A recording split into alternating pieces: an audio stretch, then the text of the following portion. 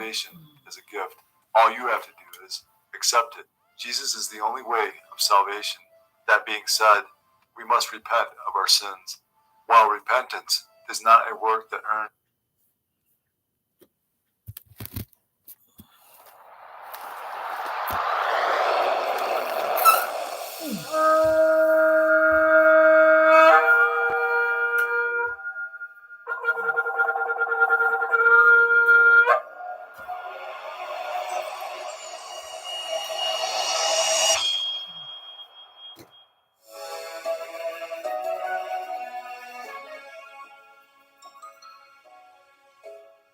Vayikra, Leviticus chapter 1.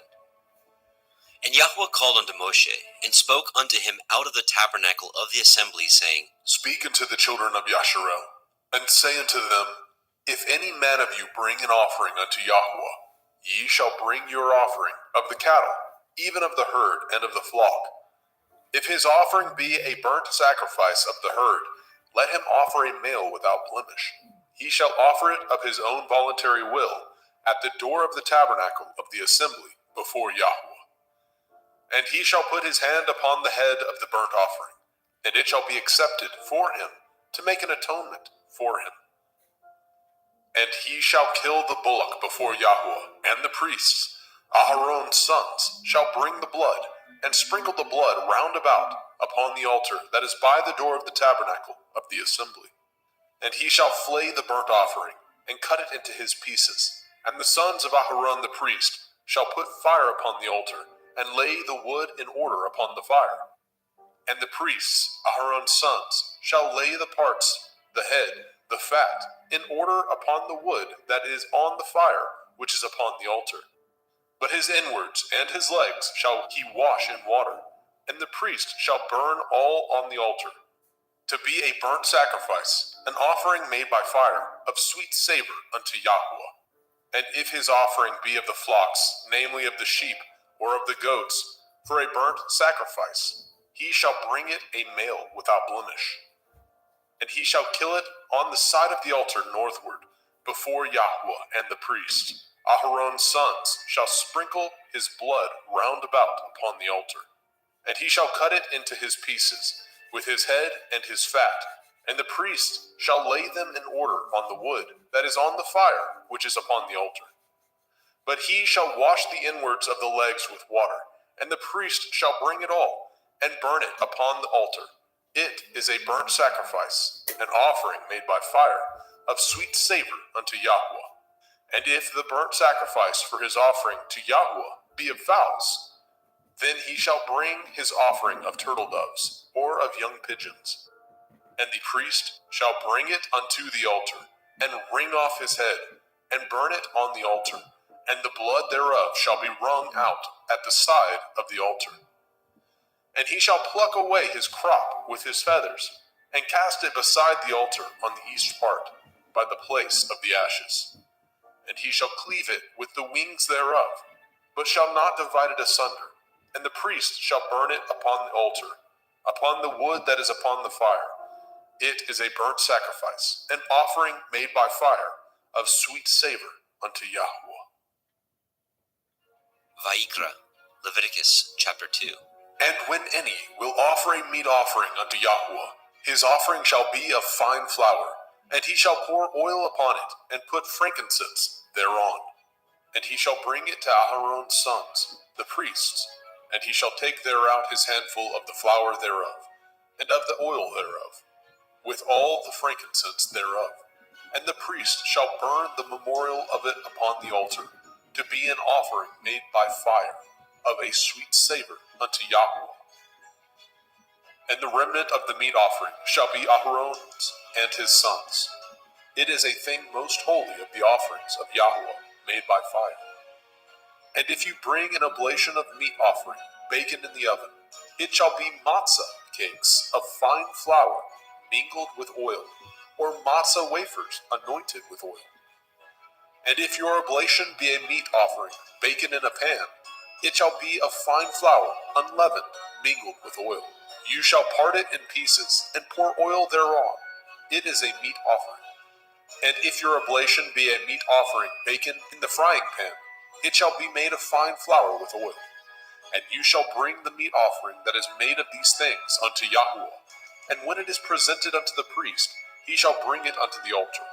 And the priest shall take from the meat offering a memorial thereof, and shall burn it upon the altar. It is an offering made by fire, of sweet savor unto Yahweh. And that which is left of the meat offering shall be Aharon's and his sons. It is a thing most holy of the offerings of Yahweh made by fire. No meat offering which ye shall bring unto Yahweh shall be made with leaven, for ye shall burn no leaven, nor any honey, in any offering of Yahweh made by fire. As for the oblation of the firstfruits, ye shall offer them unto Yahweh, but they shall not be burnt on the altar for a sweet savor.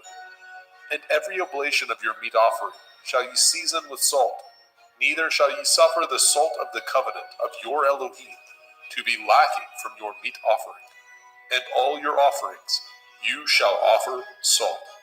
And if you offer a meat offering of your firstfruits unto Yahweh, you shall offer the meat offering of your firstfruits, green ears of grain dried by the fire, even grain beaten out of full ears. And you shall put oil upon it, and lay frankincense thereon. It is a meat offering. And the priest shall burn the memorial of it, part of the beaten grain thereof, and part of the oil thereof, with all the frankincense thereof. It is an offering made by fire unto Yahweh. Vayikra, Leviticus chapter 3. And if his oblation be a sacrifice of peace offering, if he offer it of the herd, whether it be a male or a female, he shall offer it without blemish before Yahweh. And he shall lay his hand upon the head of his offering, and kill it at the door of the tabernacle of the assembly. And Aharon's sons, the priests, shall sprinkle the blood upon the altar round about. And he shall offer of the sacrifice of the peace offering an offering made by fire unto Yahweh, the fat that covers the inwards, and all the fat that is upon the inwards, and the 2 kidneys, and the fat that is on them, which is by the flanks, and the caul above the liver, with the kidneys, it shall he take away. And Aharon's sons shall burn it on the altar upon the burnt sacrifice, which is upon the wood that is on the fire. It is an offering made by fire, of sweet savor unto Yahweh. And if his offering for a sacrifice of peace offering unto Yahweh be of the flock, male or female, he shall offer it without blemish. If he offer a lamb for his offering, then shall he offer before Yahweh. And he shall lay his hand upon the head of his offering, and kill it before the tabernacle of the assembly. And Aharon's sons shall sprinkle the blood thereof round about upon the altar. And he shall offer of the sacrifice of the peace offering an offering made by fire unto Yahweh, the fat thereof, and the whole rump. It shall he take off hard by the backbone, and the fat that covers the inwards, and all the fat that is upon the inwards, and the 2 kidneys, and the fat that is upon them, which is by the flanks, and the caul above the liver, and the kidneys, it shall he take away. And the priest shall burn it upon the altar. It is the food of the offering made by fire unto Yahweh. And if his offering be a goat, then he shall offer it before Yahweh. And he shall lay his hand upon the head of it, and kill it before the tabernacle of the assembly. And the sons of Aharon shall sprinkle the blood thereof upon the altar round about. And he shall offer thereof his offering, even an offering made by fire unto Yahweh, the fat that covers the inwards, and all the fat that is upon the inwards, and the 2 kidneys, and the fat that is upon them, which is by the flanks, and the caul above the liver, with the kidneys, it shall he take away. And the priest shall burn them upon the altar. It is the food of the offering, made by fire for a sweet savor. All the fat is Yahweh's. It shall be a perpetual statute for your generations throughout all your dwellings, that ye eat neither fat nor blood. Vayikra, Leviticus chapter 4. And Yahweh spoke unto Moshe, saying, Speak unto the children of Yasharel, saying, If a soul shall sin through ignorance against any of the commandments of Yahweh concerning things which ought not to be done, and shall do against any of them. If the priest that is anointed do sin according to the sin of the people, then let him bring for his sin, which he has sinned, a young bullock, without blemish unto Yahweh, for a sin offering. And he shall bring the bullock unto the door of the tabernacle of the assembly before Yahweh, and shall lay his hands upon the bullock's head, and kill the bullock before Yahweh.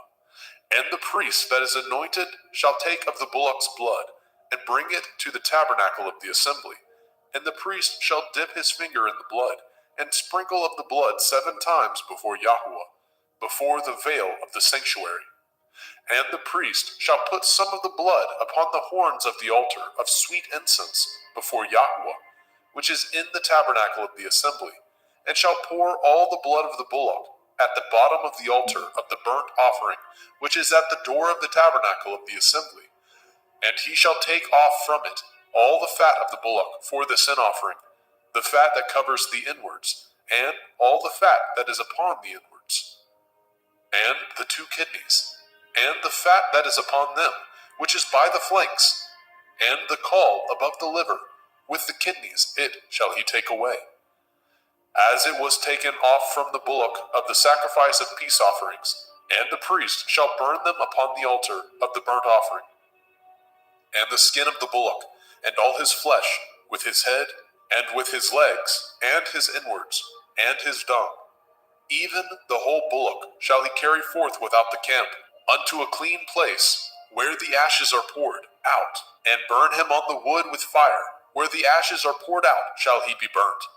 And if the whole assembly of Yasharel sin through ignorance, and the thing be hid from the eyes of the assembly, and they have done somewhat against any of the commandments of Yahweh, concerning things which should not be done, and are guilty, when the sin which they have sinned against it is known, then the assembly shall offer a young bullock for the sin, and bring him before the tabernacle of the assembly. And the elders of the assembly shall lay their hands upon the head of the bullock before Yahweh, and the bullock shall be killed before Yahweh. And the priest that is anointed shall bring of the bullock's blood to the tabernacle of the assembly.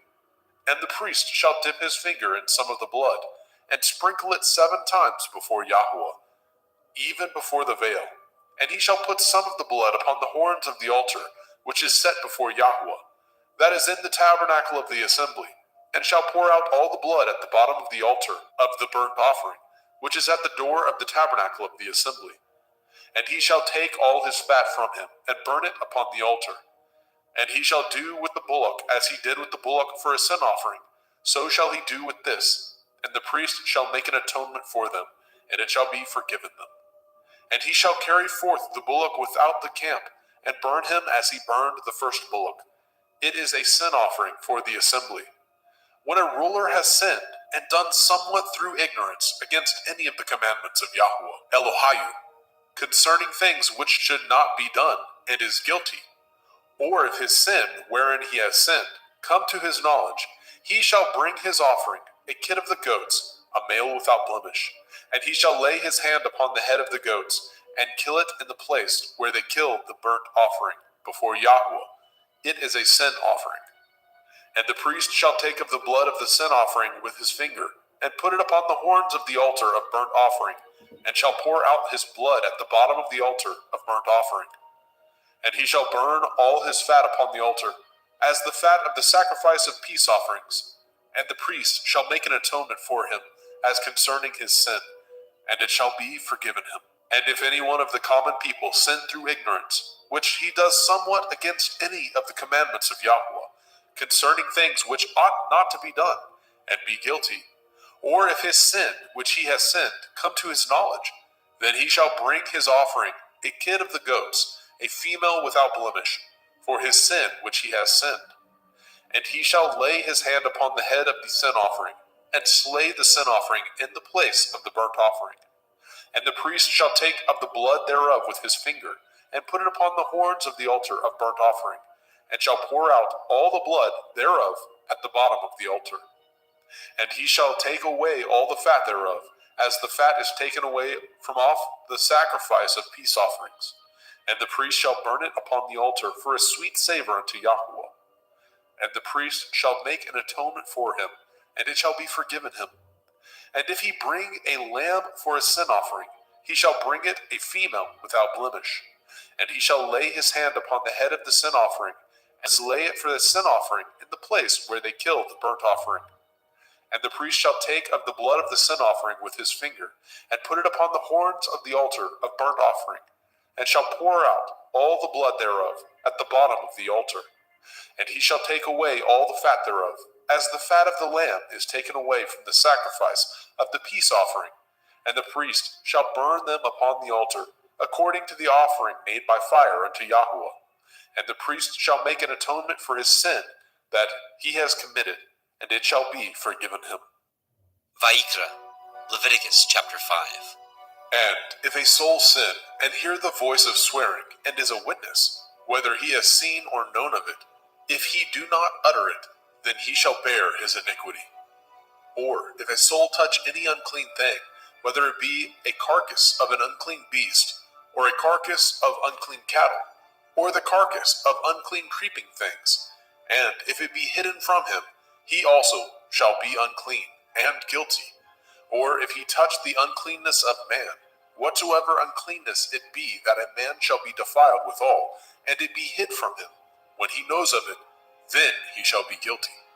Or if a soul swear, pronouncing with his lips to do evil, or to do good, whatsoever it be that a man shall pronounce with an oath, and it be hid from him, when he knows of it, then he shall be guilty in one of these.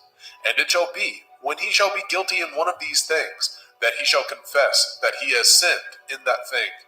And he shall bring his trespass offering unto Yahweh, for his sin which he has sinned, a female from the flock, a lamb or a kid of the goats, for a sin offering, and the priest shall make an atonement for him concerning his sin. And if he is not able to bring a lamb, then he shall bring for his trespass which he has committed 2 turtle doves, or 2 young pigeons unto Yahweh, one for a sin offering, and the other for a burnt offering. And he shall bring them unto the priest, who shall offer that which is for the sin offering first, and wring off his head from his neck, but shall not divide it asunder. And he shall sprinkle of the blood of the sin offering upon the side of the altar, and the rest of the blood shall be wrung out at the bottom of the altar. It is a sin offering. And he shall offer the second for a burnt offering, according to the manner, and the priest shall make an atonement for him, for his sin which he has sinned, and it shall be forgiven him. But if he be not able to bring 2 turtle doves, or 2 young pigeons, then he that sinned shall bring for his offering the 10th part of an ephah of fine flour for a sin offering. He shall put no oil upon it, neither shall he put any frankincense thereon, for it is a sin offering. Then shall he bring it to the priest, and the priest shall take his handful of it, even a memorial thereof, and burn it on the altar, according to the offerings made by fire unto Yahweh. It is a sin offering. And the priest shall make an atonement for him, as touching his sin, that he has sinned in one of these, and it shall be forgiven him, and the remnant shall be the priest's, as a meat offering.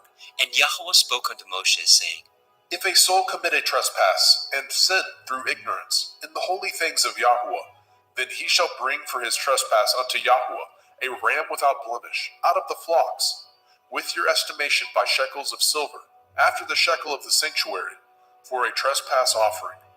And he shall make the amends for the harm that he has done in the holy thing, and shall add the 5th part thereto, and give it unto the priest, and the priest shall make an atonement for him with the ram of the trespass offering, and it shall be forgiven him. And if a soul sin, and commit any of these things which are forbidden to be done by the commandment of Yahweh, though he knew it not, yet is he guilty, and shall bear his iniquity. And he shall bring a ram without blemish out of the flock, with your estimation, for a trespass offering, unto the priest, and the priest shall make an atonement for him concerning his ignorance, wherein he erred, and knew it not, and it shall be forgiven him. It is a trespass offering. He has certainly trespassed against Yahweh. Vayikra, Leviticus chapter 6. And Yahweh spoke unto Moshe, saying, If a soul sin, and commit a transgression against Yahweh, and lie unto his neighbor, in that which was delivered him to keep, or in fellowship, or in a thing taken away by violence, or has deceived his neighbor, or have found that which was lost, and lies concerning it, and swears falsely. In any of these that a man does, sinning therein, then it shall be, because he has sinned and is guilty, that he shall restore that which he took violently away, or the thing which he has deceitfully gotten, or that which was delivered him to keep, or the lost thing which he found, or all that which he has sworn falsely, he shall even restore it in the principal, and shall add the fifth part more thereto, and give it unto him to whom it appertains, in the day of his trespass offering. And he shall bring his trespass offering unto Yahweh, a ram without blemish out of the flock, with your estimation for a trespass offering unto the priest. And the priest shall make an atonement for him before Yahweh, and it shall be forgiven him for anything of all that he has done in trespass therein. And Yahweh spoke unto Moshe, saying, Command Aaron and his sons, saying, This is the Torah of the burnt offering. It is the burnt offering because of the burning upon the altar all night unto the morning, and the fire of the altar shall be burning in it. And the priest shall put on his linen garment, and his linen breeches shall he put upon his flesh, and take up the ashes which the fire has consumed with the burnt offering on the altar, and he shall put them beside the altar. And he shall put off his garments, and put on other garments, and carry forth the ashes without the camp unto a clean place. And the fire upon the altar shall be burning in it. It shall not be put out. And the priest shall burn wood on it every morning, and lay the burnt offering in order upon it, and he shall burn thereon the fat of the peace offerings. The fire shall ever be burning upon the altar. It shall never go out. And this is the Torah of the meat offering. The sons of Aharon shall offer it before Yahweh, before the altar. And he shall take of it his handful of the flour of the meat offering, and of the oil thereof, and all the frankincense which is upon the meat offering, and shall burn it upon the altar for a sweet savor, even the memorial of it unto Yahweh. And the remainder thereof shall Aharon and his sons eat, with matzah, unleavened bread, shall it be eaten in the holy place, in the court of the tabernacle of the assembly, they shall eat it. It shall not be baken with leaven. I have given it unto them for their portion of my offering made by fire. It is most holy, as is the sin offering, and as the trespass offering. All the males among the children of Aharon shall eat of it. It shall be a statute forever in your generations, concerning the offerings of Yahweh made by fire. Everyone that touches them shall be holy. And Yahweh spoke unto Moshe, saying, This is the offering of Aharon and his sons, which they shall offer unto Yahweh in the day when he is anointed. The 10th part of an ephah of fine flour for a meat offering perpetual, half of it in the morning, and half thereof at night. In a pan it shall be made with oil, and when it is baken, you shall bring it in, and the baken pieces of the meat offering shall you offer for a sweet savor unto Yahweh. And the priest of his sons, that is anointed in his stead, shall offer it. It is a statute forever unto Yahweh. It shall be wholly burnt. For every meat offering for the priest shall be wholly burnt. It shall not be eaten. And Yahweh spoke unto Moshe, saying, Speak unto Aharon and to his sons, saying, This is the Torah of the sin offering. In the place where the burnt offering is killed, shall the sin offering be killed before Yahweh. It is most holy. The priest that offers it for sin shall eat it. In the holy place shall it be eaten, in the court of the tabernacle of the assembly. Whatsoever shall touch the flesh thereof shall be holy. And when there is sprinkled of the blood thereof upon any garment, you shall wash that whereon it was sprinkled in the holy place. But the earthen vessel wherein it was sodden shall be broken. And if it be sodden in a brazen pot, it shall be both scoured and rinsed in water. All the males among the priests shall eat thereof. It is most holy. And no sin offering, whereof any of the blood is brought into the tabernacle of the assembly, to reconcile withal in the holy place, shall be eaten. It shall be burnt in the fire. Vayikra, Leviticus chapter 7. Likewise, this is the Torah of the trespass offering. It is most holy. In the place where they kill the burnt offering shall they kill the trespass offering, and the blood thereof shall he sprinkle round about upon the altar. And he shall offer it of all the fat thereof, the rump, the fat that covers the inwards, and the 2 kidneys, and the fat that is on them, which is by the flanks, and the caul that is above the liver, with the kidneys it shall he take away. And the priest shall burn them upon the altar for an offering made by fire unto Yahweh. It is a trespass offering. Every male among the priests shall eat thereof. It shall be eaten in the holy place. It is most holy. As the sin offering is, so is the trespass offering. There is one Torah for them. The priest that makes atonement therewith shall have it. And the priest that offers any man's burnt offering, even the priest shall have to himself the skin of the burnt offering which he has offered.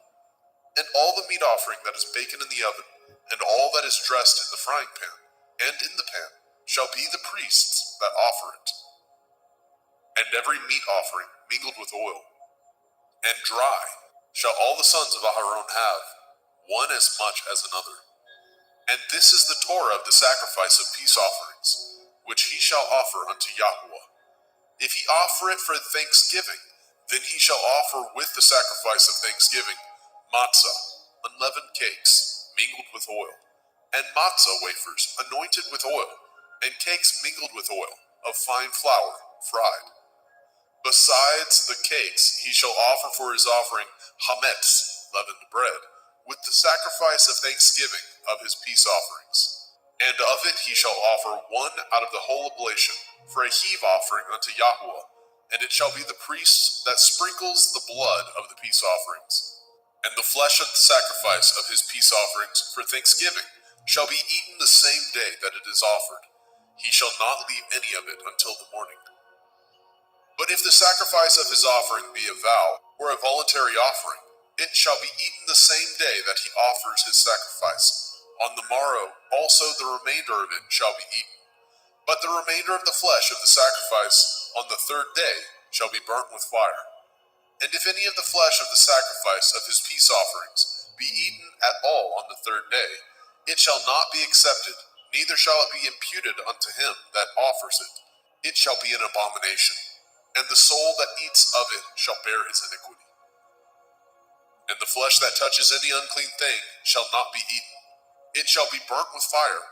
And as for the flesh, all that be clean shall eat thereof. But the soul that eats of the flesh of the sacrifice of peace offerings that pertain unto Yahweh, having his uncleanness upon him, even that soul shall be cut off from his people. Moreover, the soul that shall touch any unclean thing, as the uncleanness of man, or any unclean beast, or any abominable unclean thing, and eat of the flesh of the sacrifice of peace offerings, which pertain unto Yahweh, even that soul shall be cut off from his people. And Yahweh spoke unto Moshe, saying, Speak unto the children of Yasharel, saying, Ye shall eat no manner of fat, of ox, or of sheep, or of goat, and the fat of the beast that dies of itself, and the fat of that which is torn with beast, may be used in any other use, but ye shall in no wise eat of it. For whosoever eats the fat of the beast, of which men offer an offering made by fire unto Yahweh, even the soul that eats it shall be cut off from his people. Moreover, ye shall eat no manner of blood, whether it be of fowl or of beast, in any of your dwellings. Whatsoever soul it be that eats any manner of blood, even that soul shall be cut off from his people. And Yahweh spoke unto Moshe, saying, Speak unto the children of Yasharel, saying, He that offers the sacrifice of his peace offerings unto Yahweh shall bring his oblation unto Yahweh of the sacrifice of his peace offerings. His own hand shall bring the offerings of Yahweh made by fire. The fat with the breast it shall he bring, that the breast may be waved for a wave offering before Yahweh. And the priest shall burn the fat upon the altar, but the breast shall be Aharon's and his sons'. And the right shoulder shall ye give unto the priest for a heave offering of the sacrifices of your peace offerings. He among the sons of Aharon that offers the blood of the peace offerings and the fat shall have the right shoulder for his part. For the wave breast and the heave shoulder have I taken of the children of Yasharel from off the sacrifices of their peace offerings, and have given them unto Aharon the priest, and unto his sons by a statute forever, from among the children of Yasharel. This is the portion of the anointing of Aharon, and of the anointing of his sons, out of the offerings of Yahweh made by fire, in the day when he presented them to minister unto Yahweh in the priest's office, which Yahweh commanded to be given them of the children of Yasharel, in the day that he anointed them, by a statute forever throughout their generations. This is the Torah of the burnt offering, of the meat offering, and of the sin offering, and of the trespass offering, and of the consecrations, and of the sacrifice of the peace offerings, which Yahweh commanded Moshe in Mount Sinai in the day that he commanded the children of Yasharel to offer their oblations unto Yahweh in the wilderness of Sinai. Vayikra, Leviticus chapter 8. And Yahweh spoke unto Moshe, saying, Take Aharon and his sons with him, and the garments, and the anointing oil, and a bullock for the sin offering, and 2 rams, and a basket of matzah, unleavened bread, and gather all the assembly together unto the door of the tabernacle of the assembly. And Moshe did as Yahweh commanded him, and the assembly was gathered together unto the door of the tabernacle of the assembly. And Moshe said unto the assembly, This is the thing which Yahweh commanded to be done. And Moshe brought Aharon and his sons, and washed them with water.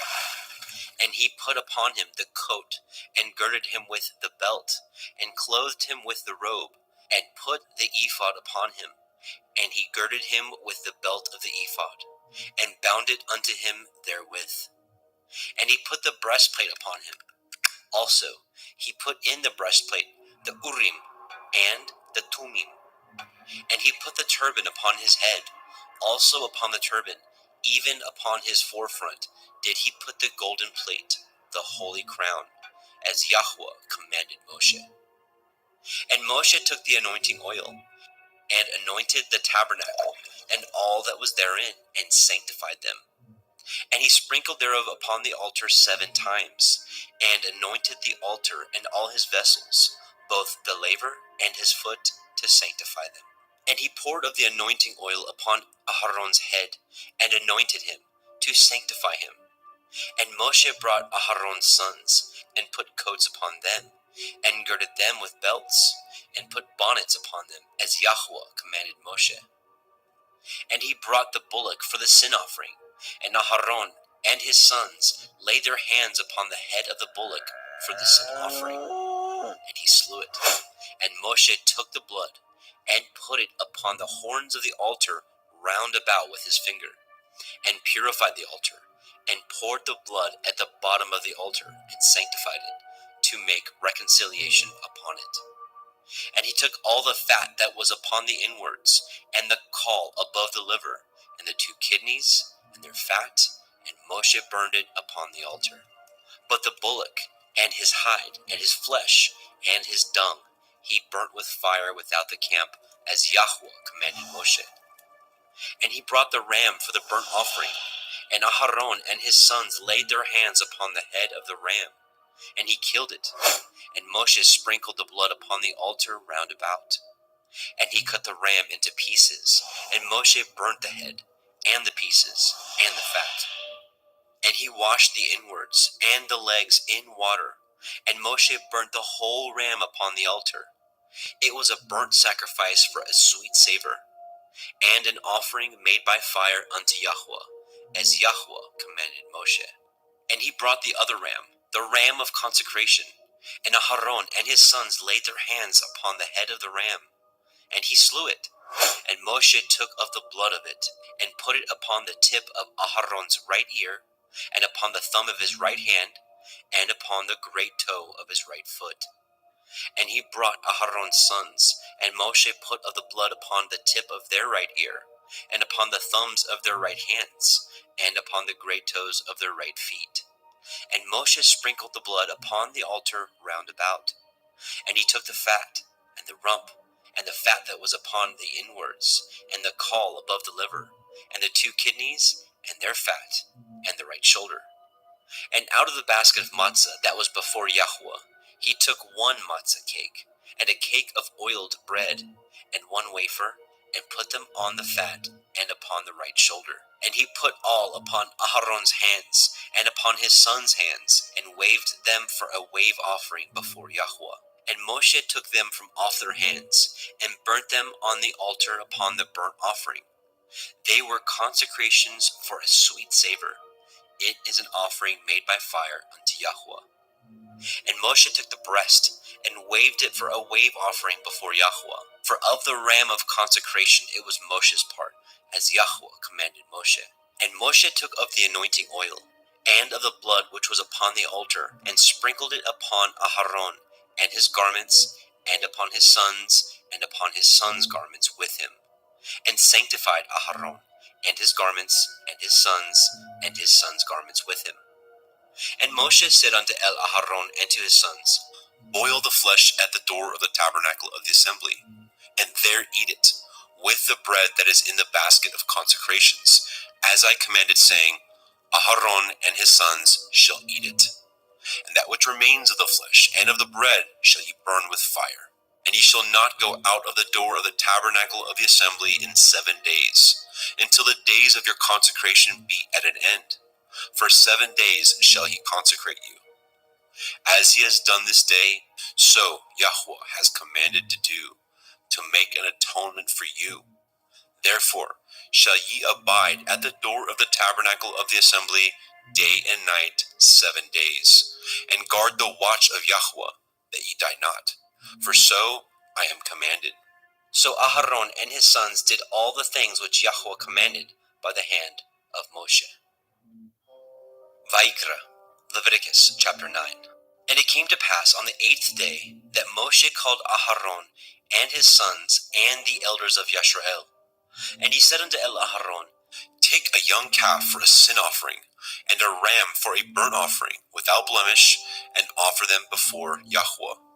And unto the children of Yisrael you shall speak, saying, Take ye a kid of the goats for a sin offering, and a calf and a lamb, both of the first year, without blemish, for a burnt offering. Also a bullock and a ram for peace offerings, to sacrifice before Yahweh, and a meat offering mingled with oil. For today Yahweh will appear unto you. And they brought which Moshe commanded before the tabernacle of the assembly. And all the assembly drew near and stood before Yahweh.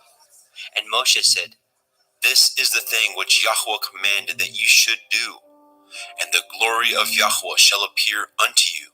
And Moshe said unto Aharon, Go unto the altar, and offer your sin offering, and your burnt offering, and make an atonement for yourself and for the people, and offer the offering of the people, and make an atonement for them, as Yahweh commanded.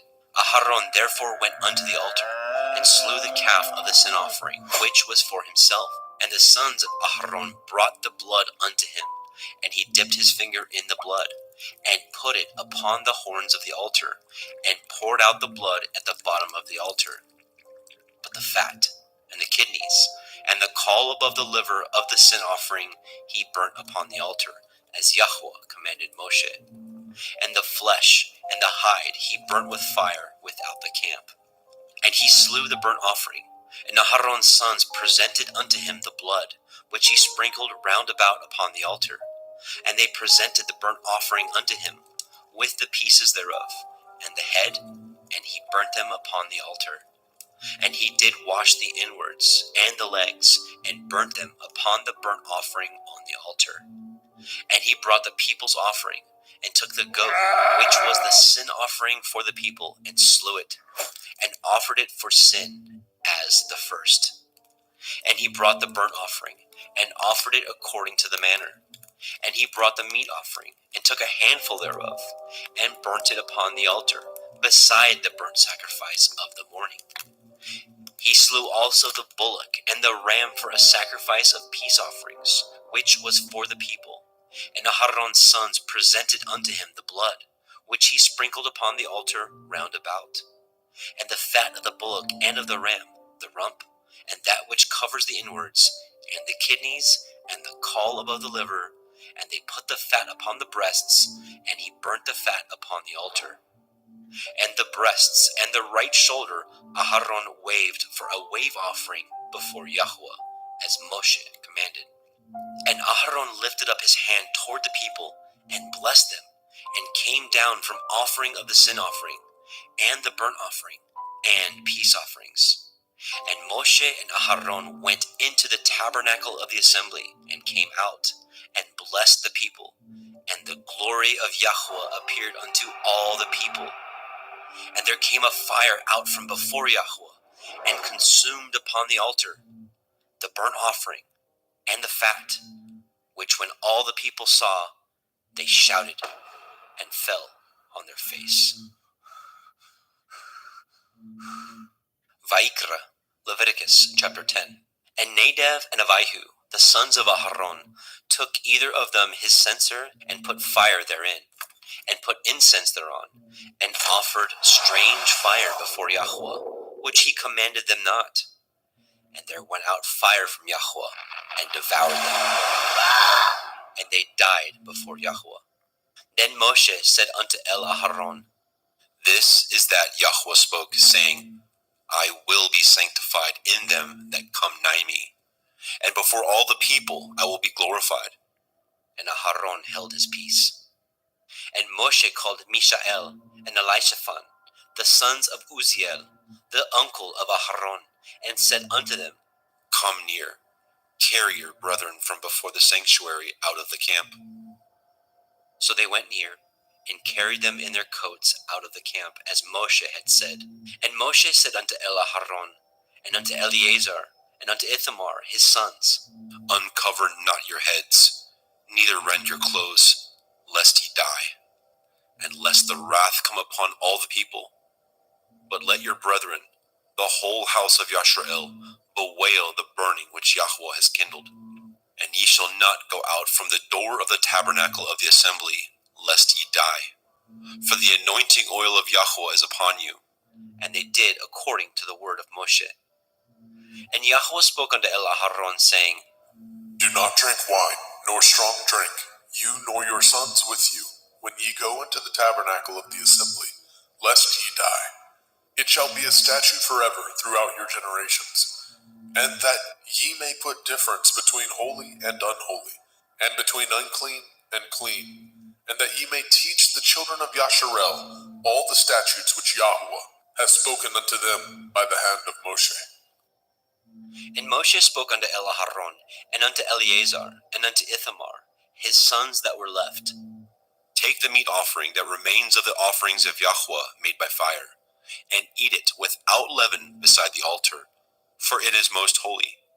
And ye shall eat it in the holy place, because it is your due, and your sons' due, of the sacrifices of Yahweh made by fire.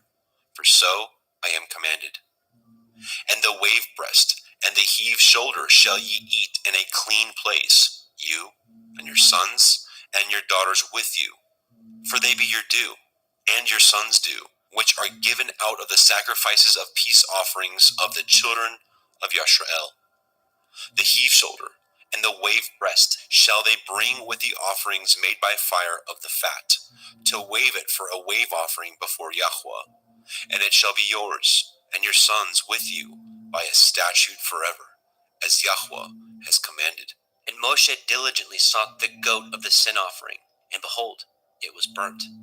And he was angry with Eleazar and Ithamar, the sons of Aharon, which were left alive, saying, Wherefore have ye not eaten the sin offering in the holy place, seeing it is most holy?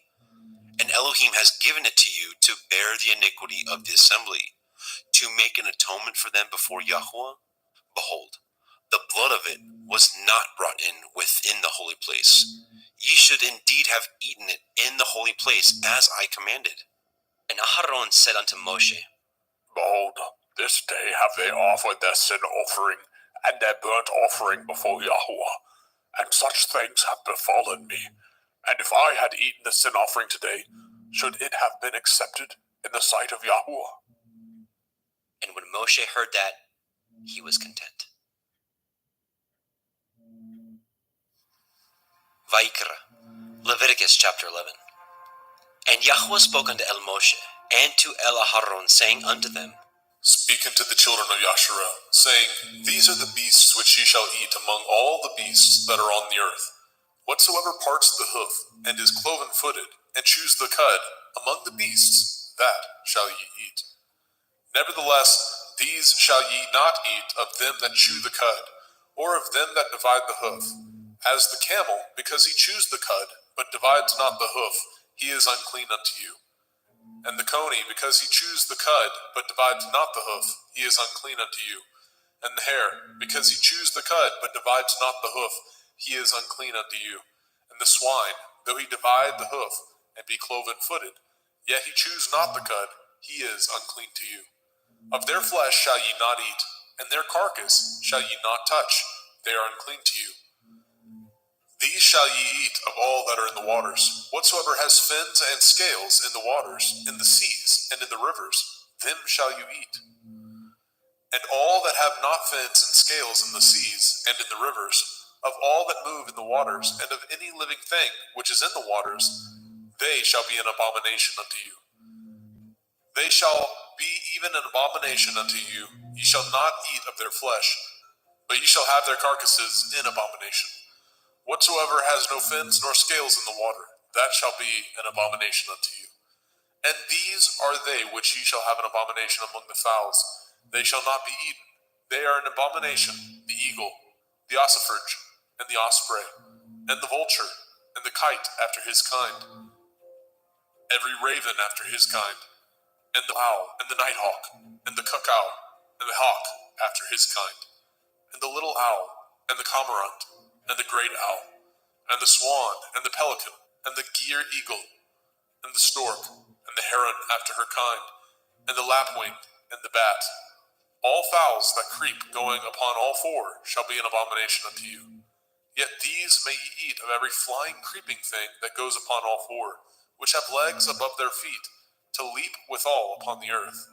Even these of them ye may eat, the locust after his kind, and the bald locust after his kind, and the beetle after his kind, and the grasshopper after his kind. But all other flying creeping things, which have 4 feet, shall be an abomination unto you. And for these ye shall be unclean. Whosoever touches the carcass of them shall be unclean until the evening. And whosoever bears aught of the carcass of them shall wash his clothes, and be unclean until the evening. The carcass of every beast which divides the hoof, and is not cloven-footed, nor chews the cud, are unclean unto you. Every one that touches them shall be unclean. And whatsoever goes upon his paws, among all manner of beasts that go on all fours, those are unclean unto you. Whoso touches their carcass shall be unclean until the evening. And he that bears the carcass of them shall wash his clothes, and be unclean unto the evening. They are unclean unto you. These also shall be unclean unto you. Among the creeping things that creep upon the earth, the weasel, the mouse, and the tortoise, after his kind, and the ferret, and the chameleon, and the lizard, and the snail, and the mole, these are unclean to you among all that creep. Whosoever touches them, when they be dead, shall be unclean until the evening. And upon whatsoever any of them, when they are dead, does fall, it shall be unclean, whether it be any vessel of wood, or raiment, or skin, or sack, whatsoever vessel it be, wherein any work is done, it must be put into water, and it shall be unclean until the evening, so it shall be cleansed. And every earthen vessel, where into any of them that falls, whatsoever is in it shall be unclean, and ye shall break it. Of all meat which may be eaten, that on which such water comes shall be unclean, and all drink that may be drunk in every vessel shall be unclean, and everything whereupon any part of their carcass falls shall be unclean, whether it be oven or range for pots, they shall be broken down, for they are unclean, and shall be unclean unto you. Nevertheless, a fountain or pit, wherein there is plenty of water, shall be clean, but that which touches their carcass shall be unclean. And if any part of their carcass falls upon any sowing seed which is to be sown, it shall be clean. But if any water be put upon the seed, and any part of their carcass fall thereon, it shall be unclean unto you. And if any beast of which you may eat die, he that touches the carcass thereof shall be unclean until the evening. And he that eats of the carcass of it shall wash his clothes, and be unclean until the evening. He also that bears the carcass of it shall wash his clothes, and be unclean until the evening. And every creeping thing that creeps upon the earth shall be an abomination. It shall not be eaten. Whatsoever goes upon the belly, and whatsoever goes upon all fours, or whatsoever has more feet among all creeping things that creep upon the earth, them shall ye not eat, for they are an abomination. Ye shall not make yourselves abominable with any creeping thing that creeps, neither shall ye make yourselves unclean with them, that ye should be defiled thereby. For I am Yahuwah Elohim. Ye shall therefore sanctify yourselves, and ye shall be holy, for I am holy. Neither shall ye defile yourselves with any manner of creeping thing that creeps upon the earth. For I am Yahuwah, that brings you up out of the land of Mitzrayim, to be your Elohim. Ye shall therefore be holy, for I am holy. This is the Torah of the beasts, and of the fowl, and of every living creature that moves in the waters, and of every creature that creeps upon the earth, to make a difference between the unclean and the clean, and between the beast that may be eaten, and the beast that may not be eaten. Vaikra, Leviticus chapter 12. And Yahweh spoke unto Moshe, saying, Speak unto the children of Yasharel, saying, If a woman have conceived seed, and born a male child, then she shall be unclean 7 days. According to the days of the separation for her infirmity, shall she be unclean. And in the 8th day, the flesh of his foreskin shall be circumcised. And she shall then continue in the blood of her purifying 33 days. She shall touch no hallowed thing, nor come into the sanctuary, until the days of her purifying be fulfilled. But if she bear a female child, then she shall be unclean 2 weeks, as in her separation, and she shall continue in the blood of her purifying 66 days. And when the days of her purifying are fulfilled, for a son or for a daughter, she shall bring a lamb of the first year for a burnt offering, and a young pigeon or a turtle dove for a sin offering, unto the door of the tabernacle of the assembly, unto the priest, who shall offer it before Yahuwah, and make an atonement for her, and she shall be cleansed from the issue of her blood. This is the Torah for her that has borne a male or a female. And if she be not able to bring a lamb, then she shall bring 2 turtle doves or 2 young pigeons, the one for the burnt offering, and the other for a sin offering. And the priest shall make an atonement for her, and she shall be clean. Vaikra, Leviticus chapter 13. And Yahweh spoke unto El Moshe and El Aharon, saying, When a man shall have in the skin of his flesh a rising, a scab, or a bright spot, and it be in the skin of his flesh, like the plague of leprosy, then he shall be brought unto El Aharon the priest, or unto one of his sons the priests. And the priest shall look on the plague in the skin of the flesh, and when the hair in the plague is turned white, and the plague in sight be deeper than the skin of his flesh, it is a plague of leprosy, and the priest shall look on him and pronounce him unclean. If the bright spot be white in the skin of his flesh, and in sight be not deeper than the skin, and the hair thereof be not turned white, then the priest shall shut up him that has the plague 7 days.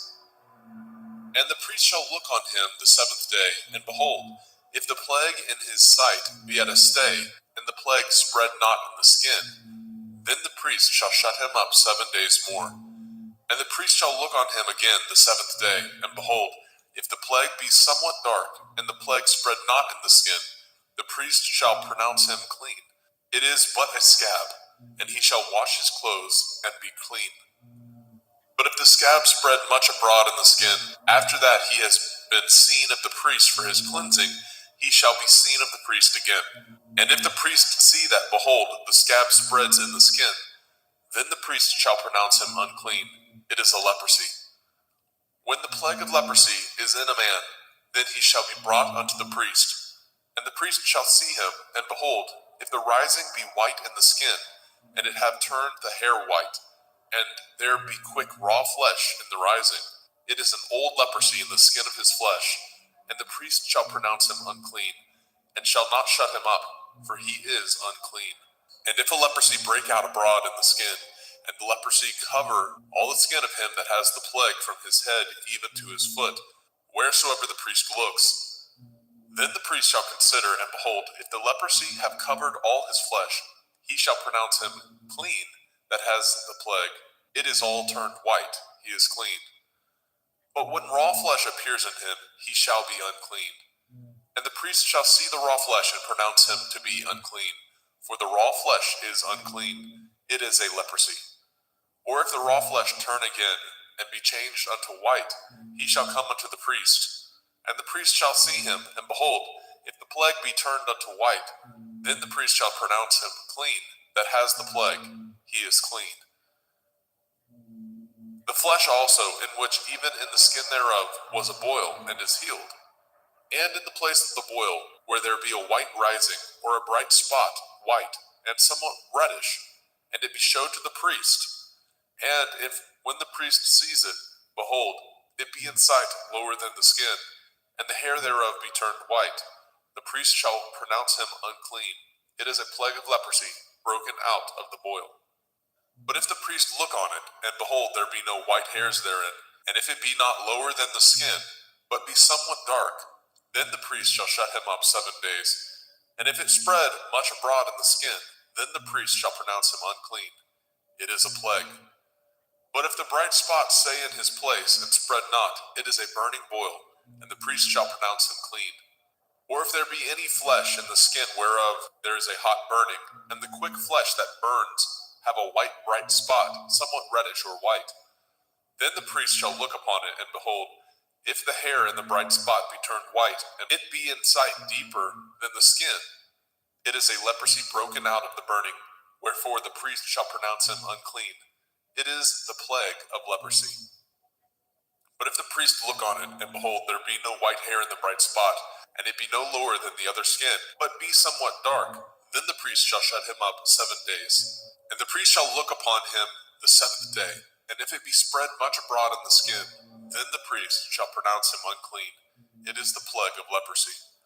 And if the bright spot stay in his place, and spread not in the skin, but it be somewhat dark, it is a rising of the burning, and the priest shall pronounce him clean, for it is an inflammation of the burning.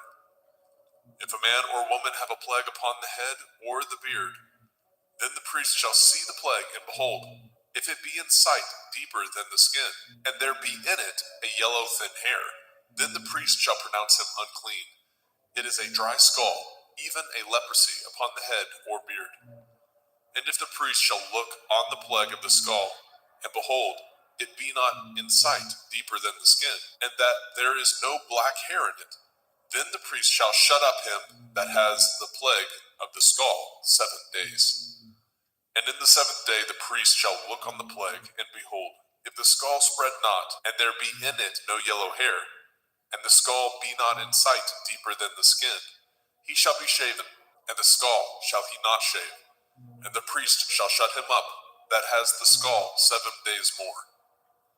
And in the 7th day the priest shall look on the skull, and behold, if the skull be not spread in the skin, nor be in sight deeper than the skin, then the priest shall pronounce him clean, and he shall wash his clothes and be clean. But if the skull spread much in the skin after his cleansing, then the priest shall look on him, and behold, if the skull be spread in the skin, the priest shall not seek for yellow hair, he is unclean. But if the skull be in his sight at a stay, and that there is a black hair grown up therein, the skull is healed, he is clean, and the priest shall pronounce him clean. If a man also or a woman have in the skin of their flesh bright spots, even white bright spots, then the priest shall look, and behold, if the bright spot in the skin of their flesh be darkish white, it is a freckled spot that grows in the skin, he is clean. And the man whose hair is fallen off his head, he is bald, yet is he clean. And he that has his hair fallen off from the part of his head towards his face, he is forehead bald, yet he is clean. And if there be in the bald head or bald forehead a white reddish sore, it is a leprosy sprung up in his bald head or his bald forehead. Then the priest shall look upon it, and behold, if the rising of the sore be white reddish in the bald head or in his bald forehead, as the leprosy appears in the skin of the flesh, he is a leprous man, he is unclean. The priest shall pronounce him utterly unclean, his plague is in his head. And the leper in whom the plague is, his clothes shall be rent, and his head bare, and he shall put a covering upon his upper lip, and shall cry, unclean, unclean. All the days wherein the plague shall be in him shall he be defiled. He is unclean, He shall dwell alone, without the camp shall his habitation be. The garment also that the plague of leprosy is in, whether it be a woolen garment or a linen garment, whether it be in the warp, the woof of linen, or of woolen, whether in a skin or anything made of skin. And if the plague be greenish or reddish in the garment or in the skin, either in the warp or in the woof or in anything of skin, it is a plague of leprosy, and shall be showed unto the priest. And the priest shall look upon the plague, and shut up it that has the plague 7 days. And he shall look on the plague on the 7th day. If the plague be spread in the garment, either in the warp or in the woof or in a skin, or in any work that is made of skin, the plague is a fretting leprosy, it is unclean. He shall therefore burn that garment, whether warp or woof, in woolen or in linen, anything of skin wherein the plague is, for it is a fretting leprosy, it shall be burnt in the fire. And if the priest shall look and behold, the plague be not spread in the garment, either in the warp or in the woof, or in anything of skin, then the priest shall command that they wash the thing wherein the plague is, and he shall shut it up 7 days more. And the priest shall look on the plague after that it is washed, and behold, if the plague have not changed his color, and the plague be not spread, it is unclean. You shall burn it in the fire. It is a fret inward, whether it be bare within or without. And if the priest look and behold the plague be somewhat dark after the washing of it, then he shall rend it out of the garment, or out of the skin, or out of the warp, or out of the woof. And if it appear still in the garment, either in the warp or in the woof, or in anything of skin, it is a spreading plague. You shall burn that wherein the plague is with fire. And the garment, either warp or woof, or whatsoever thing of skin it be, which you shall wash, if the plague be departed from them, then it shall be washed the 2nd time, and shall be clean.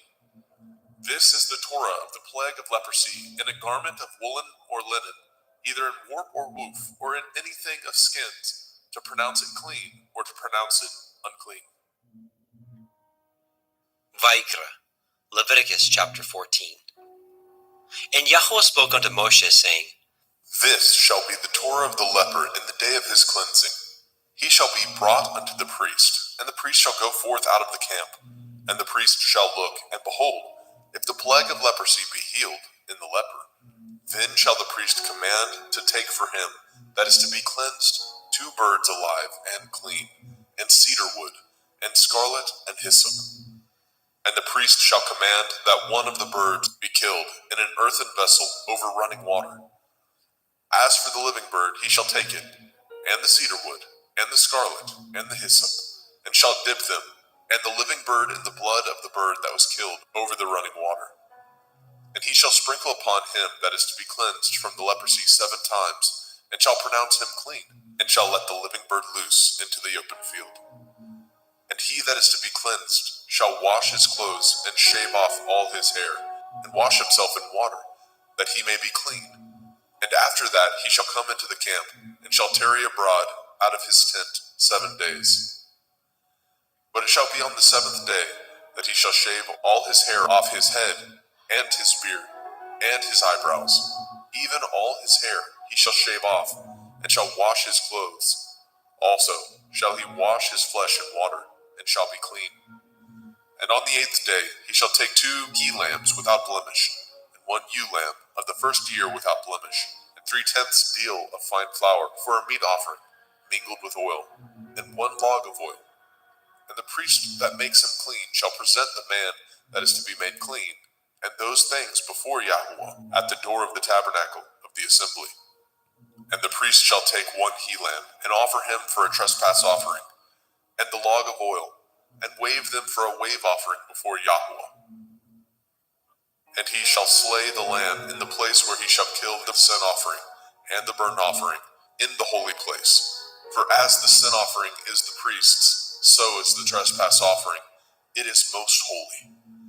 And the priest shall take some of the blood of the trespass offering, and the priest shall put it upon the tip of the right ear of him that is to be cleansed, and upon the thumb of his right hand, and upon the great toe of his right foot. And the priest shall take some of the log of oil, and pour it into the palm of his own left hand. And the priest shall dip his right finger in the oil that is in his left hand, and and shall sprinkle of the oil with his finger 7 times before Yahweh. And of the rest of the oil that is in his hand shall the priest put upon the tip of the right ear of him that is to be cleansed, and upon the thumb of his right hand, and upon the great toe of his right foot, upon the blood of the trespass offering. And the remnant of the oil that is in the priest's hand he shall pour upon the head of him that is to be cleansed, and the priest shall make an atonement for him before Yahweh. And the priest shall offer the sin offering, and make an atonement for him that is to be cleansed from his uncleanness. And afterwards he shall kill the burnt offering. And the priest shall offer the burnt offering and the meat offering upon the altar. And the priest shall make an atonement for him, and he shall be clean. And if he be poor, and cannot get so much, then he shall take 1 lamb for a trespass offering to be waved, to make an atonement for him, and 1/10 deal of fine flour mingled with oil for a meat offering, and a log of oil, and 2 turtle doves, or 2 young pigeons, such as he is able to get, and the one shall be a sin offering, and the other a burnt offering. And he shall bring them on the 8th day for his cleansing unto the priest, unto the door of the tabernacle of the assembly before Yahweh. And the priest shall take the lamb of the trespass offering, and the log of oil, and the priest shall wave them for a wave offering before Yahweh. And he shall kill the lamb of the trespass offering, and the priest shall take some of the blood of the trespass offering, and put it upon the tip of the right ear of him that is to be cleansed, and upon the thumb of his right hand, and upon the great toe of his right foot. And the priest shall pour of the oil into the palm of his own left hand. And the priest shall sprinkle with his right finger some of the oil that is in his left hand 7 times before Yahweh. And the priest shall put of that oil that is in his hand upon the tip of the right ear of him that is to be cleansed, and upon the thumb of his right hand, and upon the great toe of his right foot, upon the place of the blood of the trespass offering. And the rest of the oil that is in the priest's hand he shall put upon the head of him that is to be cleansed, to make an atonement for him before Yahweh. And he shall offer the one of the turtle doves, or of the young pigeons, such as he can get, even such as he is able to get, the one for a sin offering, and the other for a burnt offering, with the meat offering. And the priest shall make an atonement for him that is to be cleansed before Yahweh. This is the Torah of him, in whom is the plague of leprosy, whose hand is not able to get that which pertains to his cleansing. And Yahweh spoke unto El Moshe, and unto El Aharon, saying, When ye are come into the land of Canaan, which I give to you for a possession, and I put the plague of leprosy in a house of the land of your possession, and he that owns the house shall come and tell the priest, saying, It seems to me there is, as it were, a plague in the house. Then the priest shall command that they empty the house before the priest go into it, to see the plague, that all that is in the house be not made unclean. And afterward the priest shall go in to see the house. And he shall look on the plague, and behold, if the plague be in the walls of the house, with hollow strakes, greenish or reddish, which in sight are lower than the wall, then the priest shall go out of the house to the door of the house, and shut up the house 7 days. And the priest shall come again the 7th day, and shall look, and behold, if the plague be spread in the walls of the house, then the priest shall command that they take away the stones in which the plague is, and they shall cast them into an unclean place without the city. And he shall cause the house to be scraped within round about, and they shall pour out the dust that they scrape off without the city into an unclean place. And they shall take other stones, and put them in the place of those stones. And he shall take other mortar, and shall plaster the house. And if the plague come again, and break out in the house, after that he has taken away the stones, and after he has scraped the house, and after it is plastered, then the priest shall come and look, and behold, if the plague be spread in the house, it is a fretting leprosy in the house, it is unclean. And he shall break down the house, the stones of it, and the timber thereof, and all the mortar of the house, and he shall carry them forth out of the city into an unclean place. Moreover, he that goes into the house all the while that it is shut up shall be unclean until the evening. And he that lies in the house shall wash his clothes, and he that eats in the house shall wash his clothes. And if the priest shall come in and look upon it, and behold, the plague has not spread in the house, after the house was plastered, Then the priest shall pronounce the house clean, because the plague is healed. And he shall take to cleanse the house 2 birds, and cedar wood, and scarlet, and hyssop. And he shall kill the one of the birds in an earthen vessel over running water. And he shall take the cedar wood, and the hyssop, and the scarlet, and the living bird, and dip them in the blood of the slain bird, and in the running water, and sprinkle the house 7 times. And he shall cleanse the house with the blood of the bird, and with the running water, and with the living bird, and with the cedar wood, and with the hyssop, and with the scarlet. But he shall let go of the living bird out of the city into the open field, and make an atonement for the house, and it shall be clean. This is the Torah for all manner of plague, of leprosy and scald, and for the leprosy of a garment and of a house, and for a rising, and for a scab, and for a bright spot, to teach when it is unclean, and when it is clean. This is the Torah of leprosy. Vayikra, Leviticus chapter 15. And Yahweh spoke unto El Moshe, and to El Aharon, saying, Speak unto the children of Yasharel, and say unto them, when any man has a running issue out of his flesh, because of his issue he is unclean. And this shall be his uncleanness in his issue, whether his flesh run with his issue, or his flesh be stopped from his issue. It is his uncleanness. Every bed whereon he lies that has the issue is unclean, and everything whereon he sits shall be unclean. And whosoever touches his bed shall wash his clothes, and bathe himself in water, and be unclean until the evening. And he that sits on anything whereon he sat that has the issue shall wash his clothes, and bathe himself in water, and be unclean until the evening. And he that touches the flesh of him that has the issue shall wash his clothes, and bathe himself in water, and be unclean until the evening. And if he that has the issue spit upon him that is clean, then he shall wash his clothes, and bathe himself in water, and be unclean until the evening. And what saddle soever he rides upon that has the issue shall be unclean. And whosoever touches anything that was under him shall be unclean until the evening. And he that bears any of those things shall wash his clothes, and bathe himself in water, and be unclean until the evening. And whomsoever he touches that has the issue, and has not rinsed his hands in water, he shall wash his clothes, and bathe himself in water, and be unclean until the evening. And the vessel of earth that he touches which has the issue shall be broken, and every vessel of wood shall be rinsed in water. And when he that has an issue is cleansed of his issue, then he shall number to himself 7 days for his cleansing, and wash his clothes, and bathe his flesh in running water, and shall be clean. And on the 8th day he shall take to him 2 turtle doves or 2 young pigeons, and come before Yahweh unto the door of the tabernacle of the assembly, and give them unto the priest. And the priest shall offer them, the one for a sin offering, and the other for a burnt offering. And the priest shall make an atonement for him before Yahweh for his issue. And if any man's seed of copulation go out from him, then he shall wash all his flesh in water, and be unclean until the evening. And every garment and every skin whereon is the seed of copulation shall be washed with water, and be unclean until the evening. The woman also with whom the man shall lie with seed of copulation, they shall both bathe themselves in water, and be unclean until the evening. And if a woman have an issue, and her issue in her flesh be blood, she shall be put apart 7 days, and whosoever touches her shall be unclean until the evening. And everything that she lies upon in her separation shall be unclean. Everything also that she sits upon shall be unclean.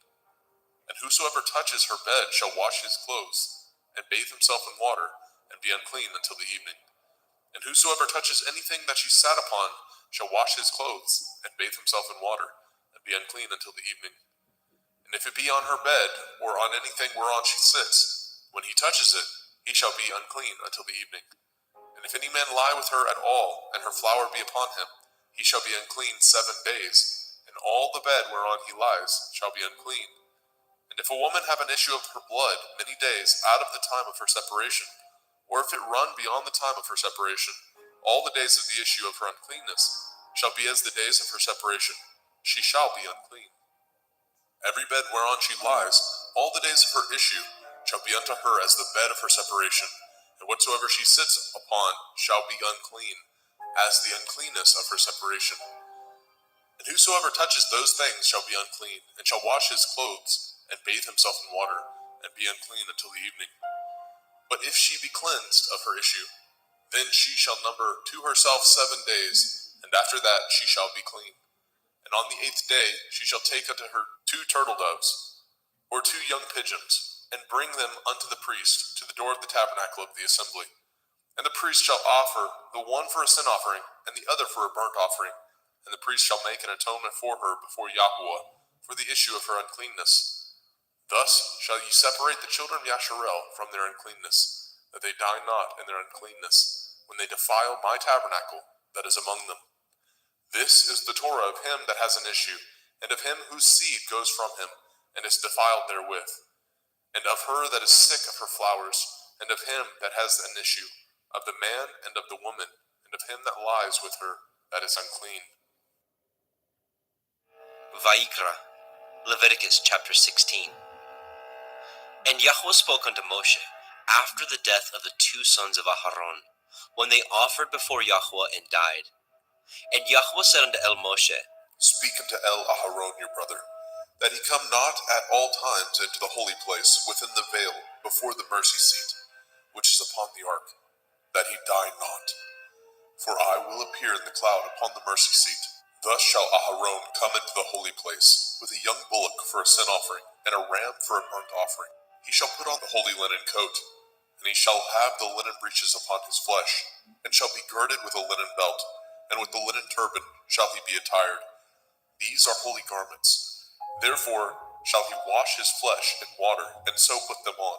And he shall take of the assembly of the children of Yasharel 2 kids of the goats for a sin offering, and 1 ram for a burnt offering. And Aharon shall offer his bullock of the sin offering, which is for himself, and make an atonement for himself and for his house. And he shall take the 2 goats, and present them before Yahweh at the door of the tabernacle of the assembly. And Aharon shall cast lots upon the 2 goats, 1 lot for Yahuwah, and the other lot for Azazel. And Aharon shall bring the goat upon which Yahuwah's lot fell, and offer him for a sin offering. But the goat on which the lot fell to be for Azazel shall be presented alive before Yahweh, to make an atonement with him, and to let him go for Azazel into the wilderness. And Aharon shall bring the bullock of the sin offering, which is for himself, and shall make an atonement for himself and for his house, and shall kill the bullock of the sin offering, which is for himself. And he shall take a censer full of burning coals of fire from off the altar before Yahweh, and his hands full of sweet incense beaten small, and bring it within the veil. And he shall put the incense upon the fire before Yahweh, that the cloud of the incense may cover the mercy seat that is upon the testimony, that he die not. And he shall take of the blood of the bullock, and sprinkle it with his finger upon the mercy seat eastward. And before the mercy seat shall he sprinkle of the blood with his finger 7 times. Then shall he kill the goat of the sin offering that is for the people, and bring his blood within the veil, and do with that blood as he did with the blood of the bullock, and sprinkle it upon the mercy seat, and before the mercy seat. And he shall make an atonement for the holy place, because of the uncleanness of the children of Yasharel, and because of their transgressions, in all their sins. And so shall he do for the tabernacle of the assembly, that remains among them in the midst of their uncleanness. And there shall be no man in the tabernacle of the assembly, when he goes to make an atonement in the holy place, until he comes out, and have made an atonement for himself, and for his household, and for all the assembly of Yasharel.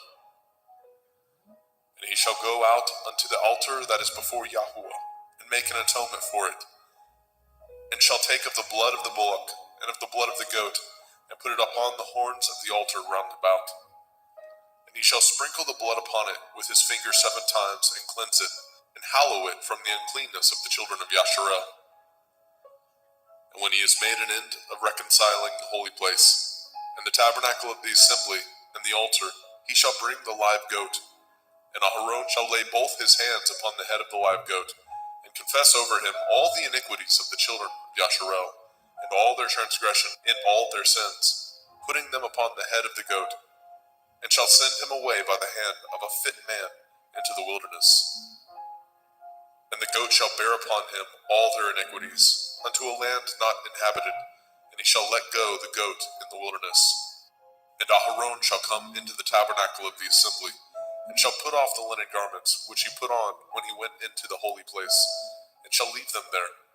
And he shall wash his flesh with water in the holy place, and put on his garments, and come forth, and offer his burnt offering, and the burnt offering of the people, and make an atonement for himself and for the people. And the fat of the sin offering shall he burn upon the altar. And he that let go the goat for Azazel shall wash his clothes, and bathe his flesh in water, and afterwards come into the camp. And the bullock for the sin offering, and the goat for the sin offering, and whose blood was brought in to make an atonement in the holy place, shall one carry forth without the camp, and they shall burn in the fire their skins, and their flesh, and their dung. And he that burns them shall wash his clothes, and bathe his flesh in water, and afterwards he shall come into the camp. And this shall be a statute forever unto you, that in the 7th month, on the 10th day of the month, ye shall afflict your souls, and do no work at all, whether it be one of your own country, or a stranger that sojourns among you. For on that day shall the priest make an atonement for you, to cleanse you, that ye may be clean from all your sins before Yahweh. It shall be a Sabbath of rest unto you, and ye shall afflict your souls by a statute forever. And the priest, whom he shall anoint, and whom he shall consecrate to minister in the priest's office in his father's stead, shall make the atonement, and shall put on the linen clothes, even the holy garments. And he shall make an atonement for the holy sanctuary, and he shall make an atonement for the tabernacle of the assembly, and for the altar, and he shall make an atonement for the priests, and for all the people of the assembly. And this shall be an everlasting statute unto you, to make an atonement for the children of Yasharel for all their sins once a year. And he did as Yahweh commanded Moshe.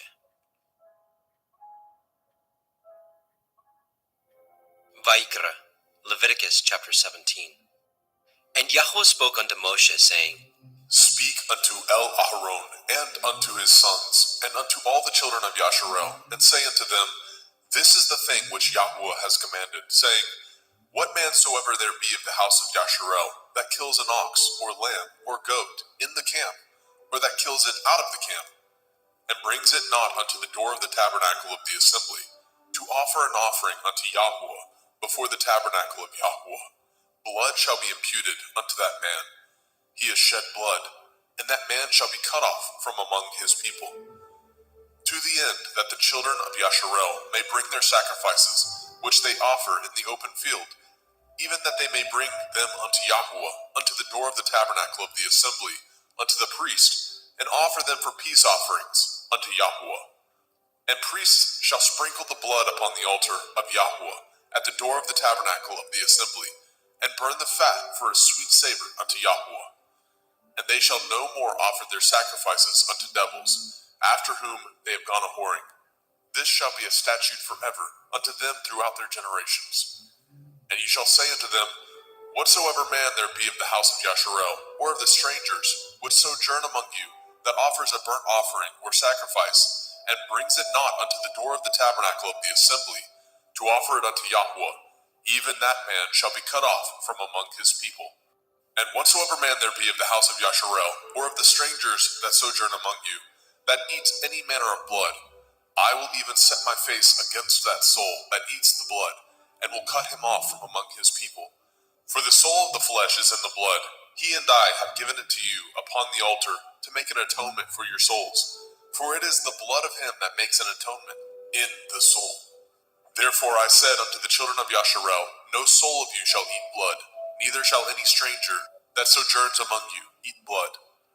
And whatsoever man there be of the children of Yasharel, or of the strangers that sojourn among you, which hunts and catches a beast or fowl that may be eaten, he shall even pour out the blood thereof, and cover it with dust. For it is the life of all flesh, the blood of it is for the life thereof.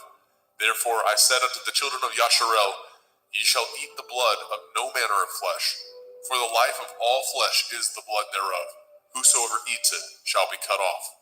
And every soul that eats that which died of itself, or that which was torn with beasts, whether it be one of your own country or a stranger, he shall both wash his clothes and bathe himself in water, and be unclean until the evening. Then shall he be clean. But if he wash them not, nor bathe his flesh, then he shall bear his iniquity.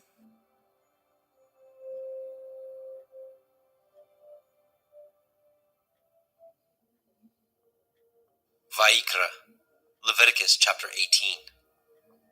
And Yahweh spoke unto Moshe, saying, Speak unto the children of Yasharel, and say unto them, I am Yahweh Elohim. After the doings of the land of Mitzrayim, where ye dwell, shall ye not do. And after the doings of the land of Canaan, whither I bring you, shall ye not do. Neither shall ye walk in their ordinances. Ye shall do my judgments, and guard my ordinances, to walk therein. I am Yahuwah Elohim. Ye shall therefore guard my statutes and my judgments, which if a man do, he shall live in them. I am Yahuwah. None of you shall approach to any that is near of kin to him, to uncover their nakedness. I am Yahuwah.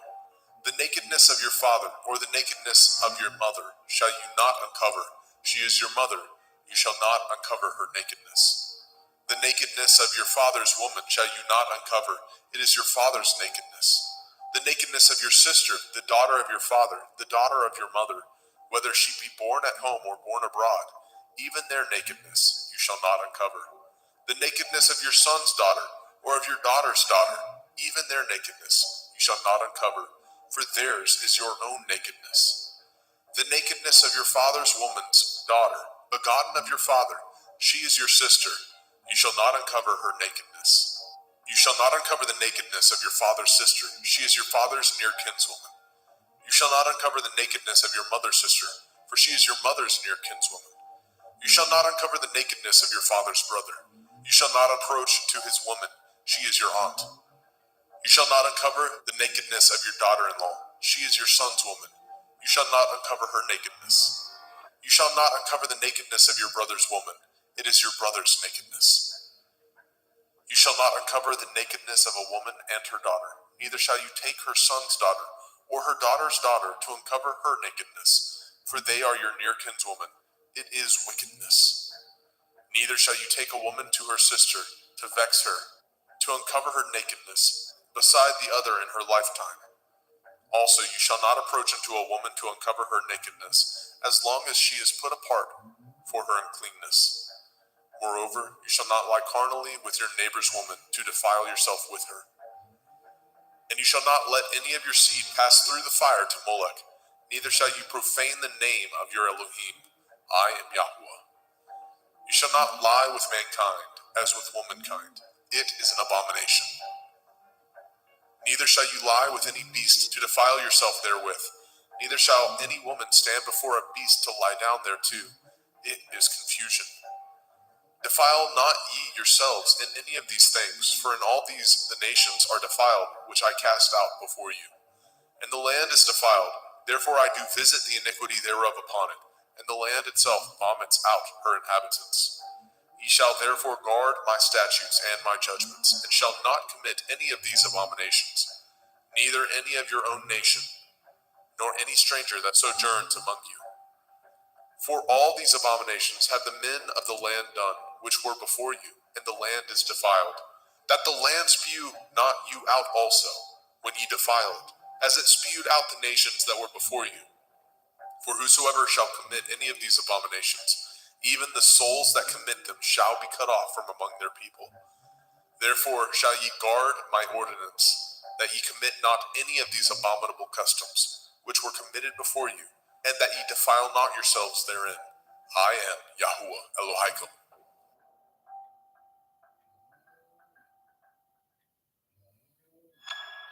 Vayikra, Leviticus chapter 19. And Yahweh spoke unto Moshe, saying, Speak unto all the assembly of the children of Yasharel, and say unto them, Ye shall be holy, for I, Yahuwah Elohim, am holy. Ye shall fear every man his mother and his father, and guard my Shabbathot.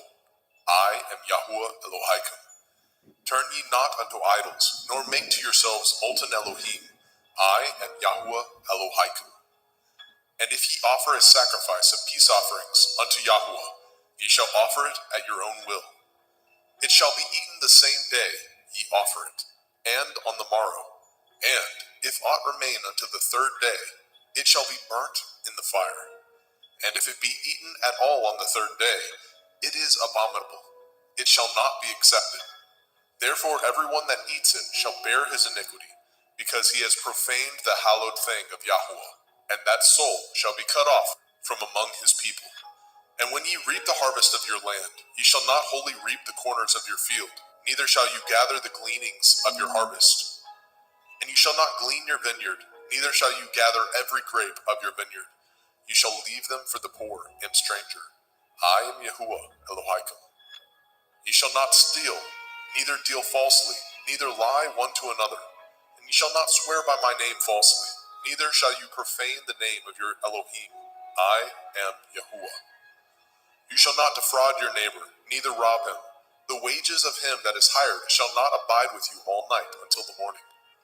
You shall not curse the deaf, nor put a stumbling block before the blind, but shall fear your Elohim. I am Yahuwah. Ye shall do no unrighteousness in judgment. You shall not respect the person of the poor, nor honor the person of the mighty, but in righteousness shall you judge your neighbor. You shall not go up and down as a talebearer among your people, neither shall you stand against the blood of your neighbor. I am Yahuwah. You shall not hate your brother in your heart. You shall in any wise rebuke your neighbor, and not suffer sin upon him. You shall not avenge, nor bear any grudge against the children of your people, but you shall love your neighbor as yourself. I am Yahuwah. Ye shall guard my statutes. You shall not let your cattle gender with a diverse kind. You shall not sow your field with mingled seed, neither shall a garment mingled of linen and woolen come upon you. And whosoever lies carnally with a woman that is a bondmaid, betrothed to a man, and not at all redeemed, nor freedom given her, she shall be scourged. They shall not be put to death, because she was not free. And he shall bring his trespass offering unto Yahweh, unto the door of the tabernacle of the assembly, even a ram for a trespass offering. And the priest shall make an atonement for him with the ram of the trespass offering before Yahweh, for his sin which he has done, and the sin which he has done shall be forgiven him. And when ye come into the land, and shall have planted all manner of trees for food, then ye shall count the fruit thereof as uncircumcised. 3 years shall it be as uncircumcised unto you. It shall not be eaten of. But in the 4th year all the fruit thereof shall be holy to praise Yahweh withal. And in the 5th year shall ye eat of the fruit thereof, that it may yield unto you the increase thereof. I am Yahuwah Elohim. Ye shall not eat anything with the blood, neither shall ye use enchantment, nor practice sorcery. You shall not round the corners of your heads, neither shall you mar the corners of your beard. You shall not make any cuttings in your flesh for the dead, nor print any marks upon you. I am Yahuwah. Do not prostitute your daughter, to cause her to be a whore, lest the land fall to whoredom, and the land become full of wickedness. Ye shall guard my Shabbatot, and reverence my sanctuary. I am Yahuwah. Regard not them that have familiar spirits, neither seek after wizards to be defiled by them. I am Yahuwah Elohim. You shall rise up before the gray head, and honor the face of the old man, and fear your Elohim. I am Yahuwah. And if a stranger sojourn with you in your land, ye shall not vex him. But the stranger that dwells with you shall be unto you as one born among you, and you shall love him as yourself. For ye were strangers in the land of Mitzrayim. I am Yahuwah Elohim. Ye shall do no unrighteousness in judgment, in meat yard, in weight, or in measure. Just balances, just weights, a just ephah, and a just hin shall ye have. I am Yahuwah Elohim, which brought you out of the land of Mitzrayim. Therefore shall ye guard all my statutes, and all my judgments, and do them. I am Yahuwah.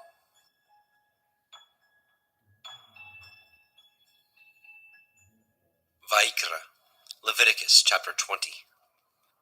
And Yahweh spoke unto Moshe, saying, Again you shall say to the children of Yasharel, whosoever he be of the children of Yasharel, or of the strangers that sojourn in Yasharel, that gives any of his seed unto Molech, he shall surely be put to death. The people of the land shall stone him with stones. And I will set my face against that man, and I will cut him off from among his people, because he has given of his seed unto Molech, to defile my sanctuary, and to profane my holy name. And if the people of the land do any ways hide their eyes from the man, when he gives of his seed unto Molech, and kill him not. Then I will set my face against that man, and against his family, and will cut him off, and all that go a-whoring after him, to commit whoredom with Molech, from among their people.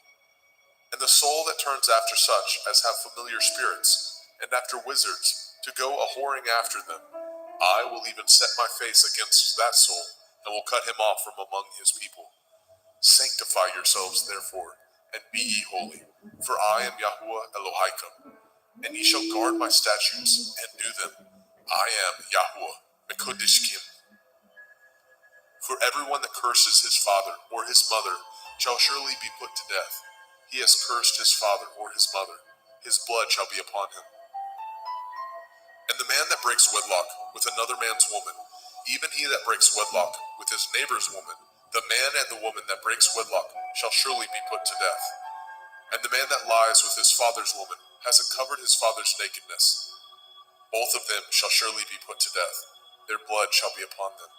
And if a man lie with his daughter-in-law, both of them shall surely be put to death. They have wrought confusion. Their blood shall be upon them. If a man also lie with mankind, as he lies with a woman, both of them have committed an abomination. They shall surely be put to death. Their blood shall be upon them. And if a man take a woman and her mother, it is wickedness. They shall be burnt with fire, both he and they, that there be no wickedness among you. And if a man lie with a beast, he shall surely be put to death, and ye shall slay the beast. And if a woman approach unto any beast, and lie down thereto, you shall kill the woman and the beast. They shall surely be put to death. Their blood shall be upon them. And if a man shall take his sister, his father's daughter, or his mother's daughter, and see her nakedness, and she see his nakedness, it is a wicked thing, and they shall be cut off in the sight of their people. He has uncovered his sister's nakedness, he shall bear his iniquity. And if a man shall lie with a woman having her sickness, and shall uncover her nakedness, he has discovered her fountain, and she has uncovered the fountain of her blood, and both of them shall be cut off from among their people. And you shall not uncover the nakedness of your mother's sister, nor of your father's sister, for he uncovers his near kin, they shall bear their iniquity. And if a man shall lie with his uncle's woman, he has uncovered his uncle's nakedness. They shall bear their sin. They shall die childless. And if a man shall take his brother's woman, it is an unclean thing. He has uncovered his brother's nakedness. They shall be childless. Ye shall therefore guard all my statutes and all my judgments, and do them, that the land whither I bring you to dwell therein spew you not out. And ye shall not walk in the manner of the nation which I cast out before you. For they committed all these things, and therefore I abhorred them. But I have said unto you, ye shall inherit their land, and I will give unto you to possess it, a land that flows with milk and honey. I am Yahuwah Elohaikum, which have separated you from other people. Ye shall therefore put difference between clean beasts and unclean, and between unclean fowls and clean. And ye shall not make your souls abominable by beast, or by fowl, or by any manner of living thing that creeps on the ground, which I have separated from you as unclean. And ye shall be holy unto me, for I, Yahuwah, am holy, and have severed you from other people, that ye should be mine. A man also, or a woman that has a familiar spirit, or that is a wizard, shall surely be put to death. They shall stone them with stones. Their blood shall be upon them. Vayikra, Leviticus chapter 21.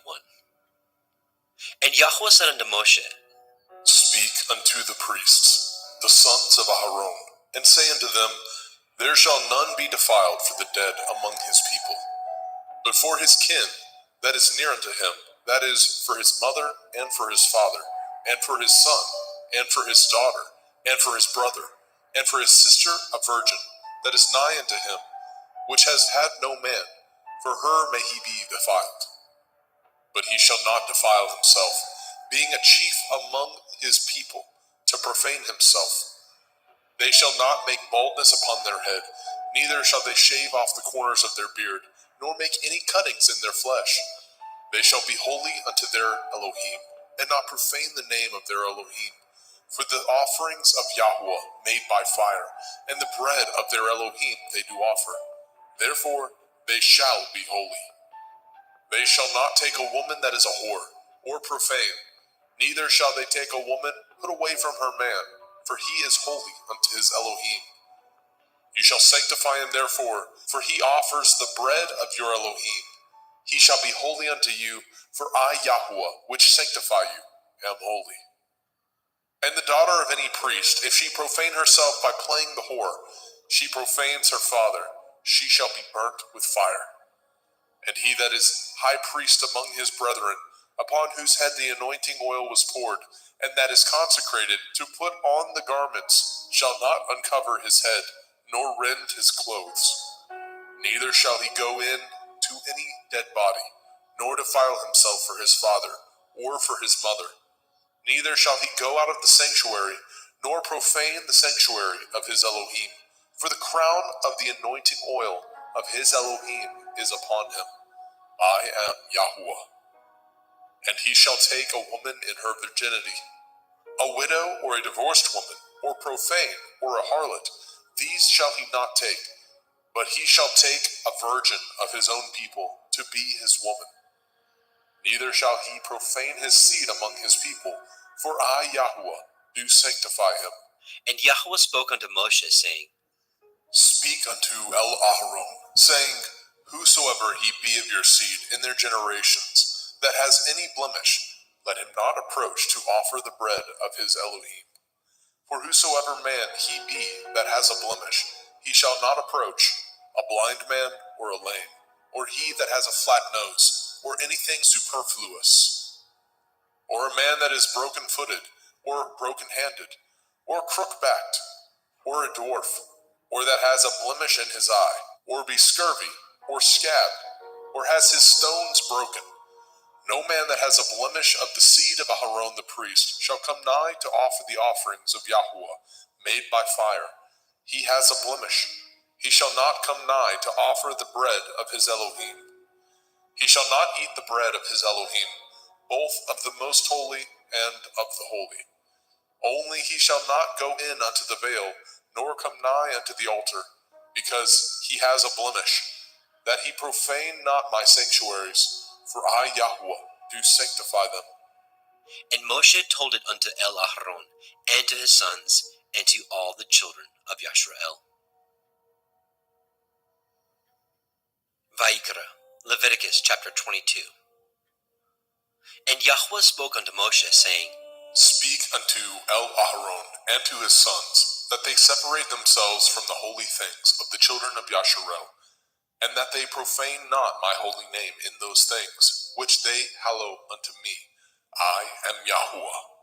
Say unto them, Whosoever he be of all your seed among your generations, that goes unto the holy things, which the children of Yasharel hallow unto Yahuwah, having his uncleanness upon him, that soul shall be cut off from my presence. I am Yahuwah. What man soever of the seed of Aharon is a leper, or has a running issue, he shall not eat of the holy things, until he be clean.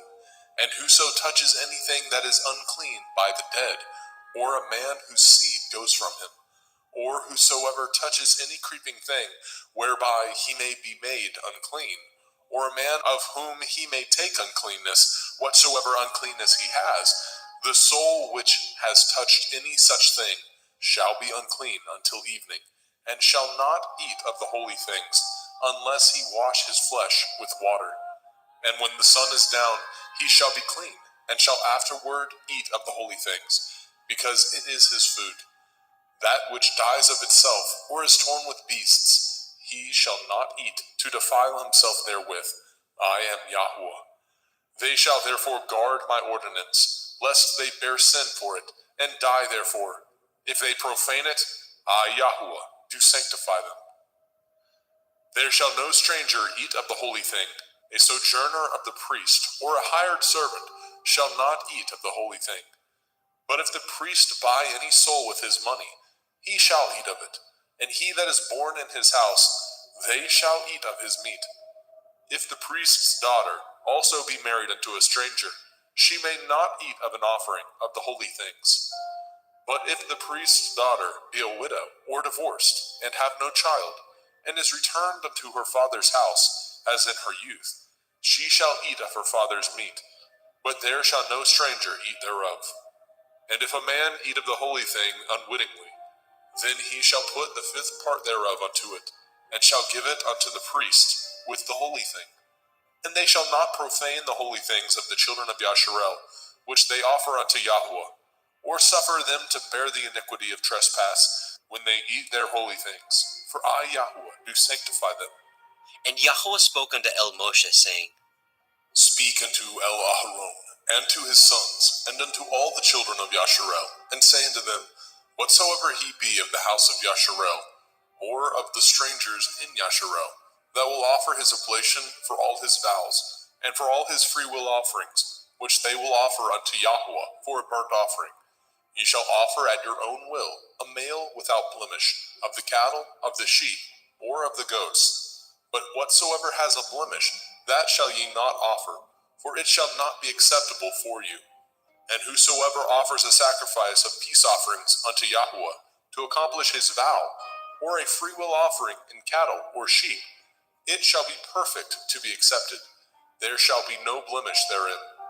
Blind or broken, or maimed, or having a running sore, or scurvy, or scabbed, ye shall not offer these unto Yahweh, nor make an offering by fire of them upon the altar unto Yahweh. Either a bullock or a lamb that has anything superfluous or lacking in his parts, that may you offer for a freewill offering, but for a vow it shall not be accepted. Ye shall not offer unto Yahweh that which is bruised, or crushed, or broken, or cut, neither shall ye make any offerings thereof in your land. Neither from a stranger's hand shall ye offer the bread of your Elohim of any of these, because their corruption is in them, and blemishes be in them. They shall not be accepted for you. And Yahweh spoke unto Moshe, saying, When a bullock or a sheep or a goat is brought forth, then it shall be 7 days under the dam, and from the 8th day and thenceforth it shall be accepted for an offering made by fire unto Yahweh. And whether it be cow or ewe, ye shall not kill it, and her young, both in 1 day. And when ye offer a sacrifice of thanksgiving unto Yahweh, offer it at your own will. On the same day it shall be eaten up. Ye shall leave none of it until the morrow. I am Yahweh. Therefore shall ye guard my commandments, and do them. I am Yahweh. Neither shall ye profane my holy name, but I will be hallowed among the children of Yasharel. I am Yahweh, which hallow you, that brought you out of the land of Mizraim, to be your Elohim. I am Yahweh.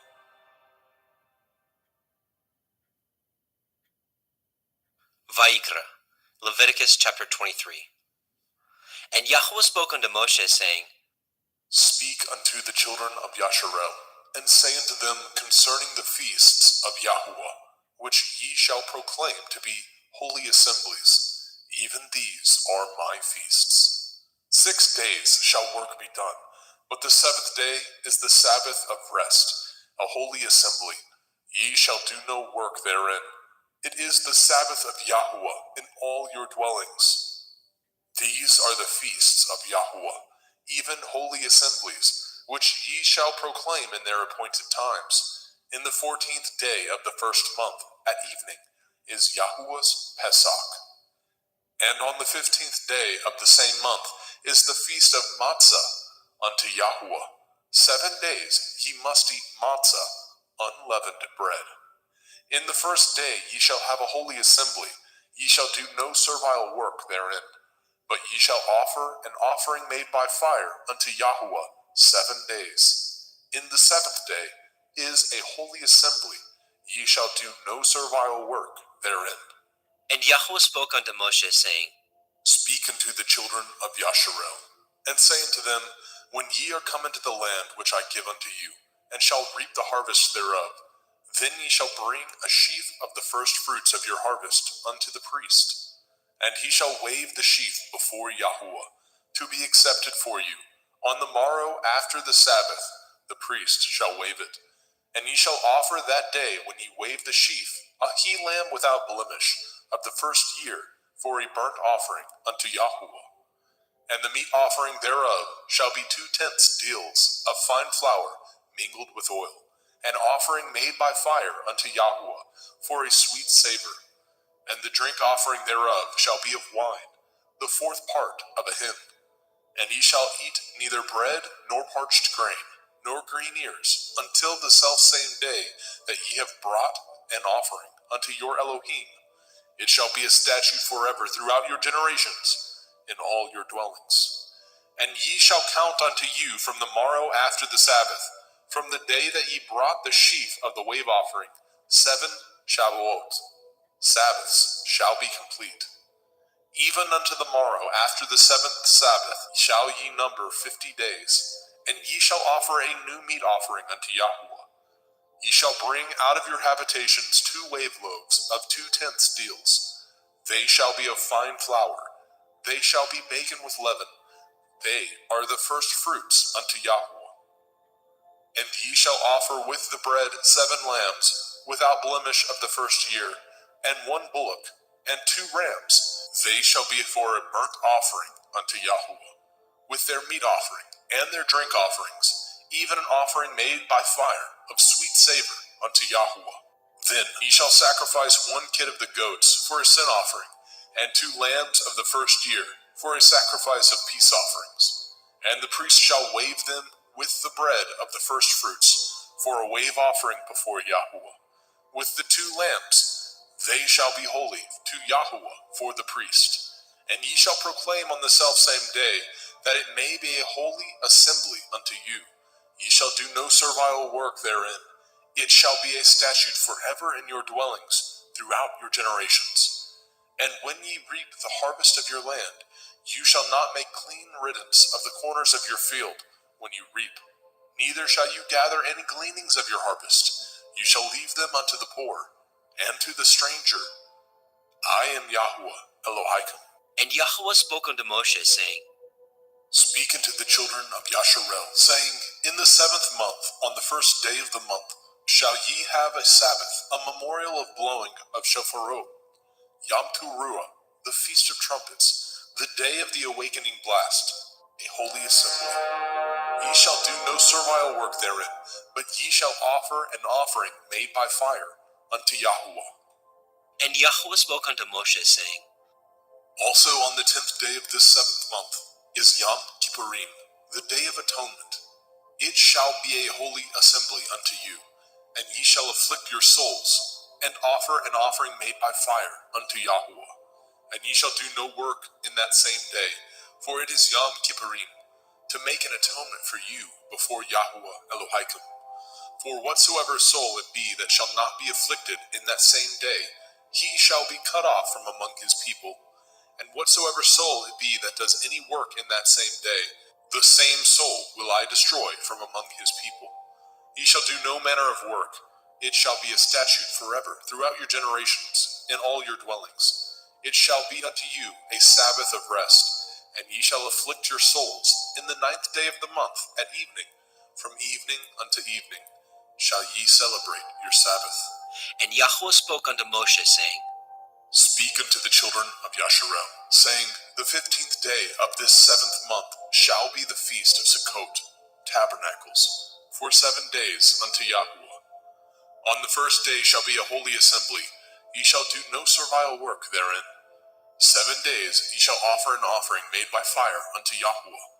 On the 8th day shall be a holy assembly unto you, and ye shall offer an offering made by fire unto Yahweh. It is a solemn assembly, and ye shall do no servile work therein. These are the feasts of Yahweh, which ye shall proclaim to be holy assemblies, to offer an offering made by fire unto Yahweh, a burnt offering and a meat offering, a sacrifice and drink offerings, everything upon his day.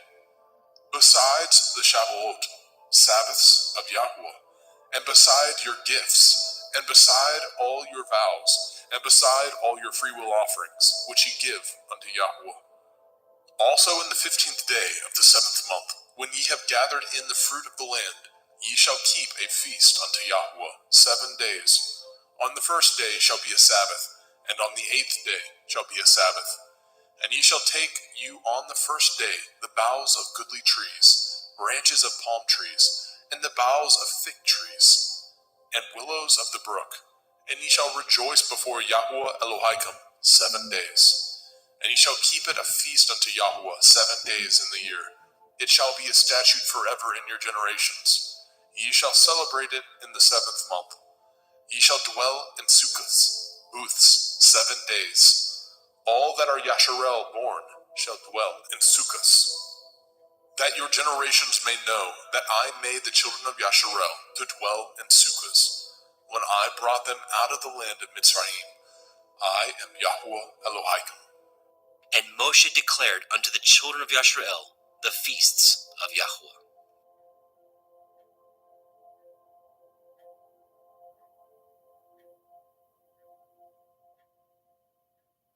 Vaikra, Leviticus chapter 24. And Yahweh spoke unto Moshe, saying, Command the children of Yasharel that they bring unto you pure olive oil, beaten for the light, to cause the lamps to burn continually, without the veil of the testimony. In the tabernacle of the assembly shall Aharon order it from the evening unto the morning before Yahweh continually. It shall be a statute forever in your generations. He shall order the lamps upon the pure menorah, 7-branched candlestick, before Yahweh continually. And you shall take fine flour, and bake 12 cakes thereof. 2/10 deals shall be in 1 cake. And you shall set them in 2 rows, 6 on a row, upon the pure table before Yahweh.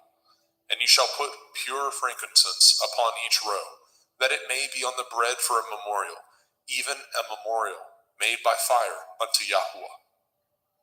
Every Sabbath he shall set it in order before Yahweh continually, being taken from the children of Yasharel by an everlasting covenant. And it shall be Aharon and his sons, and they shall eat it in the holy place, for it is most holy unto him of the offerings of Yahweh made by fire, by a perpetual statute. And the son of a Yashareliteth woman, whose father was a Mitzri, went out among the children of Yasharel. And this son of the Yashareliteth woman and a man of Yasharel strove together in the camp. And the Yashareliteth woman's son blasphemed the name of Yahweh, and cursed. And they brought him unto Moshe, and his mother's name was Shelomith, the daughter of Divri, of the tribe of Dan. And they put him in ward, that the mind of Yahweh might be showed them. And Yahweh spoke unto Moshe, saying, Bring forth him that has cursed without the camp, and let all that heard him lay their hands upon his head, and let all the assembly stone him. And you shall speak unto the children of Yasharel, saying, Whosoever curses his Elohim shall bear his sin. And he that blasphemes the name of Yahweh, he shall surely be put to death. And all the assembly shall certainly stone him, as well the stranger, as he that is born in the land, when he blasphemes the name of Yahweh, shall be put to death. And he that kills any man shall surely be put to death. And he that kills a beast shall make it good, beast for beast. And if a man cause a blemish in his neighbor, as he has done, so shall it be done to him. Breach for breach, eye for eye, tooth for tooth. As he has caused a blemish in a man, so shall it be done to him again. And he that kills a beast, he shall restore it. And he that kills a man, he shall be put to death. Ye shall have one manner of law, as well for the stranger, as for one of your own country. For I am Yahweh Elohim. And Moshe spoke to the children of Yasharel, that they should bring forth him that had cursed out of the camp, and stone him with stones. And the children of Yasharel did as Yahweh commanded Moshe.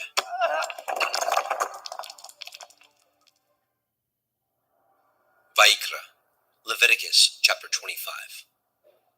And Yahweh spoke unto Moshe in Mount Sinai, saying, Speak unto the children of Yasharel, and say unto them, When ye come into the land which I give you, then shall the land keep a Sabbath unto Yahweh. 6 years you shall sow your field, and 6 years you shall prune your vineyard, and gather in the fruit thereof. But in the 7th year shall be a Sabbath of rest unto the land. a Sabbath for Yahuwah. You shall neither sow your field, nor prune your vineyard. That which grows of its own accord of your harvest you shall not reap, neither gather the grapes of your vine undressed, for it is a year of rest unto the land.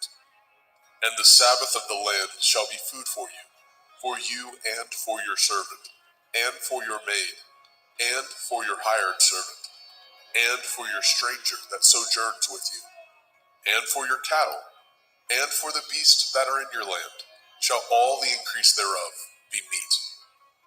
And you shall number 7 Shabbathot, Sabbaths of years unto you, 7 times 7 years, and the space of the 7 Shabbathot of years shall be unto you 49 years.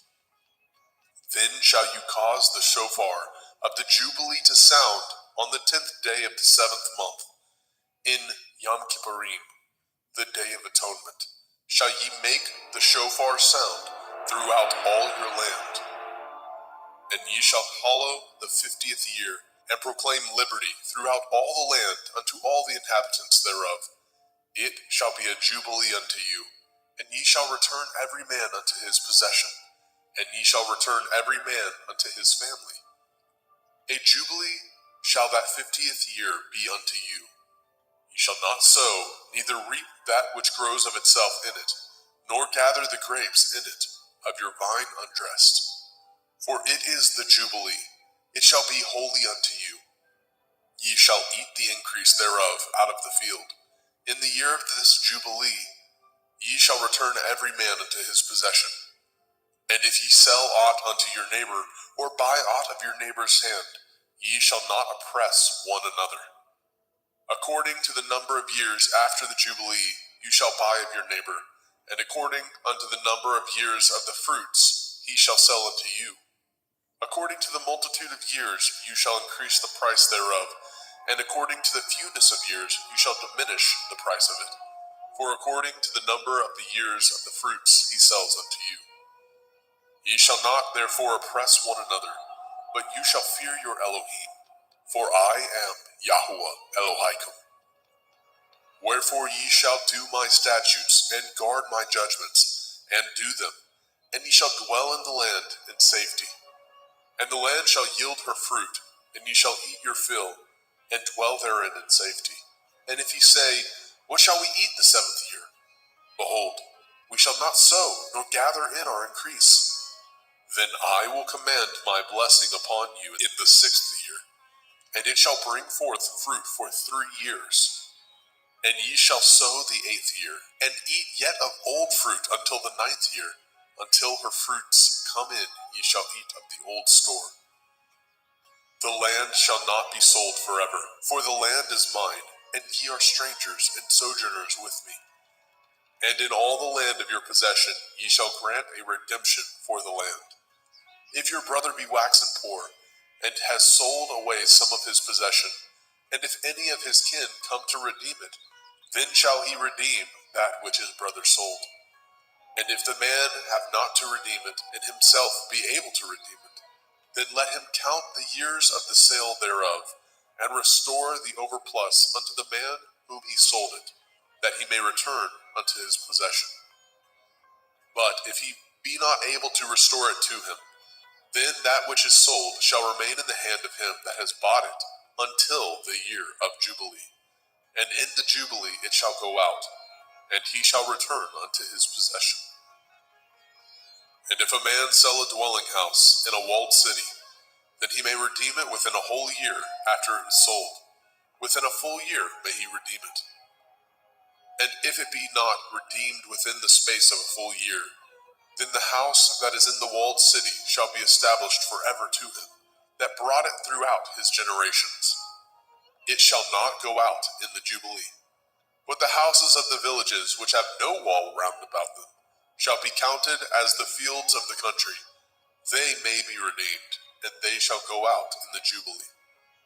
Notwithstanding, the cities of the Leviim, of the houses of the cities of their possession, may the Leviim redeem at any time.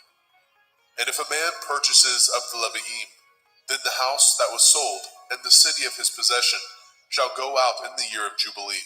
For the houses of the cities of the Leviim are their possession, among the children of Yasharel.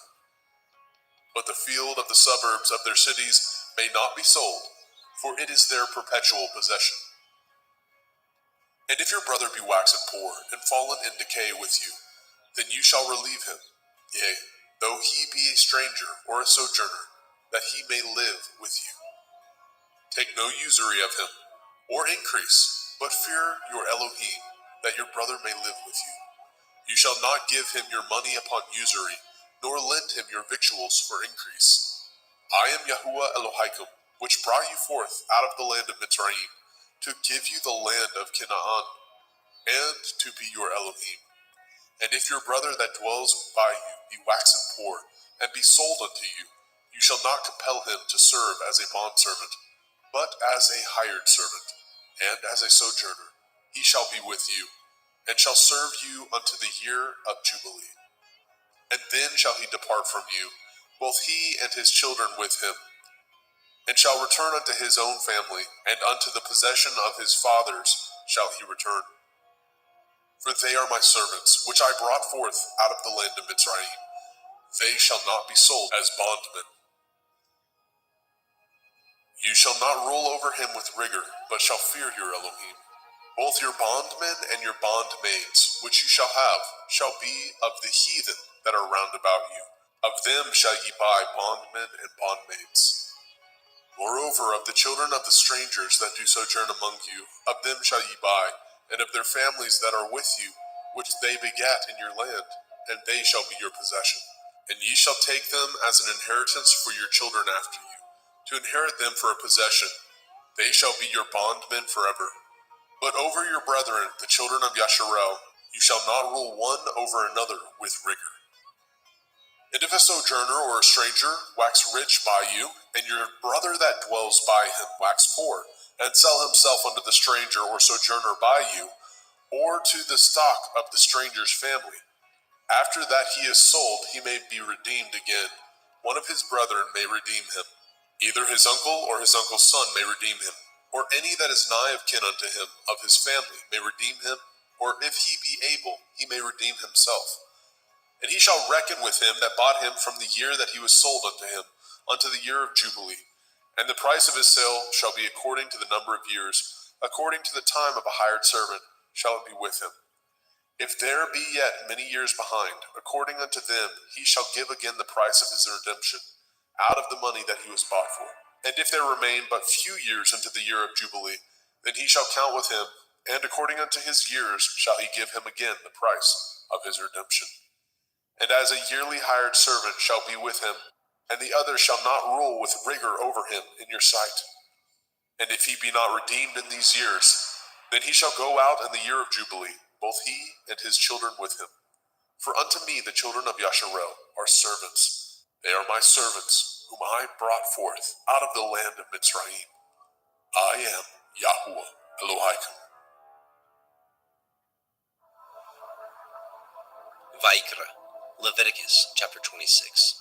Ye shall make you no idols, nor graven image, neither rear you up a standing image, neither shall ye set up any image of stone in your land, to bow down unto it, for I am Yahuwah Elohaikum. Ye shall guard my Sabbaths, and reverence my sanctuary. I am Yahuwah.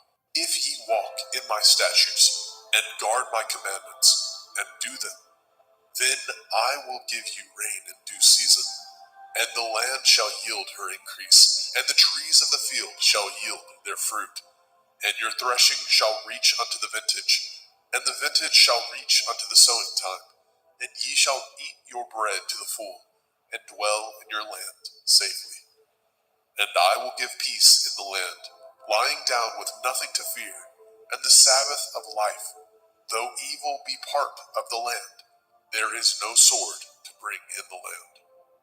And ye shall chase your enemies, and they shall fall before you by the sword.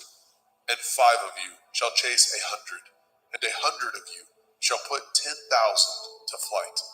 And your enemies shall fall before you by the sword. For I will have respect unto you, and make you fruitful, and multiply you, and establish my covenant with you. And ye shall eat old store, and bring forth the old because of the new. And I will set my tabernacle among you, and my soul shall not abhor you. And I will walk among you, and will be your Elohim, and ye shall be my people. I am Yahuwah Elohim, which brought you forth out of the land of Mitzrayim, that ye should not be their bondmen. And I have broken the bands of your yoke, and made you go upright. But if ye will not hearken unto me, and will not do all these commandments, and if ye shall despise my statutes, or if your soul abhor my judgments, so that ye will not do all my commandments, but that ye break my covenant, I also will do this unto you. I will even appoint over you terror, consumption, and the burning ague, that shall consume the eyes, and cause sorrow of heart, and ye shall sow your seed in vain, for your enemies shall eat it. And I will set my face against you, and ye shall be slain before your enemies. They that hate you shall reign over you, and ye shall flee when none pursues you. And if ye will not yet for all this hearken unto me, then I will punish you 7 times more for your sins.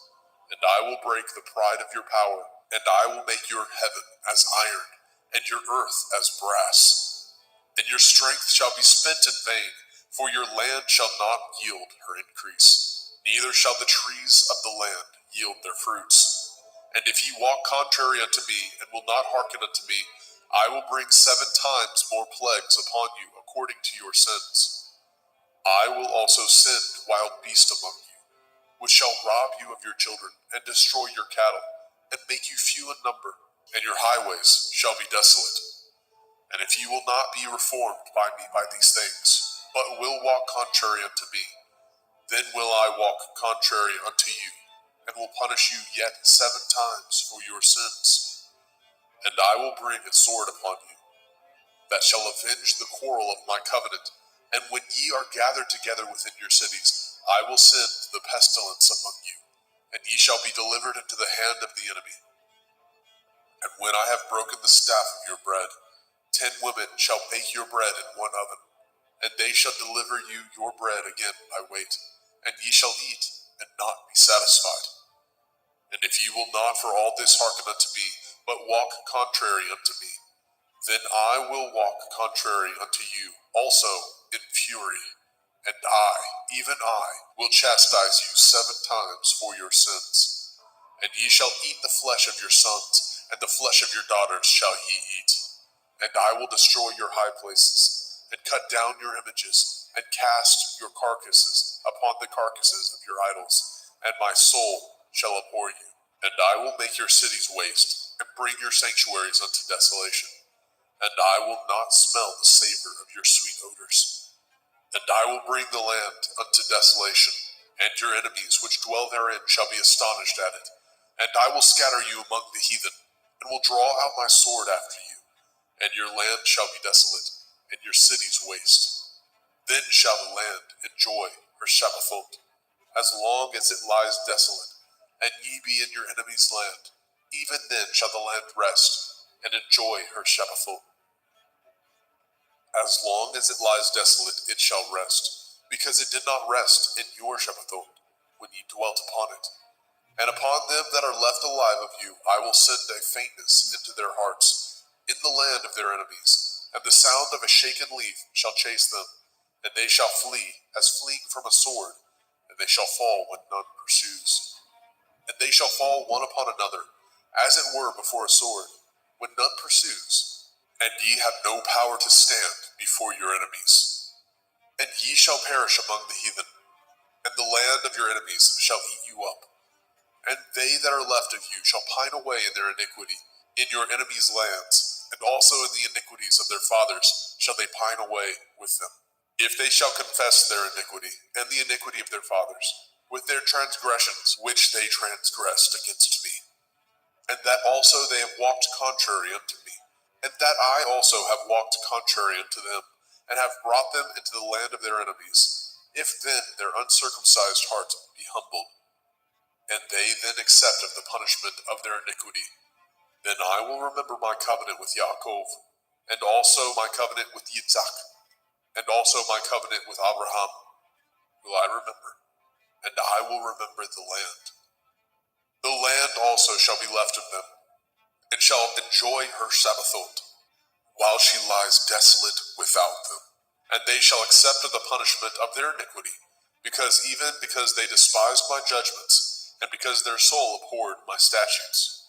And yet, for all that, when they be in the land of their enemies, I will not cast them away, neither will I abhor them, to destroy them utterly, and to break my covenant with them.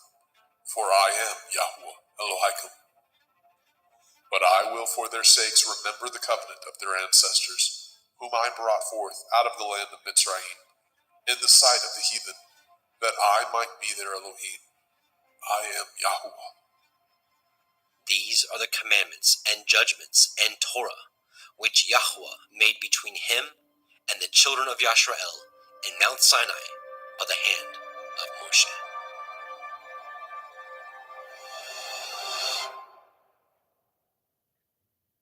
Vayikra, Leviticus chapter 27. And Yahweh spoke unto Moshe, saying, Speak unto the children of Yasharel, and say unto them, when a man shall make a singular vow, the persons shall be for Yahuwah by your estimation. And your estimation shall be of the male from 20 years old, even unto 60 years old. Even your estimation shall be 50 shekels of silver, after the shekel of the sanctuary.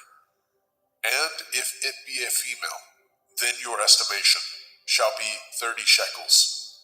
And if it be from 5 years old, even unto 20 years old, then your estimation shall be of the male 20 shekels, and for the female 10 shekels. And if it be from a month old, even unto 5 years old, then your estimation shall be of the male 5 shekels of silver, and for the female your estimation shall be 3 shekels of silver. And if it be from 60 years old and above, if it be a male, then your estimation shall be 15 shekels, and for the female 10 shekels.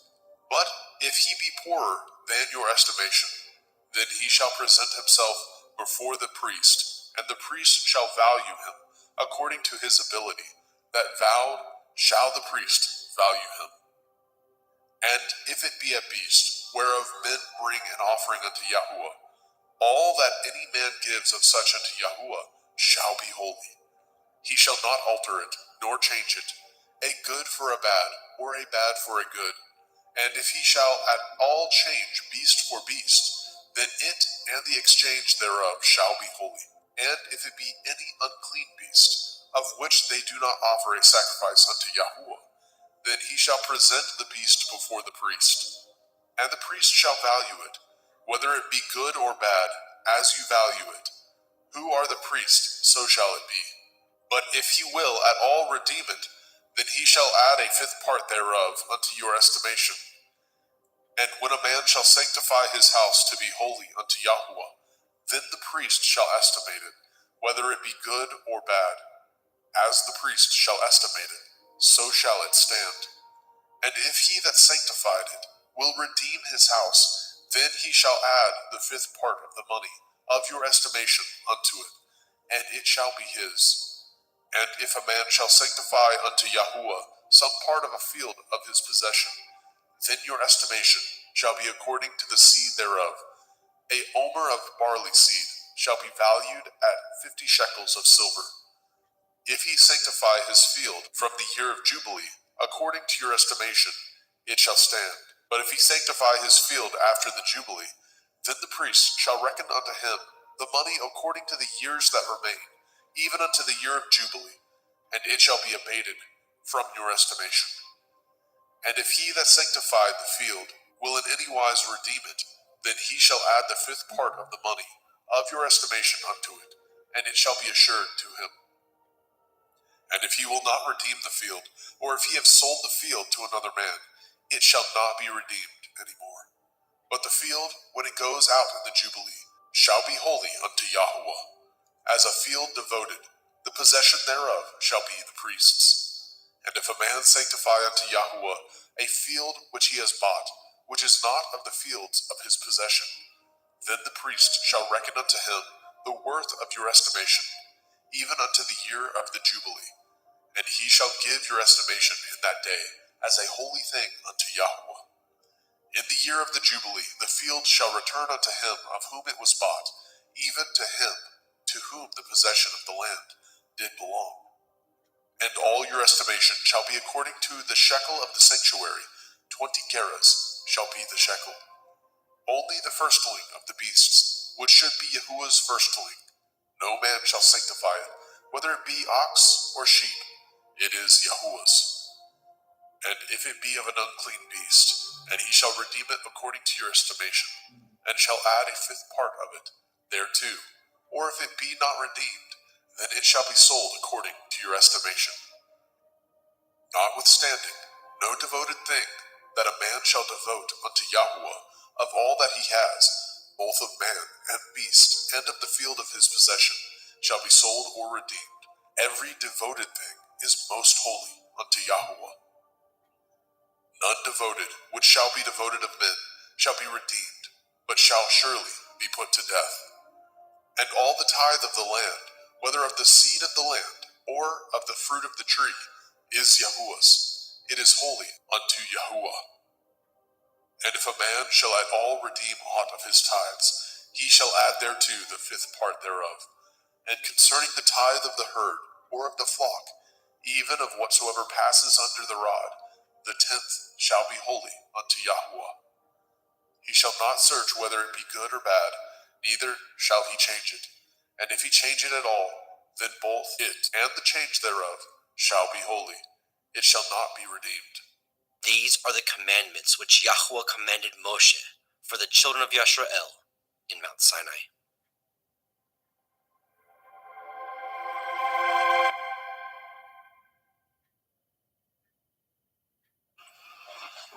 Go ahead and mute. And welcome, brothers and sisters. Welcome to the Parable of the Vineyard YouTube channel. Today we will be reading the whole book of the law, the Torah, Yahuwah's instructions for life. We'll be reading Bereshit, Genesis, Shemot, Exodus, Vaikra, Leviticus, Bamidbar, Numbers, and Devarim, Deuteronomy, and we will be reading from the Sefer version. Our desire is that this blesses you and your family in the midst of our changing world and during the week of unleavened bread. While the world is currently in fear and has cast off the yoke of the Torah, we know there is a group of peculiar people that Yahuwah is waking up and bringing back to his ways and giving us peace within these dark final hours. Hallelujah. Let's take a moment and bow our heads and bow our hearts to Yahuwah as we petition him to bless this meeting, bless this reading. Yahuwah Sebaoth, we come to you in Yahusha's name, the Elohim of Avraham, Yitzchak, and Yaakov. We thank you, Abba, for waking us up in these dark times, waking us up to belief in your true Son, Yahusha HaMashiach, who gave himself, offered himself for us, and his blood cleanses us. We thank you. We also thank you for waking us up to your marvelous Torah, Abba, and we pray that this is a sweet savor before you, and we pray that the words of this Torah penetrate the hearts of anyone that may hear it. We thank you, we honor you, and we bless you. In Yahusha's mighty name, amen. So let us take a moment, brothers and sisters, to bless Yahuwah for his goodness, for Yahusha, who has cleansed us and redeemed us by his blood, and for his set-apart spirit he has given to us to lead us into all truth. O Yahuwah, open our eyes and ears to behold the wondrous things in your Torah, and to cultivate in our hearts seed that we may produce the fruit that you desire for man, to sing praises unto you for your mighty works, to bless you and our obedience to your eternal Torah. So, before we get started, Yevarechecha Yahuwah ve'yishmerecha, Ya'er Yahuwah panav elecha ve'chnuneka, Yisa Yahuwah panav elecha ve'yashem lecha shalom. Yahuwah bless you and keep you. Yahuwah make his face shine upon you and be gracious unto you. Yahuwah lift up his countenance upon you and give you peace. All right, brothers and sisters, here we go. We're going to read the entire Torah. So I pray that you're ready, and I pray that these words penetrate your heart today. We'll be myself, Adam Fink. We'll have two Adams, myself. We'll have Adam Roberge. We'll have two Justins as well. We have Justin McRoberts, who's with me now. Justin Best from Christian Truthers will be joining us in a little bit, and Jeremy Fox. So two Adams, two Justins, and a Jeremy. So I'm going to do a screen share, and we will get started.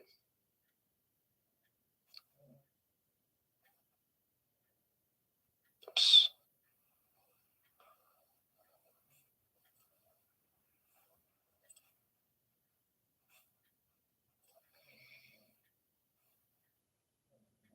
Okay. Genesis, Bereshit. Genesis 1:1. In the beginning, Elohim created the heavens and the earth was without form and void, and darkness was upon the face of the deep, and the Ruach Elohim moved upon the face of the waters. And Elohim said, "Let there be light," and there was light. And Elohim saw the light, that it was good, and Elohim divided the light from the darkness. And Elohim called the light day, and the darkness he called night, and the evening and the morning were the first day.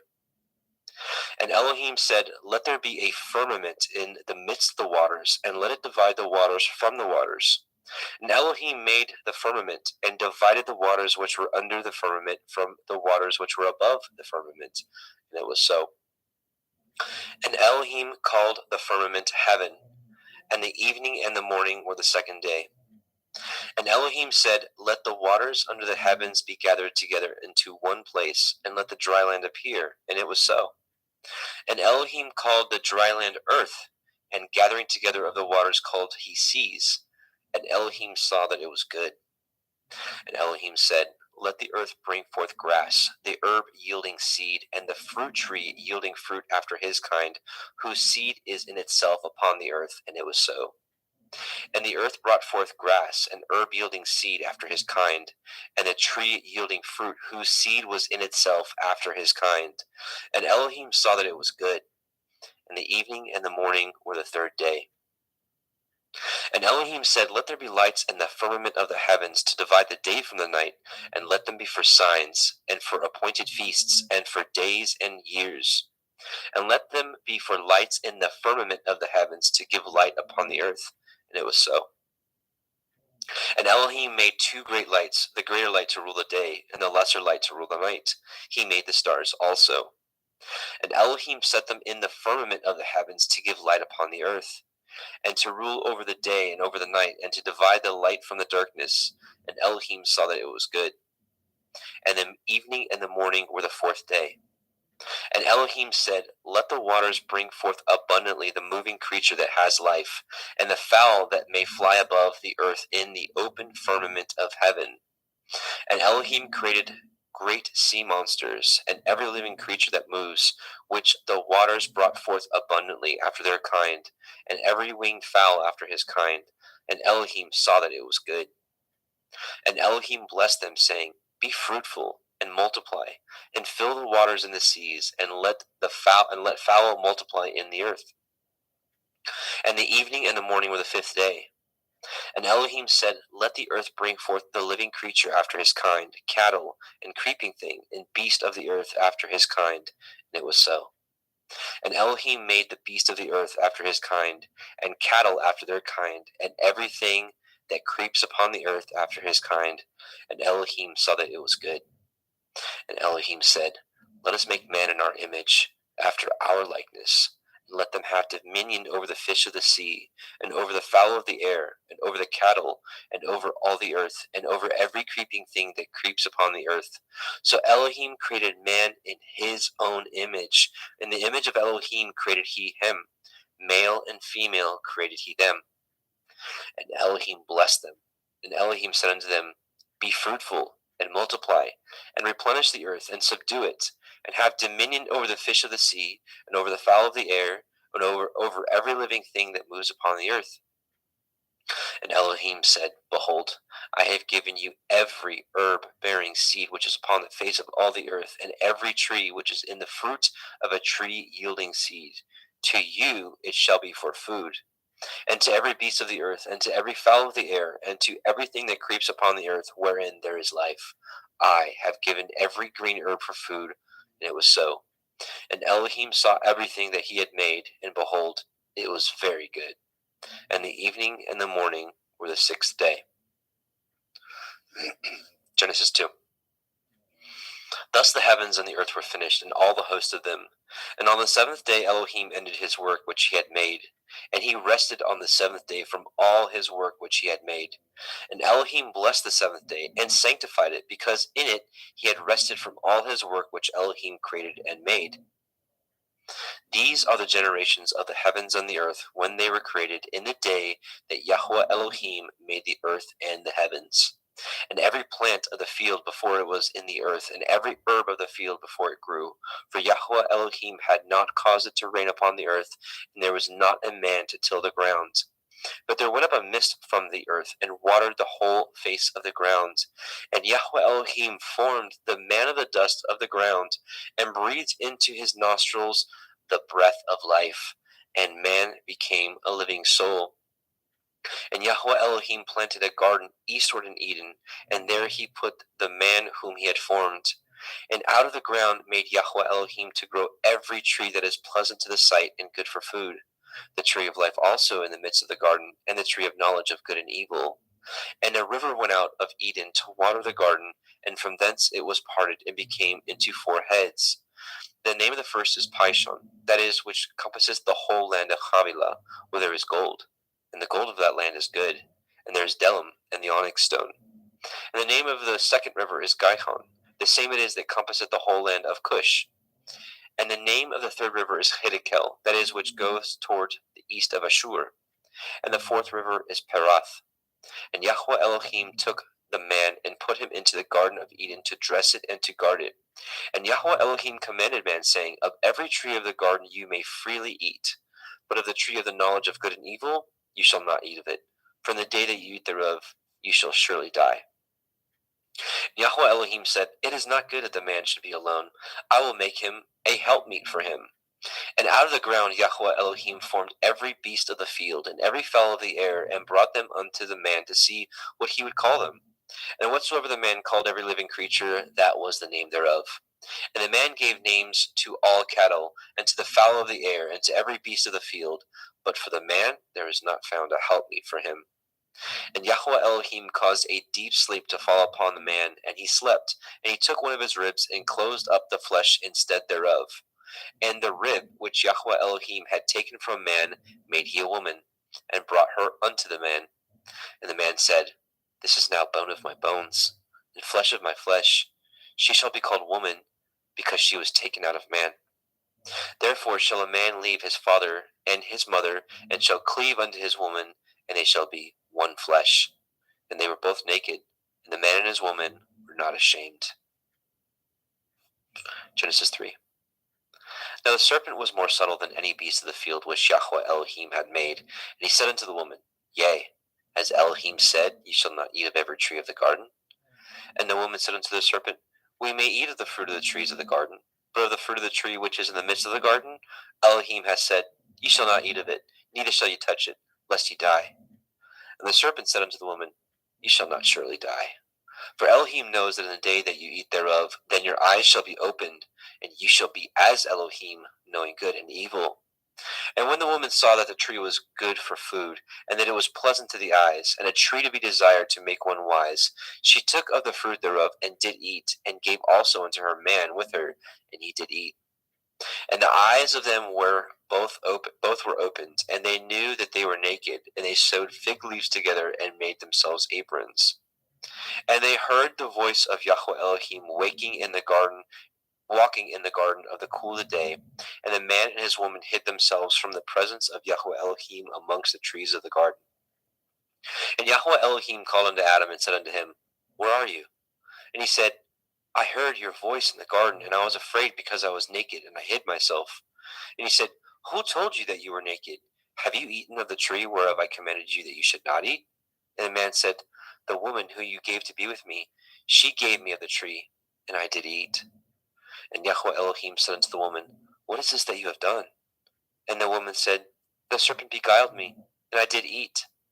And Yahweh Elohim said unto the serpent, Because you have done this, you are cursed above all cattle, and above every beast of the field, and upon your belly shall you go, and dust shall you eat all the days of your life. And I will put enmity between you and the woman, and between your seed and her seed. It shall bruise your head, and you shall bruise his heel.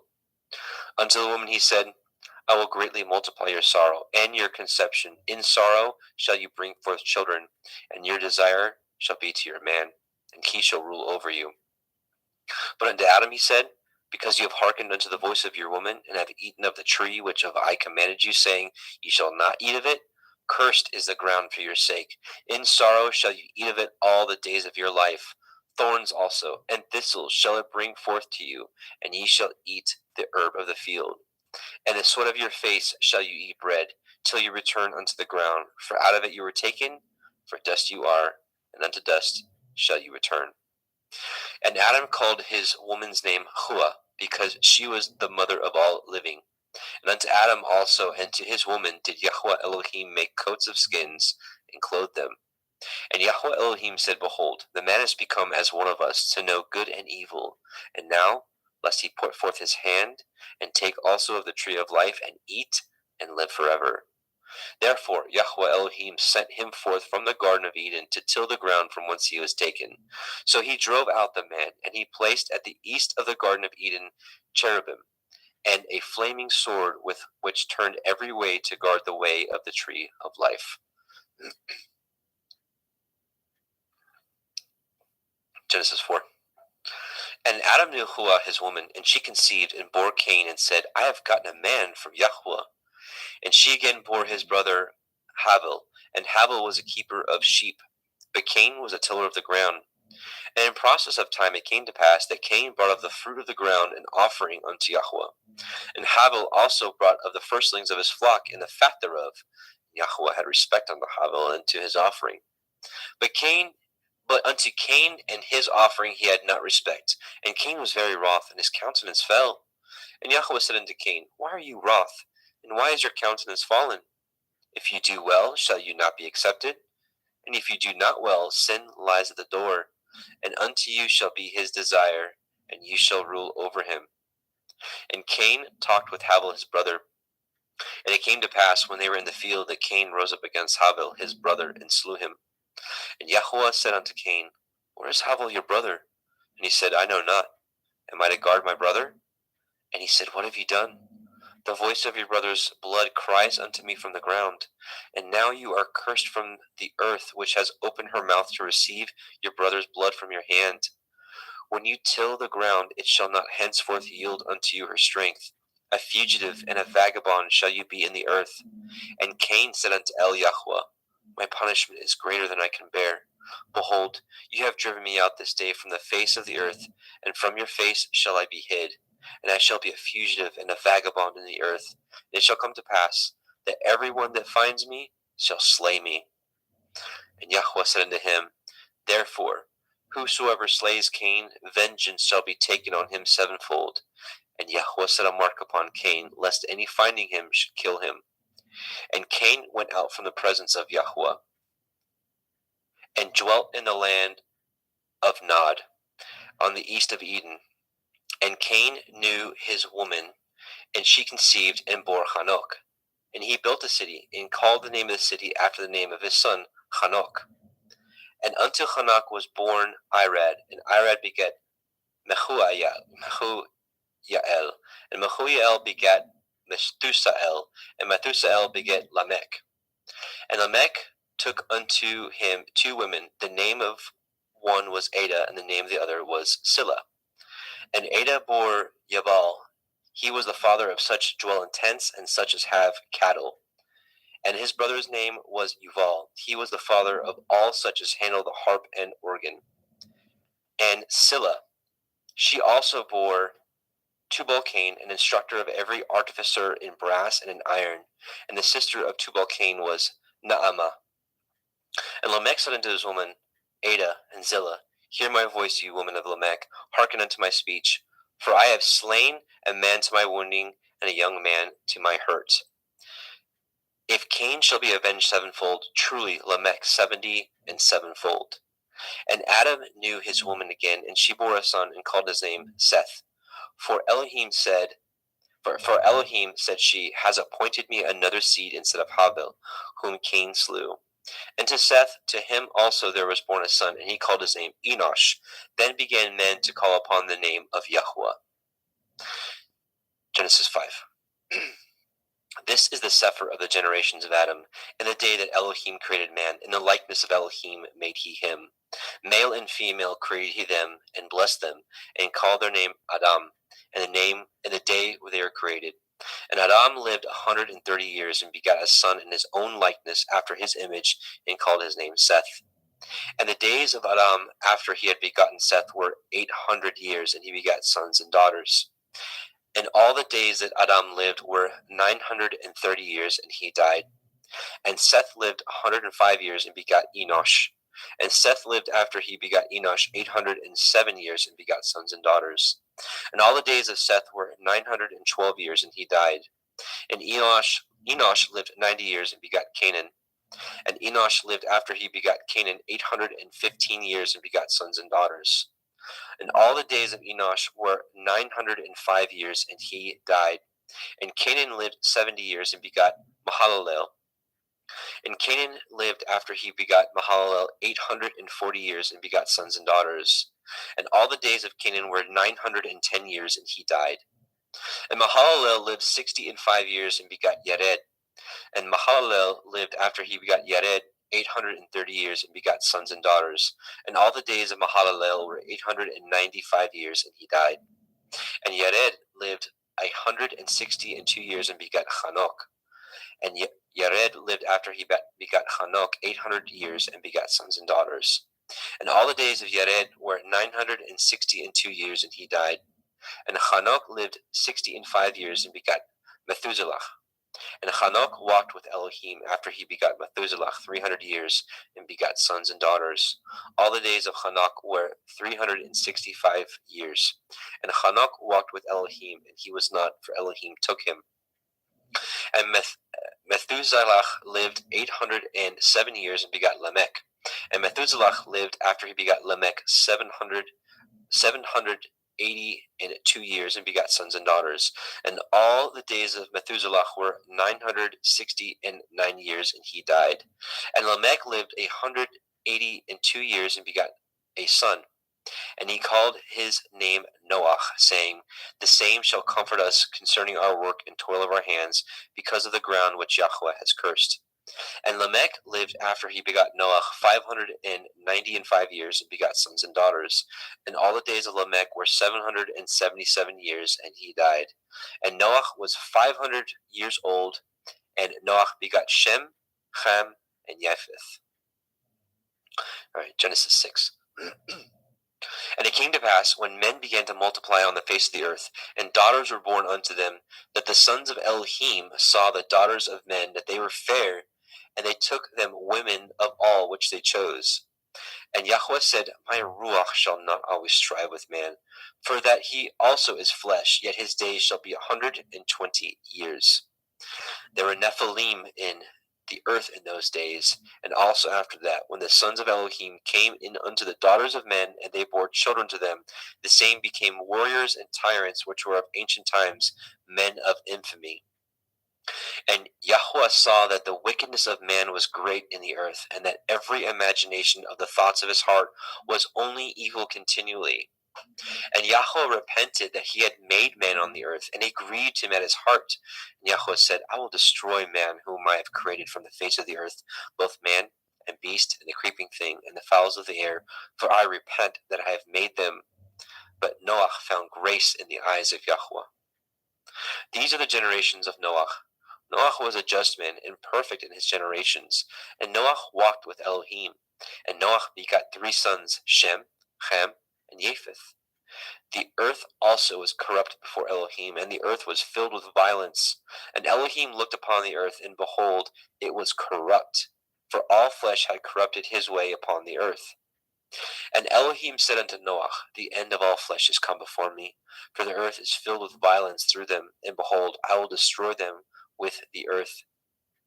Make you an ark of gopher wood. Rooms shall you make in the ark, and shall pitch it within and without pitch. Within and without with pitch. And this is the fashion which you shall make of it. The length of the ark shall be 300 cubits, the breadth of it 50 cubits, and the height of it 30 cubits. A window shall you make to the ark, and in a cubit shall you finish it above. And the door of the ark you shall set in the side thereof, with lower, second, and third stories shall you make it. And behold, even I, do bring a flood of waters upon the earth to destroy all flesh, wherein is the breath of life. From under heaven, and everything that is in the earth shall die. But with you will I establish my covenant, and you shall come into the ark, you, and your sons, and your woman, and your sons' women with you. And of every living thing of all flesh, 2 of every sort shall you bring into the ark, to keep them alive with you. They shall be male and female. Of fowls after their kind, and of cattle after their kind, of every creeping thing of the earth after his kind, 2 of every sort shall come unto you, to keep them alive. And take unto you of all the food that is eaten, and ye shall gather it to you, and it shall be for food for you and for them. Thus did Noah according to all that Elohim commanded him, so did he. Genesis 7. And Yahweh said unto Noah, Come you and all your house into the ark, for you have I seen righteous before me in this generation. Of every clean beast you shall take to you by sevens, the male and his female, and of beasts that are not clean by 2, the male and his female. Of fowls also of the air by sevens, the male and female, to keep seed alive upon the face of all the earth. For yet 7 days I will cause it to rain upon the earth, 40 days and 40 nights. Every living substance that I have made will I destroy from off the face of the earth. And Noah did according unto all that Yahweh commanded him. And Noah was 600 years old when the flood of the waters was upon the earth. And Noah went in, and his sons, and his woman, and his sons' women with him, into the ark, because of the waters of the flood. Of clean beasts, and of beasts that are not clean, and of fowls, and of everything that creeps upon the earth. There went in 2 and 2 unto Noah into the ark, the male and the female, as Elohim had commanded Noah. And it came to pass after 7 days that the waters of the flood were upon the earth. In the 600th year of Noah's life, in the 2nd month, in the 17th day of the month, the same day were all the fountains of the great deep broken up, and the windows of heaven were opened. And the rain was upon the earth 40 days and 40 nights. And the selfsame day entered Noah, and Shem, and Ham, and Japheth, the sons of Noah, Noah's woman, and the 3 women of his sons with them, into the ark. They, and every beast after his kind, and all cattle after their kind, and every creeping thing that creeps upon the earth after his kind, and every fowl after his kind, every bird of every sort. And they went in unto Noah into the ark, 2 and 2 of all flesh, wherein is the breath of life. And they that went in male and female of all flesh, as Elohim had commanded him, and Yahweh shut him in. And the flood was 40 days upon the earth, and the waters increased, and bore up the ark, and it was lift up above the earth. And the waters prevailed, and were increased greatly upon the earth, and the ark went upon the face of the waters. And the waters prevailed exceedingly upon the earth, and all the high hills that were under the whole heaven were covered. 15 cubits upward did the waters prevail, and the mountains were covered. And all flesh died that moved upon the earth, both of fowl, and of cattle, and of beasts, and of every creeping thing that creeps upon the earth, and every man. All in whose nostrils was the breath of life, of all that was in the dry land, died. And every living substance was destroyed which was upon the face of the ground, both man and cattle, and the creeping things, and the fowls of the heavens, and they were destroyed from the earth, and Noah only remained alive, and they that were with him in the ark. And the waters prevailed upon the earth 150 days. Genesis 8. And Elohim remembered Noah, and every living thing, and all the cattle that was with him in the ark. And Elohim made a wind to pass over the earth, and the waters assuaged. The fountains also of the deep and the windows of heaven were stopped, and the rain from the heaven was restrained. And the waters returned from off the earth continually, and after the end of the 150 days the waters were abated. And the ark rested in the 7th month, on the 17th day of the month, upon the mountains of Ararat. And the waters decreased continually until the 10th month. In the 10th month, on the 1st day of the month, were the tops of the mountains seen. And it came to pass at the end of 40 days that Noah opened the window of the ark which he had made, and he sent forth a raven, which went to and fro until the waters were dried up from off the earth. Also he sent forth a dove from him, to see if the waters were abated from off the face of the ground. But the dove found no rest for the sole of her foot, and she returned unto him into the ark, for the waters were on the face of the earth, face of the whole earth. Then he put forth his hand and took her, and pulled her in unto him into the ark. And he stayed yet other 7 days, and again he sent forth the dove out of the ark. And the dove came in to him in the evening, and lo, in her mouth was an olive leaf plucked off. So Noah knew that the waters were abated from off the earth. And he stayed yet other 7 days, and sent forth the dove, which returned not again unto him any more. And it came to pass in the 601st year, in the 1st month, the 1st day of the month, the waters were dried up from off the earth. And Noah removed the covering of the ark, and looked, and behold, the face of the ground was dry. And in the 2nd month, on the 27th day of the month, the earth dried. And Elohim spoke unto Noah, saying, Go forth of the ark, you and your woman, and your sons women with you. Bring forth with you every living thing that is with you, of all flesh, both of fowl and of the cattle, and of every creeping thing that creeps upon the earth, that they may breed abundantly in the earth, and be fruitful and multiply upon the earth. And Noah went forth, and his sons, and his woman, and his sons' women with him. Every beast, every creeping thing, and every fowl, and whatsoever creeps upon the earth after their kinds, went forth out of the ark. And Noah built an altar unto Yahweh, and took of every clean beast, and of every clean fowl, and offered burnt offerings on the altar. And Yahweh smelled a sweet savor. And Yahweh said in his heart, I will not again curse the ground any more for man's sake. For the imagination of man's heart is evil from his youth. Neither will I again smite any more everything living as I have done. While the earth remains, seed time and harvest, and cold and heat, and summer and winter, and day and night shall not cease. And Elohim blessed Noah and his sons, and said unto them, Be fruitful, and multiply, and replenish the earth.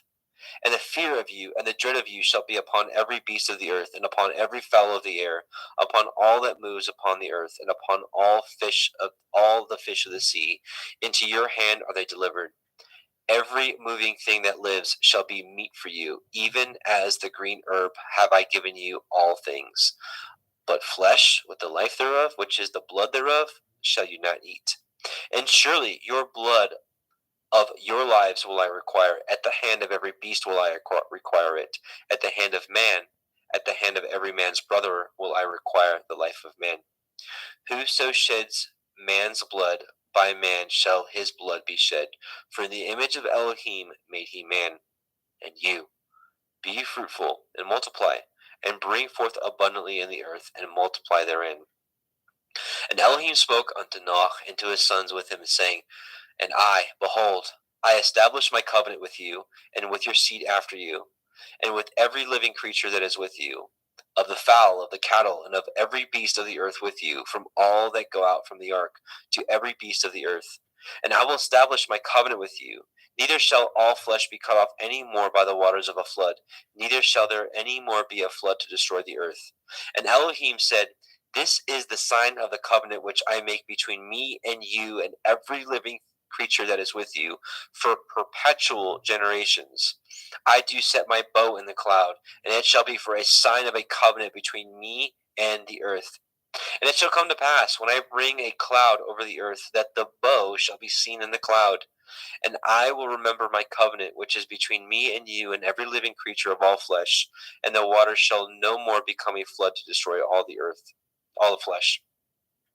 And the bow shall be in the cloud, and I will look upon it, that I may remember the everlasting covenant between Elohim and every living creature of all flesh that is upon the earth.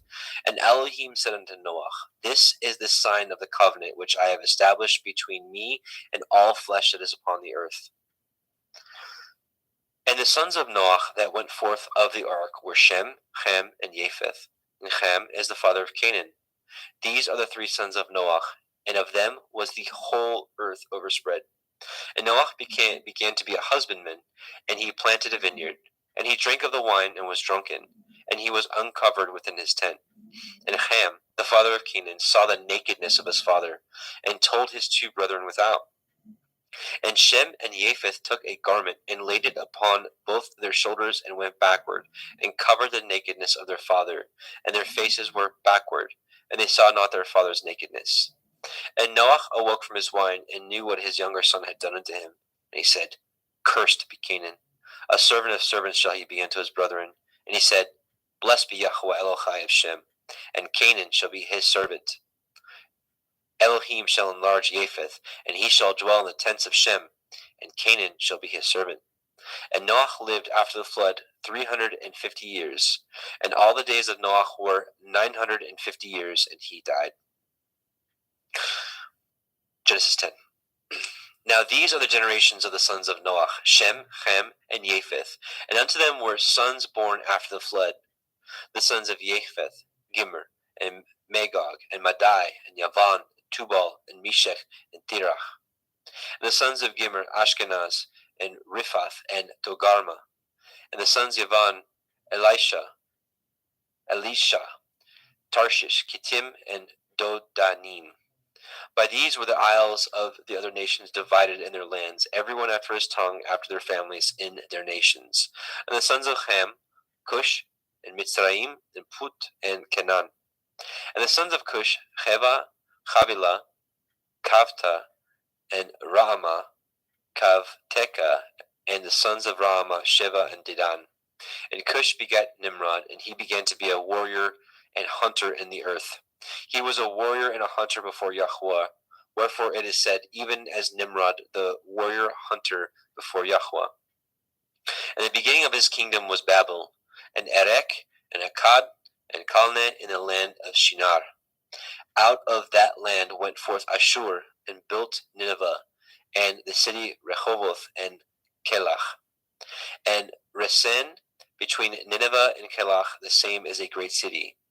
And Mitzrayim begat Ludim, and Anamim, and Lehavim, and Naphtuchim, and Pathrusim, and Kalusim, out of whom came Pelishtim, and Kaphtorim. And Canaan begat Sidon, his firstborn, and Heth, and the Yebusi, and the Amori, and the Girgashi, and the Chevi, and the Arki, and the Chini, and the Arvadi, and the Tsemari, and the Hamati. And afterward were the families of the Canaanim spread abroad. And the border of Canaanim was from Sidon, as you come unto Gerar, unto Gaza, as you go unto Sodom, and Gomorrah, and Admah, and Sevim, and even unto Lasha. These are the sons of Ham, after their families, after their tongues, in their countries, and in their nations. And unto Shem also, the father of all the children of Eber, the brother of Japheth, the elder, even to him were children born. And the children of Shem, Elam, Ashur, Arphaxad, and Lud, and Aram. And the children of Aram, Uts, Hul, Gether, and Mash. And Arphaxad begat Shelach, and Shelach begat Eber. And unto Eber were born two sons. The name of one was Peleg, for in his days the earth was divided. And his brother's name was Yoktan. Yoktan begat Almodad, and Shelef, and Chatzar Maveth, and Yerach, and Hadoram, and Uzal, and Dikla, and Oval, and Avimael, and Shiva, and Ophir, and Havilah, and Yovav. All these were the sons of Yoktan. And their dwelling was from Mesha, as you go unto Sephar, a mountain of the east. These are the sons of Shem, after their families, after their tongues, in their lands, after their nations. These are the families of the sons of Noah, after their generations, in their nations, and by these were the nations divided in the earth after the flood. Genesis 11. And the whole earth was of one language and of one speech. And it came to pass, as they journeyed from the east, that they found a plain in the land of Shinar, and they dwelt there. And they said one to another, Go to, let us make brick, and burn them thoroughly. And they had brick for stone, and slime had they for mortar. And they said, Go to, let us build a city and a tower, whose top may reach unto the heavens, and let us make a name, lest we be scattered abroad upon the face of the whole earth. And Yahweh came down to see the city and the tower which the children of men built. And Yahweh said, Behold, the people is one, and they have all one language, and this they begin to do. And now nothing will be restrained from them, which they have imagined to do. Go to, let us go down, and there confound their language, that they may not understand one another's speech. So Yahweh scattered them abroad from thence upon the face of all the earth, and they left off to build the city. Therefore is the name of it called Babel, because Yahweh did there confound the language of all the earth. And from thence did Yahweh scatter them abroad upon the face of the earth. These are the generations of Shem. Shem was 100 years old and begat Arphaxad 2 years after the flood. And Shem lived after he begat Arphaxad 500 years and begat sons and daughters. And Arphaxad lived 35 years and begat Shelah. Arphaxad lived after he begat Shelah 403 years and begat sons and daughters. And Shelah lived 30 years and begat Eber. And Shelah lived after he begat Eber 403 years and begat sons and daughters. And Eber lived 430 years and begat Peleg. And Eber lived after he begat Peleg 430 years and begat sons and daughters. And Peleg lived 30 years and begat Reu. And Peleg lived after he begat Reu 209 years and begat sons and daughters. And Reu lived 32 years and begat Serug.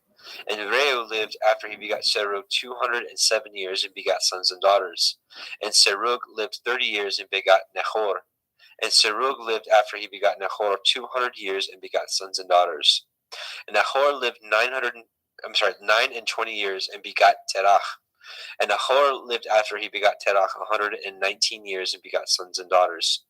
And Terach lived 70 years and begat Avram, Nahor, and Haran. Now these are the generations of Terach. Terach begat Avram, Nahor, and Haran. And Haran begat Lot. And Haran died before his father Terach in the land of his nativity in Ur of the Kasdim. And Avram and Nahor took them women. The name of Avram's woman was Sarai, and the name of Nahor's woman Milcah.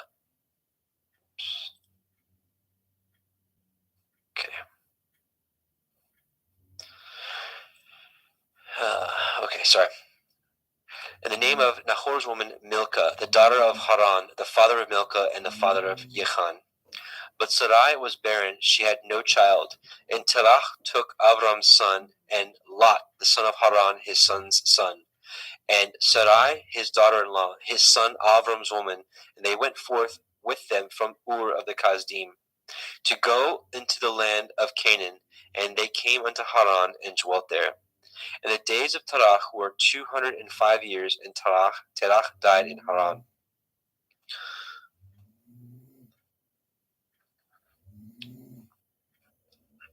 Genesis 12. Now Yahweh had said unto Avram, Get you out of your country, and from your kindred, and from your father's house, unto a land that I will show you. And I will make of you a great nation, and I will bless you, and make your name great, and you shall be a blessing. And I will bless them that bless you, and curse him that curses you. And in you shall all families of the earth be blessed. So Avram departed as Yahweh had spoken unto him, and Lot went with him. And Avram was 75 years old when he departed out of Haran. And Avram took Sarai his woman, and Lot his brother's son, and all their substance they had gathered, and the souls that they had gotten in Haran. They went forth to go into the land of Canaan, and into the land of Canaan they came. And Avram passed through the land unto the place of Shechem, unto the plain of Moreh, and the Canaanite was then in the land. And Yahweh appeared unto Avram, and said, Unto your seed will I give this land. And there built he an altar unto Yahweh, who had appeared unto him. And he removed from thence unto a mountain on the east of Bethel, and pitched his tent, having Bethel on the west, and Ai on the east. And there he built an altar unto Yahweh, and called upon the name of Yahweh. And Avram journeyed going on still towards the Negev. And there was a famine in the land, and Avram went down into Mitzrayim to sojourn there, and for the famine was grievous in the land. And it came to pass, when he was come near to enter into Mitzrayim, that he said unto El Sarai his woman, Behold now, I know that you are a fair woman to look upon. Therefore it shall come to pass, when the Mitzrayim shall see you, that they shall say, This is his woman, and they will kill me, but they will save you alive.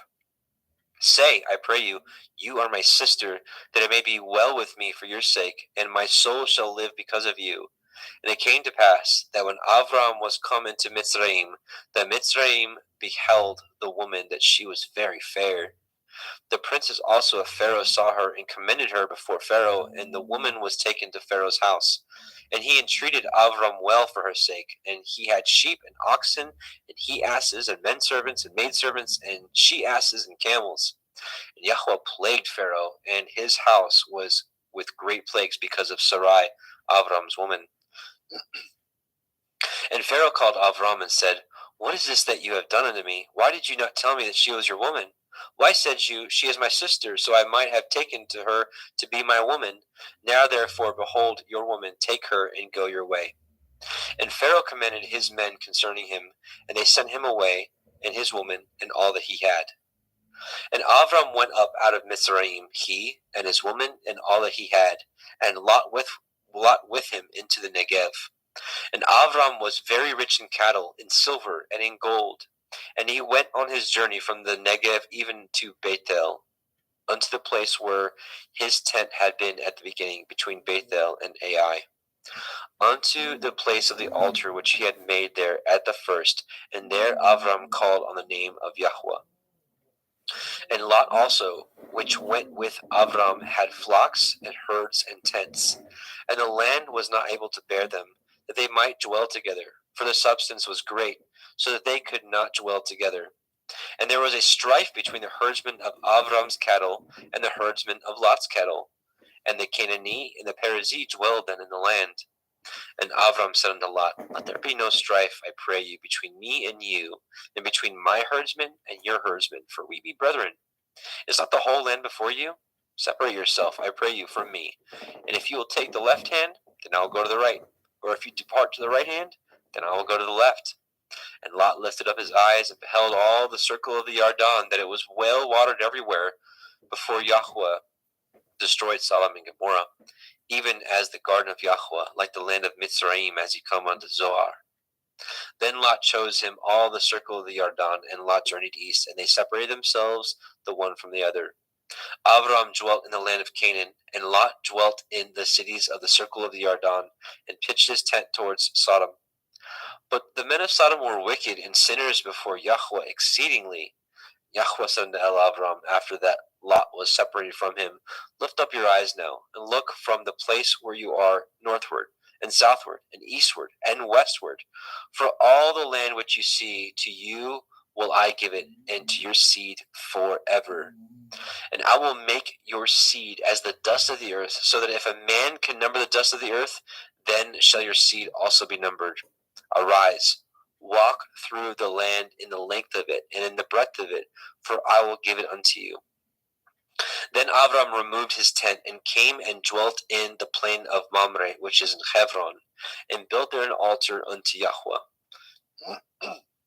Genesis 14.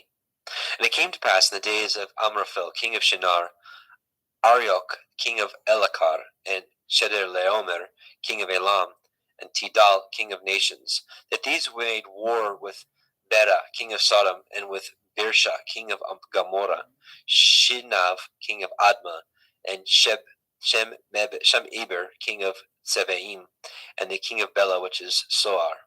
All these were joined together in the valley of Siddim, which is the Salt Sea. 12 years they served Chedorlaomer. In the 13th year they rebelled. And in the 14th year came Chedorlaomer and the kings that were with him, and smote the Rephaim in Ashtaroth, Karnaim, and the Zuzim in Ham, and the Emim in Shave Kirathim, and the Horim in Mount Seir unto El Paran, which is by the wilderness. And they returned and came to Ain Mishpat, which is Kadesh, and smote all the country of Amalekim, and also the Amorim that dwelt in Chatzon Tamar. And there went out the king of Sodom, and the king of Gomorrah, and the king of Admah, and the king of Zevim, and the king of Bela, the same as Zoar, and they joined battle with them in the valley of Siddim, with Kedorlaomer, the king of Elam, and with Tidal, king of nations, and Amraphel, king of Shinar, and Arioch, king of Elakar, 4 kings with 5. And the valley of Siddim was full of slime pits, and the kings of Sodom and Gomorrah fled and fell there, and they that remained fled to the mountains. And they took all the goods of Sodom and Gomorrah, and all their victuals, and went their way. And they took Lot, Avram's brother's son, who dwelt in Sodom, and his goods, and departed. And there came one that had escaped, and told Avram the Ivri, for he dwelt in the plain of Mamre the Emori, brother of Eshcol, and brother of Aner, and these were confederate with Avram. And when Avram heard that his brother was taken captive, he armed his trained servants, born in his own house, 318, and pursued them unto Dan. And he divided himself against them, and he and his servants by night, and smote them, and pursued them unto Hova, which is on the left hand of Damascus.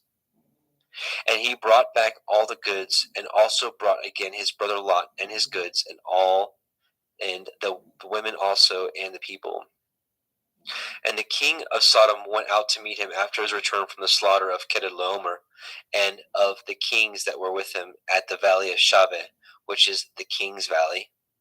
And Melchizedek, king of Shalem, brought forth bread and wine, and he was the priest of El Elyon. And he blessed him and said, Blessed be Avram of El Elyon, possessor of heaven and earth, and blessed be El Elyon, which has delivered your enemies into your hand. And he gave him tithes of all. And the king of Sodom said unto El Avram, Give me the persons, and take the goods to yourselves.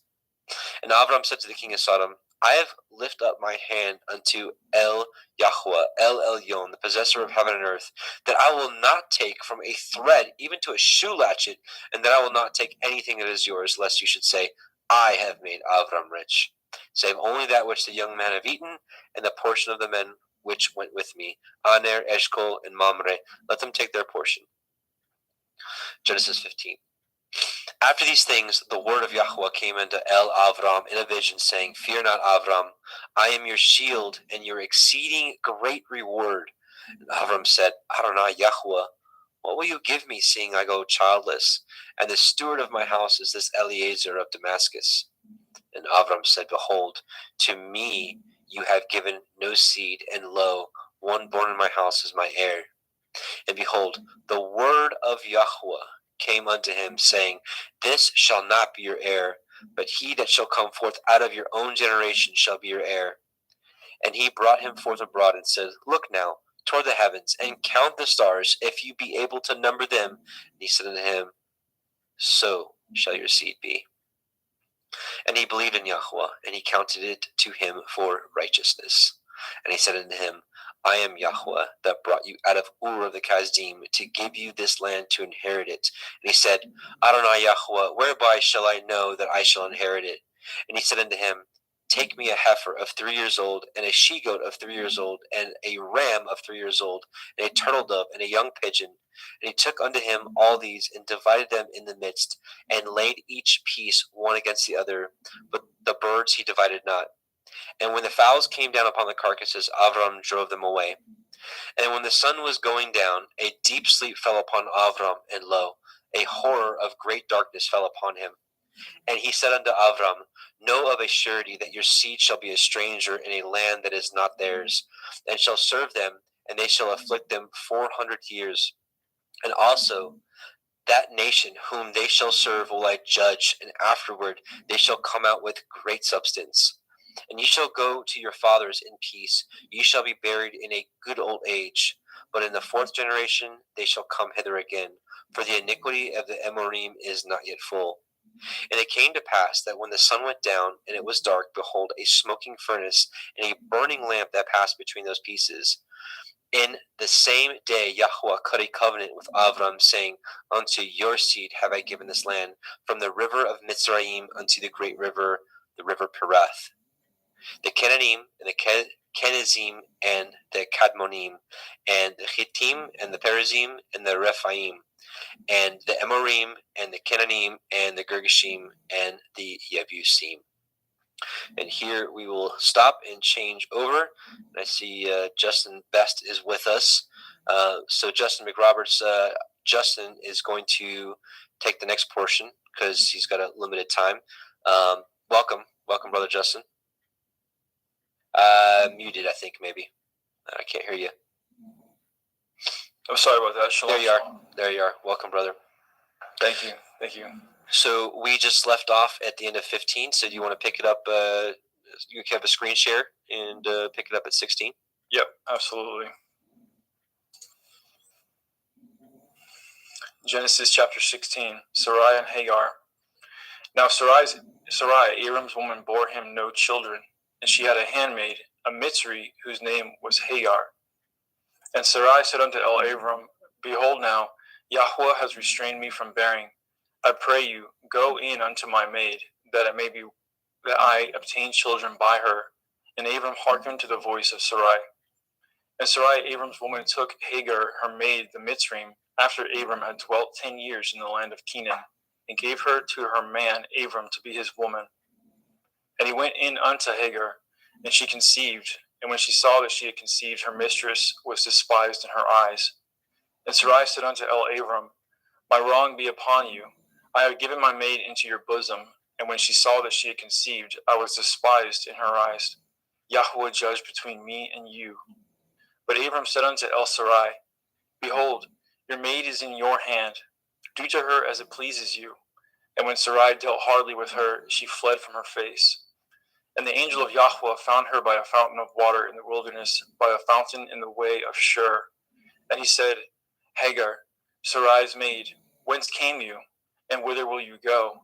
And she said, I flee from the face of my mistress Sarai. And the angel of Yahweh said unto her, Return to your mistress, and submit yourself under her hands. And the angel of Yahweh said unto her, I will multiply your seed exceedingly, that it shall not be numbered for multitude. And the angel of Yahweh said unto her, Behold, you are with child, and shall bear a son, and shall call his name Yishmael, because Yahweh has heard your affliction. And he will be a wild man. His hand will be against every man, and every man's hand against him, and he shall dwell in the presence of all his brethren. And she called the name of Yahweh that spoke unto her, You see me, for she said, Have I also here looked after him that sees me? Wherefore the well was called Ber Lachor Roy. Behold, it is between Kadesh and Bered. And Hagar bore Abram a son, and Abram called his son's name, which Hagar bore, Yishmael. And Abram was 86 years old when Hagar bore Yishmael to Abram. Genesis 17. And when Abram was 90 years old and 9, Yahweh appeared unto Abram, and said unto him, I am El Shaddai. Walk before me and be perfect, and I will make my covenant between me and you, and will multiply you exceedingly. And Abram fell on his face, and Elohim talked with him, saying, As for me, behold, my covenant is with you, and you shall be a father of many nations. Neither shall your name any more be called Abram, but your name shall be called Abraham, for a father of many nations have I made you. And I will make you exceeding fruitful, and I will make nations of you, and kings shall come out of you. And I will establish my covenant between me and you and your seed after you in their generations for an everlasting covenant, to be Elohim unto you and to your seed after you. And I will give unto you and to your seed after you the land wherein you are a stranger, all the land of Canaan, for an everlasting possession, and I will be their Elohim. And Elohim said unto Abraham, You shall guard my covenant, therefore, you and your seed after you in their generations. This is my covenant, which ye shall guard, between me and you and your seed after you. Every male child among you shall be circumcised, and ye shall circumcise the flesh of your foreskin, and it shall be a sign of the covenant betwixt me and you. And he that is 8 days old shall be circumcised among you, every male child in your generations. He that is born in the house or bought with money of any stranger, which is not of your seed. He that is born in your house, and he that is bought with your money, must need to be circumcised. And my covenant shall be in your flesh for an everlasting covenant. And the uncircumcised male child, whose flesh of his foreskin is not circumcised, that soul shall be cut off from his people. He has broken my covenant. And Elohim said unto Abraham, As for Sarai your woman, you shall not call her name Sarai, but Sarah shall be her name. And I will bless her, and give you a son also of her. Yea, I will bless her, and she shall be a mother of nations. Kings of people shall be of her. Then Abraham fell upon his face and laughed, and said in his heart, Shall a child be born unto him that is 100 years old? And shall Sarah, that is 90 years old, bear? And Abraham said unto Elohim, Oh, that Ishmael might live before you. And Elohim said, Sarah your woman shall bear you a son indeed, and you shall call his name Yitzchak, and I will establish my covenant with him for an everlasting covenant, and with his seed after him. And as for Ishmael, I have heard you. Behold, I have blessed him, and I will make him fruitful, and I will multiply him exceedingly. 12 princes shall he beget, and I will make him a great nation. But my covenant will I establish with Yitzchak, which Sarah shall bear unto you at the set time in the next year. And he left off talking with him, and Elohim went up from Abraham. And Abraham took Ishmael his son, and all that were born in his house, and all that were bought with his money, every male among the men of Abraham's house, and circumcised the flesh of their foreskin in the selfsame day, as Elohim had said unto him. And Abraham was 90 years old and 9 when he was circumcised in the flesh of his foreskin. And Ishmael his son was 13 years old when he was circumcised in the flesh of his foreskin. And the selfsame day was Abraham circumcised, and Ishmael his son. And all the men of his house, born in the house and bought with money of the stranger, were circumcised with him.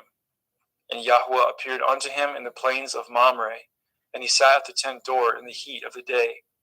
And he lifted up his eyes and looked, and lo, 3 men stood by him. And when he saw them, he ran to meet them from the tent door, and bowed himself towards the ground, and said, My Adonai, if now I have found favor in your sight, pass not away, I pray you, from your servant. Let a little water, I pray you, be fetched, and wash your feet, and rest yourselves under the tree. And I will fetch a morsel of bread, and comfort ye in your hearts. After that ye shall pass on, for therefore are you come to your servant. And he said, So do as you have said. And Abraham hastened it to the tent of El-Sarah, and said, Make ready quickly 3 measures of fine meal, knead it, and make cakes upon the hearth.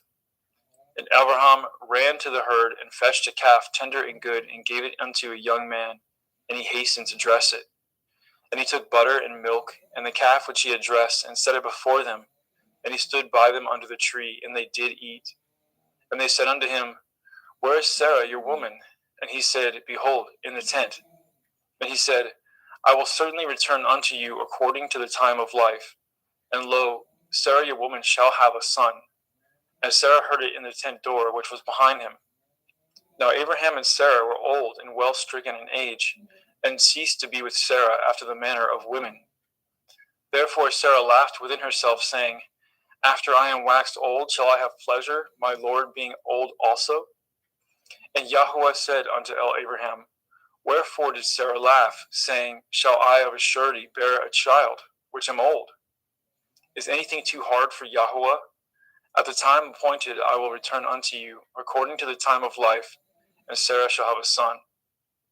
Then Sarah denied, saying, I laughed not, for she was afraid.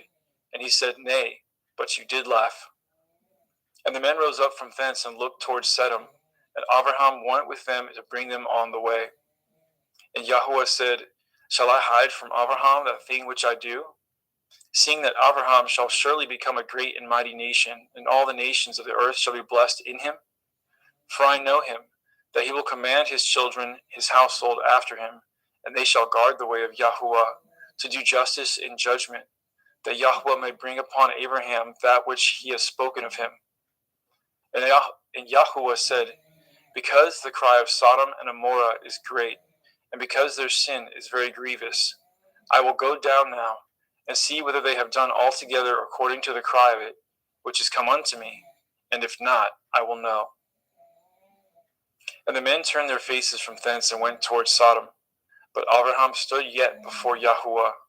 And Abraham drew near and said, Will you also destroy the righteous with the wicked? Perchance there be 50 righteous within the city. Will you also destroy and not spare the place for the 50 righteous that are therein? That be far from you to do after this manner, to slay the righteous with the wicked, and that the righteous should be as the wicked. That be far from you. Shall not judge of all the earth do right? And Yahuwah said, If I find in Sodom 50 righteous within the city, then I will spare all the place for their sakes. And Abraham answered and said, Behold now, I have taken upon me to speak unto Adonai, which am but dust and ashes. Perchance there shall lack 5 of the 50 righteous. Will you destroy all the city for a lack of 5? And he said, If I find there 40 and 5, I will not destroy it. And he spoke unto him yet again and said, Perchance there shall be 40 found there. And he said, I will not do it for 40's sake. And he said unto him, O let not Adonai be angry, and I will speak. Perchance there shall be 30 found there. And he said, I will not do it if I find 30 there. And he said, Behold now, I have taken upon me to speak unto Adonai. Perchance there shall be found 20 there. And he said, I will not destroy it for 20's sake. And he said, O let not Adonai be angry, and I will speak yet but this once. Perchance 10 shall be found there. And he said, I will not destroy it for 10's sake. And Yahweh went his way as soon as he had left communing with Abraham, and Abraham returned unto his place. Genesis 19. And there came 2 angels to Sodom at evening, and Lot sat in the gate of Sodom. And Lot, seeing them, rose up to meet them, and he bowed himself with his face towards the ground. And he said, Behold now, my lords, turn in, I pray you, into your servant's house, and tarry all night, and wash your feet, and ye shall rise up early and go on your ways. And they said, Nay, but we will abide in the street all night. And he pressed upon them greatly, and they turned in unto him, and entered into his house. And he made them a feast, and did bake matzah, unleavened bread, and they did eat. But before they lay down, the men of the city, even the men of Sodom, compassed the house round, both old and young, all the people from every quarter. And they called unto Lot, and said unto him, Where are the men which came in to you this night? Bring them out unto us, that we may know them.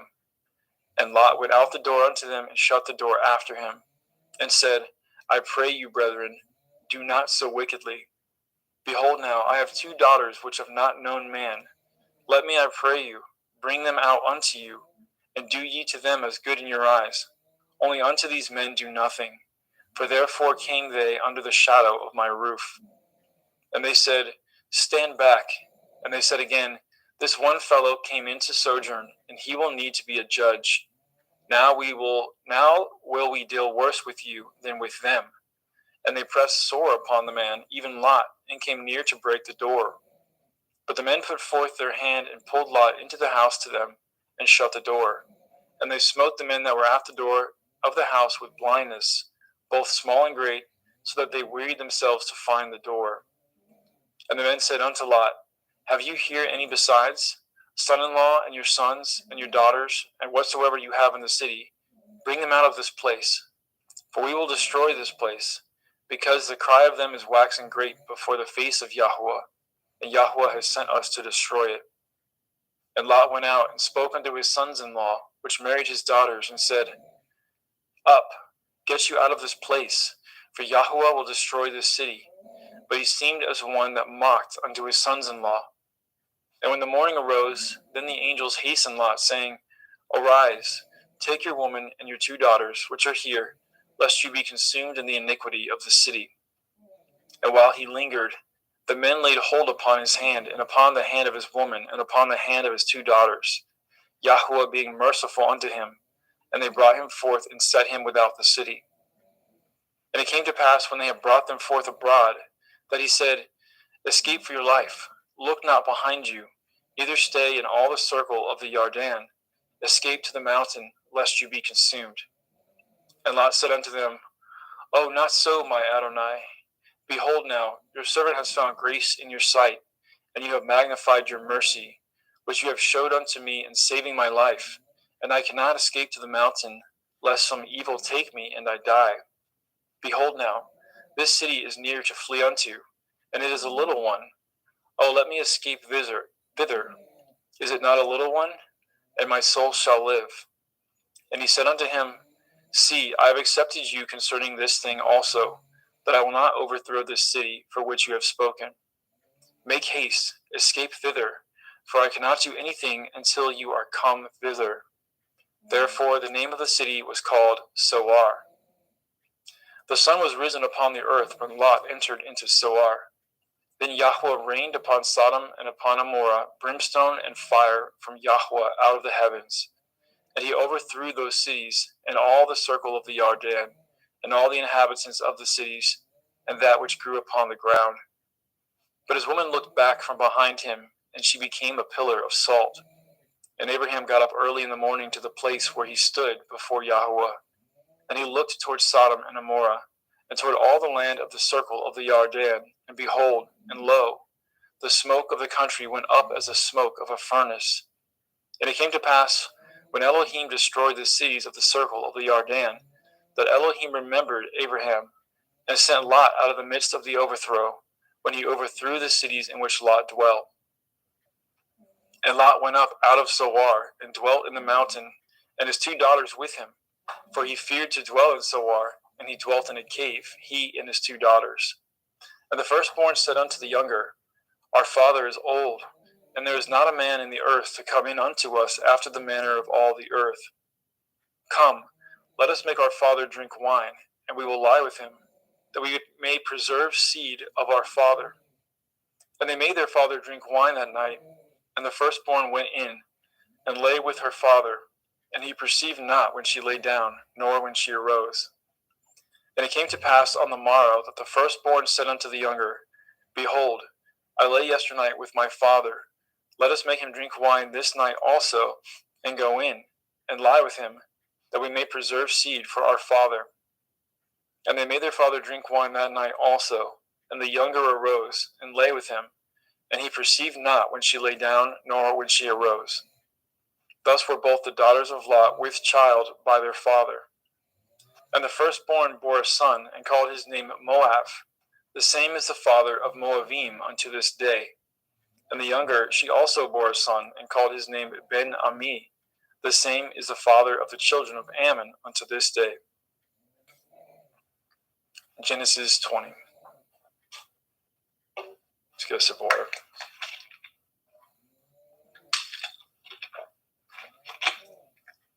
And Abraham journeyed from thence toward the country of the Negev, and dwelt between Kadesh and Shur, and sojourned in Gerar. And Abraham said of El-Sarah, his woman, She is my sister. And Avimelech, king of Gerar, sent and took Sarah. But Elohim came to Avimelech in a dream by night, and said to him, Behold, you are but a dead man, for the woman which you have taken, for she is a man's woman. But Avimelech had not come near her, and he said, Adonai, will you slay also a righteous nation? Said he not unto me, She is my sister? And she, even she herself, said, He is my brother. In the integrity of my heart and innocence of my hands have I done this. And Elohim said unto him in a dream, Yea, I know that you did this in the integrity of your heart, for I also withheld you from sinning against me. Therefore suffered I you not to touch her. Now therefore restore the man his woman, for he is a prophet, and he shall pray for you, and you shall live. And if you restore her not, know that you shall surely die, you and all that are yours. Therefore Avimelech rose early in the morning, and called all his servants, and told all things in their ears, and the men were sore afraid. Then Avimelech called Abraham, and said unto him, What have you done unto us? And what have I offended you, that you have brought on me and on my kingdom a great sin? You have done deeds unto me that ought not to be done. And Abimelech said unto Abraham, What saw you that you have done this thing? And Abraham said, because I thought, surely the fear of Elohim is not in this place, and they will slay me for my woman's sake. And yet indeed she is my sister. She is the daughter of my father, but not the daughter of my mother, and she became my woman. And it came to pass, when Elohim caused me to wander from my father's house, that I said unto her, This is your kindness which you shall show unto me. At every place whither we shall come, say of me, He is my brother. And Abimelech took sheep and oxen and men servants and women servants, and gave them unto Abraham, and restored him Sarah his woman. And Abimelech said, Behold, my land is before you, dwell where it pleases you. And unto Sarah he said, Behold, I have given your brother 1,000 pieces of silver. Behold, he is to you a covering of the eyes, unto all that are with you, and with all other. Thus she was reproved.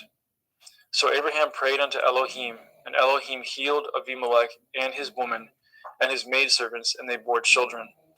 For Yahweh had fast closed up the wombs of the house of Abimelech because of Sarah, Abraham's woman. Genesis 21. And Yahweh visited Sarah as he had said, and Yahweh did unto Sarah as he had spoken. For Sarah conceived and bore Abraham a son in his old age, at the set time of which Elohim had spoken to him. And Abraham called the name of his son that was born unto him, whom Sarah bore to him, Yitzchak. And Abraham circumcised his son Yitzchak, being 8 days old, as Elohim had commanded him. And Abraham was 100 years old when his son Yitzchak was born unto him. And Sarah said, Elohim has made me to laugh, so that all here will laugh with me. And she said, Who would have said unto Abraham that Sarah should have given children suck? For I have borne him a son in his old age. And the children grew and was weaned. And Abraham made a great feast the same day that Yitzchak was weaned. And Sarah saw the son of Hagar the Mitzrayim, which she had borne unto Abraham, mocking. Wherefore she said unto Abraham, Cast out this bondwoman and her son, for the son of this bondwoman shall not be heir with my son, even with Yitzchak. And the thing was very grievous in Abraham's sight because of his son. And Elohim said unto Abraham, Let it not be grievous in your sight because of the lad, and because of your bondwoman. And all that Sarah has said unto you, hearken unto her voice, for in Yitzchak shall your seed be called. And also of the son of the bondwoman will I make a nation, because he is your seed. And Abraham rose up early in the morning, and took bread and a bottle of water, and gave it unto Hagar, putting it on her shoulder, and the child, and sent her away. And she departed and wandered in the wilderness of Beersheba. And the water was spent in the bottle, and she cast the child under one of the shrubs. And she went and sat down over against him a good way off, as it were a bowshot. For she said, Let me not see the death of the child. And she sat over against him, and lifted up her voice, and wept. And Elohim heard the voice of the lad. And the angel of Elohim called to Hagar out of the heavens, and said unto her, What ails you, Hagar? Fear not, for Elohim has heard the voice of the lad where he is. Arise, lift up the lad, and hold him in your hand, for I will make him a great nation. And Elohim opened her eyes, and she saw a well of water. And she went, and filled the bottle with water, and gave the lad drink. And Elohim was with the lad, and he grew, and dwelt in the wilderness, and became an archer. And he dwelt in the wilderness of Paran, and his mother took him a woman out of the land of Mitzrayim. And it came to pass at that time, that Abimelech and Pekol, the chief captain of his host, spoke unto Abraham, saying, Elohim is with you in all that you do. Now therefore swear unto me here by Elohim that you will not deal falsely with me, nor with my son, nor with my son's son, but according to the kindness that I have done unto you, you shall do unto me, and to the land wherein you have sojourned. And Abraham said, I will swear. And Abraham reproved Abimelech because of a well of water, which Abimelech's servants had violently taken away. And Abimelech said, I know not who has done this thing, neither did you tell me, neither yet heard I of it but today. And Abraham took sheep and oxen and gave them to Abimelech, and both of them cut a covenant. And Abraham set 7 ewe lambs of the flock by themselves, And Abimelech said unto Abraham, What mean these 7 ewe lambs which you have set by themselves? And he said, For these 7 ewe lambs shall you take of my hand, and they may be a witness unto me that I have dug this well. Wherefore he called that place Beersheba, because there they swore, both of them. Thus they cut a covenant at Beersheba. Then Abimelech rose up, and Pekol, the chief captain of his host, and they returned into the land of the Pelishtim. And Abraham planted a grove in Beersheba, and called there on the name of Yahweh El Olam. And Abraham sojourned in the Pelishtim's land many days. Genesis 22. And it came to pass after these things, that Elohim did try Abraham, and said unto him, Abraham. And he said, Behold, here I am. And he said, Take now your son, your Yachid, Yitzchak, whom you love, and get you into the land of the Moriah, and offer him there for a burnt offering upon one of the mountains which I will tell you of. And Abraham rose up early in the morning, and saddled his ass, and took 2 of his young men with him, and Yitzchak his son, and clave wood for the burnt offering, and rose up, and went unto the place which Elohim has told him. Then on the 3rd day, Abraham lifted up his eyes, and saw the place afar off. And Abraham said unto his young men, Abide ye here with the ass, and I and the lad will go yonder and worship, and come again to you. And Abraham took the wood of the burnt offering, and laid it upon Yitzchak his son. And he took the wood fire in his hand, and a knife, and they went both of them together. And Yitzchak spoke unto Abraham his father, and said, My father. And he said, Here I am, my son. And he said, Behold the fire and the wood, but where is the lamb for a burnt offering? And Abraham said, My son, Elohim will provide himself a lamb for a burnt offering. So they went both of them together. And they came to the place which Elohim had told him of. And Abraham built an altar there, and laid the wood in order, and bound Yitzchak his son, and laid him on the altar upon the wood. And Abraham stretched forth his hand, and took the knife to slay his son. And the angel of Yahweh called unto him out of the heavens, and said, Abraham, Abraham. And he said, Here I am. And he said, Lay not your hand upon the lad, neither do you anything unto him. For now I know that you fear Elohim, seeing you have not withheld your son, your Yachid, from me. And Abraham lifted up his eyes and looked, and behold, behind him a ram caught in a thicket by the thorns, by his horns. And Abraham went and took the ram, and offered him up for a burnt offering in the stead of his son. And Abraham called the name of that place Yahweh Yireh, as it is said to this day, In the mount of Yahweh it shall be seen. And the angel of Yahweh called unto Abraham out of the heavens the 2nd time, and said, By myself have I sworn, says Yahweh, for because you have done this thing, and have not withheld your son, your Yachid, that in blessing I will bless you, and in multiplying I will multiply your seed as the stars of the heavens, and as the sand which is upon the seashore, and your seed shall possess the gate of his enemies. And in your seed shall all the nations of the earth be blessed, because you have obeyed my voice. So Abraham returned unto his young men, and they rose up and went together to Beersheba, and Abraham dwelt at Beersheba. And it came to pass after these things, that it was told Abraham, saying, Behold, Milcah, she has also borne children unto your brother Nachor, Huz his firstborn, and Buz his brother, and Kemuel the father of Aram, and Kesed, and Chazo, and Pildash, and Yidlaph, and Bethuel. And Bethuel begat Rivkah. These 8 Milcah did bear to Nachor, Abraham's brother. And his concubine, whose name was Reumah, she bore also Teva, and Gama, and Thahash, and Ma'akah. Genesis chapter 23. And Sarah was 107 and 20 years old. These were the years of the life of Sarah. And Sarah died in Kiryat Arba. The name is Hebron, in the land of Canaan. And Abraham came to mourn for Sarah and to weep for her. And Abraham stood up from before his dead and spoke unto the sons of Heth, saying, I am a stranger and a sojourner with you.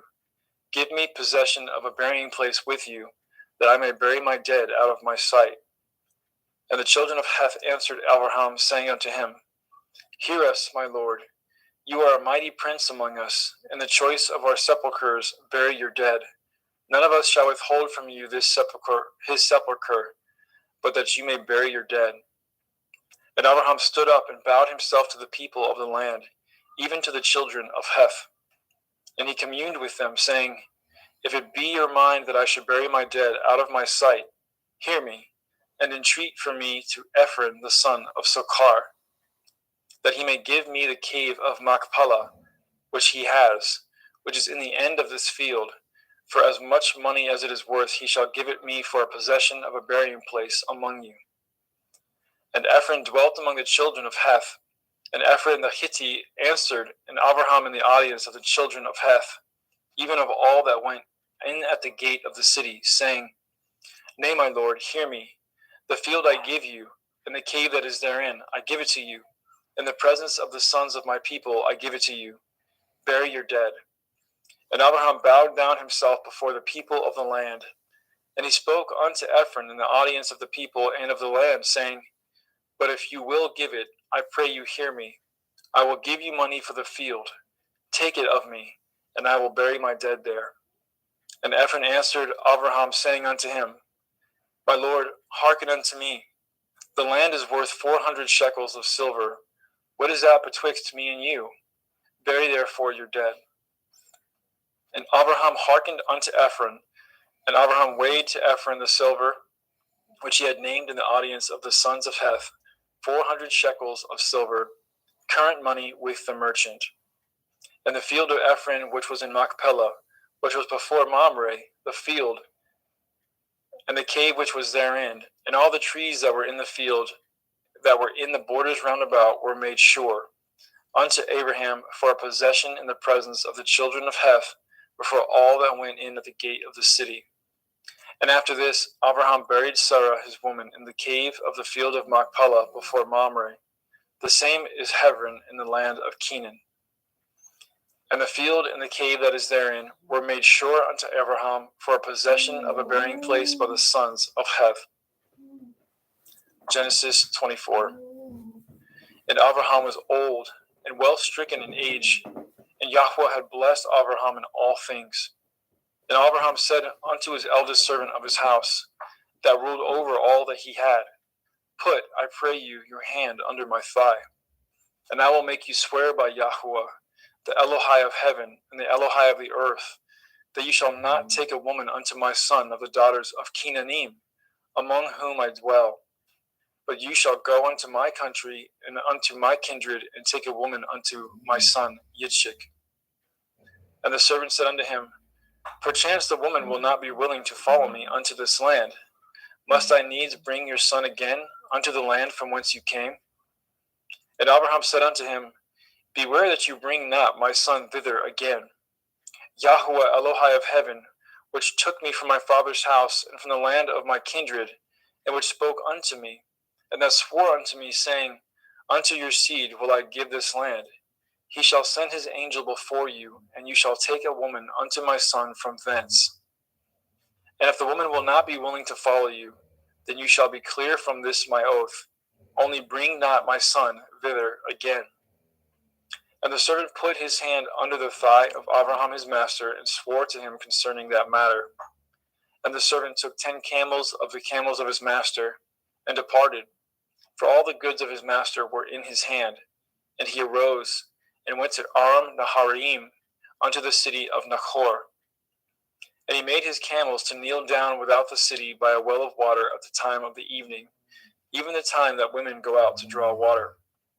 And he said, O Yahweh Elohai of my master, Abraham, I pray you, send me good speed this day, and show kindness unto my master, Abraham. Behold, I stand here by the well of water, and the daughters of the men of the city come out to draw water. And let it come to pass that the damsel to whom I shall say, Let down your pitcher, I pray you that I may drink. And she shall say, Drink, and I will give your camels drink also.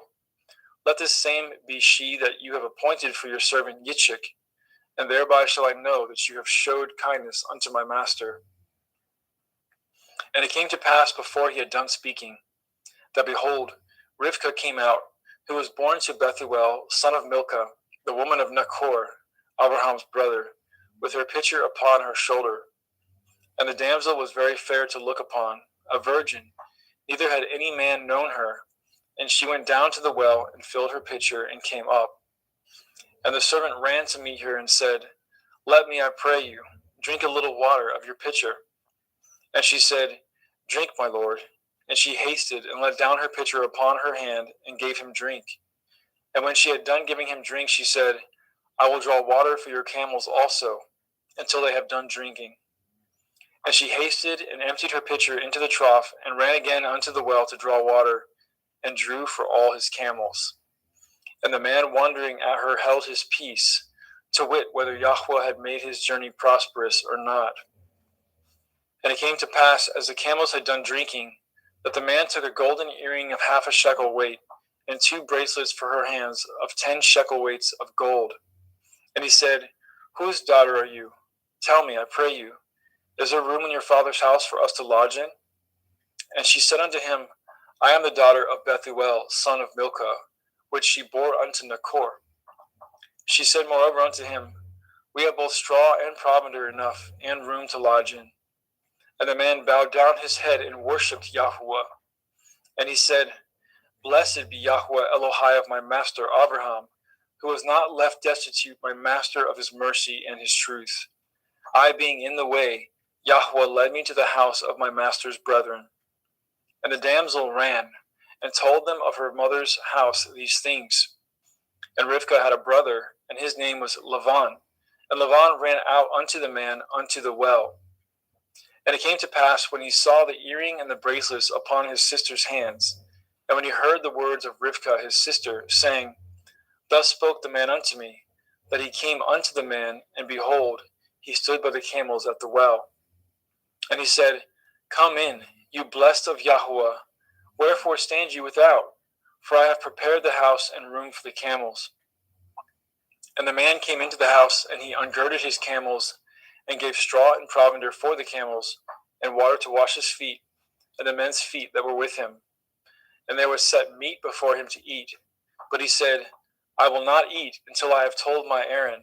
And he said, Speak on. And he said, I am Abraham's servant, and Yahweh has blessed my master greatly, and he has become great. And he has given him flocks and herds and silver and gold, and men servants and maidservants and camels and asses. And Sarah, my master's woman, bore a son to my master when she was old, and unto him he has given all that he has. And my master made me swear, saying, You shall not take a woman to my son of the daughters of the Canaanim, in whose land I dwell. But you shall go to my father's house, and to my kindred, and take a woman unto my son. And I said unto my master, Perchance the woman will not follow me. And he said unto me, Yahweh, before whom I walk, will send his angel with you, and prosper your way. And you shall take a woman for my son of the kindred and of my father's house. Then shall you be clear from this my oath, when you come to my kindred. And if they give not you one, you shall be clear from my oath. And I came this day unto the well, and said, O Yahweh Elohai of my master Abraham, if now you do prosper my way which I go, behold, I stand by the well of water. And it shall come to pass that when the virgin comes forth to draw water, and I say to her, Give me, I pray you, a little water of your pitcher to drink. And she say to me, Both drink you, and also I will draw for your camels. Let the same be the woman whom Yahweh has appointed out for my master's son. And before I had done speaking in my heart, behold, Rivkah came forth with her pitcher on her shoulder, and she went down unto the well and drew water. And I said unto her, Let me drink, I pray you. And she made haste and let down her pitcher from her shoulder, and said, Drink, and I will give your camels drink also. So I drank, and she made the camels to drink also. And I asked her and said, Whose daughter are you? And she said, The daughter of Bethuel, Nachor's son, whom Milcah bore unto him. And I put the earring upon her face and the bracelets upon her hands. And I bowed down my head and worshipped Yahweh, and blessed Yahweh Elohai of my master Avraham, which had led me in the right way to take my master's brother's daughter unto his son. And now, if ye will deal kindly and truly with my master, tell me, and if not, tell me, that I may turn to the right hand or to the left. Then Laban and Bethuel answered and said, The thing proceeds from Yahweh. We cannot speak unto you bad or good. Behold, Rivkah is before you. Take her and go, and let her be your master's son's woman, as Yahweh has spoken. And it came to pass that when Abraham's servant heard their words, he worshipped Yahweh, bowing himself to the earth. And the servant brought forth jewels of silver and jewels of gold, and raiment, and gave them to Rivkah. And he also gave to her brother and to her mother precious things. And they did eat and drink, he and the men that were with him, and tarried all night. And they rose up in the morning, and he said, Send me away unto my master. And her brother and her mother said, Let the damsel abide with us a few days, at the least 10. After that she shall go. And he said unto them, Hinder me not, seeing Yahweh has prospered my way. Send me away that I may go to my master. And they said, We will call the damsel and inquire at her mouth. And they called Rivkah and said unto her, Will you go with this man? And she said, I will go. And they sent away Rivkah their sister, and her nurse, and Abraham's servant, and his men. And they blessed Rivkah and said unto her, You are our sister. Be the mother of thousands of millions, and let your seed possess the gate of those which hate them. And Rivkah arose, and her damsels, and they rode upon the camels and followed the man. And the servant took Rivkah and went his way. And Yitzchak came from the way of the well of Beer Lachoiroi, for he dwelt in the country of the Negev. And Yitzchak went out to meditate in the field in the evening, and he lifted up his eyes and saw, and behold, the camels were coming. And Rivkah lifted up her eyes, and when she saw Yitzchak, she lighted off the camel. For she had said unto the servant, What man is this that walks in the field to meet us? And the servant had said, It is my master. Therefore she took a veil and covered herself. And the servant told Yitzchak all things that he had done. And Yitzchak brought her into his mother Sarai's tent, and took Rivkah, and she became his woman, and he loved her. And Yitzchak was comforted after his mother's death.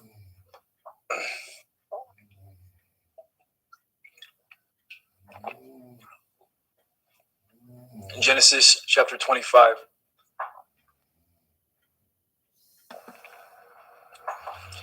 And again Abraham took a woman, and her name was Keturah. And she bore him Zimran, and Yokshan, and Medan, and Midian, and Yishbak, and Shuach. And Yokshan begot Shiva, and Dedan, and the sons of Dedan were Ashurim, Letushim, and Leumim. And the sons of Midian, Ephah, and Epher, and Hanok, and Avida, and Eldaah, and these were the children of Keturah. And Abraham gave all that he had unto Yitzchak. But unto the sons of the concubines which Abraham had, Abraham gave gifts, and sent them away from Yitzchak his son, while he yet lived, eastward unto the east country. And these are the days of the years of Abraham's life which he lived, 160 years. Then Abraham gave up his ruach, and died in a good old age, an old man and full of years, and was gathered to his people. And his sons Yitzchak and Yishmael buried him in the cave of Machpelah, in the field of Ephron, the son of Sochar, the Hittite, which is before Mamre, the field which Abraham purchased of the sons of Heth. There was Abraham buried, and Sarah his woman. And it came to pass after the death of Abraham, that Elohim blessed his son Yitzchak, and Yitzchak dwelt by the well of Be'er Lachairoi. Now these are the generations of Yishmael, Abraham's son, whom Hagar the Mitzrayim, Sarah's handmaid, bore unto Abraham. And these are the names of the sons of Yishmael, by their names according to their generations. The firstborn of Yishmael, Nevayoth, and Kedar, and Adbaal, and Mibsam, and Mishma, and Duma, and Massa, Hadar, and Tema, Yatur, Naphish, and Kedama. These are the sons of Yishmael, and these are their names, by their towns and by their castles, 12 princes according to their nations. And these are the years of the life of Yishmael, 137 years. And he gave up his ruach and died, and was gathered unto his people. And they dwelt from Havilah unto Shur, that is before Mitzrayim, as you go towards Asherah. And he died in the presence of all his brethren. And these are the generations of Yitzchak, Abraham's son. Abraham begot Yitzchak, and Yitzchak was 40 years old when he took Rivkah to be his woman, the daughter of Bethuel, the Arami of Paddan Aram, the sister to Lavan, the Arami. And Yitzchak entreated Yahweh for his woman, because she was barren, and Yahweh was entreated of him, and Rivkah his woman conceived. And the children struggled together within her, and she said, If it be so, why am I thus? And she went to inquire of Yahweh. And Yahweh said unto her, 2 nations are in your womb, and 2 manner of people shall be separated from your generation. And the one people shall be stronger than the other people, and the elder shall serve the younger. And when her days to be delivered were fulfilled, behold, there were twins in her womb. And the first came out red, all over like a hairy garment, and they called his name Esau. And after that came his brother out, and his hand took hold on Esau's heel, and his name was called Yaakov. And Yitzchak was 80 years old when she bore them. And the boys grew, and Esau was a cunning hunter, a man of the field, and Yaakov was an upright man, dwelling in tents. And Yitzchak loved Esau, because he did eat of his venison, but Rivkah loved Yaakov. And Yaakov sawed pottage, and Esau came from the field, and he was faint. And Esau said to Yaakov, Feed me, I pray you, with that same red pottage, for I am faint. Therefore his name was called Edom. And Yaakov said, Sell me this day your birthright. And Esau said, Behold, I am at the point to die, and what profit shall this birthright do to me? And Yaakov said, Swear to me this day. And he swore unto him, and he sold his birthright unto Yaakov. Then Yaakov gave Esau bread and pottage of lentils, and he did eat and drink, and rose up and went his way. Thus Esau despised his birthright.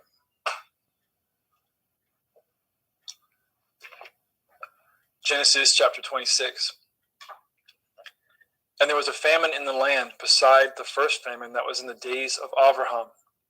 And Yitzchak went unto Abimelech, king of the Pelishtim, unto Gerar. And Yahweh appeared unto him and said, Go not down into Mitzrayim.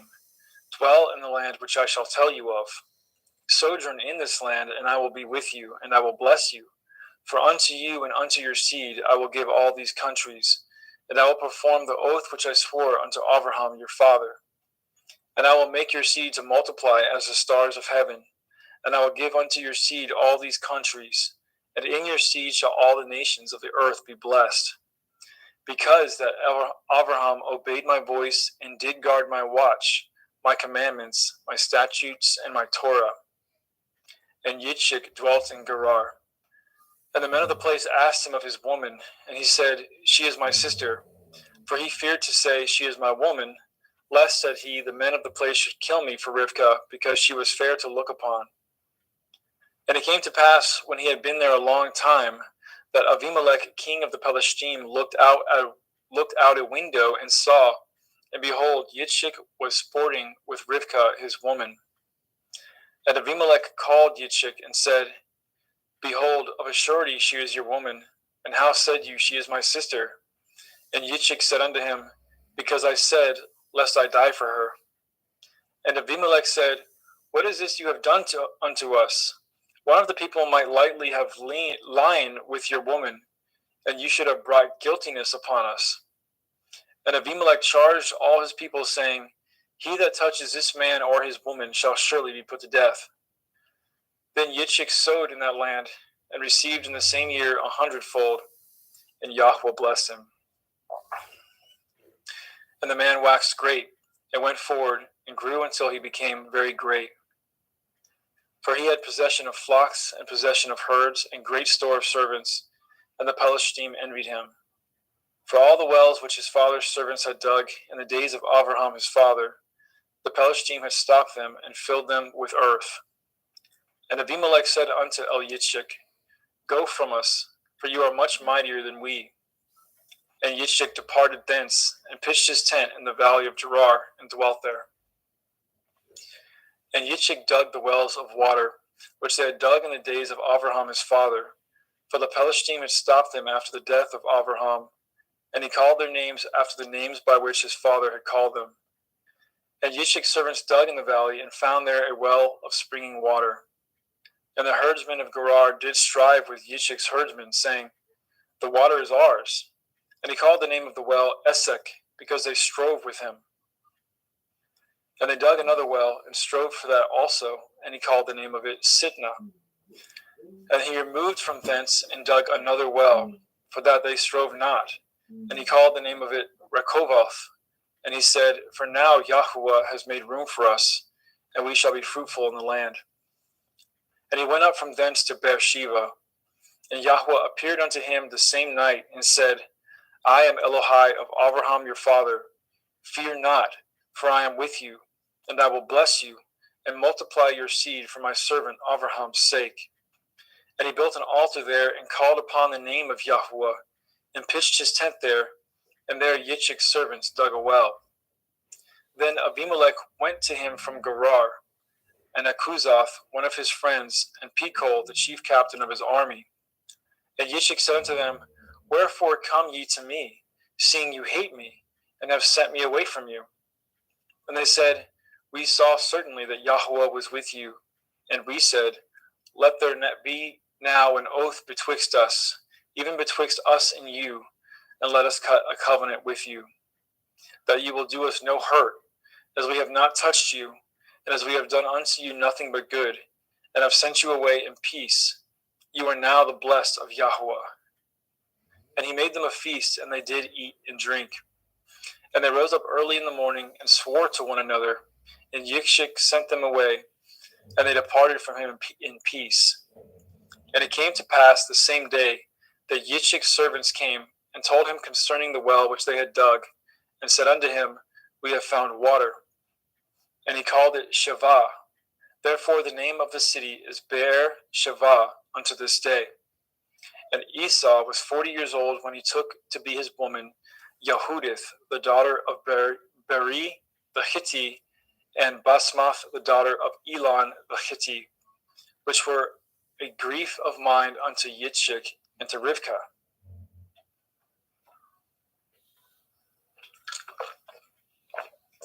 Genesis 27.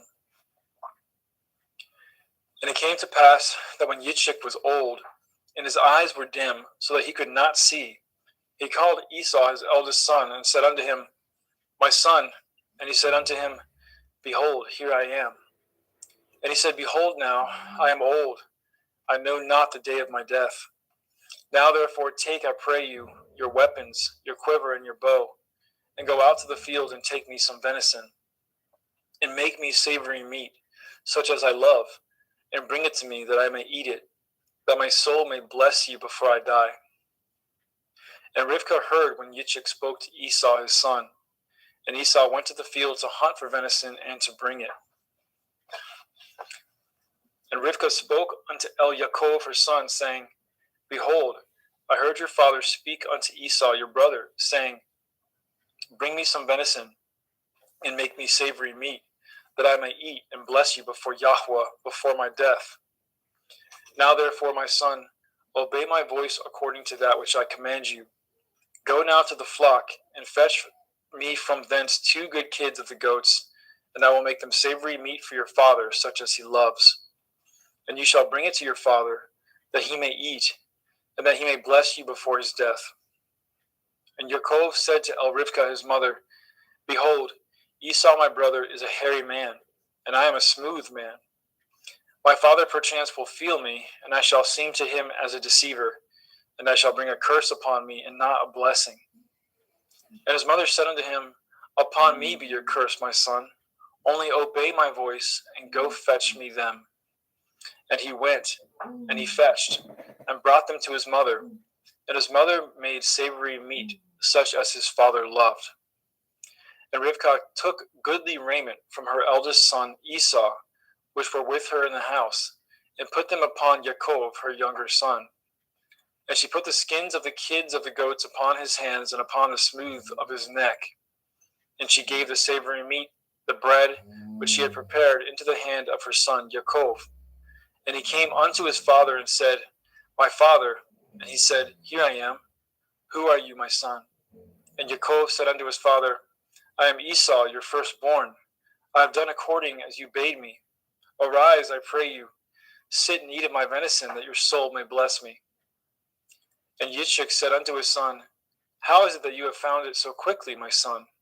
And he said, Because Yahweh Elohika brought it to me. And Yitzchak said unto Yaakov, Come near, I pray you, that I may feel you, my son, whether you be my very son Esau or not. And Yaakov went near unto Yitzchak his father, and he felt him, and said, The voice is Yaakov's voice, but the hands are the hands of Esau. And he discerned him not, because his hands were hairy, as his brother Esau's hands. So he blessed him. And he said, Are you my very son Esau? And he said, I am. And he said, Bring it near to me, and I will eat of my son's venison, that my soul may bless you. And he brought it near to him, and he did eat. And he brought him wine, and he drank. And his father Yitzchak said unto him, Come near now, and kiss me, my son. And he came near and kissed him. And he smelled the smell of his raiment, and he blessed him, and said, See, the smell of my son is as the smell of a field which Yahweh has blessed. Therefore Elohim give you the dew of heaven, and the fatness of the earth, and plenty of grain and wine. Let people serve you, and nations bow down to you. Be Lord over your brethren, and let your mother's sons bow down to you. Cursed be everyone that curses you, and blessed be he that blesses you. And it came to pass, as soon as Yitzchak had made an end of blessing Yaakov, and Yaakov was yet scarce gone out from the presence of Yitzchak his father, that Esau his brother came in from his hunting. And he also made a savory meat, and brought it unto his father, and said unto his father, Let my father arise, and eat of his son's venison, that your soul may bless me. And Yitzchak his father said unto him, Who are you? And he said, I am your son, your firstborn Esau. And Yitzchak trembled very exceedingly, and said, Who? Where is he that has taken venison and brought it to me? And I have eaten of all before you came, and have blessed him. Yea, and he shall be blessed. And when Esau heard the words of his father, he cried with a great and exceeding bitter cry, and said unto his father, Bless me, even me also, O my father. And he said, Your brother came with subtlety, and has taken away your blessing.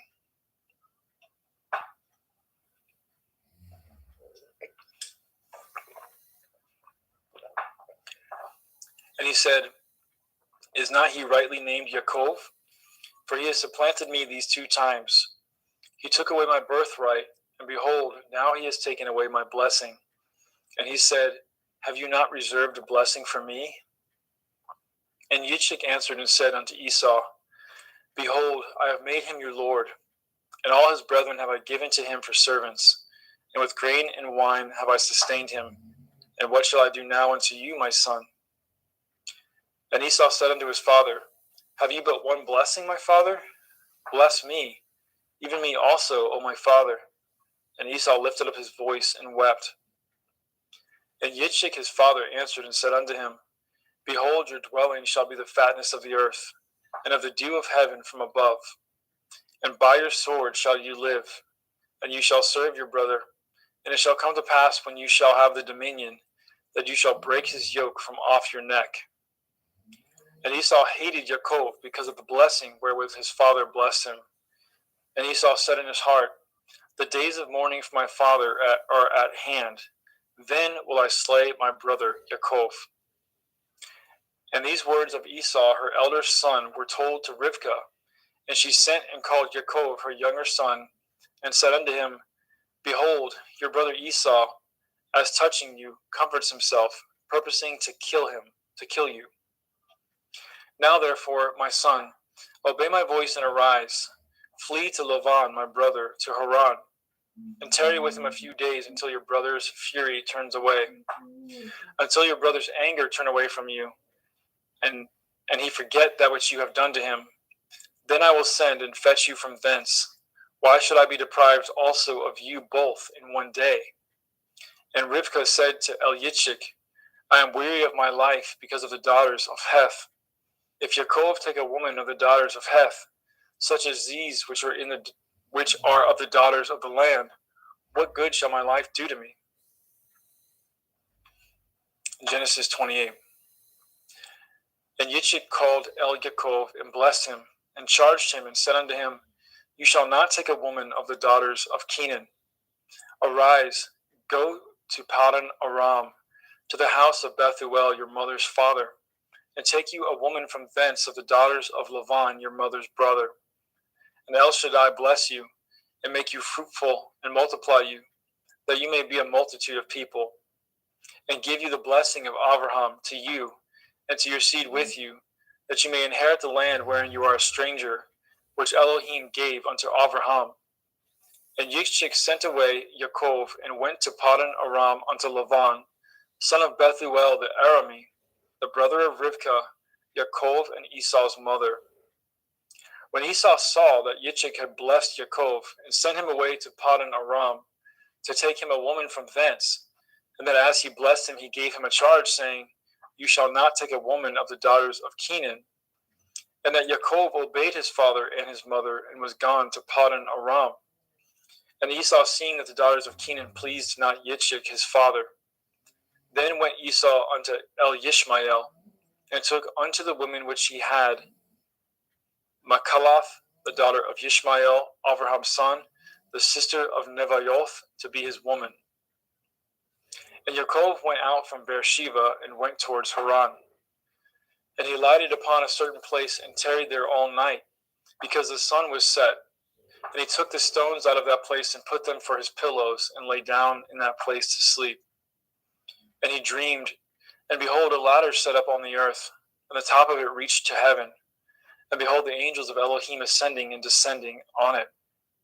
And behold, Yahweh stood above it, and said, I am Yahweh Elohai of Abraham your father, and the Elohai of Yitzchak, the land whereon you lie. To you will I give it, and to your seed. And your seed shall be as the dust of the earth, and you shall spread abroad to the west, and to the east, and to the north, and to the south. And in you and in your seed shall all the families of the earth be blessed. And behold, I am with you, and will guard you in all places whither you go, and will bring you again into this land, for I will not leave you until I have done that which I have spoken to you of. And Yaakov awoke out of his sleep, and he said, Surely Yahweh is in this place, and I knew it not. And he was afraid, and said, How dreadful is this place! This is none other but the house of Elohim, and this is the gate of heaven. And Yaakov rose up early in the morning, and took the stone that he had put for his pillows, and set it up for a pillar, and poured oil upon the top of it. And he called the name of that place Beit El, but the name of that city was called Luz at the first. And Yaakov vowed a vow, saying, If Elohim will be with me, and will guard me in this way that I go, and will give me bread to eat and raiment to put on, so that I come again to my father's house in peace, then shall Yahweh be my Elohim. And this stone, which I have set for a pillar, shall be Elohim's house. And of all that you shall give me, I will surely give the 10th unto you. Genesis 29.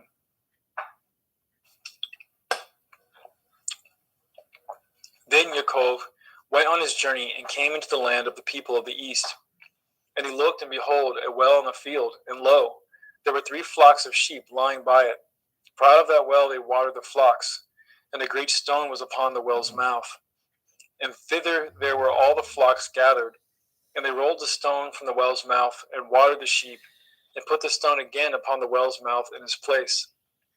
And Yaakov said unto them, My brethren, Whence be ye? And they said, Of Haran are we. And he said unto them, Know ye Lavan the son of Nachor? And they said, We know him. And he said unto them, Is he well? And they said, He is well. And behold, Rachel his daughter comes with the sheep. And he said, Lo, it is yet high day, neither is it time that the cattle should be gathered together. Water ye the sheep, and go and feed them. And they said, We cannot, until all the flocks be gathered together, until they roll the stone from the well's mouth. Then we water the sheep. And while he yet spoke with them, Rachel came with her father's sheep, for she kept them. And it came to pass, when Yaakov saw Rachel, the daughter of Lavan his mother's brother, and the sheep of Lavan his mother's brother, that Yaakov went near, and rolled the stone from the well's mouth, and watered the flock of Lavan his mother's brother. And Yaakov kissed Rachel, and lifted up his voice, and wept. And Yaakov told Rachel that he was her father's brother, and that he was Rivka's son. And she ran and told her father. And it came to pass, when Lavan heard the tidings of Yaakov his sister's son, that he ran to meet him, and embraced him, and kissed him, and brought him to his house. And he told Lavan all these things. And Laban said to him, Surely you are a bone in my flesh. And he abode with him in the space of a month. And Laban said to Yaakov, Because you are my brother, should you therefore serve me for naught? Tell me, what shall your wages be? And Laban had 2 daughters. The name of the elder was Leah, and the name of the younger was Rachel. Leah was tender-eyed, but Rachel was beautiful and well-favored. And Yaakov loved Rachel, and said, I will serve you 7 years for Rachel, your younger daughter. And Laban said, It is better that I give her to you, than that I should give her to another man. Abide with me. And Yaakov served 7 years for Rachel, and they seemed unto him but a few days, for the love that he had to her. And Yaakov said unto Laban, Give me my woman, for my days are fulfilled, that I may go in unto her. And Laban gathered together all the men of the place, and made a feast. And it came to pass in the evening that he took Leah his daughter, and brought her to him, and he went in unto her. And Laban gave unto his daughter Leah Zilpah his maid for a handmaid. And it came to pass that in the morning, behold, it was Leah. And he said to Laban, What is this you have done unto me? Did I not serve you for Rachel? Wherefore then have you beguiled me? And Laban said, It must not be so done in our country, to give the younger before the firstborn. Fulfill her week, and we will give you this also for the service which you shall serve me yet 7 other years. And Yaakov did so, and fulfilled her week, and he gave him Rachel his daughter to be his woman also. And Laban gave Rachel his daughter Bilhah his handmaid to be her maid. And he went in also unto Rachel, and he loved also Rachel more than Leah, and served with him yet 7 other years. And when Yahweh saw that Leah was hated, he opened her womb, but Rachel was barren. And Leah conceived and bore a son, and she called his name Reuben. For she said, Surely Yahweh has looked upon my affliction. Now therefore my man will love me. And she conceived again and bore a son, and said, Because Yahweh has heard that I was hated, he has therefore given me this son also. And she called his name Shimon. And she conceived again and bore a son, and said, Now this time my man will be joined unto me, because I have borne him 3 sons. Therefore was his name called Levi. And she conceived again and bore a son. And she said, Now will I praise Yahweh. Therefore she called his name Yehudah, and left bearing. Genesis chapter 30.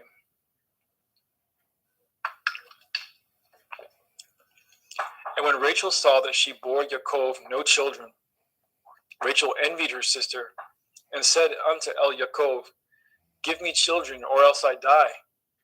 And Yaakov's anger was kindled against Rachel, and he said, Am I in Elohim's stead, who has withheld from you the fruit of the womb? And she said, Behold, my maid Bilhah, go in unto her, and she shall bear upon my knees, that I may also have children by her.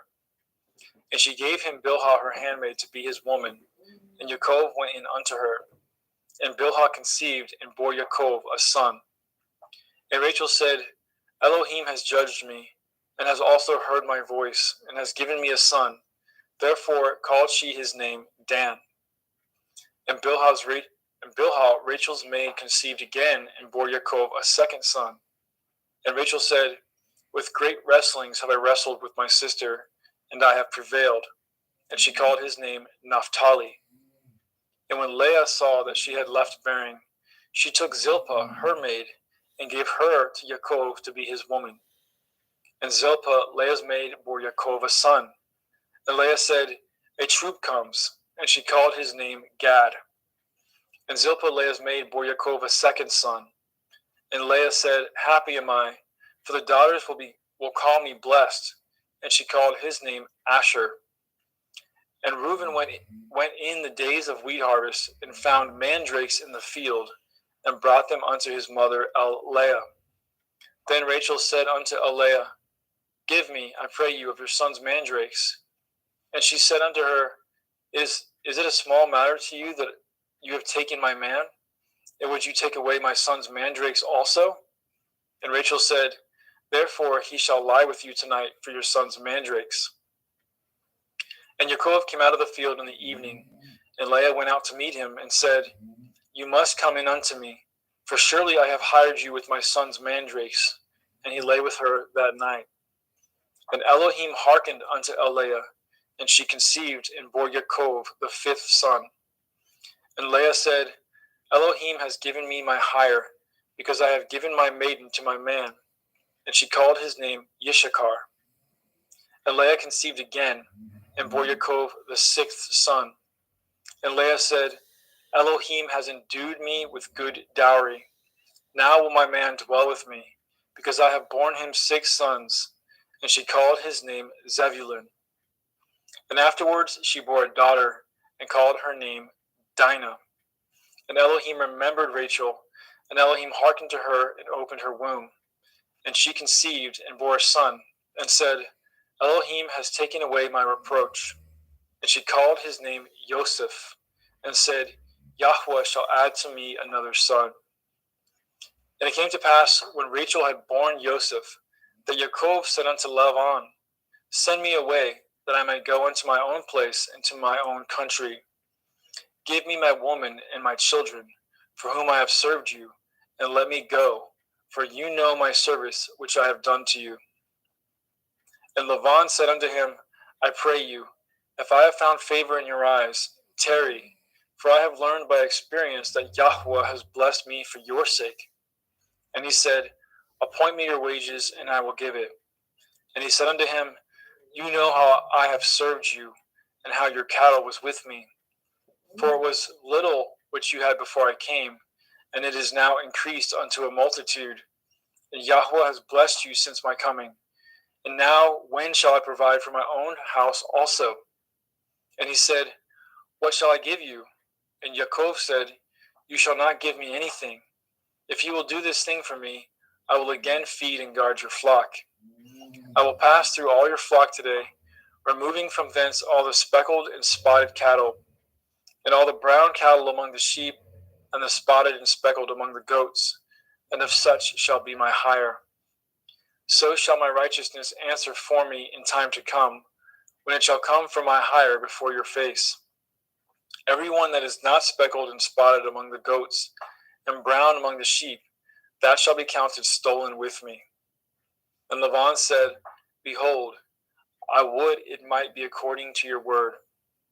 And he removed that day the he-goats that were ring-straked and spotted, and all the she-goats that were speckled and spotted, and every one that had some white in it, and all the brown among the sheep, and gave them into the hands of his sons. And he set 3 days' journey betwixt himself and Yaakov, and Yaakov fed the rest of Laban's flock.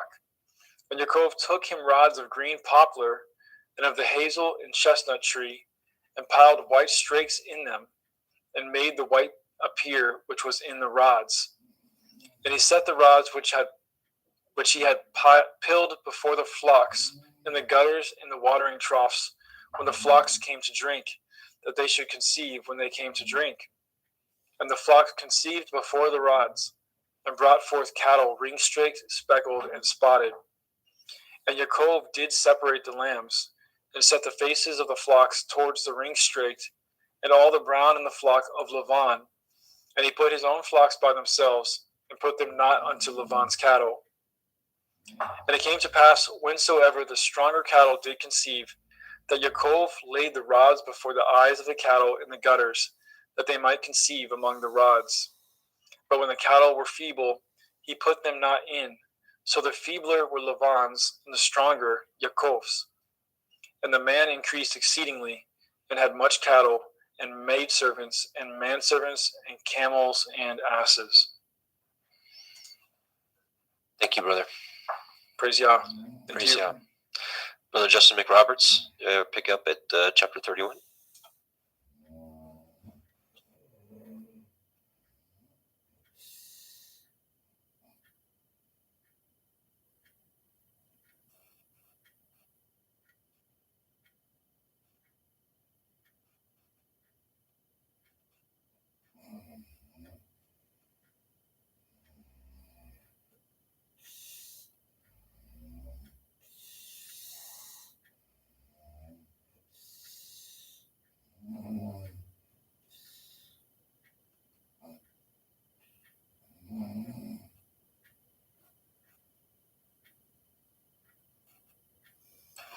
I apologize for that. Genesis 31.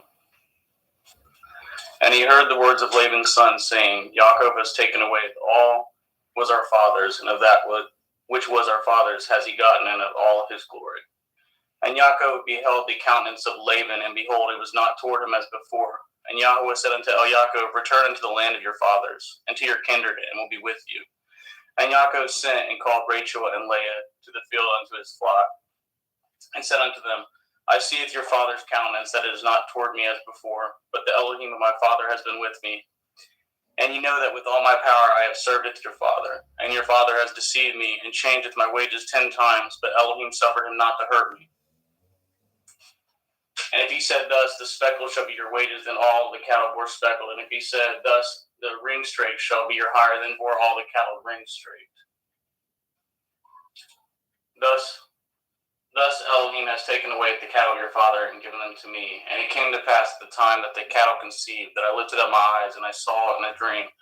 And behold, the rams which leaped upon the cattle were ring-streaked, speckled, and grizzled. And the angel of Elohim spoke unto me in a dream, saying, Yaakov. And I said, Here am I.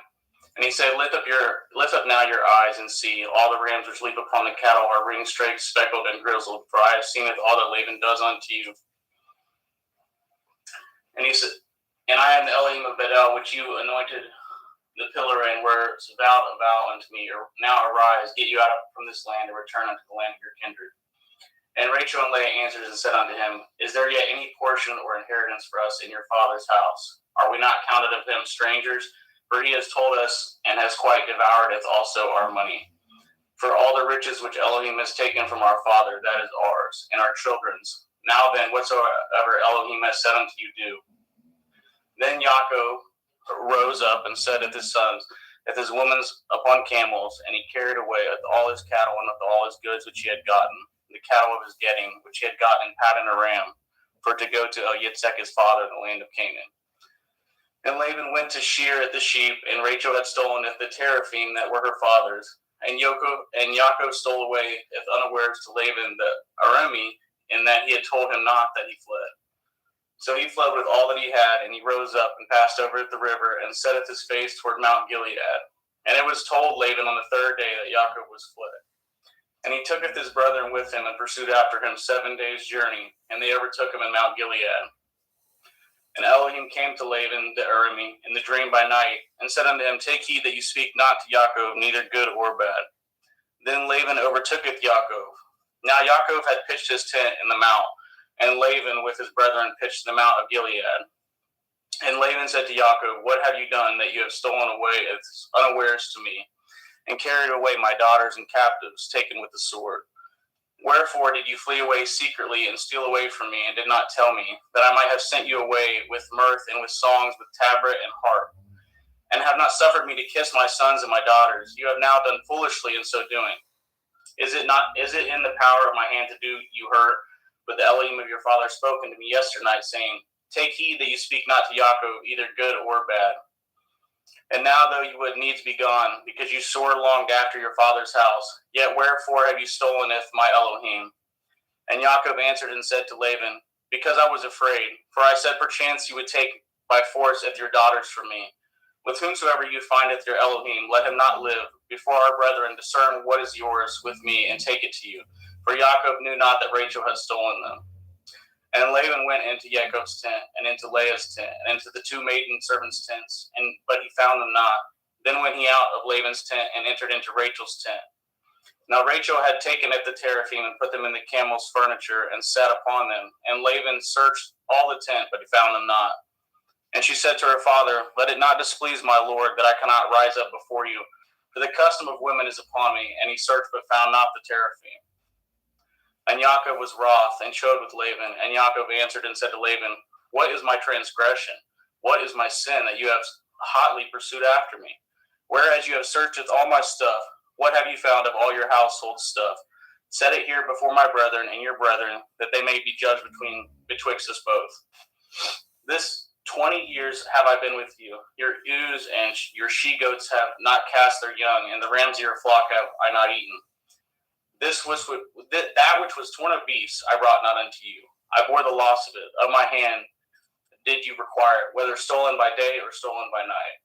And thus I was in the day that the drought consumed me, and the frost by night, and my sleep departed from my eyes.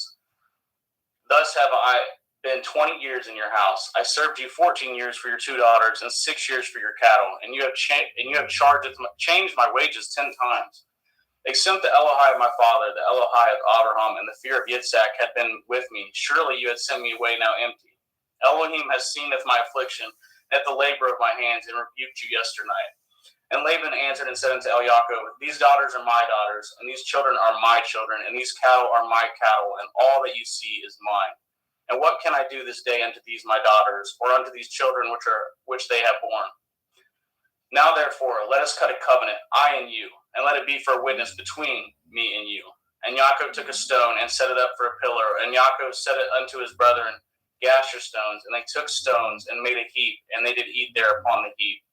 And Laban called it Yegar Sahudotha, but Yaakov called it Gal-Aid. And Laban said, This heap is a witness between me and you this day. Therefore was the name of it called Galid. And Mitzpah, for he said, Yahweh watch between me and you when we are absent one from another. If you shall afflicteth my daughters, or if you shall take other women besides my daughters, no man is with us. See Elohim is witness betwixt me and you. And Laban said to Yaakov, Behold this heap, and behold this pillar which I have cast betwixt me and you. This heap be witness, and this pillar be witness, that I will not pass over at this heap to you, and ye shall not pass over at this heap and at this pillar unto me for harm. The Elohai of Abraham and the Elohai of Nachor and the Elohai of their father judged betwixt us, and Yaakov swore by the fear of his father Yitzhak. Then Yaakov offered sacrifice upon the mount, and called his brethren to eat bread, and they did eat bread, and tarried all night in the mount. And early in the morning Laban rose up, and kissed his sons and his daughters, and blessed them, and Laban departed and returned unto his place. Genesis chapter 32. And Yaakov went on his way, and the angels of Elohim met him. And when Yaakov saw them, he said, This is Elohim's host. And he called the name of that place Machanaim. And Yaakov sent messengers before him to Esau his brother unto the land of Seir in the country of Edom. And he commanded them, saying, Thus shall you speak unto my lord Esau, your servant Yaakov, says thus, I have sojourned with Laban, and stayed there until now. And I have oxen and asses, flocks and men servants and women servants. And I have sent to tell my lord that I may find grace in your sight. And the messengers returned to Yaakov, saying, We came to your brother Esau, and also he comes to you, and 400 men with him. Then Yaakov was greatly afraid and distressed, and he divided of his people that was with him, and of his flocks, and of his herds, and his camels, in 2 bands, and said, If Esau come to the one company and smite it, then the other company which is left shall escape. And Yaakov said, O Elohai of my father Abraham, and Elohai of my father Yitzhak, Yahweh, which said unto me, Return unto your country and to your kindred, and I will deal with you.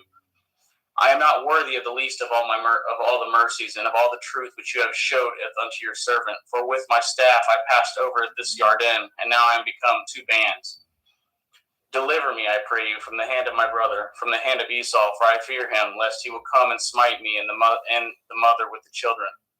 And you said, I will surely do you good and maketh your seed as the sand of the sea, which cannot be numbered for multitude. And he lodged there that same night, and took of that which came to his hand a present for Esau his brother, 200 she-goats and 20 he-goats, 200 ewes and 20 rams, 30 milch camels with their colts, 40 kine and 10 bulls, 20 she-asses and 10 foals. And he delivered them into the hand of his servants, every drove by themselves, and said unto his servants, Pass over before me, and put a space betwixt drove and drove. And he commanded it the foremost, saying, When Esau my brother meets you and asks you, saying, Whose are you, and where go you, and whose are these before you?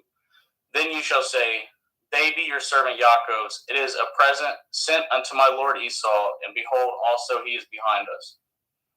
And so command he at the second and the third, and of all that follow the drove, saying, On this manner shall you speak unto Esau when you find him. And say ye moreover, Behold, your servant Jacob is behind us. For he said, I will appease him with the present that goes before me, and afterward I will see his face. Perchance he will accept of me. So went the present over before him, and himself lodged that night in the company. And he rose up that night, and tooketh his 2 women, and his 2 women servants, and his 11 sons, and passed over the ford Jabbok. And he took them and sent them over at the brook, and sent over as he had, and Jacob was left alone. And there wrestled a man with him until the breaking of day. And when he had saw that he prevailed not against him, he touched the hollow of his thigh, and the hollow of Jacob's thigh was out of joint as he wrestled with him. And he said, Let me go, for the day breaks. And he said, I will not let you go, except you bless me. And he said unto him, What is your name? And he said, Jacob. And he said, Your name shall be called no more Jacob, but Yashrael. For as a prince have you power with Elohim and with men, and have prevailed. And Jacob asked him and said, Tell me, I pray you, your name. And he said, Wherefore is it that you do ask after my name? And he blessed him there. And Jacob called the name of that place Penuel, for I have seen Elohim face to face, and my life is preserved. As he passed over Penuel, the sun rose upon him, and he halted upon his thigh. Therefore the children of Yashrael eat not of the sinew which shrank, which is upon the hollow of the thigh unto this day, but because he touched the hollow of Jacob's thigh and the sinew that shrank. Genesis 33. And Jacob lifted up his eyes and looked, and behold, Esau came, and with him 400 men. And he divided the children unto Leah, and unto Rachel, and unto the 2 handmaids. And he putteth the handmaids and their children foremost, and Leah and her children after, and Rachel and Joseph hindermost. And he passed over before them, and bowed himself to the ground 7 times, until he came near to his brother. And Esau ran to meet him, and embraced him, and fell on his neck, and kissed him, and they wept. And he lifted up his eyes, and saw at the woman and at the children, and said, Who are those with you? And he said, The children which Elohim has graciously given to your servant. Then the handmaidens came near, they and their children, and they bowed themselves. And Leah also with her children came near, and bowed themselves. After came Joseph near, and Rachel, and they bowed themselves. And he said, What do you mean by all this drove which I met? And he said, These are to find grace in the sight of my Lord. And Esau said, I have enough, my brother. Keep that you have unto yourself. And Jacob said, Nay, I pray you, if now I have found grace in your sight, then receive my present at my hand. For therefore I have seen your face, as though I had seen the face of Elohim, and you are pleased with me. Take, I pray you, with my blessing that is brought to you, because Elohim has dealt graciously with me, and because I have enough. And he urged him, and he took it. And let us take our journey, and let us go, and I will go before you. And he said, Let us take our journey, and let us go, and I will go before you. And he said unto him, My Lord knows that the children are tender, and the flocks and herds with you young are with me. And if men should overdrive them one day, all the flock will die. Let my Lord, I pray you, pass over before his servant, and I will lead on softly, according as the cattle that goes before me, and the children be able to endure, until I come unto my Lord, unto Seir. And Esau said, Let me now leave with you some of the folk that are with me. And he said, What need it? Let me find grace in the sight of my Lord. So Esau returned that day on his way unto Seir, and Jacob journeyed to Succoth, and he built him a house, and made Succoth for his cattle. Therefore the name of that place is called Succoth.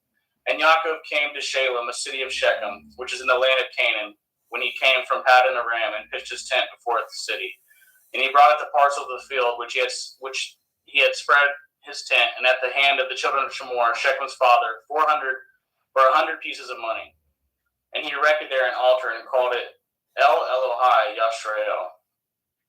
And Dinah, the daughter of Leah, which she bore unto Yaakov, went out to see the daughters of the land.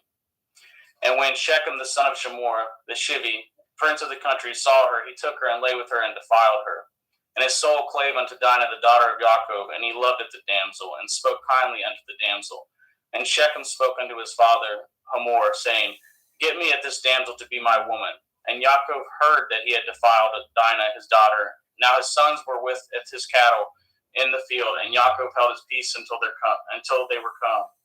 And Hamor, the father of Shechem, went out unto Yaakov to commune with him. And the sons of Yaakov came out of the field when they had heard it, and the men were grieved, and they were very wroth, because they had wrought folly in Yashrael and lying with Yaakov's daughter, which thing ought not to be done. And Hamor communed with them, saying, The soul of my son Shechem longs for your daughter. I pray you give him to be his woman. And make ye marriages with us, and giveth your daughters unto us, and take our daughters unto you. And ye shall dwell with us, and the land shall be before you. Dwell and trade ye therein, and get your possessions therein. And Shechem said unto her father and unto her brethren, Let me find grace in your eyes, and what shall ye say unto me, I will give. Ask me never so much dowry and gift, and I will give according as ye shall say unto me, but give me at the damsel to be my woman. And the sons of Yaakov answered as Shechem and as Hamor his father deceitfully, and said, Because he has defiled Dinah their sister. And they said unto them, We cannot do this thing, to giveth our sister to one that is uncircumcised, for that were reproach unto us. But in this will we consent unto you, if you will be as we be, that every male of you be circumcised, then will we give our daughter unto you, and we will take your daughter to us, and we will dwell with you, and we will become one people. But if you will not hearken unto us to be circumcised, then will we taketh our daughter, and we will be gone. And the words pleased Hamor and Shechem, Hamor's son. And the young man deferred not to do this thing, because he had delight in Yaakov's daughter, and he was more honorable than all the house of his father. And Hamor and Shechem his son came into the gate of their city, and communed with the men of their city, saying, These men are peaceable with us, therefore let them dwell in the land and trade therein, for the land, behold, it is large enough for them. Let us take their daughters to us for women, and let us give them our daughters. Only herein will the men consent unto us for to dwell with us, to be one people. If every male among us be circumcised as they are circumcised. Shall not their cattle and their substance and every beast of theirs be ours? Only let us consent unto them, and they will dwell with us. And unto Hamor and unto Shechem his son hearkened all that went out of the gate of his city, and every male was circumcised, all that went out of the gate of his city. And it came to pass on the third day, when they were sore, that two of the sons of Yaakov, Shimon and Levi, Dinah's brethren, took each man his sword, and came upon the city boldly, and slew all the males. And they sleweth Hamor and Shechem his son with the edge of the sword, and took Dinah out of Shechem's house, and went out. The sons of Yaakov came upon the slain, and spoiled the city, because they had defiled their sister. They took at their sheep, and at their oxen, and at their asses, and at that which was in the city, at that which was in the field, and at all their wealth, and at all their little ones, and all their women took they captive, and spoiled at even all that was in the house. And Yaakov said to Shimon and Levi, Yet have troubled me to stink among the inhabitants of the land, among the Canaanim and the Perizim, and I being few in number, they shall gather themselves together against me and slay me, and I shall be destroyed, I and my house. And they said, Should he deal with our sister as with a harlot? Genesis 35. And Elohim said unto Yaakov, Arise, and go up to Bethel, and dwell there, and make there an altar unto Elohim that appeared unto you when you fled from the face of Esau your brother. Then Yaakov said unto his household and to all that were with him, Put away the strange Elohai that are among you, and be clean, and change your garments. And let us arise, and go up to Bethel, and will make there an altar unto Elohim, who answered me in the day of my distress, and was with me in the way which I went. And they gave unto Yaakov all the strange Elohai which were in their hand, and all their earrings which were in their ears. And Yaakov hid them under the oak which was by Shechem. And they journeyed, and the terror of Elohim was upon the cities which were round about them, and they did not pursue after the sons of Yaakov. So Yaakov came to Luz, which is in the land of Canaan, that is Bethel, and all the people that were with them. And he built there an altar and called the place El Baal, because there Elohim appeared unto him when he had fled from the face of his brother. But Deborah, Rivkah's nurse, died, and she was buried beneath Baal under an oak, and the name of it was called Alon Bakuth. And Elohim appeared unto Yaakov again when he came out of Paddan Aram, and blessed him. And Elohim said unto him, Your name is Yaakov. Your name shall not be called any more Yaakov, but Yashrael shall be your name. And he calleth his name Yashrael. And Elohim said unto him, I am El Shaddai. Be fruitful and multiply. A nation and a company of nations shall be of you, and kings shall come out of your loins. And that the land which I gave Abraham and Yitzhak, to you I will give it, and to your seed after you will I give it the land. And Elohim went up from him in the place where he talked with him. And Yaakov set up a pillar in the place where he talked with him, even a pillar of stone. And he poured a drink offering thereon, and he poured oil thereon. And Yaakov called it the name of the place where Elohim spoke with him, Bethel. And they journeyed from Bethel, and there was but a little way to come to Ephrath. And Rachel travailed, and she had hard labor. And it came to pass, when she was in hard labor, that the midwife said unto her, Fear not, you shall have this son also. And it came to pass, as her soul was in departing, for she died, that she called his name Benoni, but his father called him Benjamin. And Rachel died, and she was buried in the way of Ephrath, which is in Bethlehem. And Yaakov set a pillar upon her grave, and that is the pillar of Rachel's grave unto this day. And Yashrael journeyed and spread his tent beyond Migdal Eder. And it came to pass, when Yashrael dwelt in that land, that Reuben went and lay with Bilhah, his father's concubine, and Yashrael heard it. Now the sons of Yaakov were 12.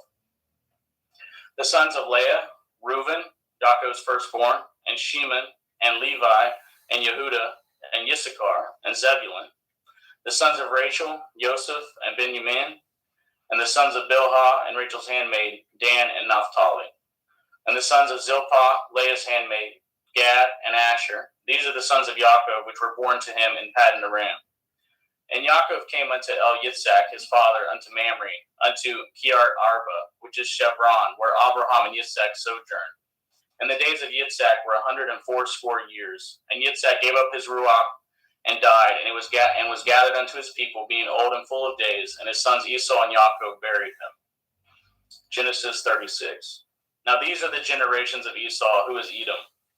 Esau tooketh his woman of the daughters of Canaan, Eth Adah, the daughter of Elon the Hittite, and Eth Olibamah, the daughter of Anah, the daughter of Tiz on the Hivi, and Eth Bethsmoth, Ishmael's daughter, sister of Naboth. And Adah bore to Esau Eth Eliphaz, and Basmath bore Eth Reuel, and Oholibamah bore Eth Yeish, and Eth Ya'alam, and Eth Korach. These are the sons of Esau, which were born unto him in the land of Canaan. And Esau tooketh his woman, and his sons, and his daughters, and all the persons of his house, and his cattle, and all his beasts, and all his substance which he had got in the land of Canaan, and went into the country from the face of his brothers Yaakov. For the riches were more than that they might dwell together, and the land wherein they were strangers could not bear them both because of their cattle. Thus dwelt Esau in Mount Seir, and Esau is Edom. And these are the generations of Esau, the father of the Edom in Mount Seir. These are the names of Esau's sons: Eliphaz, the son of Adah, the woman of Esau; Reuel, the son of Basmath, the woman of Esau. And the sons of Eliphaz were Taman, Omar, Sapho, and Gatam, and Canaz. And Timnah was concubine to Eliphaz, Esau's son, and she bore to Eliphaz Amalek. And these were the sons of Adah, Esau's woman. And these are the sons of Reuel, Nakath, and Zerach, Shema, and Mizah. These were the sons of Basmath, Esau's woman. And these were the sons of Olivamah, the daughter of Anah, the daughter of Tizivon, Esau's woman. And she bore to Esau Eth Yeish, and Eth Ya'alam, and Eth Korah. And these were dukes of the sons of Esau, the sons of Eliphaz, the firstborn son of Esau: Duke Taman, Duke Omar, Duke Sapho, Duke Kenaz, Duke Korah, Duke Gatam, and Duke Amalek. These are the dukes that come of Eliphaz in the land of Edom. These were the sons of Adah. And these are the sons of Reuel, Esau's son, Duke Nakath, Duke Zerach, Duke Shammah, Duke Mizah. These are the dukes that came of Reuel in the land of Edom. These are the sons of Basmath, Esau's woman. And these are the sons of Oholibamah, Esau's woman, Duke Yeish, Duke Ya'alam, Duke Korach. These were the dukes that came of Olivamah, daughter of Anah, Esau's woman. These are the sons of Esau, who is Edom, and these are their dukes. These are the sons of Seir, the Hori, who inhabited the land, Lotan, and Shoval, and Tizibon, and Anah, and Dishon, and Etzer, and Dishon. These are the dukes of Horium, and the children of Seir in the land of Edom. And the children of Lotan were Harai and Haman, and Lotan's sister was Timnah. And the children of Shoval were these: Elion, Menakath, and Ebal, Shephi, and Onam. And these are the children of Tevion, both Ayah and Anah. And this was Anah that founded the mules in the wilderness, and he fed the asses of Tiziv on his father. And the children of Anah were these: Dishon and Oholibamah, the daughter of Anah. And these are the children of Dishon: Himdan and Eshban and Yithran and Haran. The children of Etzer are these: Bilhan and Zabon and Akon. The children of Dishon are these: Uts and Aran. These are the dukes that came of the Chorim: Duke Lotan, Duke Shoval, Duke Sivan, Duke Anah, Duke Dishon, Duke Etzer, Duke Dishon. These are the dukes that came of Hori among their dukes in the land of Seir. And these are the kings that reigned in the land of Edom, before they reigned any king over the children of Yashrael. And Bela, the son of Beor, reigned in Edom, and the name of his city was Dinhabah. And Bela died, and Jovab, the son of Zerach of Botzrah, reigned in his stead. And Jovab died, and Shusham of the land of Taimani reigned in his stead. And Husham died, and Hadad, son of Bedad, who smoteth Midian in the field of Moab, reigned in his stead, and the name of his city was Aviath. And Hadad died, and Sumlah of Mesrekah reigned in his stead. And Sumlah died, and Shaul of Rechoboth by the river reigned in his stead. And Shaul died, and Baal Shanan, the son of Achbor, reigned in his stead. And Baal Hanan, the son of Achbor, died, and Hadar reigned in his stead. And the name of his city was Pau, and his woman's name was Mehetabel, and the daughter of Metred, the daughter of Mezahav.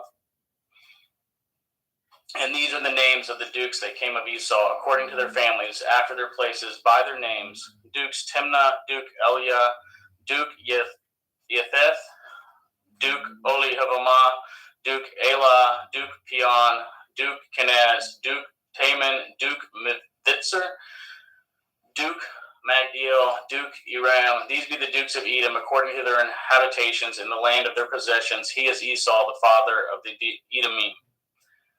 Genesis chapter 37. And Yaakov dwelt in the land wherein his father was a stranger, in the land of Canaan. These are the generations of Yaakov. Joseph, being 17 years old, was feeding a flock with his brethren, and the lad was with his sons of Bilhah, and with the sons of Zilpah, his father's woman. And Joseph broughteth unto his father their evil report. Now Yashrael loved Joseph more than all his children, because he was the son of his old age, and made him a coat of many colors. And when his brethren saw that their father loved him more than all his brethren, they hated him, and could not speak peaceably unto him. And Joseph dreamed a dream, and he told it his brethren, and they hated him yet the more. And he said unto them, Hear, I pray you, this dream which I have dreamed. For behold, we were binding sheaves in the field, and lo, my sheaf arose, and also stood upright. And behold, your sheaf stood round about, and made obeisance to my sheaf. And his brethren said to him, Shall you indeed reign over us, or shall you indeed have dominion over us? And they hated him yet the more for his dreams and for his words. And they dreamed yet another dream, and told it his brethren, and said, Behold, I have dreamed a dream more, and behold, the sun and the moon and 11 stars made obeisance to me. And he told it to his father and to his brethren, and his father rebuked him, and said unto him, What is this dream that you have dreamed? Shall I and your mother and your brethren indeed come bow down ourselves to you, to the earth? And his brethren envied him, but his father observed this saying. And his brethren went to feed their father's flock in Shechem. And Yashrael said unto Joseph, Do not your brethren feed the flock in Shechem? Come, and I will send you unto them. And he said to him, Here am I. And he said unto him, Go, I pray you, seeth whether it will be well with your brethren, and if with your flocks, and bring me word again. So he sent him out of the valley of Chevron, and he came to Shechem. And a certain man found him, and behold, he was wandering in the field. And the man asked him, saying, What do you seek? And he said, I seeketh my brethren. Tell me, I pray you, where they feed their flocks. And the man said, They departed hence, for I heard them say, Let us go to Dothan. And Joseph went after his brethren, and found them in Dothan. And when they saw him afar off, even before he came near unto them, they conspired against him to slay him. And they said one to another, Behold, this dreamer comes. Come now, therefore, and let us slay him, and cast him into some pit. And we will say, Some evil beast has devoured him, and we shall see what will become of his dreams. And Reuben heard it, and delivered him out of their hands, and said, Let us not kill him. And Reuben said unto them, Shed no blood, but cast him into this pit that is in the wilderness, and lay no hand upon him, that he might rid him out of their hands, to deliver him to his father again. And it came to pass, when Joseph was come unto his brethren, that they stripped Joseph out of his coat, and the coat of many colors that was on him. And they took him and cast him into a pit, and the pit was empty. There was no water in it. And they sat down to eat bread, and they lifted up their eyes and looked, and behold, a company of Ishmaelim came from Gilead with their camels, bearing spicery and balm and myrrh, going to carry it down to Mizraim. And Yehudah said unto his brethren, What profit is it if we slayeth our brother and concealeth his blood? Come and let us sell him to the Ishmaelim, and let not our hand be upon him, for he is our brother and our flesh. And his brethren were content. Then there passed by Midianim merchantmen, and they drew and lifted up Joseph out of the pit, and sold Joseph to the Ishmaelim for 20 pieces of silver, and they brought Joseph into Mitzrayim. And Reuben returned into the pit, and beheld Joseph was not in the pit, and he returned his clothes, and he returned unto his brethren, and said, The child is not, and I, whither shall I go? And they took Joseph's coat, and killed a kid of the goats, and dipped the coat in the blood. And they sent the coat of many colors, and they brought it to their father, and said, This have we found. Know now whether it be your son's coat or no. And he knew it, and said, It is my son's coat. An evil beast has devoured him. Joseph is without doubt rent in pieces. And Yaakov rent his clothes, and put sackcloth upon his loins, and mourned for his son many days. And all his sons and all his daughters rose up to comfort him, but he refused to be comforted. And he said, For I will go down into Sheol unto my son mourning. Thus his father wept for him. And the Midianim sold him into Mitzrayim unto Potiphar, an officer of Pharaoh's and captain of the guard. Genesis 38. And it came to pass at that time that Yehudah went down from his brethren, and turned into a certain Adulami, whose name was Hiriah. And Yehudah saweth their daughter of a certain Canaanite, whose name was Shuach, and he tooketh her, and went in unto her, and she conceived, and bore a son. And he called his name And she conceived again, and bore a son, and she called his name Onan. And yet she again conceived, and bore a son, and called his name Shelach, and he was at Keziv, and when she bore him. And Yehudah took a woman from his firstborn, whose name was Tamar, and Yehudah's firstborn, was wicked in the sight of Yahweh, and Yahweh slew him. And Yehudah said unto Onan, Go in unto your brother's woman, and marry her, and raise up seed to your brother. And Onan knew that the seed should not be his. And it came to pass, when he went in unto his brother's woman, that he spilled it on the ground, lest that he should give seed to his brother. And the thing which he did displeased Yahweh, wherefore he slew him also. Then said Yehudah to Tamar, to his daughter-in-law, Remain a widow at your father's house, till Shelach my son be grown. For he said, Lest perchance he die also, as his brethren did. And Tamar went and dwelt in her father's house. And in the process of time, the daughter of Shuach, Yehudah's woman, died, and Yehudah was comforted, and went up into his sheep shears to Timnath. And he and his friend Hiriah the Adullamite. And it was told Tamar, saying, Behold, your father-in-law goes up to Timnah to shear his sheep. And she put her widow's garments off from her, and covered her with a veil, and wrapped herself, and sat in an open place, which is by the way to Timnah. For she saw that Shelach was grown, and she was not given unto him to be his woman. When Yehudah saw her, he thought her to be a harlot, because she had covered her face. And he turned unto her by the way, and said, Go to, I pray you, let me come in unto you, for he knew not that she was his daughter-in-law. And she said, What will you give me, that you may come in unto me? And he said, I will send you a kid from the flock. And she said, Will you give me a pledge till you send it? And he said, What pledge shall I give you? And she said, Your signet and your bracelets, your staff that is in your hand? And he gave it to her, and came in unto her, and she conceived by him. And she arose and went away, and laid by her veil from her, and put on the garments of her widowhood. And Yehuda senteth the kid by the hand of his friend, the Adulami, to receive his pledge from the woman's hand, but he found her not. Then he asked the men of the place, saying, Where is the harlot that was openly by the wayside? And they said, There was no harlot in this place. And he returned to Yehuda and said, I cannot find her. And also the men of the place said that there was no harlot in this place. And Yehuda said, Let her take it to her, lest we be shamed. Behold, I sent this kid, and you have not found her. And it came to pass about 3 months after that she was told Yehuda, saying, Tamar, your daughter-in-law, has played the harlot, and also, behold, she is with child by whoredom. And Yehuda said, Bring her forth, and let her be burnt. When she was brought forth, she sent to her father-in-law, saying, By the man whose these are, am I with child? And she said, Discern, I pray you, whose are these? The signet, and bracelets, and staff. And Yehuda acknowledged them, and said, She has been more righteous than I, because that I gave her not to Shelach my son, and he knew her again no more. And it came to pass in the time of her travail, that behold, twins were in her womb. And it came to pass when she travailed, that the one put out his hand, and the midwife took and bound upon his hand a scarlet thread, saying, This came out first. And it came to pass, as he drew back his hand, that behold, the brother came out, and she said, Have you broken forth? This breach be upon you. Therefore his name is called Peretz. And afterward came out his brother, that had a scarlet thread upon his hand, and his name was called Zerah. Genesis chapter 39.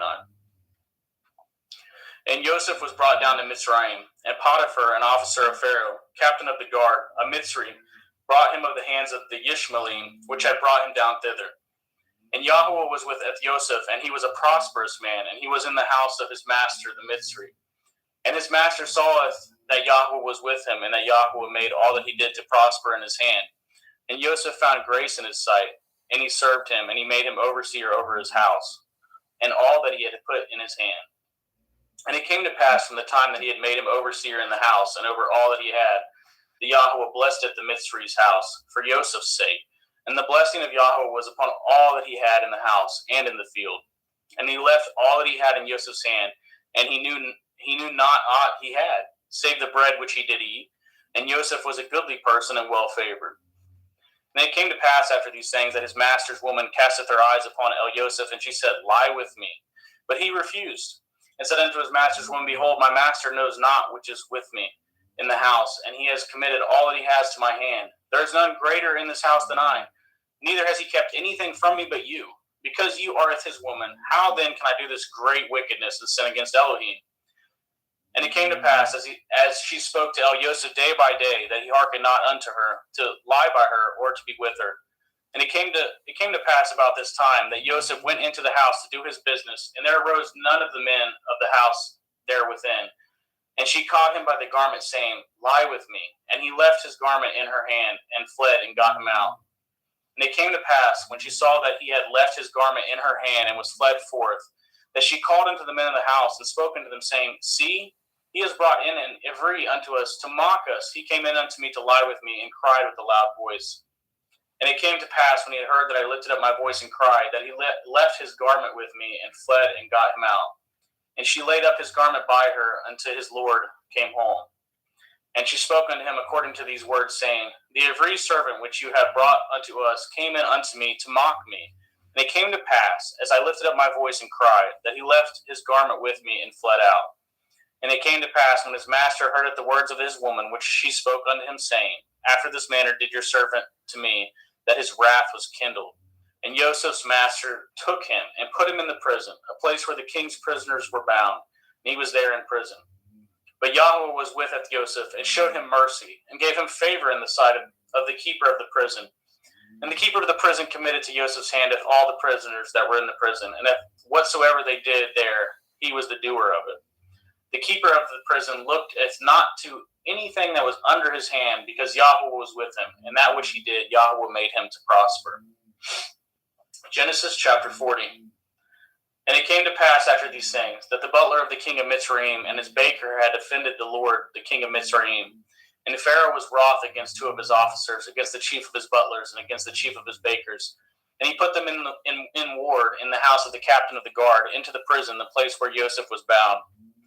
And the captain of the guard was charged at Joseph with him, and he served them, and they continued a season in a ward. And they dreamed a dream, both of them, each man his dream in one night, each man according to the interpretation of his dream, the butler and the baker of the king of Mitzrayim, which were bound in the prison.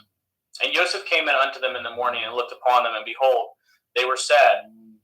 And he asked of Pharaoh's officers that were with him in the ward of the Lord's house, saying, Wherefore look ye so sadly today? And they said unto him, We have dreamed a dream, and there is no interpreter of it. And Joseph said unto them, Do not interpretations belong to Elohim? Tell me them, I pray you. And the chief butler took this dream to Joseph, and said to him, In my dream, behold, a vine was before me. And in the vine were 3 branches, and it was as though it budded. And her blossoms shot forth, and the clusters thereof brought forth ripe grapes. And Pharaoh's cup was in my hand, and I took it the grapes, and pressed them into Pharaoh's cup, and gave it the cup into Pharaoh's hand. And Joseph said unto him, This is the interpretation of it. The 3 branches are 3 days. Yet within 3 days shall Pharaoh lift up your head, and restore unto your place, and you shall deliver Pharaoh's cup into his hand, after the former manner when you were his butler. But think on me when it shall be well with you, and show kindness, I pray you, unto me, and make mention of me unto Pharaoh, and bring me out of this house. For indeed I was stolen away out of the land of the Ephraim, and here also I have done nothing, that they should put me in this dungeon. When the chief baker saw that the interpretation was good, he said unto Joseph, I also was in my dream, and behold, I had 3 white baskets on my head. And in the uppermost basket there was of all manner of baked meats for Pharaoh, and the birds did eat them out of the basket upon my head. And Joseph answered and said, This is the interpretation thereof. The 3 baskets are 3 days. Yet within 3 days shall Pharaoh lift up your head from off you, and shall hang you on a tree, and the birds shall eat your flesh from off you. And it came to pass the 3rd day, which was at Pharaoh's birthday, that he made a feast unto all his servants, and he lifted up his head off the chief butler and the chief baker among the servants. And he restored the chief butler unto his butlership again, and he gave the cup into Pharaoh's hand. But he hanged the chief baker, as Joseph had interpreted to them. Yet did not the chief butler remember Joseph, but forgot him. Genesis chapter 41. And it came to pass at the end of the 2 full years that Pharaoh dreamed, and beheld, he stood by the river. And behold, there came up out of the river 7 well-favored kine and fat-fleshed, and they fed in a meadow. And behold, 7 other kine came up after them out of the river, ill-favored and lean-fleshed, and stood by the other kine upon the bank of the river. And the ill-favored and the lean-fleshed kine did eat up at the 7 well-favored and fat kine. So Pharaoh awoke. And he slept and dreamed the 2nd time, and behold, 7 ears of grain came upon one stalk, rank and good. And behold, 7 thin ears, and blasted with the east wind sprung up after them. And 7 thin ears devoured at the 7 rank and full ears. And Pharaoh awoke, and behold, it was a dream. And it came to pass in the morning that his ruach was troubled, and he sent and called for the magicians of Mitzrayim, and at the wise men thereof. And Pharaoh told them his dream, but there was none that could interpret them unto Pharaoh. Then spoke the chief butler unto Pharaoh, saying, I do remembereth my faults this day. Pharaoh was wroth with the servants, and put me in ward in the captain of the guard's house, both me and the chief baker. And we dreamed a dream in one night, I and he. We dreamed each man according to the interpretation of his dream. And there was there with us a young man, and a servant to the captain of the guard. And we told him, and he interpreted to us our dreams. To each man according to his dream he did interpret. And it came to pass, as he interpreted to us, so it was. Me he restored into my office, and him he hanged. Then Pharaoh sent and called Joseph, and they brought him hastily out of the dungeon, and shaped himself, and changed his raiment, and came in unto Pharaoh. And Pharaoh said unto Joseph, I have dreamed a dream, and there is none that can interpret it. I have heard say of you that you can understand a dream to interpret it. And Joseph answered the Pharaoh, saying, It is not in me. Elohim shall give Pharaoh an answer of peace. And Pharaoh said unto Joseph, In my dream, behold, I stood upon the bank of the river, and behold, there came up out of the river 7 kine fat-fleshed and well-favored, and they fed in a meadow. And behold, 7 other kine came up after them, poor and very ill-favored and lean-fleshed, such as I had never saw in the land of Mitzrayim for badness. And the lean and the ill-favored kine did eat up the first 7 fat kine. And when they had eaten them up, it could not be known that they had eaten them. but they were still ill-favored as at the beginning. So I awoke. And I saw in my dream, and behold, 7 ears came up in one stalk, full and good. And behold, 7 ears withered thin, and blasted with the east wind sprung up after them. And the thin ears devoured it, the 7 good ears. And I told this unto the magicians, but there was none that could declare it unto me. And Joseph said unto Pharaoh, the dream of Pharaoh, it is one. Elohim has showed Pharaoh what he is about to do. The 7 kine are 7 years, and the 7 good ears are 7 years. The dream is one. And the 7 thin and ill-favored kine that come up after them are 7 years, and the 7 empty ears blasted with the east wind shall be 7 years of famine. This is the thing which I have spoken unto Pharaoh. Oh, what Elohim is about to do, he shows it unto Pharaoh. Behold, there come 7 years of great plenty throughout all the land of Mitzrayim, and there shall rise after them 7 years of famine, and all the plenty shall be forgotten in the land of Mitzrayim. And the famine shall consume the land. And the plenty shall not be known in the land by the reason of the famine following, for it shall be very grievous. And for that the dream was doubled unto Pharaoh twice. It is because the thing is established by Elohim, and Elohim will shortly bring it to pass. Now therefore let Pharaoh look out a man discreet and wise, and set him over the land of Mitzrayim. Let Pharaoh do this, and let him appoint officers over the land to take up a 5th part of the land of Mitzrayim in the 7 plenteous years. And let them gather all the food of those good years that come, and lay up grain under the hand of Pharaoh, and let them guard food in the cities, and that food shall be for store to the land against the 7 years of famine, which shall be in the land of Mitzrayim, that the land perish not through the famine. And the thing was good in the eyes of Pharaoh and in the eyes of his servants. And Pharaoh said unto his servants, can we find such a one as this, a man in whom the Ruach Elohim is? And Pharaoh said unto Joseph, for as much as Elohim has showed you with all this, there is none so discreet and wise as you are. You shall be over my house, and according to your word shall all my people be ruled. Only in the throne will I be greater than you. And Pharaoh said unto Joseph, see, I have set over you all the land of Mitzrayim. And Pharaoh took off his ring from his hand, and put it upon Joseph's hand, and arrayed him in vestures of fine linen, and put a gold chain about his neck. And he made him to ride in the 2nd chariot which he had, and they cried before him, bow the knee. And he made him ruler over all the land of Mitzrayim. And Pharaoh said unto Joseph, I am Pharaoh, and without you shall no man lift up this hand, at this foot in all the land of Mitzrayim. And Pharaoh called Joseph's name Sophath-Panah, and he gave him to be his woman, Asenath, the daughter of Potiphar's priest of On. And Joseph went out over all the land of Mitzrayim. And Joseph was 30 years old when he stood before Pharaoh, king of Mitzrayim. And Joseph went out from the presence of Pharaoh, and went throughout all the land of Mitzrayim. And in the 7 plenteous years the earth brought forth by handfuls. And he gathered up all the food of the 7 years which were in the land of Mitzrayim, and laid up the food in the cities, and the food of the field which was round about every city laid he up in the same. And Joseph gathered grain as the sand of the sea, very much, until he left numbering, for it was without number. And unto Joseph were born 2 sons before the years of famine came, which Asenath, the daughter of Potiphar, priest of On, bore unto him.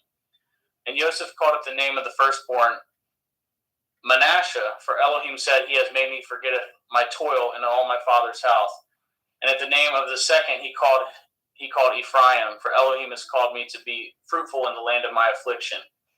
And the 7 years of plenteous that was in the land of Mitzrayim were ended, and the 7 years of famine began to come, according as Joseph had said. And the famine was in all the lands, but in all the land of Mitzrayim there was bread. And when all the land of Mitzrayim was famished, the people cried to Pharaoh for bread. And Pharaoh said unto all the Mitzrayim, go unto Joseph, what he says to you do. And the famine was over all the face of the earth, and Joseph opened all the storehouses and sold unto the Mitzrayim, and the famine was waxed sore in the land of Mitzrayim. And all the countries came into Mitzrayim to Joseph to buy grain, because that the famine was so sore in all the lands. Genesis 42. Now when Yaakov saw that there was grain in Mitzrayim, Yaakov said unto his sons, why do you look one upon another? And he said, behold, I have heard that there is grain in Mitzrayim. Get ye down thither, and buy for us from thence, that we may live and not die. And Joseph's 10 brethren went down to buy grain in Mitzrayim. But if Benjamin, Joseph's brother, Yaakov sent not with his brethren, for he said, lest perchance mischief befall him. And the sons of Yashriel came to buy grain among those that came, for the famine was in the land of Canaan. And Joseph was the governor over the land, and he it was that sold all the people of the land. And Joseph's brethren came and bowed down themselves before him with their faces to the earth. And Joseph saw his brethren, and he knew them, but made himself strange unto them, and spoke roughly unto them. And he said unto them, Whence come ye? And they said, From the land of Canaan to buy food. And Joseph knew his brethren, and they knew him not. And Joseph remembered the dreams which he dreamed of them. And he said unto them, Ye are spies, to see if the nakedness of the land ye are come. And they said unto him, Nay, my lord, but to buy food are your servants come. We are all one man's sons. We are true men. Your servants are no spies. And he said unto them, Nay, but to see the nakedness of the land ye are come. And they said, Your servants are 12 brethren, the sons of one man, in the land of Canaan. And behold, the youngest is this day with our father, and one is not. And Joseph said unto them, This is that I spoke unto you, saying, Ye are spies. Hereby ye shall be proved. By the life of Pharaoh ye shall not go forth hence, except your youngest brother come hither. Send one of you, and let him fetcheth your brother, and ye shall be kept in prison, that your words may be proved, whether there be any truth in you, or else by the life of Pharaoh surely ye are spies. And he put them all together into word 3 days, and Joseph said unto them the third day, This do and live, for I feareth Elohim. If ye be true men, let one of your brethren be found in the house of your prison. Go ye carry grain for the famine of your houses. But bringeth your youngest brother unto me, so shall your words be verified, and ye shall not die. And they did so. And they said one to another, We are truly guilty concerning our brother, in that we saw the anguish of his soul when he besought us, and we could not hear. Therefore is this distress come upon us. And Reuben answered them, saying, Spoke I not unto you, saying, Do not sin against the child, and you would not hear? Therefore, behold, all this blood is required. And they knew not that Joseph understood them, for he spoke unto them by an interpreter. And he turned himself about from them, and wept, and returned to them again, and communed with them, and took from them Shimon, and bound him before their eyes. And Joseph commanded to fill up their sacks with grain, and restore every man's money into his sack, and to give them provision for the way. And thus did he unto them. And they laded their asses with the grain, and departed thence. And as one of them openeth his sack to give his ass provender in the inn, he espied his money, for behold, it was in his sack's mouth. And he said unto his brethren, My money is restored, and lo, it is even in my sack. And their heart failed them, and they were afraid, saying one to another, What is this that Elohim has done unto us? And they came unto Jacob their father unto the land of Canaan, and told him all that befall unto them, saying, The man who is the Lord of the land spoke roughly unto us, and took us for spies of the country. And we said unto him, We are true men, we are no spies. We be 12 brethren, the sons of our father. One is not, and the youngest is this day with our father in the land of Canaan. And the man, the Lord of the country, said unto us, Hereby shall I know that ye are true men. Leave one of your brethren here with me, and taketh food for the famine of your households, and be gone. And bringeth your youngest brother unto me. Then I shall know that ye are no spies, but ye are true men. And so will I deliver you with your brother, and ye shall traffic in the land. And it came to pass, as they emptied their sacks, that behold, every man's bundle of money was in his sack. And when both they and their father saw the bundles of money, they were afraid. And Jacob saw their father, and said unto them, Me have ye bereaved of my children. Joseph is not, and Shimon is not, and you will take Benjamin away. All these things are against me. And Reuben spoke unto his father, saying, Slayeth my 2 sons, if I bring him not to you, deliver him into my hand, and I will bring him to you again. And he said, My son shall not go down with you, for his brother is dead, and he is left alone. If mischief shall befall him by the way in which ye go, then shall you bring down my gray hairs with sorrow to Sheol. Genesis chapter 43. And the famine was sore in the land. And it came to pass, when they had eaten up the grain which they had brought out of Mitzrayim, their father said unto them, Go again, buy us a little food. And Yehudah spoke unto him, saying, The man did solemnly protest unto us, saying, Ye shall not see my face, except your brother be with you. If you will sendeth our brother with us, we will go down and buy you food. But if you will not send him, we will not go down. For the man said unto us, Ye shall not see my face, except your brother be with you. And Yashrael said, Wherefore dealt ye so ill with me, as to tell the man whether ye had yet a brother? And they said, The man asked us strangely of our state and of our kindred, saying, Is your father yet alive? Have ye another brother? And we told him according to the tenor of these words. Do we certainly know that he would say, Bringeth your brother down? And Yehudah said unto Yashrael his father, Send the lad with me, and we will arise and go, that we may live and not die. both we and you, and also our little ones. I will be surety for him. Of my hand shall you require him. If I bring him not unto you, and set him before you, then let me bear the blame forever. For example, we had lingered, surely now we had returned the second time. And their father Yashrael said unto them, If it must be so now, do this. Take of the best fruits in the land in your vessels, and carry down the man a present, a little balm, a little honey, spices and myrrh, nuts and almonds. And take a double money in your hand, and the money that was brought again in the mouth of your sacks. Carry it again in your hand, and perchance it was an oversight. Taketh your brother, and arise, go again unto the man. And El Shaddai give you mercy before the man, that he may send away with your other brother, and of Benjamin, if I be bereaved of my children, I am bereaved. And the men took that present, and they took double money in their hand, and Benjamin and rose up and went down to Mitzrayim and stood before Joseph. And when Joseph saw Benjamin with them, he said to the ruler of the house, Bring these men home and slay, and make ready, for these men shall dine with me at noon. And the men did as Joseph bade, and the man brought the men into Joseph's house. And the men were afraid, because they were brought into Joseph's house. And they said, Because of the money that was returned in our sacks at the first time are we brought in, that he may seek occasion against us, and fall upon us, and take us for bondmen and with our asses. And they came near to the steward of Joseph's house, and they communed with him at the door of the house, and said, O sir, we came indeed down at the first time to buy food. And it came to pass, when we came to the inn, that we openeth our sacks, and behold, every man's money was in the mouth of his sack, and our money is full weight, and we have brought it again in our hand.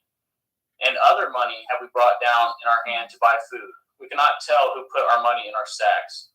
And he said, Peace be to you, fear not. Your Elohim and the Elohim of your father has given you the treasure in your sacks. I had your money, and he brought it Shimon out unto them. And the man brought the men into Joseph's house, and gave them water, and they washed their feet, and he gave their asses provender. And they made ready at the present against Joseph, came at noon, for they had heard that they should eat bread there. And when Joseph came home, they brought him the present which was in their hand into the house, and bowed themselves to him in the earth. And he asked them of their welfare, and said, Is your father well? The old man of whom you spoke, is he yet alive?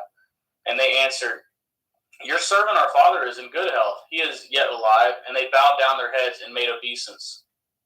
And he lifted up his eyes and saw his brother, Benjamin, and his mother, and said, Is this your younger brother of whom you spoke unto me? And he said, Elohim be gracious unto you, my son. And Joseph made haste, for his heart did yearn upon his brother, and he sought where to weep. And he entered into his chamber and wept there. And he washed his face and went out and refrained himself, and said, Set on bread. And they set on for him by himself, and for them by themselves, and for the Mitzrayim which did eat with him by themselves, because the Mitzrayim might not eat bread with the Ephraim, for that is an abomination unto the Mitzrayim. And they sat before him, the firstborn according to his birthright, and the youngest according to his youth. And the men marveled one at another. And he took and sent messes unto them from before him. But Benjamin's mess was 5 times so much as any of theirs. And they drank and were merry with him.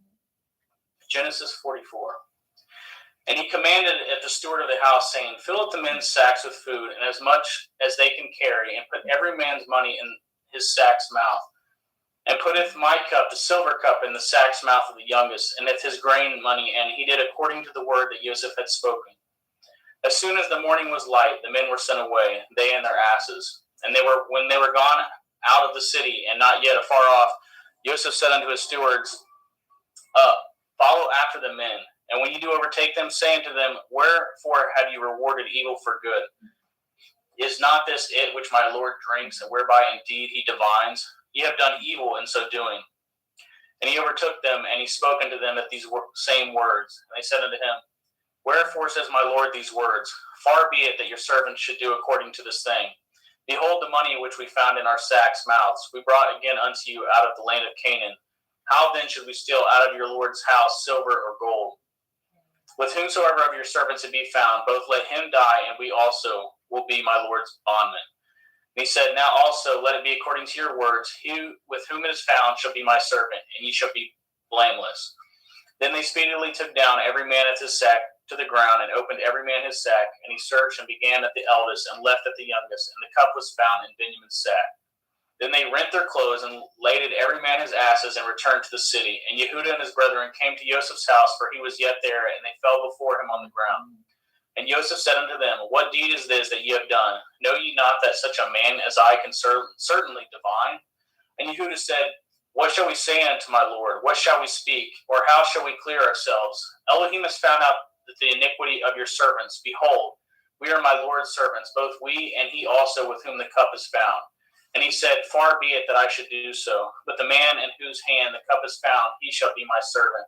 And as for you, get up in peace unto your father.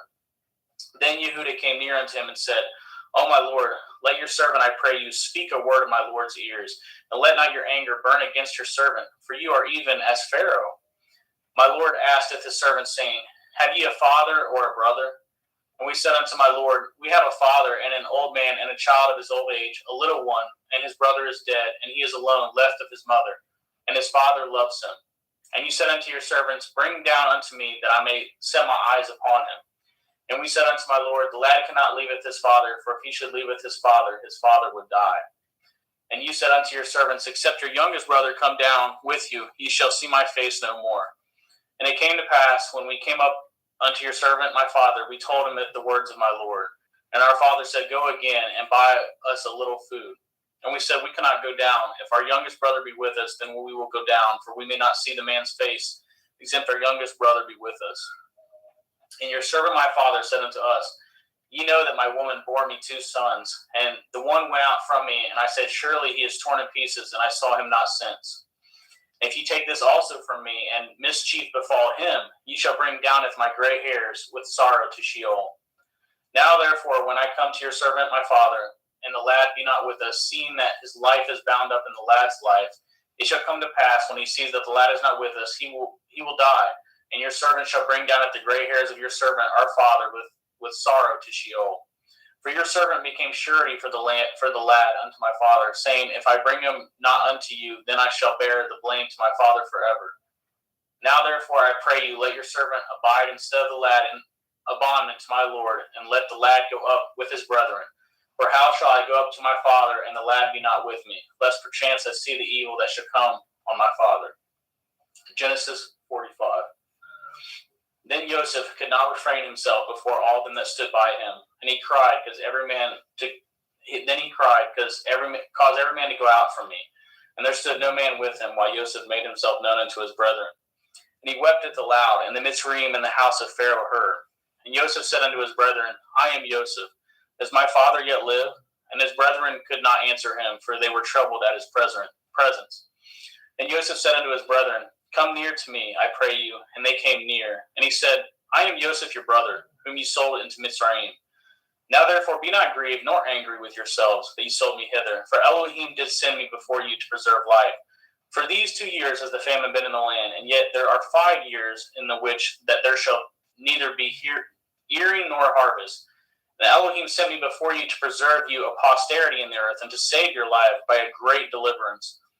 So now it was not you that sent me hither, but Elohim, and he has made me a father to Pharaoh, and the Lord of all his house, and the ruler throughout all the land of Mitzrayim. Haste ye, and go up to my father, and say unto him, Thus says your son Joseph, Elohim has made me the Lord of Mitzrayim. Come down unto me, tarry not. And ye shall dwell in the land of Goshen, and ye shall be near unto me, you and your children, and your children's children, and your flocks, and your herds, and all that you have. And there will I nourish you, for yet there are 5 years of famine, lest you and your household and all that you have come to poverty. And behold, your eyes see, and the eyes of my brother Benjamin that is in my mouth that speaks unto you. And ye shall tell my father all my glory in Mitzrayim, and all that ye have seen, and ye shall haste and bring down my father hither. And he fell upon his brother Benjamin's neck and wept, and Benjamin wept upon his neck. Moreover, he kissed all his brethren and wept upon them, and after that his brethren talked with him. And the fame thereof was heard in Pharaoh's house, saying, Joseph's brethren are come, and it pleased Pharaoh well and his servants. And Pharaoh said unto Joseph, Say unto your brethren, This do ye, ladeth your beasts, and go get you unto the land of Canaan, and taketh your father and your households, and come unto me, and I will give you the good of the land of Mitzrayim, and ye shall eat the fat of the land. Now you are commanded, this do ye: take your wagons out of the land of Mitzrayim for your little ones and for your women, and bringeth your father, and come. Also regard not your stuff, for the good of all the land of Mitzrayim is yours. And the children of Yashriel did so, and Joseph gave them wagons according to the commandment of Pharaoh, and gave them provision for the way. To all of them he gave each man changes of raiment, but to Benjamin he gave 300 pieces of silver and 5 changes of raiment. And to his father he sent after this manner 10 asses laden with good things of Mitzrayim, and 10 she-asses laden with grain and bread and meat for his father by the way. So he sent his brethren away, and they departed, and he said unto them, see that ye fall not out by the way. And they went up out of Mitzrayim, and came into the land of Canaan, unto Yaakov their father, and told him, saying, Joseph is yet alive, and he is governor over all the land of Mitzrayim. And Yaakov's heart fainted, for he believed them not. And they told him if all the words of Joseph which he had said unto them. And when he had saw the wagons which Joseph had sent to carry him, the ruach of Yaakov their father revived. And Yashriel said, it is enough. Joseph my son is yet alive. I will go and see him before I die. Thank you, brother.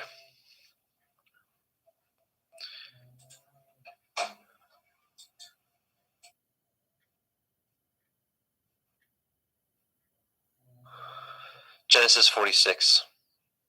And Yashrael took his journey with all he had, and came to Beersheba, and offered sacrifices unto the Elohim of his father Yitzchak.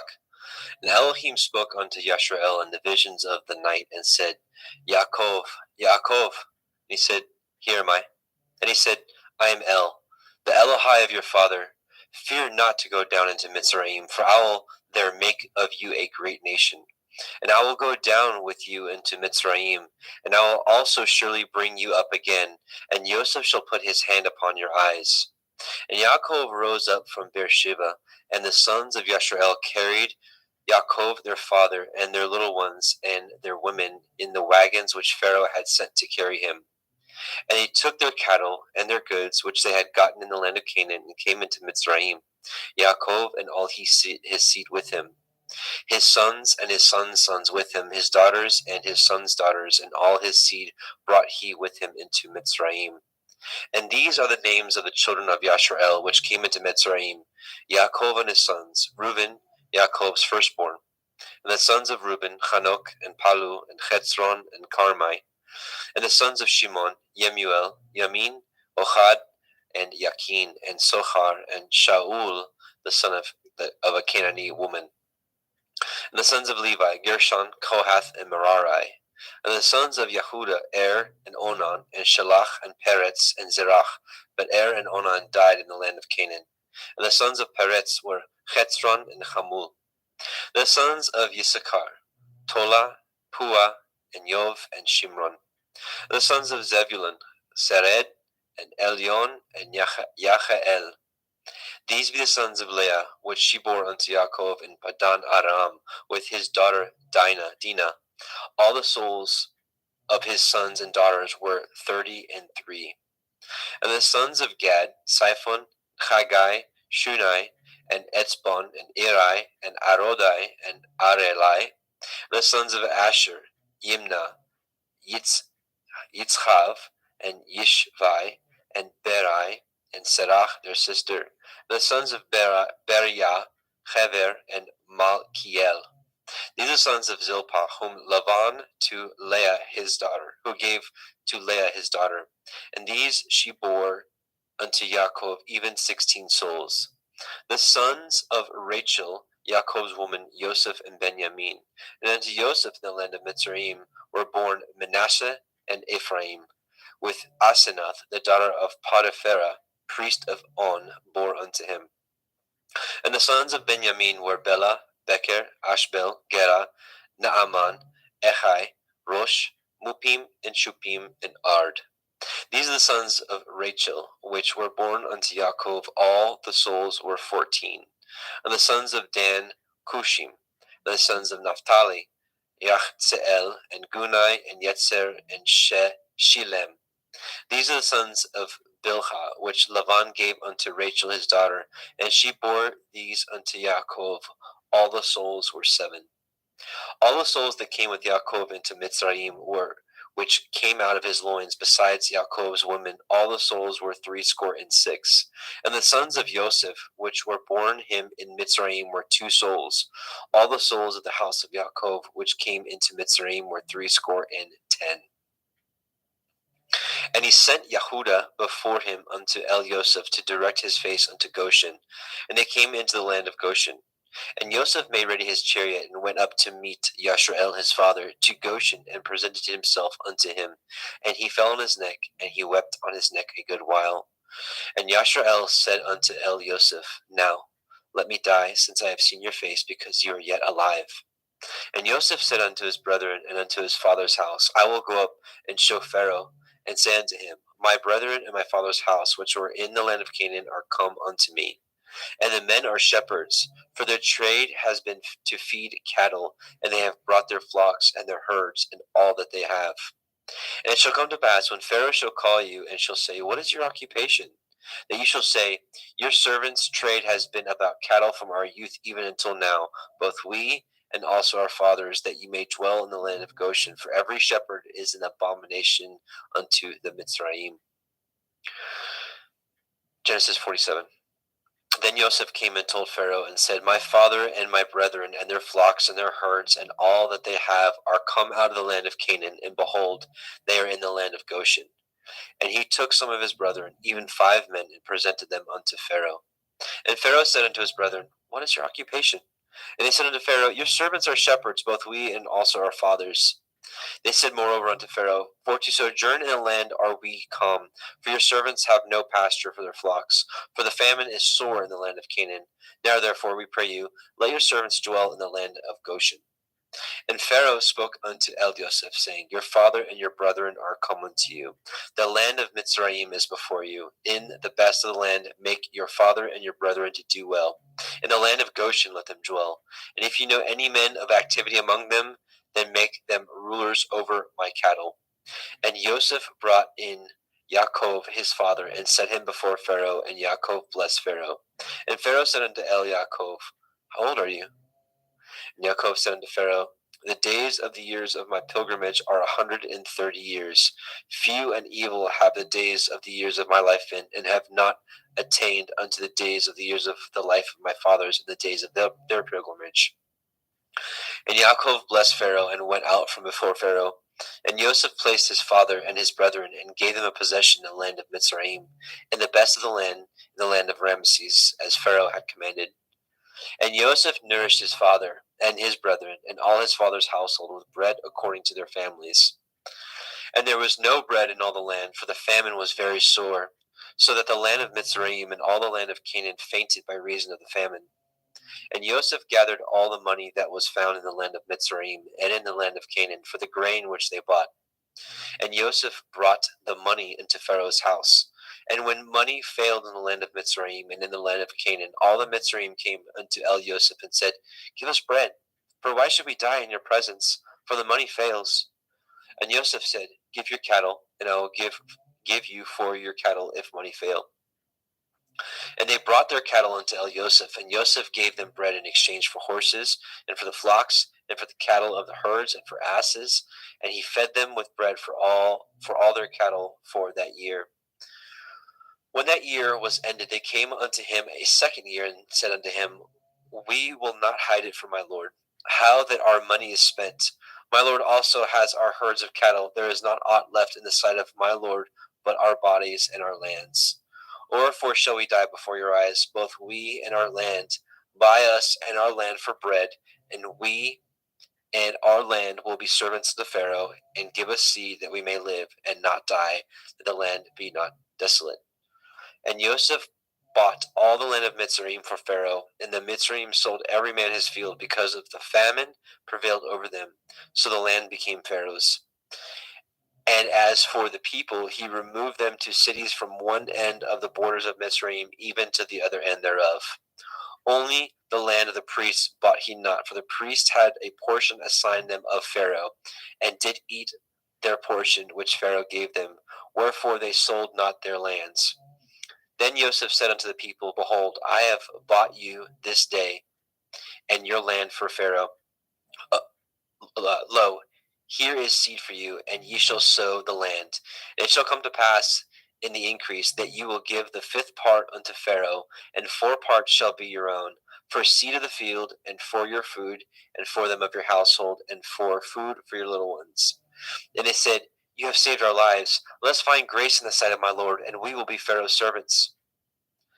And Joseph made it a law over the land of Mitzrayim unto this day, that Pharaoh should have a 5th part, except the land of the priests only, which became not Pharaoh's.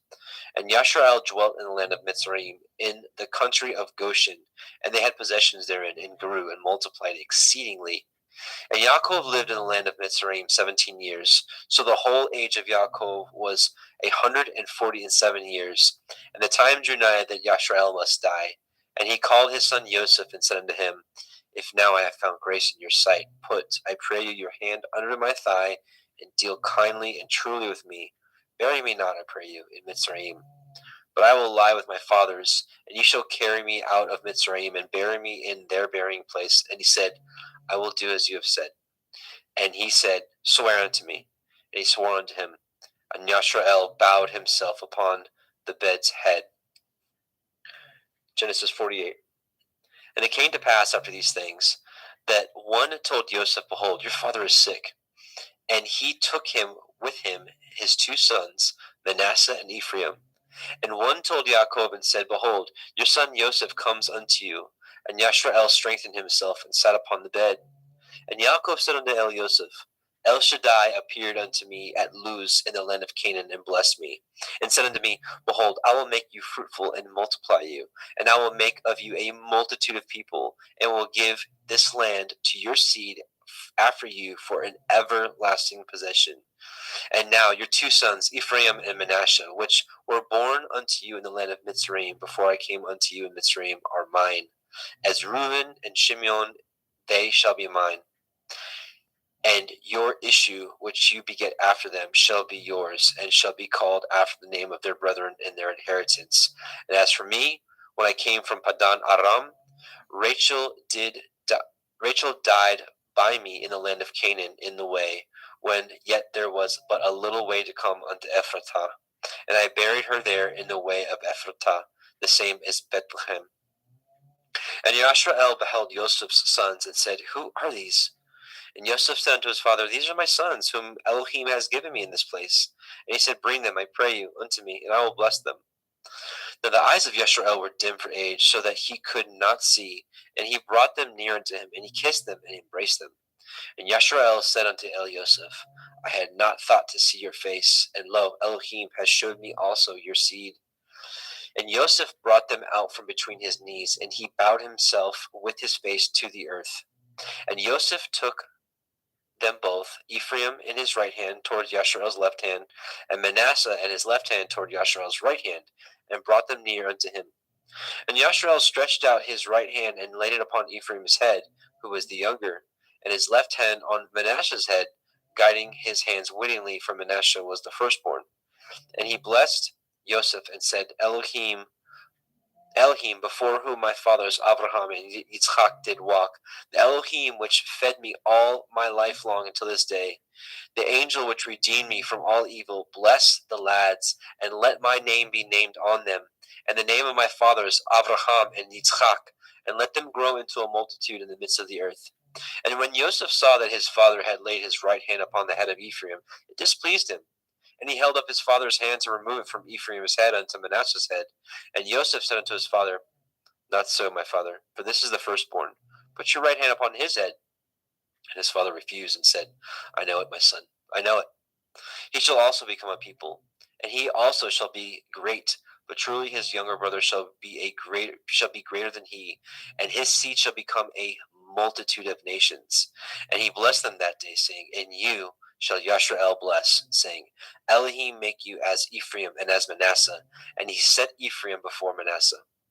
And Yashrael said unto Joseph, Behold, I die, but Elohim shall be with you, and bring you again into the land of your fathers. Moreover, I have given to you one portion above your brethren, which I took out of the hand of the Emori with my sword and with my bow.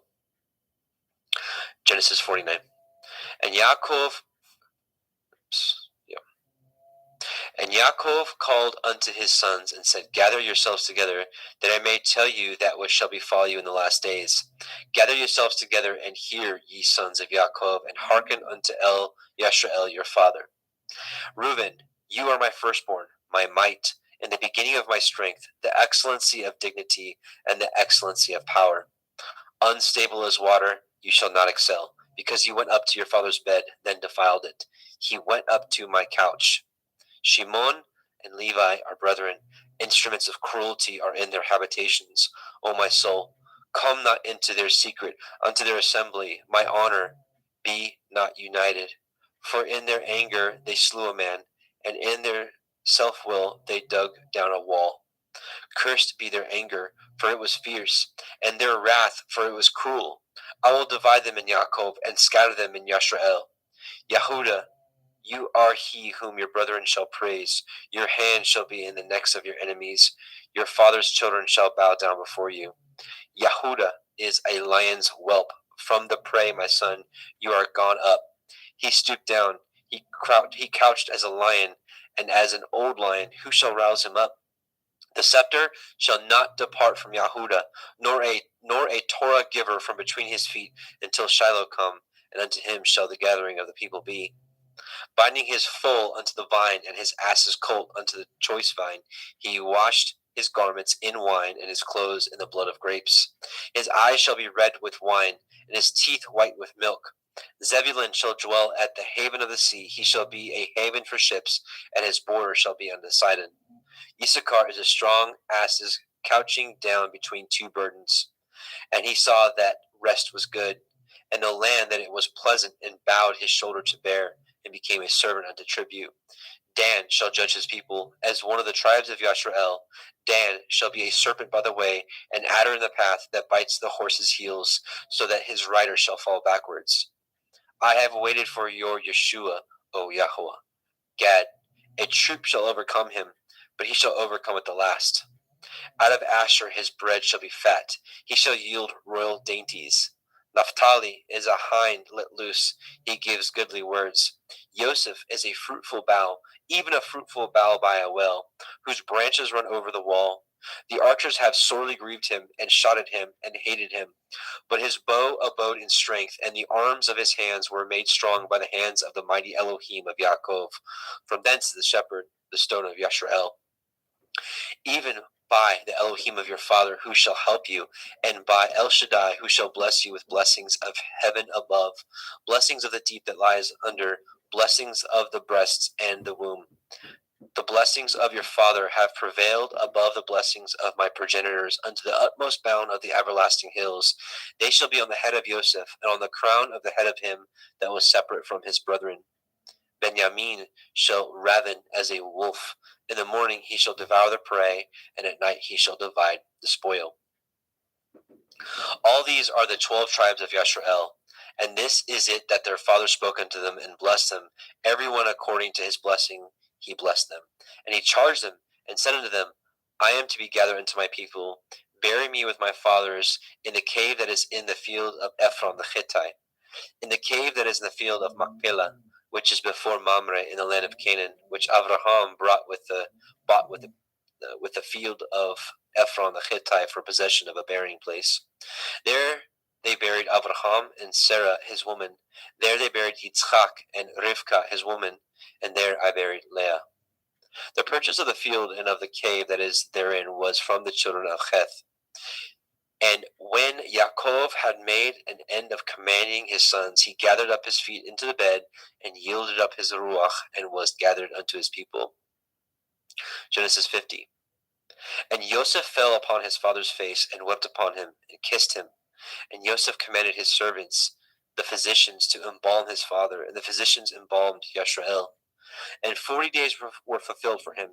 For so are fulfilled the days of those which are embalmed, and the Mitzrayim mourned for him 60 days. And when the days of his mourning were past, Joseph spoke unto the house of Pharaoh, saying, If now I have found grace in your eyes, speak, I pray you, in the ears of Pharaoh, saying, My father made me swear, saying, Lo, I die. In my grave which I have dug for me in the land of Canaan, there shall you bury me. Now therefore, Let me go up, I pray you, and bury my father, and I will come again. And Pharaoh said, Go up, bury your father, according as he made you swear. And Joseph went up to bury his father, and with him went all the servants of Pharaoh, the elders of his house, and all the elders of the land of Mitzrayim. And all the house of Joseph and his brethren and his father's house, only their little ones and their flocks and their herds they left in the land of Goshen. And there went up with him both chariots and horsemen, and it was a very great company. And they came to the threshing floor of Atad, which is beyond the Yarden, and there they mourned with a great and very sore lamentation. And he made a mourning for his father 7 days. And when the inhabitants of the land, the Canaanim, saw the mourning in the floor of Atad, they said, This is a grievous mourning to the Mitzrayim. Wherefore the name of it was called Avel Mitzrayim, which is beyond the Yarden. And his sons did unto him according as he commanded them. For his sons carried him into the land of Canaan, and buried him in the cave of the field of Machpelah, which Abraham bought with the field for a possession of a burying place of Ephron the Hittite before Mamre. And Joseph returned into Mitzrayim, he and his brethren, and all that went up with him to bury his father after he had buried his father. And when Joseph's brethren saw that their father was dead, they said, Joseph will perchance hate us, and will certainly requite us all the evil which we did unto him. They sent a messenger unto Joseph, saying, Your father did command before he died, saying, So shall you say unto Joseph, Forgive, I pray you now, the transgression of your brethren and their sin, for they did unto you evil, and now we pray you, forgive the transgression of the servants of the Elohai of your father. And Joseph wept when they spoke unto him. And his brethren also went and fell down before his face, and they said, Behold, we be your servants. And Joseph said unto them, Fear not, for am I in the place of Elohim? But as for you, you thought evil against me, but Elohim meant it unto good, to bring to pass as it is this day, to save much people alive. Now therefore, fear ye not, I will nourish you and your little ones. And he comforted them, and spoke kindly to them. And Joseph dwelt in Mitzrayim, he and his father's house, and Joseph lived 110 years. And Joseph saw Ephraim's children of the third generation. The children also of Machir, the son of Manasseh, were brought up upon Joseph's knees. And Joseph said unto his brethren, I die, and Elohim will surely visit you, and bring you out of this land unto the land which he swore unto Abraham, to Yitzchak, and to Yaakov. And Joseph took an oath of the children of Yashrael, saying, Elohim will surely visit you, and you shall carry up my bones from hence. So Joseph died, being 110 years old, and they embalmed him, and he was put in a coffin in Mitzrayim. And there is the end of the book of Bereshit, Genesis. Now we will go into Shemot, Exodus.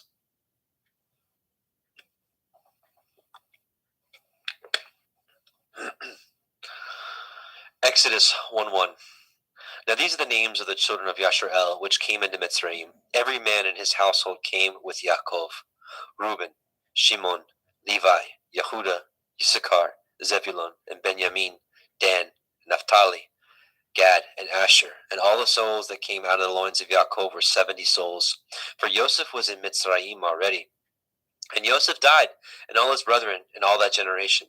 And the children of Yashrael were fruitful and increased abundantly, and multiplied, and waxed exceedingly mighty, and the land was filled with them. Now there arose up a new king over Mitzrayim, which knew not Joseph. And he said unto his people, Behold, the people of the children of Yashrael are more and mightier than we. Come on, let us deal wisely with them, and lest they multiply. And it come to pass that, when there falls out any war, they join also unto our enemies, and fight against us, and so get them up out of the land. Therefore they did set over them taskmasters, to afflict them with their burdens.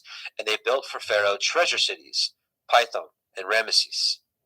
But the more they afflicted them, the more they multiplied and grew, and they were grieved because of the children of Yashrael. And the Mitzrayim made the children of Yashrael to serve with rigor, and they made their lives bitter with hard bondage, in mortar and in brick, and in all manner of service in the field. All their service wherein they made them serve was with rigor. And the king of Mitzrayim spoke to the Ivri midwives, of which the name of the one was Shifra, and the name of the other was Pua. And he said, When you do the office of a midwife to the Ivrith women, and see them upon the stools, if it be a son, then you shall kill him. But if it be a daughter, then she shall live. But the midwives feared Elohim, and did not as the king of Mitzrayim commanded them, but saved the men children alive. And the king of Mitzrayim called for the midwives, and said unto them, Why have ye done this thing, and have saved the men children alive? And the midwives said unto Pharaoh, Because the Ivrith women are not as the Mitzri women, for they are lively, and are delivered before the midwives come in unto them. Therefore Elohim dealt well with the midwives, and the people multiplied and waxed very mighty. And it came to pass, because the midwives feared Elohim, that he made them houses. And Pharaoh charged all his people, saying, Every son that is born ye shall cast into the river, and every daughter ye shall save alive. Exodus 2. There went a man of the house of Levi, and took to be his woman a daughter of Levi. And the woman conceived, and bore a son. And when she saw him that he was a goodly child, she hid him 3 months. And when she could no longer hide him, she took for him an ark of bulrushes, and daubed it with slime and with pitch, and put the child therein, and she laid it in the reeds by the river's brink. And his sister stood afar off, to wit what would be done to him. And the daughter of Pharaoh came down to wash herself at the river, and her maidens walked along the river side. When she saw the ark among the reeds, she sent her maid to fetch it. And when she had opened it, she saw the child, and behold, the babe wept. And she had compassion on him, and said, This is one of the Ephraim children. Then said his sister to Pharaoh's daughter, Shall I go and call to you a nurse of the Evrith woman, that she may nurse the child for you? And Pharaoh's daughter said to her, Go. And the maid went and called the child's mother. And Pharaoh's daughter said unto her, Take this child away, and nurse it for me, and I will give you your wages. And the woman took the child and nursed it. And the child grew, and she brought him unto Pharaoh's daughter, and became her son. And she called his name Moshe. And she said, Because I drew him out of the water. And it came to pass in those days, when Moshe was grown, that he went out unto his brethren, and looked on their burdens. And he spied a Mitzri smiting an Ivri, one of his brethren. And he looked this way and that way. And when he saw that there was no man, he slew the Mitzri, and hid him in the sand. And when he went out the second day, behold, 2 men of the Ephraim strove together. And he said unto him that did wrong, Wherefore smite you your fellow? And he said, Who made you a prince and a judge over us? Intend you to kill me as you did the Mitzri? And Moshe feared, and said, Surely this thing is known. Now when Pharaoh heard this thing, he sought to slay Moshe. But Moshe fled from the face of Pharaoh, and dwelt in the land of Midian. And he sat down by a well. Now the priest of Midian had 7 daughters, and they came and drew water, and filled the troughs to water their father's flock. And the shepherds came and drove them away, but Moshe stood up and helped them, and watered the flock. And when they came to Reuel, their father, he said, How is it that you are come so soon today? And they said, A Mitzri delivered us out of the hand of the shepherds, and also drew water enough for us, and watered the flock. And he said to his daughters, Where is he? Why is it that ye have left the man? Call him, that he may eat bread. And Moshe was content to dwell with the man. And he gave Moshe Zipporah his daughter. And she bore him a son, and he called his name Gershom, for he said, I have been a stranger in a strange land. And it came to pass in the process of time that the king of Mitzrayim died, and the children of Yasharel sighed by reason of the bondage, and they cried, and their cry came up unto Elohim by reason of the bondage. And Elohim heard their groaning, and Elohim remembered his covenant with Abraham, and with Yitzchak, and with Yaakov. And Elohim looked upon the children of Yasharel, and Elohim had respect unto them. Now, Exodus chapter 3. Now, Moshe kept the flock of Yithro, his father-in-law, the priest of Midian, and he led the flock to the backside of the desert, and came to the mountains of Elohim, even to Horeb. And the angel of Yahweh appeared unto him in a flame of fire out of the midst of a thorn bush. And he looked, and behold, the thorn bush burned with fire, and the thorn bush was not consumed. And Moshe said, I will now turn aside and see this great sight, for why the thorn bush is not burnt? And Yahweh saw that he had turned aside to see. Elohim called to him out of the midst of the thorn bush, and said, Moshe, Moshe. He said, Here am I. And he said, Draw not nigh hither, put off your shoes from off your feet, for the place whereon you stand is holy ground. Moreover, he said, I am the Elohai of your father, the Elohai of Avraham, the Elohai of Yitzchak, the Elohai of Yaakov. And Moshe hid his face, for he was afraid to look upon Elohim. And Yahweh said, I have surely seen the affliction of my people, which are in Mitzrayim, and have heard their cry by reason of their taskmasters, for I know their sorrows. And I come down to deliver them out of the hand of the Mitzrayim, and to bring them up out of the land unto a good land, and a large, and unto a land flowing with milk and honey, unto the place of the Canaanim, and the Chittim, and the Amorim, and the Perizim, and the Chivim, and the Yebusim. Now therefore, behold, the cry of the children of Yisrael is come unto me, and I have also seen the oppression wherewith the Mitzrayim oppress them. Come now therefore, and I will send you unto Pharaoh, that you may bring forth my people, the children of Yisrael, out of Mitzrayim. And Moshe said unto Elohim, Who am I, that I should go unto Pharaoh, that I should bring forth the children of Yisrael out of Mitzrayim? He said, Certainly, I will be with you, and this shall be a sign unto you that I have sent you. When you have brought forth the people out of Mitzrayim, you shall serve Elohim upon this mountain. And Moshe said unto Elohim, Behold, when I come unto the children of Yisrael, and shall say unto them, The Elohai of your fathers has sent me unto you, and they shall say to me, What is his name? What shall I say unto them? And Elohim said unto Moshe, Echaya, Asher Echaya, I am that I am. And he said, Thus shall you say unto the children of Yisrael, Ahaya, I am, has sent me unto you. And Elohim said moreover unto Moshe, Thus shall you say unto the children of Yisrael, Yahuwah Elohai of your fathers, the Elohai of Avraham, the Elohai of Yitzchak, and the Elohai of Yaakov, has sent me unto you. This is my name forever, and this is my mention unto all generations. Go and gather the elders of Yisrael together, and say unto them, Yahuwah Elohai of your fathers, the Elohai of Avraham, of Yitzchak, and Yaakov appeared unto me, saying, I have surely visited you, and seen that which is done unto you in Mitzrayim. And I have said, I will bring you up out of the affliction of the Mitzrayim unto the land of the Canaanim, and the Chittim, and the Amorim, and the Perizim, and the Chivim, and the Yebusim, unto a land flowing with milk and honey. And they shall hearken to your voice, and ye shall come, you and the elders of Yisrael, unto the king of Mitzrayim, and ye shall say unto him, Yahuwah Elohai of the Ivrim has met with us. And now, let us go, we beseech you, 3 days' journey into the wilderness.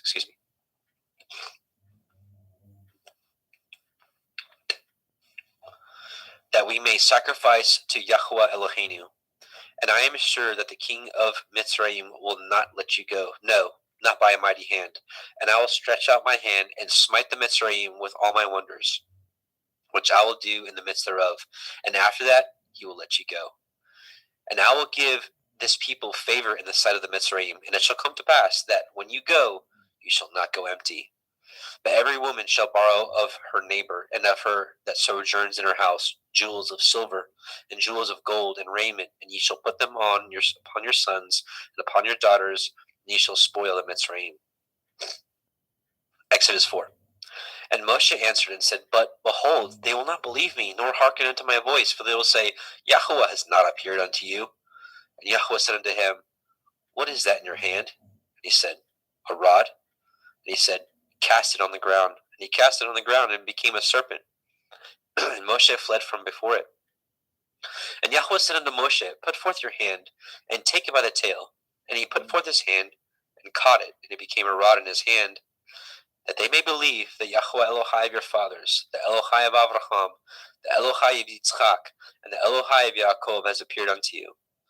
And Yahuwah said furthermore unto him, Put now your hand into your bosom. And he put his hand into his bosom. And when he took it out, behold, his hand was leprous as snow.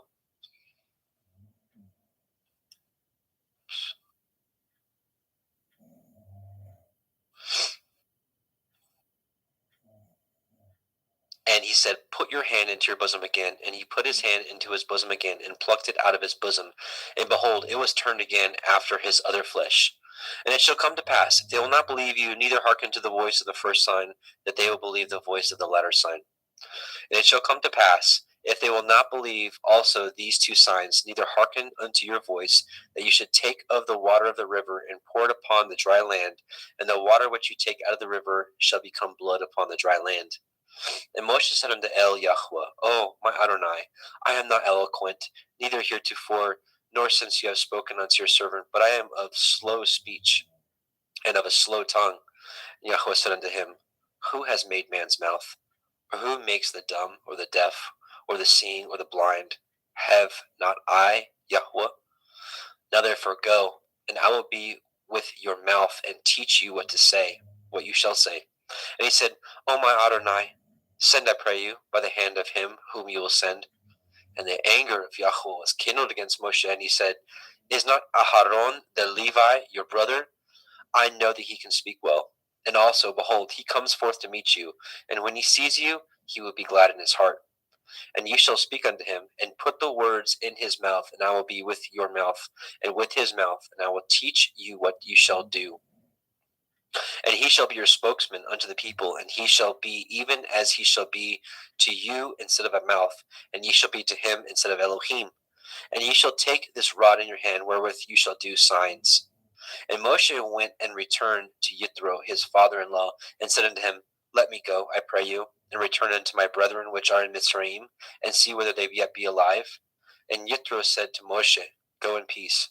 And Yahweh said unto Moshe in Midian, Go, return into Mitzrayim, for all the men are dead which sought your life. And Moshe took his woman and his sons, and set them upon an ass, and returned to the land of Mitzrayim. And Moshe took the rod of Elohim in his hand.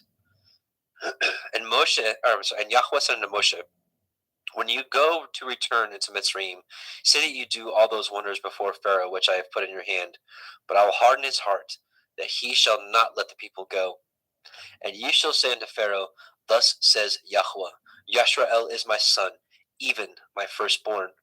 And I say unto you, Let my son go, that he may serve me. And if you refuse to let him go, behold, I will slay your son, even your firstborn. And it came to pass by the way in the inn, that Yahweh met him and sought to kill him. Then Zipporah took a sharp stone and cut off the foreskin of her son, and cast it at his feet, and said, Surely a bloody man you are to me. So he let him go. Then she said, A bloody man you are, because of the circumcision. And Yahweh said unto El Aharon, Go into the wilderness to meet Moshe. And he went, and he met him in the mount of Elohim, and kissed him. And Moshe told Aharon all the words of Yahweh who had sent him, and all the signs which he had commanded him. And Moshe and Aharon went and gathered together all the elders of the children of Yisrael. And Aharon spoke all the words which Yahweh had spoken unto Moshe, and did the signs in the sight of the people. And the people believed. And when they heard that Yahweh had visited the children of Yisrael, and that he had looked upon their affliction, then they bowed their heads and worshipped. Exodus 5. And afterward Moshe and Aharon went in and told Pharaoh, Thus says Yahweh Elohai of Yisrael, Let my people go, that they may hold a feast unto me in the wilderness. And Pharaoh said, Who is Yahweh, that I should obey his voice and let Yisrael go? I know not Yahweh, neither will I let Yisrael go. And they said, The Elohai of the Ivrim has met with us. Let us go, we pray you, 3 days' journey into the desert, and sacrifice unto Yahweh Eloheinu, lest he fall upon us with pestilence, or with the sword. And the king of Mitzrayim said unto them, Wherefore do ye, Moshe and Aharon, let the people from their works get you unto your burdens? And Pharaoh said, Behold, the people of the land now are many, and ye make them rest from their burdens. And Pharaoh commanded this same day the taskmasters of the people and their officers, saying, Ye shall no more give the people straw to make brick, as heretofore. Let them go and gather straw for themselves. And the tale of the bricks which they did make heretofore ye shall lay upon them. Ye shall not diminish aught thereof, for they be idle. Therefore they cry, saying, Let us go and sacrifice to our Elohim. Let their more work be laid upon the men, that they may labor therein, and let them not regard vain words. And their taskmasters of the people went out, and their officers, and they spoke to the people, saying, Thus says Pharaoh, I will not give you straw. Go ye, get you straw where you can find it, yet not aught of your work shall be diminished. So the people were scattered abroad throughout all the land of Mitzrayim to gather stubble instead of straw. And the taskmasters hasted them, saying, "Fulfill your works, your daily tasks, as when there was straw." And the officers of the children of Yasharel, which Pharaoh's taskmasters had set over them, were beaten and demanded, "Wherefore have you not fulfilled your task in making brick both yesterday and today as heretofore?" Then the officers of the children of Yasharel came and cried unto Pharaoh, saying, "Wherefore deal you thus with your servants? There is no straw given unto your servants. And they say to us, Make brick, and behold, your servants are beaten, but the fault is in your own people." And he said, "Ye are idle, ye are idle. Therefore ye say, Let us go and do sacrifice to Yahweh. Go therefore now and work, for there shall no straw be given you, yet ye shall deliver the tale of bricks." And the officers of the children of Yasharel did see that they were in evil case after it was said, "Ye shall not diminish aught from your bricks of your daily tasks." And they met Moshe and Aharon, who stood in the way, as they came forth from Pharaoh. And they said unto him, "Yahweh look upon you and judge, because you have made our savor to be abhorred in the eyes of Pharaoh and in the eyes of his servants, to put a sword in their hand to slay us." And Moshe returned unto El Yahweh and said, "Adonai, wherefore have you so evil entreated this people? Why is it that you have sent me? For since I came to Pharaoh to speak in your name, he has done evil to this people, neither have you delivered your people at all." Exodus chapter 6. Then Yahweh said unto Moshe, "Now you shall see what I will do to Pharaoh, for with a strong hand shall he let them go, and with a strong hand shall he drive them out of his land." And Elohim spoke unto Moshe and said to him, "I am Yahweh. And I appeared unto El Avraham, unto El Yitzchak, and unto El Yaakov by El Shaddai, but by the name of Yahweh was I not known to them. And I have also established my covenant with them, to give them the land of Canaan, the land of their pilgrimage, wherein they were strangers. And I have also heard the groaning of the children of Yasharel, whom that Mitzrayim keep in bondage, and I have remembered my covenant. Wherefore say unto the children of Yasharel, I am Yahweh, and I will bring you out from under the burdens of the Mitzrayim, and I will rid you out of their bondage, and I will redeem you with a stretched out arm with great judgments. And I will take you to me for a people, and I will be to you Elohim, and ye shall know that I am Yahweh Elohim, which brings you out from under the burdens of the Mitzrayim. And I will bring you in unto the land concerning the which I did swear to give it to Avraham, to Yitzchak, and to Yaakov, and I will give it to you for a heritage. I am Yahweh. And Moshe spoke so unto the children of Yasharel, but they hearkened not unto Moshe for anguish of the Ruach, and for cruel bondage. And Yahweh spoke unto Moshe, saying, Go in, speak unto Pharaoh, king of Mitzrayim, that he let the children of Yasharel go out of his land. And Moshe spoke before Yahweh, saying, Behold, the children of Yasharel have not hearkened unto me. How then shall Pharaoh hear me, who am of uncircumcised lips?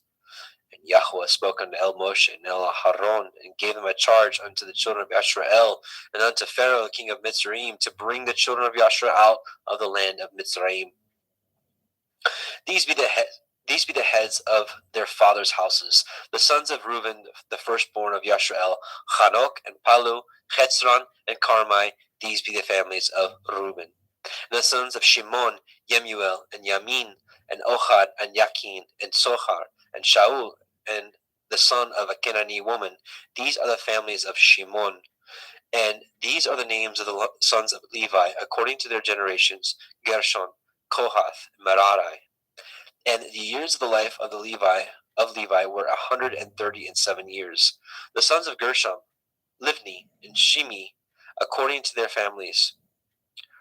And the sons of Kohath, Amram, Yitzhar, Hebron, and Uziel. And the years of the life of Kohath were 133 years. And the sons of Merari, Machlai, and Mushai. These are the families of Levi, according to their generations. Hang on. Give me just a moment.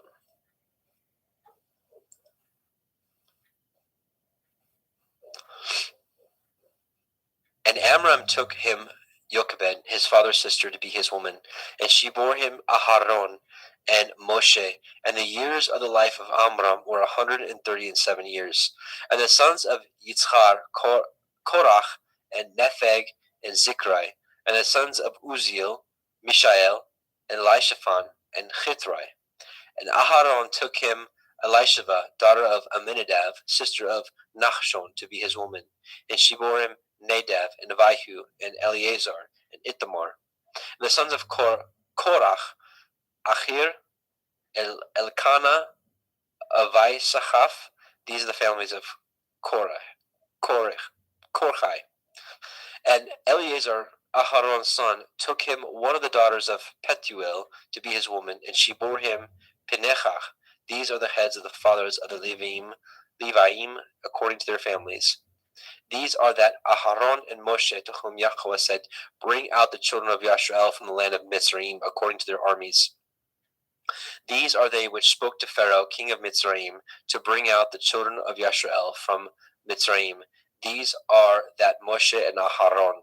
And it came to pass on that day, when Yahweh spoke unto Moshe in the land of Mitzrayim, that Yahweh spoke unto Moshe, saying, I am Yahweh. Speak you unto Pharaoh, king of Mitzrayim, all that I say unto you. And Moshe said before Yahweh, behold, I am of uncircumcised lips. How shall Pharaoh hearken unto me?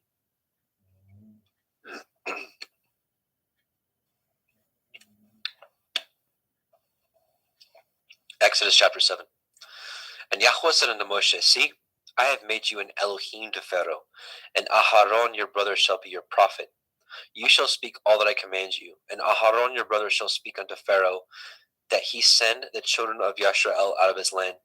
And I will harden Pharaoh's hearts, and multiply my signs and my wonders in the land of Mitzrayim.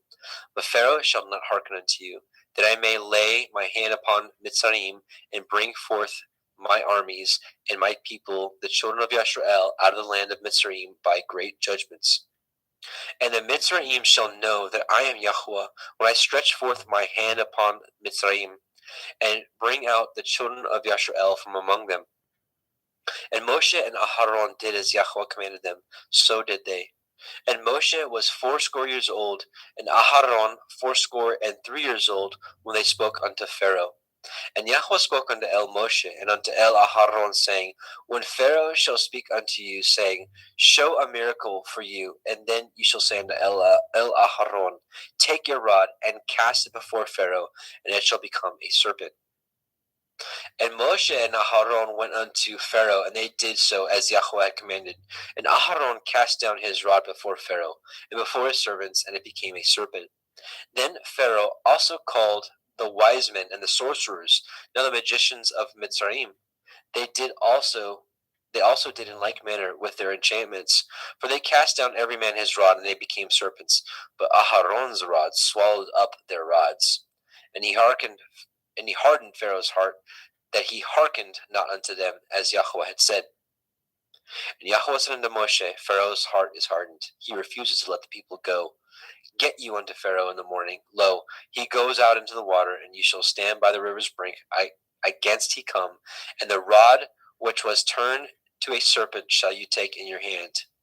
And you shall say unto him, Yahweh Elohai of the Ivrim has sent me unto you, saying, let my people go, that they may serve me in the wilderness. And behold, hitherto you would not hear. Thus says Yahweh, and this you shall know that I am Yahweh. Behold, I will smite with the rod that is in my hand upon the waters which are in the river, and they shall be turned to blood. And the fish that is in the river shall die, and the river shall stink, and the Mitzrayim shall loathe to drink of the water of the river. And Yahweh spoke unto Moshe, saying, Moshe, say unto Aharon, take your rod, and stretch out your hand upon the waters of Mitzrayim, upon their streams, upon their rivers, and upon their ponds, and upon all their pools of water, that they may become blood, and all that here may be blood throughout all the land of Mitzrayim, both in vessels of wood and in vessels of stone. And Moshe and Aharon did so, and Yahweh commanded, and he lifted up the rod, and smote the waters that were in the river in the sight of Pharaoh, and in the sight of his servants, and all the waters that were in the river were turned to blood. And the fish that was in the river died, and the river stank, and the Mitzrayim could not drink of the water of the river, and there was blood throughout all the land of Mitzrayim. And the magicians of Mitzrayim did so with their enchantments, and Pharaoh's heart was hardened. Neither did he hearken unto them, as Yahweh had said. And Pharaoh turned and went into his house, neither did he set his heart to this also. And all the Mitzrayim dug round about the river for water to drink, for they could not drink of the water. And 7 days were fulfilled after that Yahweh had smitten the river. Exodus chapter 8. And Yahweh spoke unto Moshe, Go unto Pharaoh, and say unto him, Thus says Yahweh, Let my people go, that they may serve me. And if you refuse to let them go, behold, I will smite all your borders with frogs. And the river shall bring forth frogs abundantly, which shall go up and come into your house, and into your bedchamber, and upon your bed, and into the house of your servants, and upon your people, and into your ovens, and in your kneading troughs. And the frogs shall come up both on you, and upon your people, and upon all your servants. And Yahweh spoke unto Moshe, Say unto Aharon, Stretch forth your hand with your rod over the streams, over the rivers, and over the ponds, and cause frogs to come up upon the land of Mitzrayim. And Aharon stretched out his hand over the waters of Mitzrayim, and the frogs came up and covered the land of Mitzrayim. And the magicians did so with their enchantments, and brought up the frogs upon the land of Mitzrayim. Then Pharaoh called for Moshe and Aharon, and said, Entreat Yahweh, that he may take away the frogs from me and my people, and I will let the people go, that they may do sacrifice unto Yahweh. And Moshe said unto Pharaoh, Glory over me. When shall I entreat for you, and for your servants, and for your people, to destroy the frogs from you and from your houses, that they may remain in the river only? And he said, Tomorrow. And he said, Be it according to your word, that you may know that there is none like unto Yahweh Eloheinu. And the frogs shall depart from you, and from your houses, and from your servants, and from your people, they shall remain in the river only. And Moshe and Aharon went out from Pharaoh, and Moshe cried unto Yahweh because of the frogs which he had brought against Pharaoh. And Yahweh did according to the word of Moshe, and the frogs died out of the houses, out of the villages, and out of the fields. And they gathered them together upon heaps, and upon the land, and the land stank. But when Pharaoh saw that there was respite, he hardened his heart, and hearkened not unto them, as Yahweh had said. And Yahweh said unto Moshe, Say unto Aharon, Stretch out your rod, and smite the dust of the land, that it may become lice throughout all the land of Mitzrayim. They did so. For Aharon stretched out his hand with his rod, and he smote the dust of the earth, and it became lice in man and in beast, and all the dust of the land became lice throughout all the land of Mitzrayim. And the magicians did so with their enchantments to bring forth lice, but they could not, so there were lice upon man and upon beast.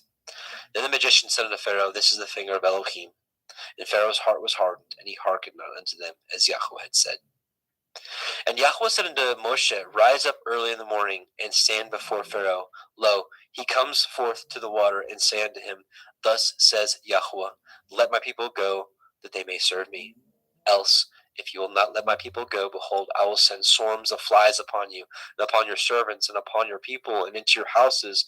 And the houses of the Mitzrayim shall be full of the swarm of flies, and also the ground whereon they are. And I will sever in that day the land of Goshen, in which my people dwell, that no swarms of flies shall be there, to the end you may know that I am Yahweh in the midst of the earth. And I will put a division between my people and your people. Tomorrow this shall this sign be. And Yahweh did so, and there came a grievous swarm of flies into the house of Pharaoh, and into his servants' houses, and into all the land of Mitzrayim. The land was corrupted by reason of the swarm of the flies. And Pharaoh called for Moshe and for Aharon, and said, Go ye, sacrifice to your Elohim in the land. And Moshe said, It is not meet so to do, for we shall sacrifice the abomination of the Mitzrayim to Yahweh Eloheinu. Lo, shall we sacrifice the abomination of the Mitzrayim before their eyes, and will they not stone us? We will go 3 days' journey into the wilderness, and sacrifice to Yahweh Eloheinu, as he commanded us. And Pharaoh said, I will let you go, that you may sacrifice to Yahweh Elohika in the wilderness. Only ye shall not go very far away. Entreat for me. And Moshe said, Behold, I go out from you, and I will entreat El Yahweh that the swarms of flies may depart from Pharaoh, from his servants, and from his people tomorrow. But let not Pharaoh deal deceitfully anymore in letting the people go to sacrifice, and not letting the people go to sacrifice to Yahweh. And Moshe went out from Pharaoh and entreated Yahweh. And Yahweh did according to the word of Moshe. And he removed the swarms of flies from Pharaoh, from his servant, and from his people. There remained not one. And Pharaoh hardened his heart at this time also, neither would he let the people go. Exodus chapter 9. Then Yahweh said unto El Moshe, Go in unto Pharaoh, and tell him, Thus says Yahweh Elohai of the Ivrim, Let my people go, that they may serve me. For if you refuse to let them go, and will hold them still, behold, the hand of Yahweh is upon your cattle which is in the field, upon the horses, upon the asses, upon the camels, upon the oxen, and upon the sheep. There shall be a very grievous pestilence. And Yahweh shall sever between the cattle of Yashrael and the cattle of Mitzrayim, and there shall nothing die of all that is the children of Yashrael. And Yahweh appointed a set time, saying, Tomorrow Yahweh shall do this thing in the land. And Yahweh did that thing on the morrow, and all the cattle of Mitzrayim died, but the cattle of the children of Yashrael died not one. And Pharaoh sent, and behold, there was not one of the cattle of Yashrael's dead. And the heart of Pharaoh was hardened, and he did not let the people go. And Yahweh said unto El Moshe and unto El Aharon, Take to you handfuls of ashes of the furnace, and let Moshe sprinkle it toward the heavens in the sight of Pharaoh. And it shall become small dust in the land of Mitzrayim, and shall be a boil breaking forth with blains upon man and upon beast throughout all the land of Mitzrayim.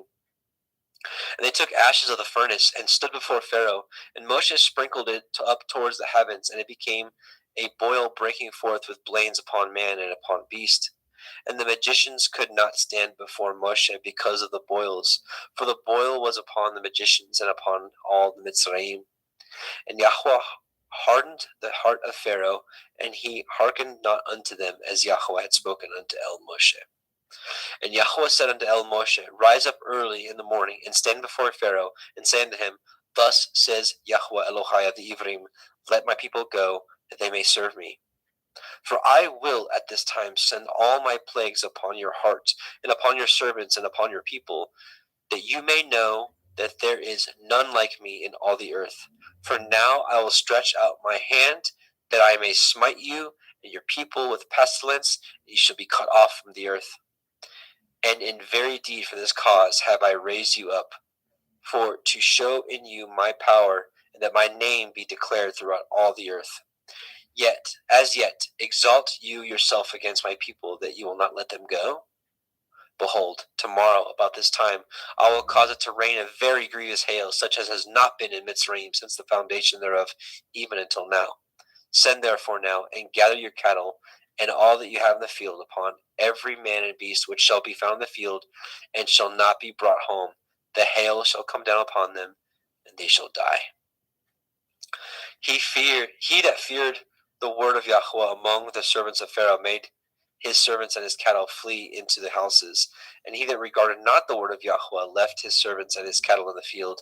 And Yahweh said unto El Moshe, Stretch forth your hand towards the heavens, that there may be a hail in all the land of Mitzrayim, upon man, and upon beast, and upon every herb of the field throughout the land of Mitzrayim.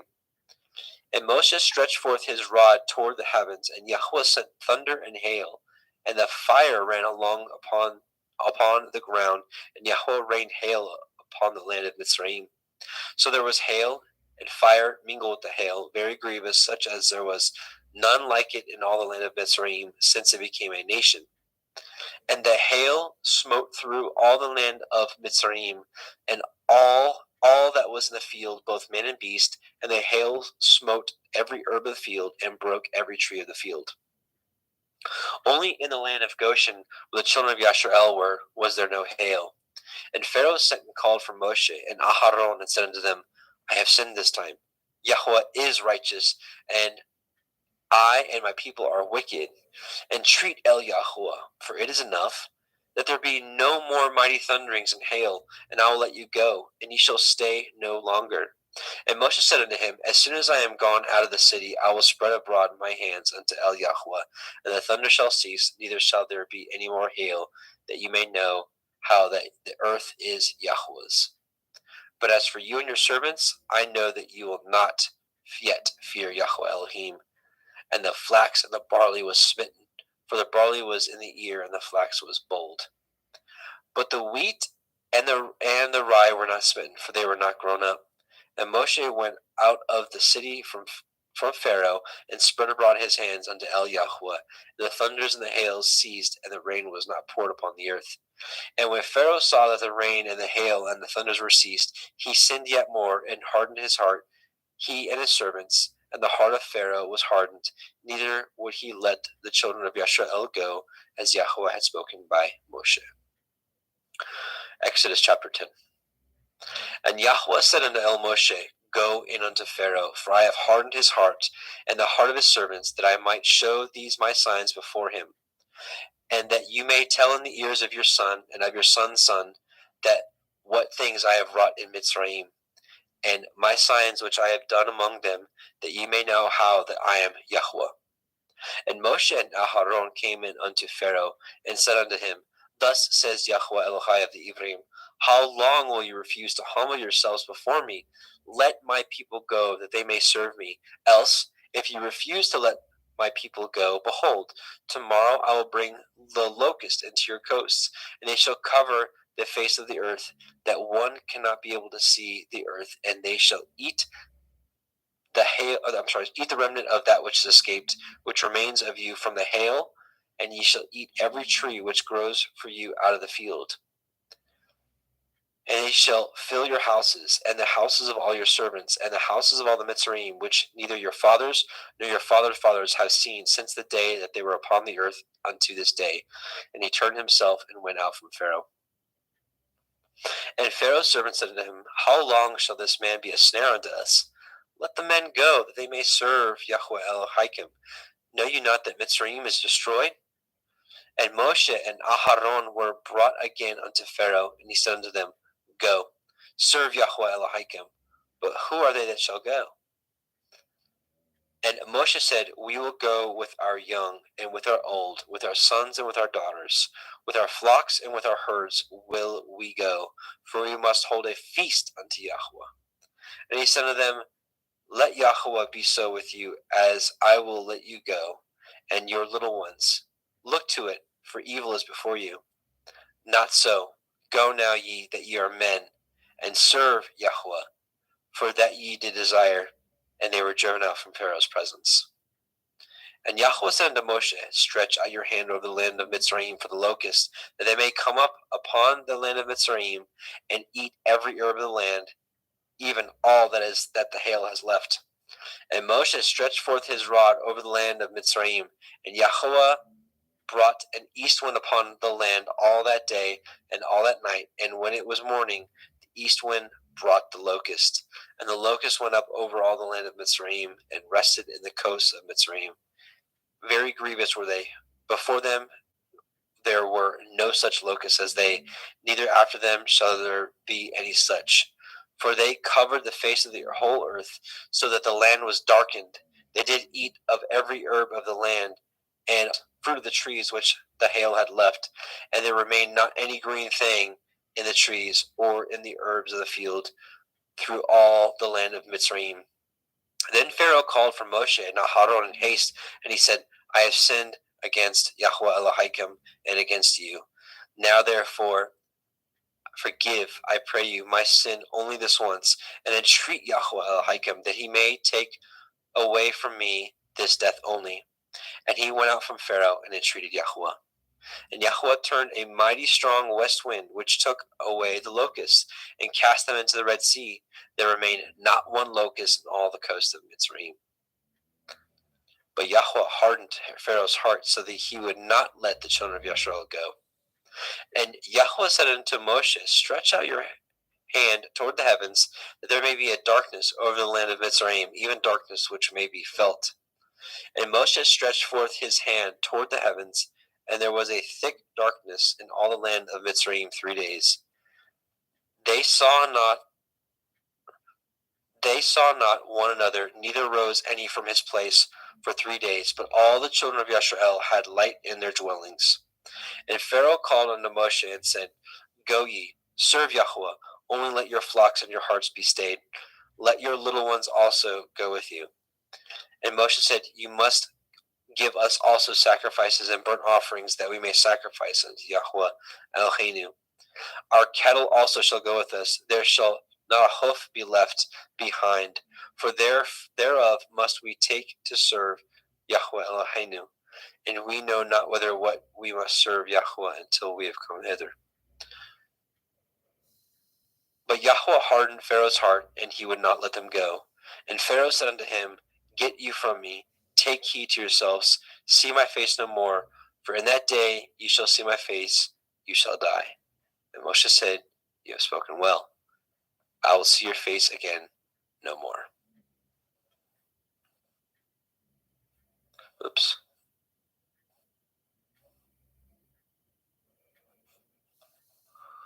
Okay. And Brother Jeremy?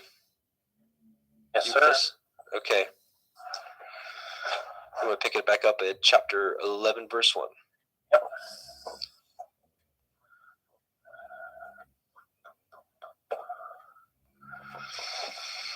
The final plague. 11. And Yahweh said unto Moshe,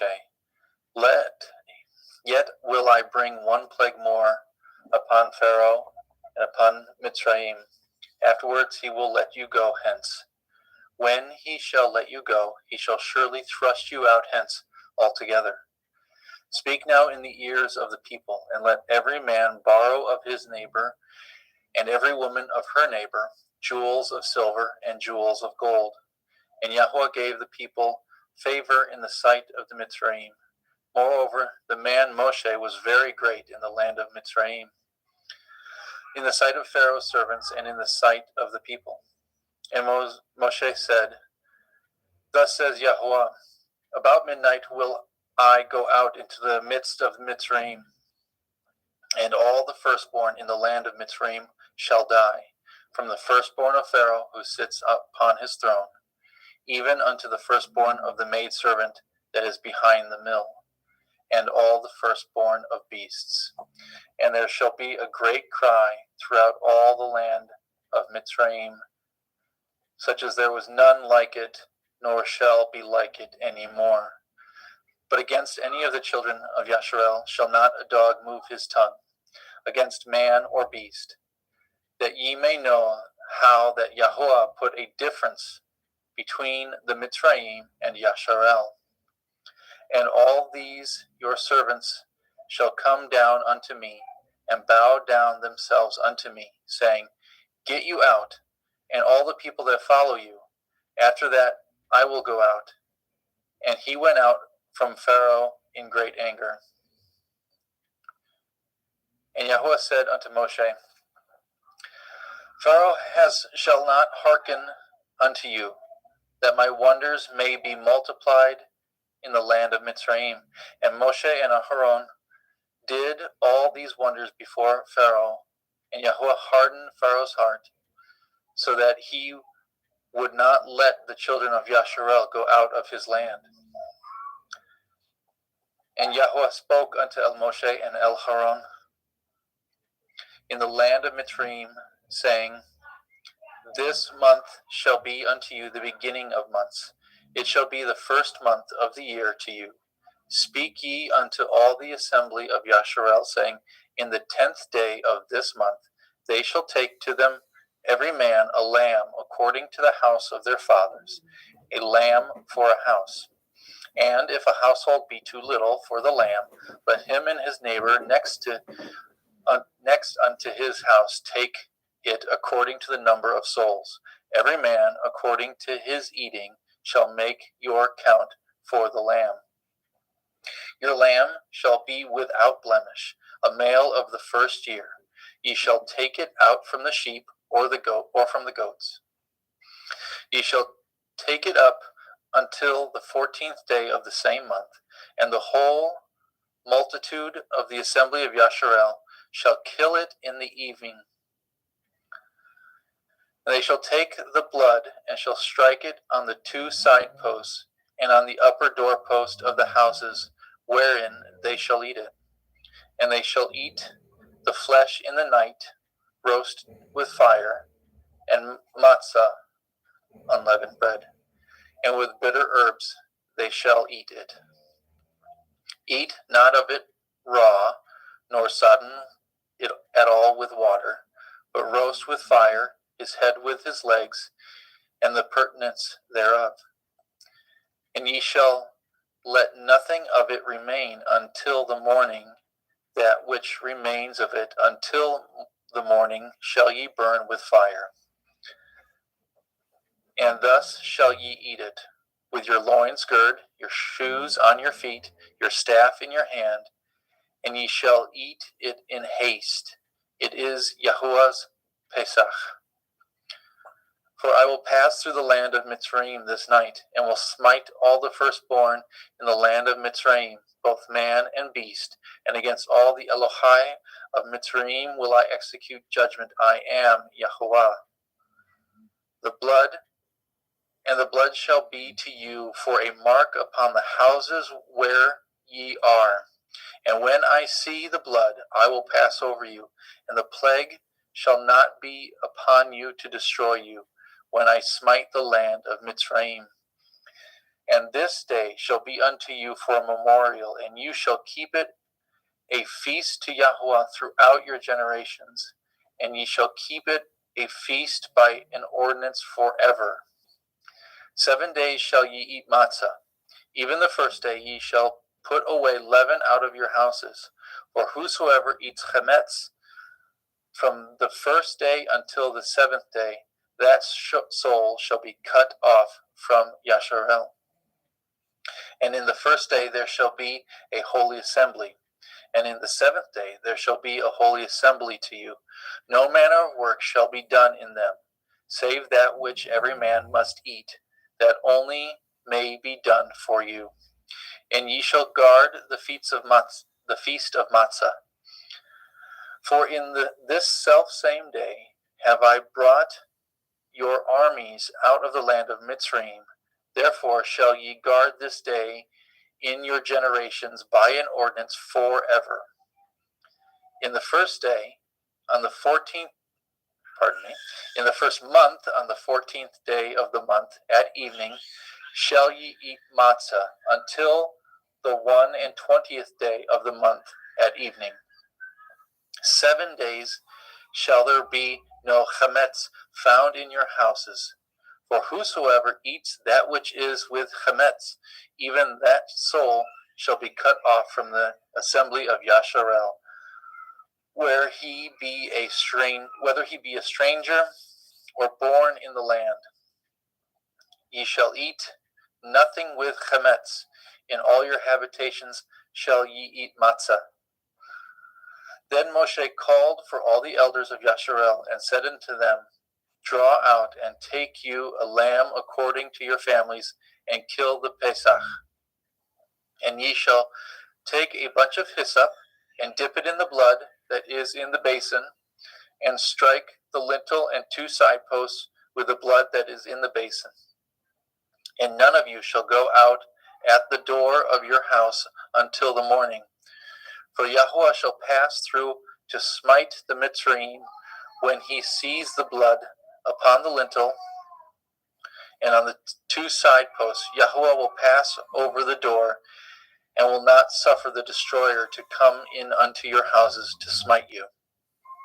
And ye shall guard this thing for an ordinance to you and your sons forever. And it shall come to pass when ye are come to the land which Yahuwah will give you according as he has promised, that ye shall guard this service. And it shall come to pass when your children shall say unto you, What mean ye by this service?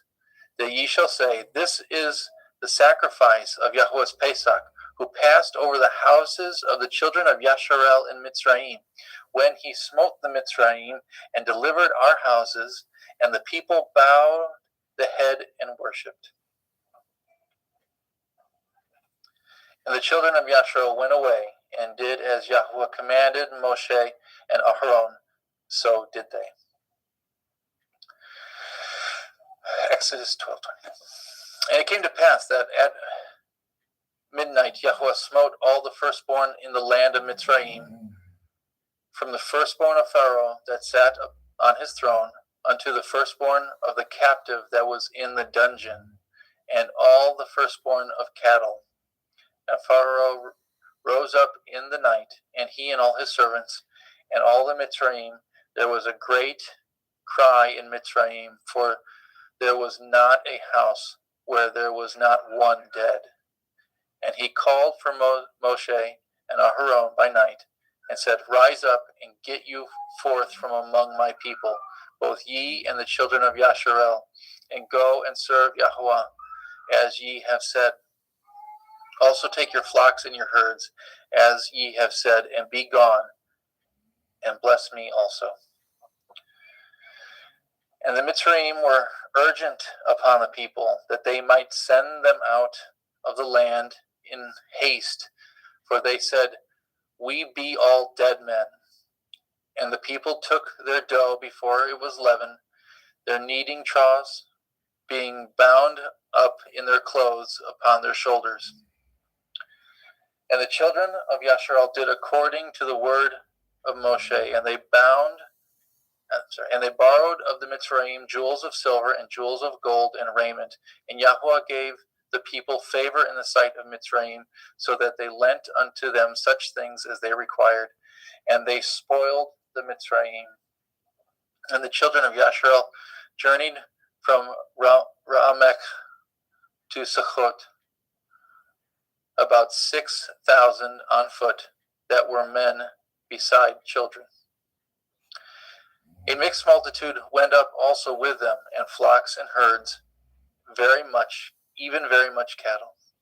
And they baked matzah cakes, the dough which they brought forth out of Mitzrayim, for it was not leavened, because they were thrust out of Mitzrayim and could not tarry, neither had they prepared for themselves any victuals.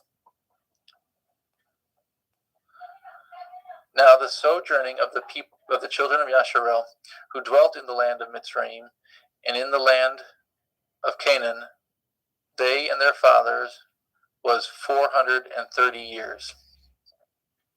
And it came to pass, at the end of 430 years, even the self same day, it came to pass that all the host of Yahweh went out from the land of Mitzrayim. It was a night to be much observed unto Yahweh for bringing them out of the land of Mitzrayim. This is that night of Yahweh to be observed for all the children of Yasharel in their generations. And Yahweh said unto Moshe and Aharon, This is the ordinance of the Pesach. There shall no stranger eat thereof, but every man's servant that is bought for money, when ye have circumcised him, then shall he eat thereof. A foreigner and a hired servant shall not eat thereof. In one house shall it be eaten. You shall not carry forth aught the flesh abroad out of the house, neither shall ye break a bone thereof. And all the assembly of Yasharel shall keep it. And when a stranger shall sojourn with you, and will keep the Pesach of Yahweh, let all his males be circumcised. Then let him come near and keep it, and he shall be as one that is born in the land. For no uncircumcised person shall eat thereof. One Torah shall there be to him that is homeborn, and unto the stranger that sojourns among you. Thus did all the children of Yasharel, as Yahweh commanded Moshe and Aharon, so did they. And it came to pass the selfsame day that Yahweh did bring the children of Yasharel out of the land of Mitzrayim by their armies. Exodus 13. And Yahweh spoke unto Moshe, saying, Sanctify unto me all the firstborn, whatsoever opens the womb among the children of Yasharel, both man and of beast, it is mine. And Moshe said unto the people, Remember this day in which ye came from Mitzrayim out of the house of bondage, For by strength of hand Yahweh brought you out of this place. There shall no chametz be eaten. This day came ye out of in the month of Aviv. And it shall be when Yahweh shall bring you into the land of the Canaanite, and the Hittite, and the Amorim, and the Hiviim, and the Yevusim, which he swore unto your father, to give you a land flowing with milk and honey, that you shall keep this service in this month. 7 days you shall eat matzah, and in the 7th day there shall be a feast to Yahweh. Matzah shall be eaten 7 days, and there shall be no chametz be seen with you, neither shall there be leaven seen with you in all your quarters. And you shall show your son in that day, saying, This is done because of that which Yahweh did unto me when I came forth out of Mitzrayim. And it shall be as a sign upon your hand, and for a memorial between your eyes, that Yahweh's Torah may be in your mouth. For with a strong hand has Yahweh brought you out of Mitzrayim. You shall therefore guard this ordinance in his appointed time from year to year. And it shall be when Yahweh shall bring you into the land of the Canaanite, as he swore unto you and to your fathers, shall give it to you, that you shall set apart unto Yahweh all that open the womb, and every firstling that comes of a beast which you have. The males shall be Yahweh's. And every firstling of an ass you shall redeem with a lamb. And if you will not redeem it, then you shall break his neck. And all the firstborn of man among your children shall you redeem. It shall be when your son asks you in time to come, saying, What is this? That you shall say unto him, By strength of hand Yahweh brought us out of Mitzrayim from the house of bondage. And it came to pass, when Pharaoh would hardly let us go, that Yahweh slew all the firstborn in the land of Mitzrayim, both the firstborn of man and the firstborn of beast. Therefore I sacrifice to Yahweh all that opens the womb, being males. But all the firstborn of my children I redeem.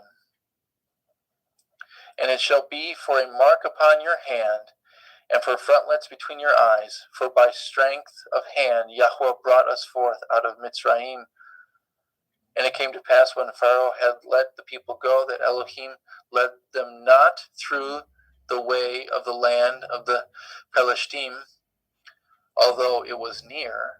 For Elohim said, Lest perchance the people repent when they see war, and they return to Mitzrayim.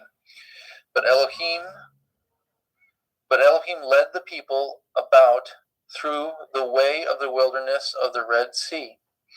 And the children of Yasharel went up harnessed out of the land of Mitzrayim.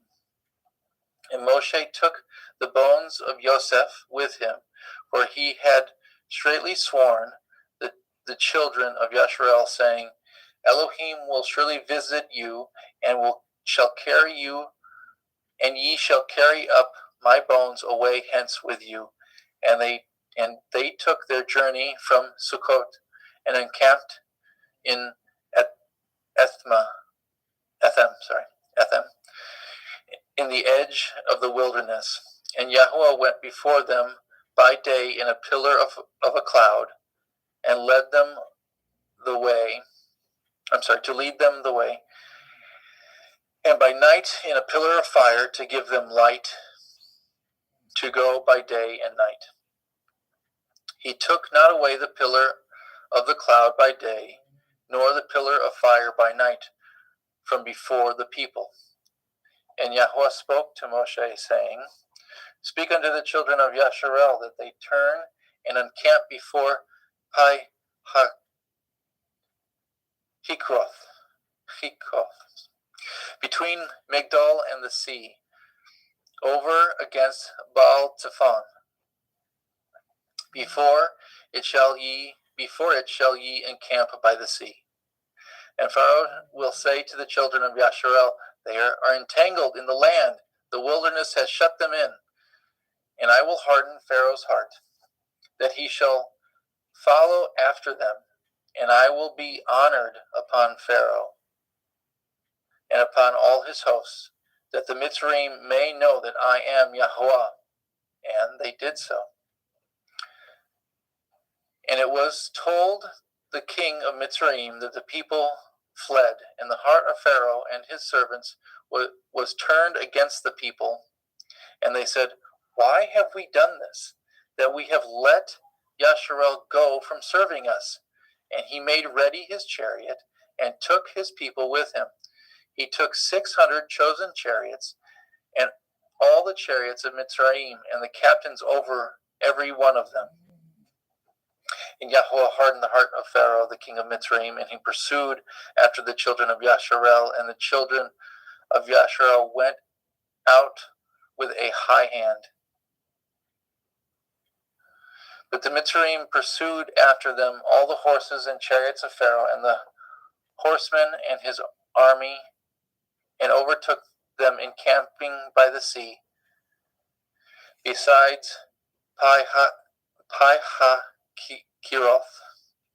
before Baal-Zephon. And when Pharaoh drew nigh, the children of Yasharel lifted up their eyes, and behold, the Mitzrayim marched after them, and they were sore afraid. And the children of Yasharel cried out unto Yahuwah, and they said unto Moshe, because there were no graves in Mitzrayim, have you taken us away to die in the wilderness? Wherefore have you dwelt with us, to carry us forth out of Mitzrayim?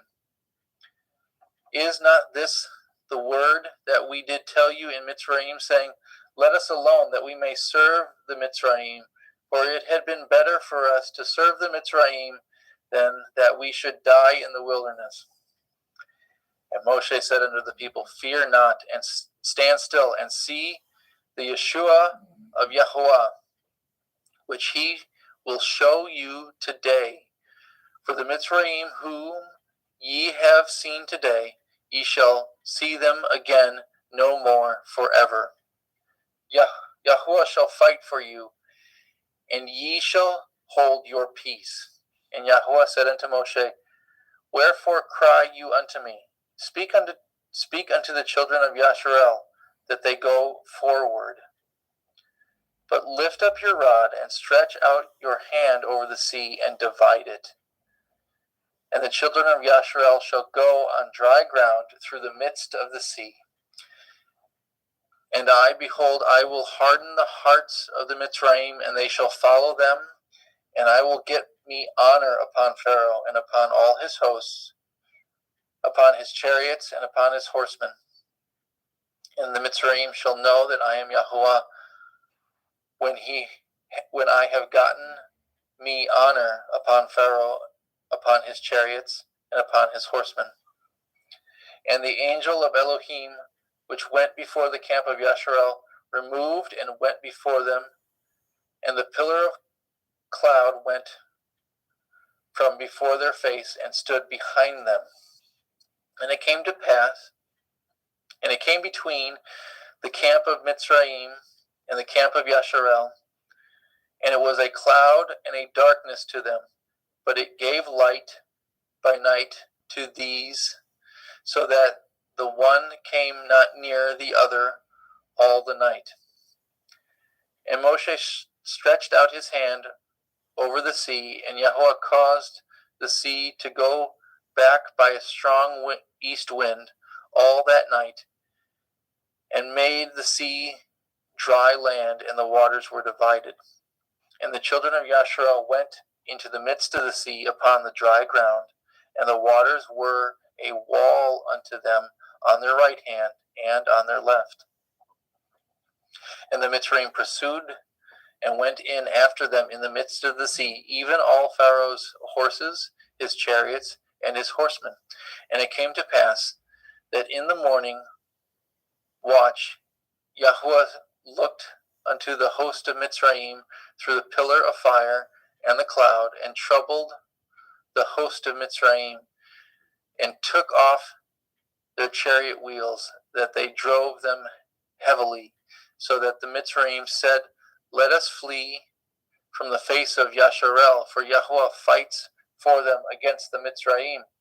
And Yahweh said unto Moshe, Stretch out your hand over the sea, that the waters may come again upon the Mitzrayim, upon their chariots, and upon their horsemen.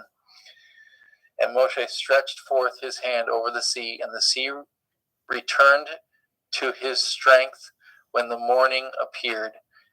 And the Mitzrayim fled against it, and Yahweh overthrew the Mitzrayim in the midst of the sea.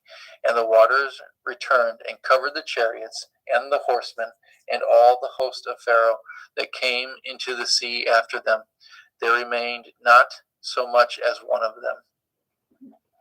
But the children of Yasharel walked upon dry land in the midst of the sea, and the waters were a wall unto them on their right hand and on their left. Thus Yahweh saved Yasharel that day out of the hand of Mitzrayim, and Yasharel saw the Mitzrayim dead upon the seashore. And Yasharel saw that great work which Yahweh did upon the Mitzrayim, and the people feared Yahweh and believed Yahweh and his servant Moshe. The Song of Moshe. Adam, did you want me to read it, or did you want to? What happened? Yeah, let's just keep it a reading. Okay. As exciting the other would be, let's just keep it a reading. Okay. Then sang Moshe and the children of Yasharel this song unto Yahweh, and spoke, and sang, I will sing unto Yahweh, for he has triumphed gloriously. The horse and his rider has he thrown into the sea. Yahweh, Yah is my strength and song, and he is become my Yeshua. He is my El, and I will prepare him a habitation, my father's Elohai, and I will exalt him. Yahweh is a man of war. Yahweh is his name. Pharaoh's chariots and his host has he cast into the sea. His chosen captains are also drowned in the Red Sea. The depths have covered them. They sank into the bottom as a stone. Your right hand, O Yahweh, is become glorious in power. Your right hand, O Yahweh, has dashed in pieces the enemy. In the greatness of your excellence, In the greatness of your excellence have you overthrown them that rose up against you. You set forth your wrath, which consumed them as stubble. And with the blast of your nostrils the waters were gathered together. The floods stood upright as a heap, and the depths were congealed in the heart of the sea. The enemy said, I will pursue, I will overtake, I will divide the spoil. My lust shall be satisfied upon them. I will draw my sword, my hand shall destroy them. You blew with your ruach, the sea covered them. They sank as lead in the mighty waters. Who is like unto you, O Yahweh, among the Elohim? Who is like you, glorious in holiness, fearful in praise, doing wonders? You stretch out your right hand, the earth swallowed them. You in your mercy have led forth the people which you have redeemed. You have guided them in your strength unto your holy habitation. The people shall hear and be afraid. Sorrow shall take hold of the inhabitants of Pelisheth. The dukes of Edom shall be amazed. The mighty men of Moab trembling shall take hold upon them. All the inhabitants of Canaan shall melt away. Fear and dread shall fall upon them. By the greatness of your arm they shall be as still as a stone, till your people pass over, O Yahweh, till the people pass over, which you have purchased. You shall bring them in and plant them. in the mountain of your inheritance, in the place, O Yahweh, which you have made for you to dwell in the sanctuary, O Yahweh, which your hands have established. Yahweh shall reign forever and forever. For the horse of Pharaoh went in with his chariots and with his horsemen into the sea, and Yahweh brought again the waters of the sea upon them. But the children of Yasharel went on dry land in the midst of the sea. And Miriam, the prophetess, the sister of Aharon, took a timbrel in her hand, and all the women went out after her with timbrels and with dancing. And Miriam answered them, Sing ye to Yahweh, for he has triumphed gloriously. The horse and his rider has he thrown into the sea. So Moshe brought Yasharel from the Red Sea, and they went out into the wilderness of Shur. And they went 3 days in the wilderness and found no water. And when they came to Marah, they could not drink the waters of Marah, for they were bitter. Therefore, the name of it was called Marah. The people murmured against Moshe, saying, What shall we drink? And he cried unto Yahweh, and Yahweh showed him a tree, which when he had cast it into the waters were made sweet. There he made for them a statute and an ordinance, and there he proved them, and said, If you will diligently hearken unto the voice of Yahweh Elohechem, and will do that which is right in his sight, and will give ear to his commandments, and guard all his statutes, I will put none of these diseases upon you, which I have brought upon the Mitzrayim, for I am Yahweh Rapha, Yahweh who heals you. And they came to Elim, and there were 12 wells of water, and 70 palm trees, and they encamped there by the waters. Exodus 16. And they took their journey from Elim, and all the assembly of the children of Yasharel came into the wilderness of Sin, which is between Elim and Sinai. On the 15th day of the second month, after they departed out of the land of Mitzrayim, and the whole assembly of the children of Yasharel murmured against Moshe and Aharon in the wilderness. And the children of Yasharel said unto them, Would Elohim we had died by the hand of Yahweh in the land of Mitzrayim, when we sat by the flesh pots, and when we did eat bread to the full. For ye have brought us forth into this wilderness to kill this whole assembly with hunger. Then said Yahweh to Moshe, Behold, I will rain bread from the heavens for you, and the people shall go out and gather a certain rate every day, that I may prove them, whether they will walk in my Torah or no. And it shall come to pass on the 16th day when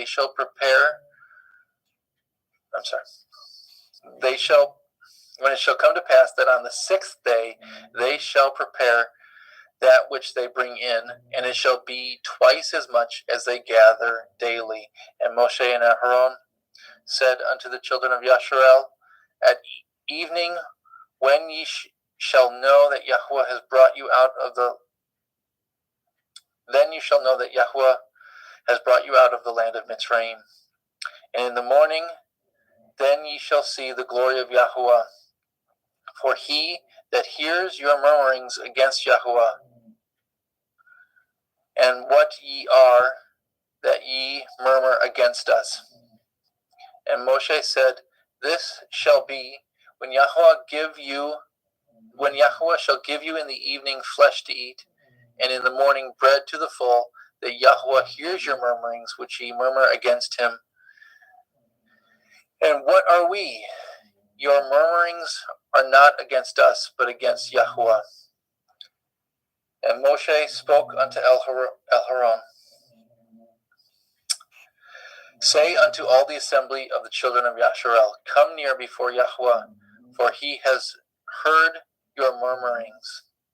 And it came to pass, as Aharon spoke unto the whole assembly of the children of Yasharel, that they looked toward the wilderness, and behold, the glory of Yahweh appeared in the cloud.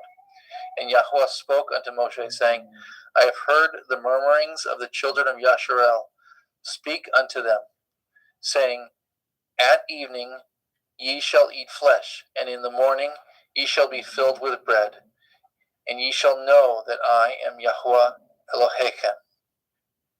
And it came to pass that at evening the quails came up and covered the camp, and in the morning the dew lay around about the host. And when the dew that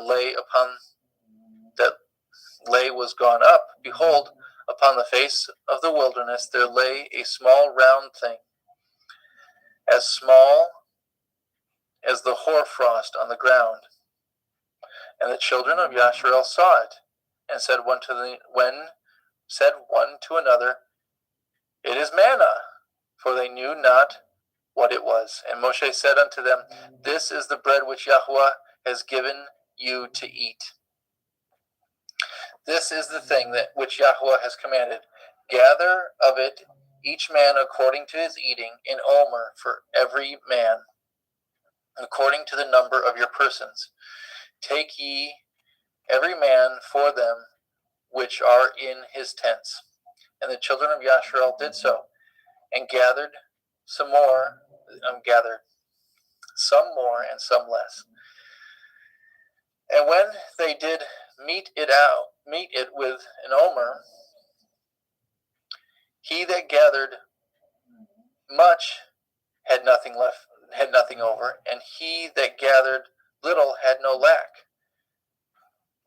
They gathered every man according to his eating.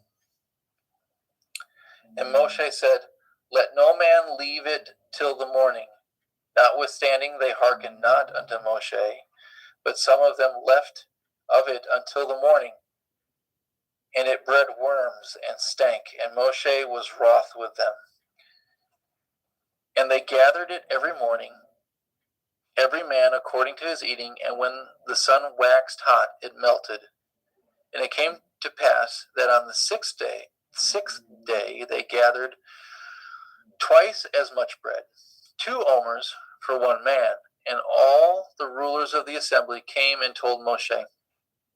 And he said unto them, this is that which Yahweh said, tomorrow is the rest of the holy Shabbat unto Yahweh.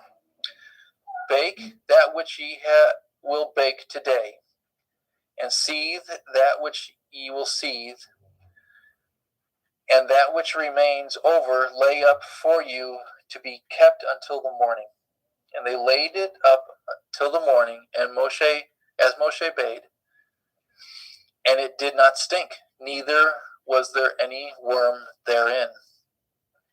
And Moshe said, eat that today, for today is a Shabbat unto Yahweh. Today ye shall not find it in the field. 6 days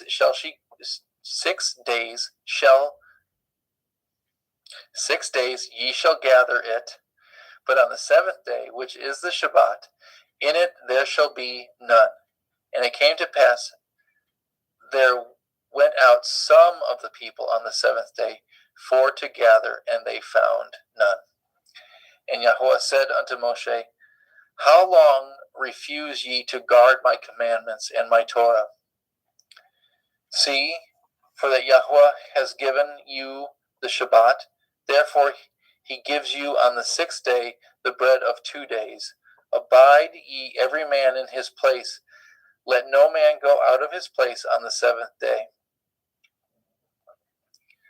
So the people rested on the 7th day. And the house of Yasharel called the name thereof manna. And it was like it was like coriander seed, white, and the taste of it was like wafers made with honey. And Moshe said, "This is the thing which Yahweh commands. Fill an omer of it to be kept for your generations, that they may see the bread wherewith I have fed you in the wilderness, when I brought you forth from the land of Mitzrayim." And Moshe said unto Aharon, "Take a pot, and fill an omer full of manna therein, and lay it up before Yahweh to be kept for your generations. As Yahweh commanded Moshe, so Aharon laid it up before the testimony to be kept. And the children of Yasharel did eat manna 40 years until they came into the land inhabited. They did eat manna until they came into the borders of the land of Canaan. Now an omer is the 10th part of an ephah. One moment, sorry.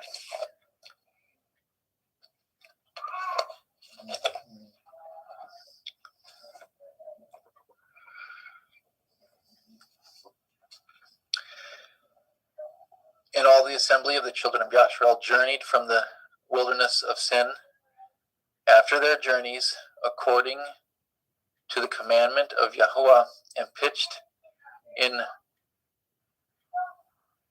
Rephidim.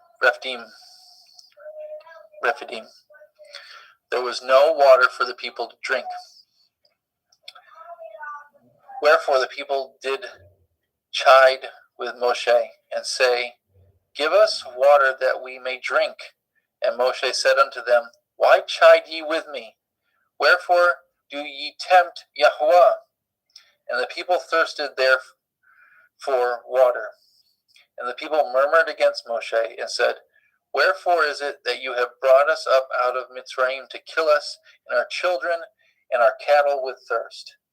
And Moshe cried unto Yahuwah, saying, "What shall I do unto this people, that they be almost ready to stone me?" And Yahuwah said unto Moshe, "Go on before the people, and take with you of the elders of Yasharel your rod wherewith you smote the river. Take in your hand and go. Behold, I will stand before you there upon the rock in Horeb, and you shall smite the rock, and there shall come water out of it, and that the people may drink." And Moshe did so in the sight of the elders of Yasharel. And he called the name of the place Macha.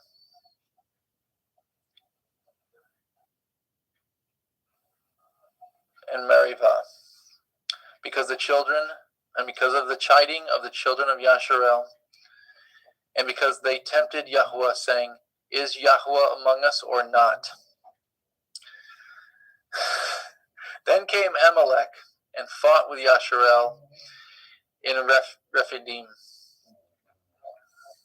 And Moshe said unto Yahusha, "Choose us out men, and go out and fight with Amalek. Tomorrow I will stand on the top of the hill with the rod of Elohim in my hand." So Yahusha did as Moshe had said to him, and fought with Amalek. And Moshe and Aharon and Hur went up on the top of the hill. And it came to pass, when Moshe held up his hand, that Yasharel prevailed, and when he let down his hand, Amalek prevailed. But Moshe's hands were heavy, and they took a stone and put it under him, and he sat thereon. And Aharon and Hur stayed up his hands, the one on the one side and the other on the other side, and his hands were steady until the going down of the sun. And I apologize, I need to pause for just a moment, if I can, and I can't. Daddy, I love you. Or It's No.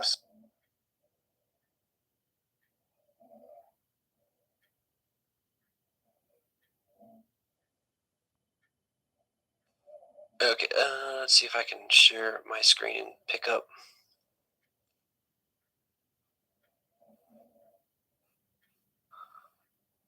He was a 17. What was it? Justin, did you see he was at 17? What? I believe he just started at 17-2. Okay. Okay, so 17:3 or 17:2. Wherefore the people did chide with Moshe, say, Give us water that we may drink. And Moshe said unto them, Why chide ye with me? Wherefore do ye tempt Yahweh? And the people thirsted there for water, and the people murmured against Moshe and said, Wherefore is it that you have brought us up out of Mitzrayim to kill us and our children and our cattle with thirst? And Moshe cried unto Yahweh, saying, What shall I do unto these people? They be almost ready to stone me. And Yahweh said unto Moshe, Go on before the people, and take with you of the elders of Yashrael and your rod, wherewith you smote the river, take in your hand, and go. Behold, I will stand before you there upon the rock in Horeb, and you shall smite the rock, and there shall come water out of it, that the people may drink. And Moshe did so in the sight of the elders of Yashrael. And he called the name of the place Makkah and Meribah, because of the chiding of the children of Yashrael, and because they tempted Yahweh, saying, Is Yahweh among us or not? Then came Amalek and fought with Yashrael in Rephidim. And Moshe said unto Yahusha, Choose us out men, and go out, fight with Amalek tomorrow. I will stand on the top of the hill with the rod of Elohim in my hand. So Yahusha did as Moshe had said unto him, and fought with Amalek. And Moshe, Aharon, and Hur went up to the top of the hill. And it came to pass, when Moshe held up his hand, that Yashrael prevailed. And when he let down his hand, Amalek prevailed. But Moshe's hands were heavy, and they took a stone and put it under him, and he sat thereon. And Aaron, Aharon, and Hur stayed up his hands, but the one on the one side and the other on the other side, and his hands were steady until the going down of the sun. And Yahusha discomfited Amalek and his people with the edge of the sword. And Yahweh said unto Moshe, Write this for a memorial in the Sefer, and rehearse it in the ears of Yahusha, for I will utterly put out the remembrance of Amalek from under the heavens. And Moshe built an altar and called the name of it Yahweh Niki, Yahweh my banner. For he said, Because Yah has sworn that Yahweh will have war with Amalek from generation to generation. Exodus 18. When Yitro, the priest of Midian, Moshe's father-in-law, heard of all that Elohim had done for Moshe and for Yashrael his people, and that Yahweh had brought Yashrael out of Mitzrayim, then Yitro, Moshe's father-in-law, took Zipporah, Moshe's woman, after he had sent her back, and her 2 sons, of which the name of one was Gershom, for he said, I have been an alien in a strange land, and the name of the other was Eleazar, for Elohai of my father said he was my help, and delivered me from the sword of Pharaoh. And Yitro, Moshe's father-in-law, came with his sons and with his woman unto Moshe into the wilderness, where he encamped at the mount of Elohim. And he said unto Moshe, I, your father-in-law Yitro, come unto you, and your woman and her 2 sons with her. And Moshe went out to meet his father-in-law, and did obeisance, and kissed him. And they asked each other of their welfare, and they came into the tent. And Moshe told his father-in-law all that Yahweh had done unto Pharaoh, and unto the Mitzrayim for Yashrael's sake, and all the travail that had come upon them by the way, and how Yahweh delivered them. And Yitro rejoiced for all the goodness which Yahweh had done unto Yashrael, whom he had delivered out of the hand of the Mitzrayim. And Yitro said, Blessed be Yahweh, who has delivered you out of the hand of the Mitzrayim, and out of the hand of Pharaoh, who has delivered the people from under the hand of the Mitzrayim. Now I know that Yahweh is greater than all Elohim, for in the thing wherein they dealt proudly he was above them. And Yitro, Moshe's father-in-law, took a burnt offering and sacrifices for Elohim. And Aharon came, and all the elders of Yashrael, to eat bread with Moshe's father-in-law, before Elohim. And it came to pass on the morrow that Moshe sat to judge the people, and the people stood by Moshe from morning unto the evening. And when Moshe's father-in-law saw all that he did to the people, he said, "What is this thing that you do to the people? Why sit you yourself alone, and all the people stand by you from morning unto evening?" And Moshe said unto his father-in-law, "Because the people come unto me to inquire of Elohim. When they have a matter, they come unto me, and I judge between one and another, and I do make them know the statutes of Elohim and his Torah." And Moshe's father-in-law said unto him, "The thing that you do is not good. You will surely wear away, both you and this people that is with you. For this thing is too heavy for you. You are not able to perform it yourself alone. Hearken now unto my voice. I will give you counsel, and Elohim shall be with you. Be for the people to Elohim ward, and you may bring the causes unto Elohim. And ye shall teach them the ordinances and the Torah, and shall show them the way wherein they must walk, and the work that they must do. Moreover, you shall provide out of all the people able men, such as fear Elohim, men of truth, hating covetousness, and place such over them to be rulers of thousands, and rulers of hundreds, and rulers of fifties, and rulers of tens. And let them judge the people at all seasons. And it shall be that every great matter they shall bring unto you, but every small matter they shall judge. So it shall be easier for yourself, and they shall bear the burden with you. If you shall do this thing, Elohim command you so, then you shall be able to endure, and all this people shall go to their place in peace. So Moshe hearkened to the voice of his father-in-law, and did all that he had said. And Moshe chose able men out of all Yisrael, and made them heads over the people, rulers of thousands, rulers of hundreds, rulers of fifties, and rulers of tens. And they judged the people at all seasons. The hard causes they brought unto Moshe, but every small matter they judged themselves. And Moshe let his father-in-law depart, and he went his way into his own land. Exodus 19. In the 3rd month, when the children of Yasharel were gone forth out of the land of Mitzrayim, the same day came they into the wilderness of Sinai. For they were departed from Rephidim, and were come to the desert of Sinai, and had pitched in the wilderness, and there Yasharel camped before the mount. And Moshe went up unto Elohim, and Yahweh called unto him out of the mountain, saying, Thus shall you say to the house of Yaakov, and tell the children of Yasharel, You have seen what I did unto the Mitzrayim, and how I bore you on eagle's wings, and brought you unto myself.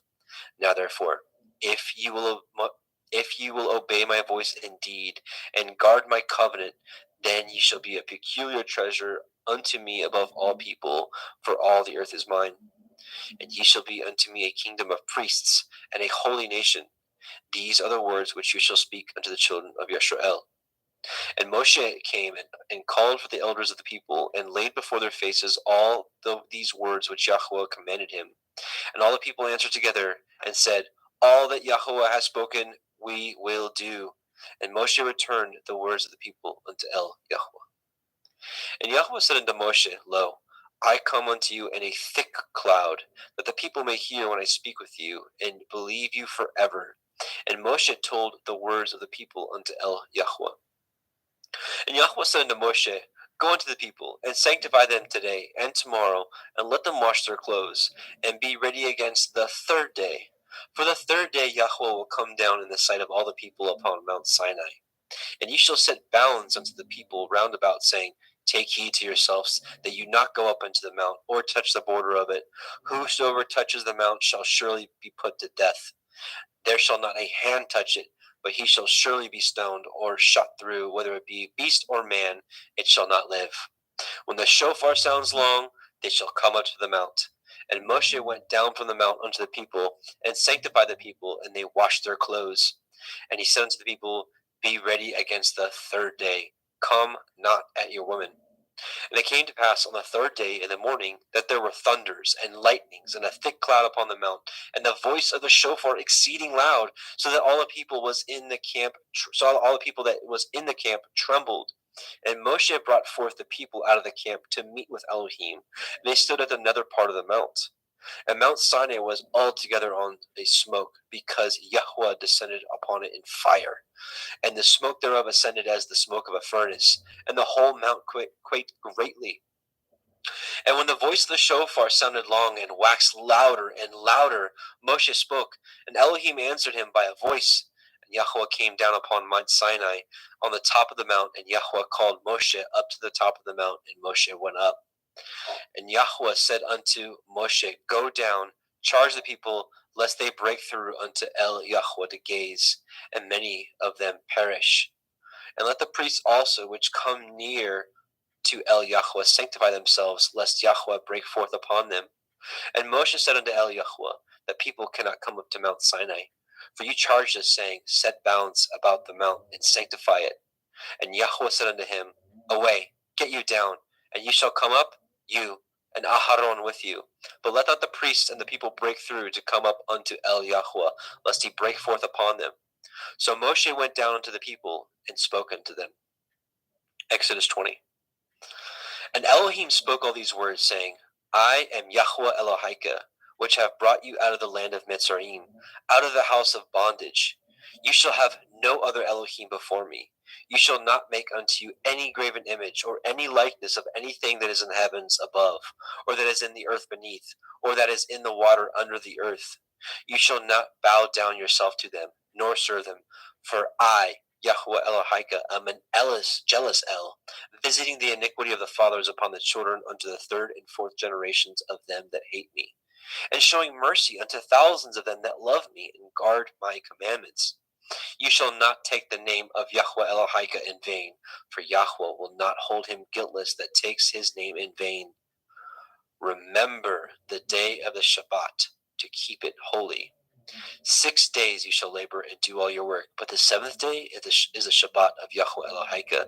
In it you shall not do any work, you, nor your son, nor your daughter, nor your manservant, nor your maidservant, nor your cattle, nor your stranger that is within your gates. For in 6 days Yahweh made the heavens and the earth, the sea, and all that is in them, and rested the seventh day. Wherefore Yahweh blessed the day of the Shabbat and hallowed it.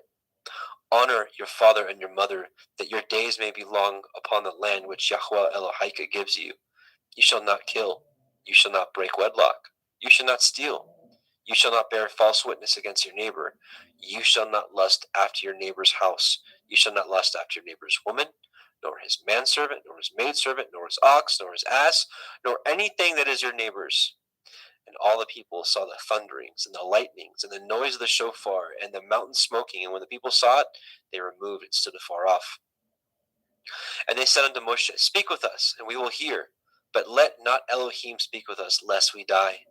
And Moshe said unto the people, fear not, for Elohim is come to prove you, and that his fear may be before your faces, that you sin not. And the people stood afar off, and Moshe drew near the thick darkness where Elohim was. And Yahweh said unto Moshe, thus you shall say unto the children of Yisrael, you have seen that I have talked with you from heaven. You shall not make with me Elohai of silver, neither shall you make unto you Elohai of gold. An altar of earth you shall make unto me, and shall sacrifice thereon your burnt offerings, and your peace offerings, your sheep, your oxen. In all places where I record my name, I will come unto you, and I will bless you. And if you will make me an altar of stone, you shall not build it of hewn stone. For if you lift up your tool upon it, you have polluted it. Neither shall you go up by steps unto my altar, that your nakedness be not discovered thereon. Let's see.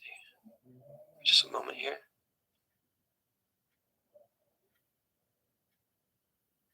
Okay. Jeremy, you ready to take 21? Yeah. Okay. Please stop. Please stand there.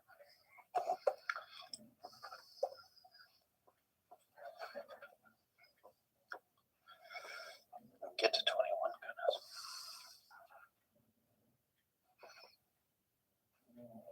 Sorry.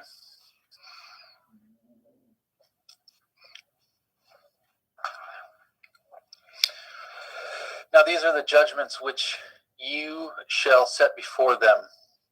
If you obtain an Ivri servant, 6 years shall he serve, and in the 7th year he shall go out free for nothing.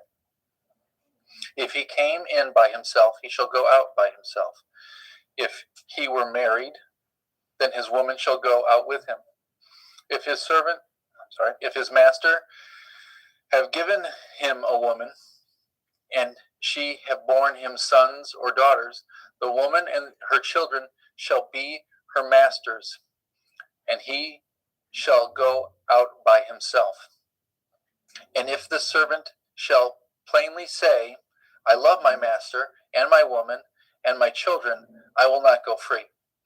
Then his master shall bring him unto the judges, and he shall also bring him to the door, or unto the door post, and his master shall pierce his ear with an awl, and he shall serve him forever. And if a man surrender his daughter to be a maidservant, she shall not go out as the men servants do. If she pleases not her master, who has betrothed him to himself, then shall he let her be redeemed to surrender her unto a strange nation, and he shall have no power, seeing he has dealt deceitfully with her. And if he have betrothed her unto his son, he shall deal with her after the manner of daughters. If he take him another woman, her food, her raiment, and her duty of marriage shall not be diminished. And if he do not these three unto her, then shall she go out free without money. And if he smites a man so that he dies, he that smites a man so that he dies shall surely be put to death. And if a man lie not in wait, but Elohim deliver him into his hand, then I will appoint you a place whither he shall flee. But if a man come presumptuously upon his neighbor to slay him with guile, you shall take him from my altar, that he may die. And he that smites his father or his mother shall be surely put to death. And he that steals a man and sells him, or if he be found in his hand, he shall surely be put to death. And he that curses his father or his mother shall surely be put to death. If men strive together, and one smite another with a stone, or with his fist, and he die not, but keeps his bed, if he rise again, and walk abroad upon his staff, then shall he that smote him be innocent, only shall he pay for the loss of his time, and shall cause him to be thoroughly healed. And if a man smite his servant or his maid with a rod, and he die under his hand, he shall surely be punished. Notwithstanding, if he continue a day or two, he shall not be punished, for he is his money. If men strive and hurt a woman with child, so that her fruit depart from her, and yet no mischief follow, he shall surely be punished according as the woman's man will lay upon him, and he shall pay as the judge determines. And if any mischief follow, then you shall give life for life, eye for eye, tooth for tooth, hand for hand, foot for foot. Burning for burning, wound for wound, stripe for stripe. If a man smite the eye of his servant, or the eye of his maid, that it perish, he shall let him go free for his eye's sake. And if he smite out his manservant's tooth, or his maidservant's tooth, then he shall let him go free for his tooth's sake. And if an ox gore a man or a woman that they die, then the ox shall surely be stoned, and his flesh shall not be eaten, but the owner of that ox shall be innocent.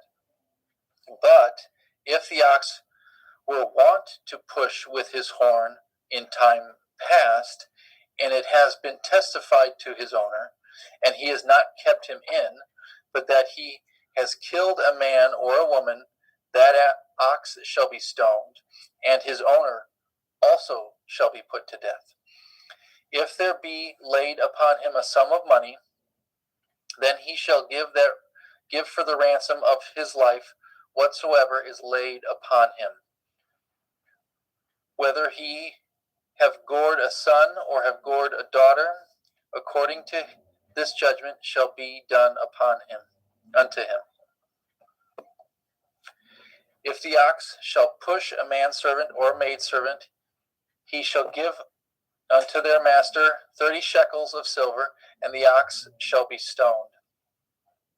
And if a man shall open a pit, or if a man shall dig a pit and not cover it, and an ox or an ass fall therein, the owner of the pit shall make it good and give the money unto the owner, and the dead beast shall be his.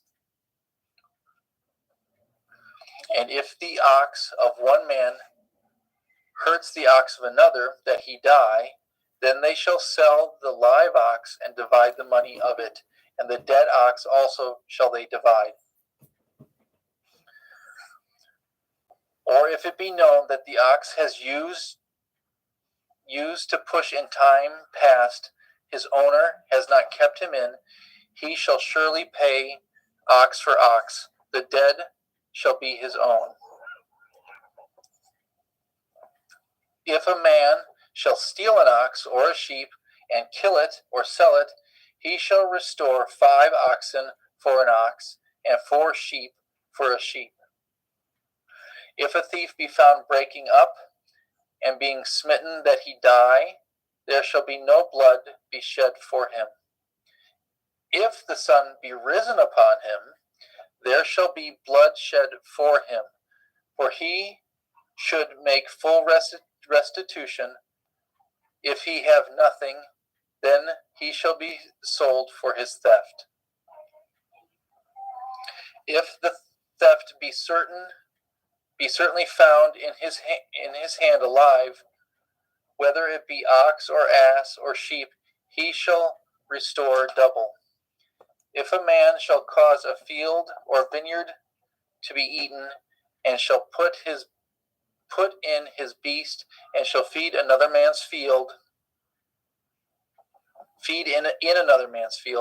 of the best of his own field and of the best of his own vineyard shall he make restitution. If fire break out and catch in thorns, so that the stacks of grain or the standing grain or field be consumed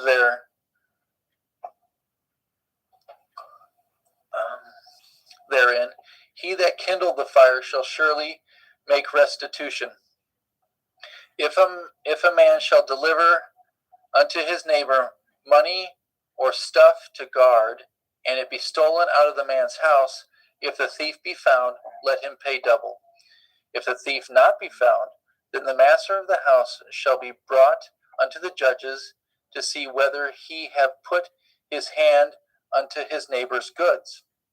For all manner of transgressions, whether it be for ox, for ass, for sheep, for raiment, or for any manner of lost thing, that which another challenges to be his, the cause of both parties shall come before the judges, and whom the judge shall condemn, he shall pay double unto his neighbor.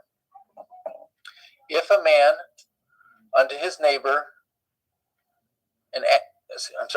deliver unto his neighbor an ass or an ox or a sheep or a beast to guard, and it die or be hurt or driven away, no man seeing it, then shall an oath of Yahweh be between them both, that he not his hand unto his neighbor's goods, and the owner shall accept thereof, and he shall make it good. And if it be stolen from him, he shall make restitution unto the owner thereof. If it be torn in pieces, then let him bring it for witness, and he shall not make good that which is torn.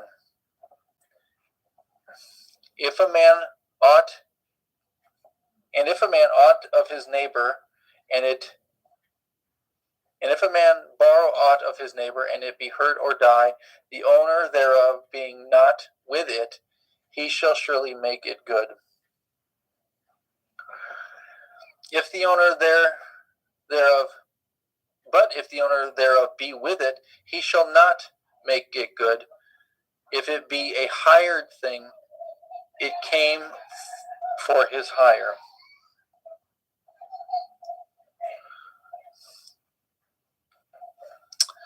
If a man entice a maid that is not betrothed, and lie with her, he shall surely endow her to be his woman. If her father utterly refuse to give her unto him, he shall pay money according to the dowry of virgins. You shall not suffer a witch to live. Whosoever lie with a beast shall surely be put to death. He that sacrifices unto any Elohim, save unto Yahweh only, he shall be utterly destroyed. You shall neither vex a stranger nor oppose him, for ye were strangers in the land of Mitzrayim. Ye shall not afflict any widow or fatherless child. If you afflict them in any wise, and they cry at all unto me, I will surely hear their cry. And my wrath will wax hot, and I will kill you with the sword, and your women shall be widows, and your children fatherless. If you lend money to any of my people that is poor by you, you shall not be to him as an user. Neither shall you lay upon him usury. If you at all take your neighbor's raiment to pledge, you shall deliver it him by the sun goes down. For that is his covering only. It is his raiment for his skin. Wherein shall he sleep? And it shall come to pass, when he cries unto me, I shall hear him, for I am gracious. You shall not revile the Elohim, nor curse the ruler of your people. You shall not delay to offer the first of your ripe fruits, or of your liquors. The firstborn of your son shall you give unto me. Likewise shall you do with your oxen and with your sheep. 7 days it shall be with his dam. On the 8th day you shall give it to me. His dam. Ye shall be holy, and ye shall be holy men unto me. Neither shall ye eat any flesh that is tore of beasts in the field. Ye shall cast it to the dogs. You shall not raise a false report. Put not your hand with the wicked to be an unrighteous witness. You shall not follow a multitude to do evil, neither shall you speak in a cause to decline after many to pervert judgment. Neither shall you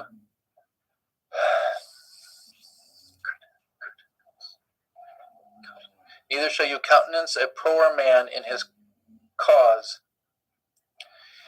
If you meet your enemy's ox or his ass going astray, you shall surely bring it. Oh dear, what just happened? I'm sorry.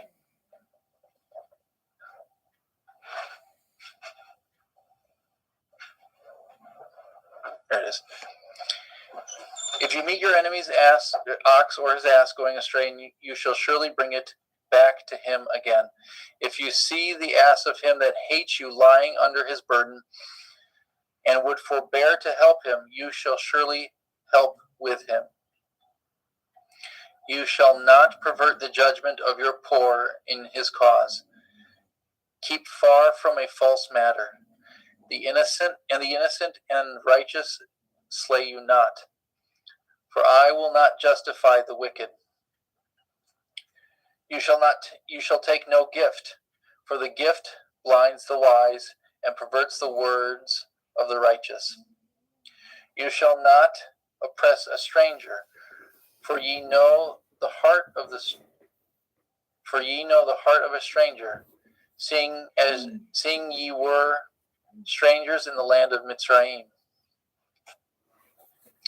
In 6 years you shall sow your land, and shall gather in the fruit thereof. But the 7th year you shall let it rest and lie still, that the poor of your people may eat, and what they leave the beasts of the field shall eat. In like manner you shall deal with your vineyard and with your olive yard. 6 days you shall do your work, and on the 7th day you shall rest, that your ox and your ass may rest, that the son of your handmaid and the stranger may be refreshed. And in all things that I have said unto you, be guarded, and make no mention of the name of other Elohim, neither let it be heard out of your mouth. 3 times you shall keep a feast unto me in the year. You shall guard the feast of matzah, unleavened bread. You shall eat matzah 7 days, as I command you, in the time appointed in the month of Aviv. For in it you came out of Mitzrayim, and none shall appear before me empty. And the feast of Katsir, the first fruit of your labors, which you have sown in the field, and the feast of Akfi in gathering, which is in the end of the year, when you have gathered in the labors out of your field.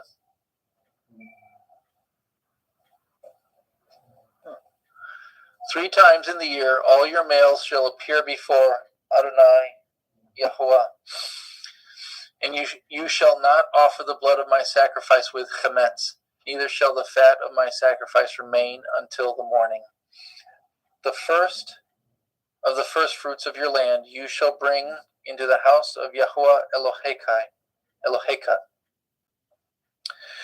You shall not seethe a kid in his mother's milk. Behold, I send an angel before you to guard you in the way, and to bring you into the place which I have prepared. Beware of him and obey his voice. Provoke him not, for he will not pardon your transgressions, for my name is in him.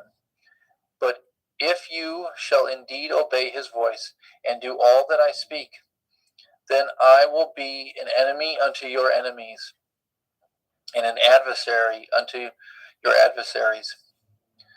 For my angel shall go before you, and bring you unto the Ivarim, and the Chittim, and the Perizim, and the Kenanim, and the Chiviim, and the Yevusim,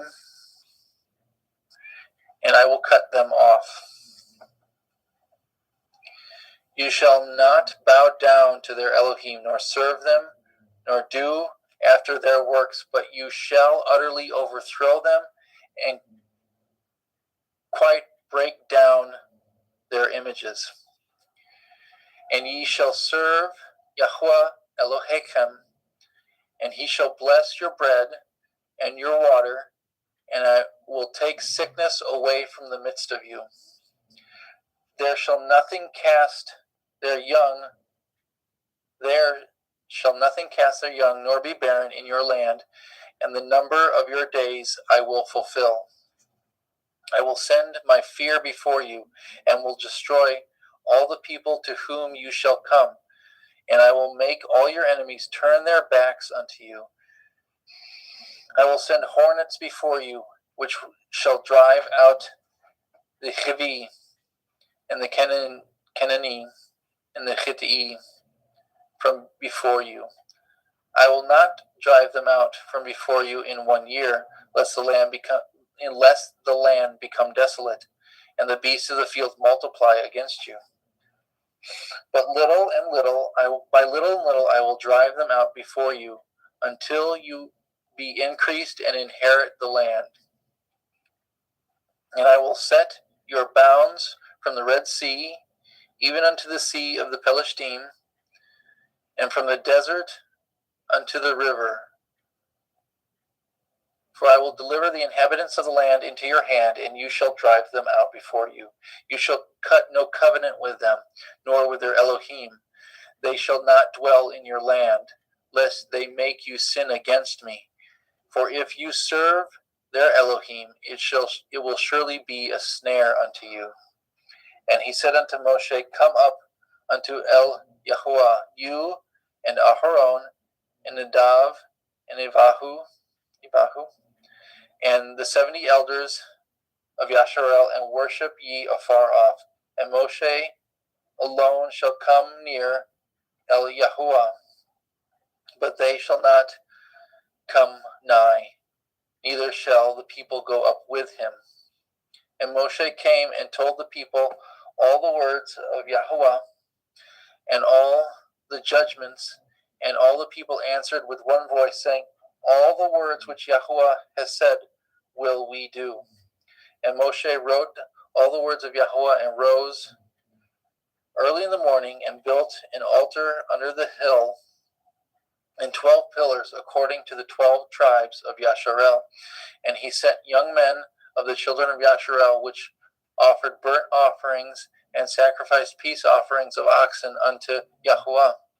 And Moshe took half of the blood and put it in a basin, and half of the blood he sprinkled on the altar.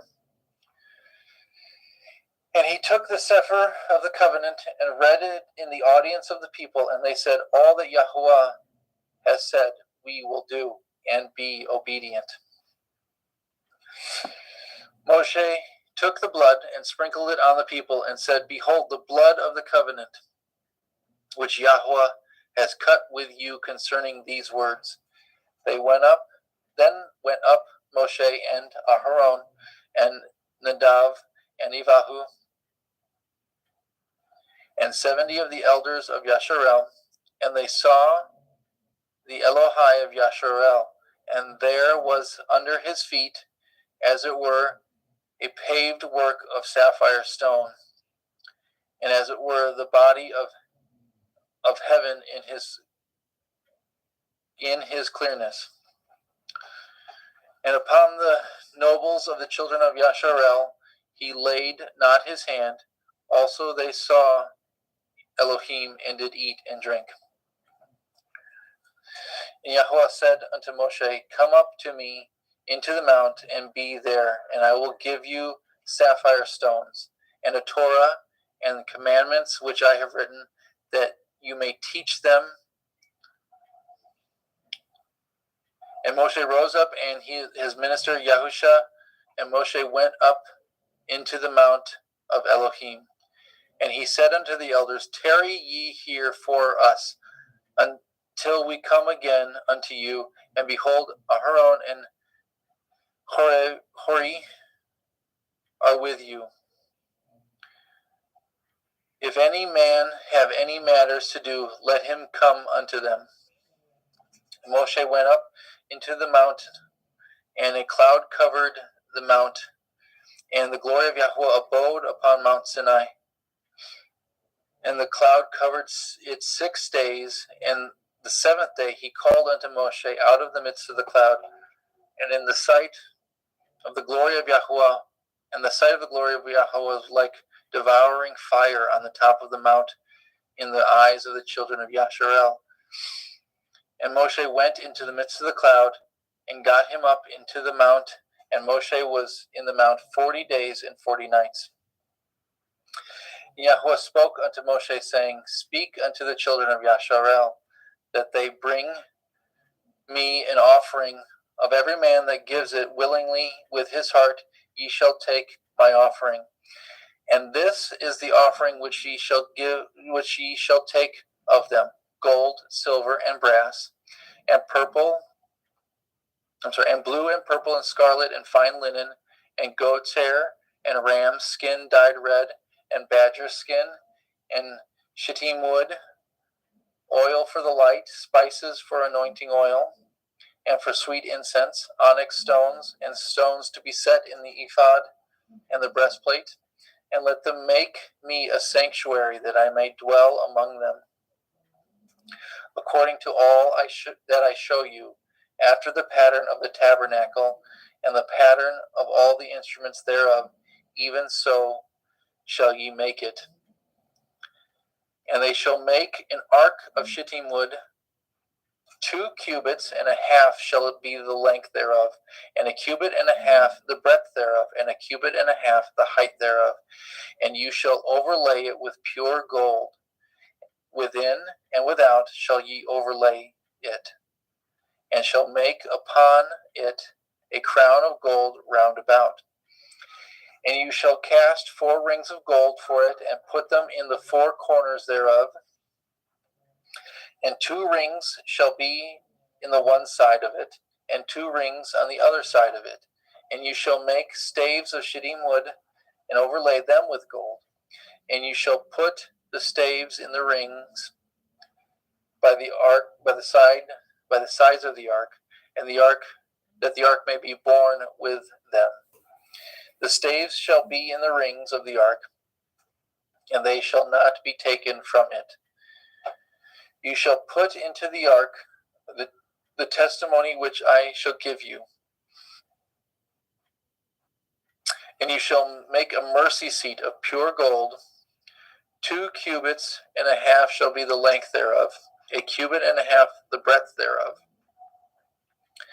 And you shall make 2 cherubim of gold of beaten work shall you make them in the 2 ends of the mercy seat. And make 1 cherubim on the one end, and the other cherub on the other end, even of the mercy seat shall ye make the cherubim on the 2 ends thereof. And the cherubim shall stretch forth their wings on high, covering the mercy seat with their wings, and their faces shall look one to another. Toward the mercy seat shall the faces of the cherubim be. And you shall put the mercy seat above the ark, and in the ark you shall put the testimony that I shall give you. And there I will meet with you, and I will commune with you from above the mercy seat, from between the 2 cherubim which are upon the ark of the testimony, and of all the things which I will give you in commandment unto the children of Yasharel. You shall also make a table of shittim wood. 2 cubits shall be the length thereof, a cubit the breadth thereof, and a cubit and a half the height thereof. And you shall overlay it with pure gold, and make thereto a crown of gold round about. And you shall make unto it a border of a handbreadth round about, and you shall make a gold crown to the border thereof round about. And you shall make for it 4 rings of gold, and put the 4 rings on the 4 corners that are on the 4 feet thereof. Over against the border shall the rings be for places for the staves to bear the table.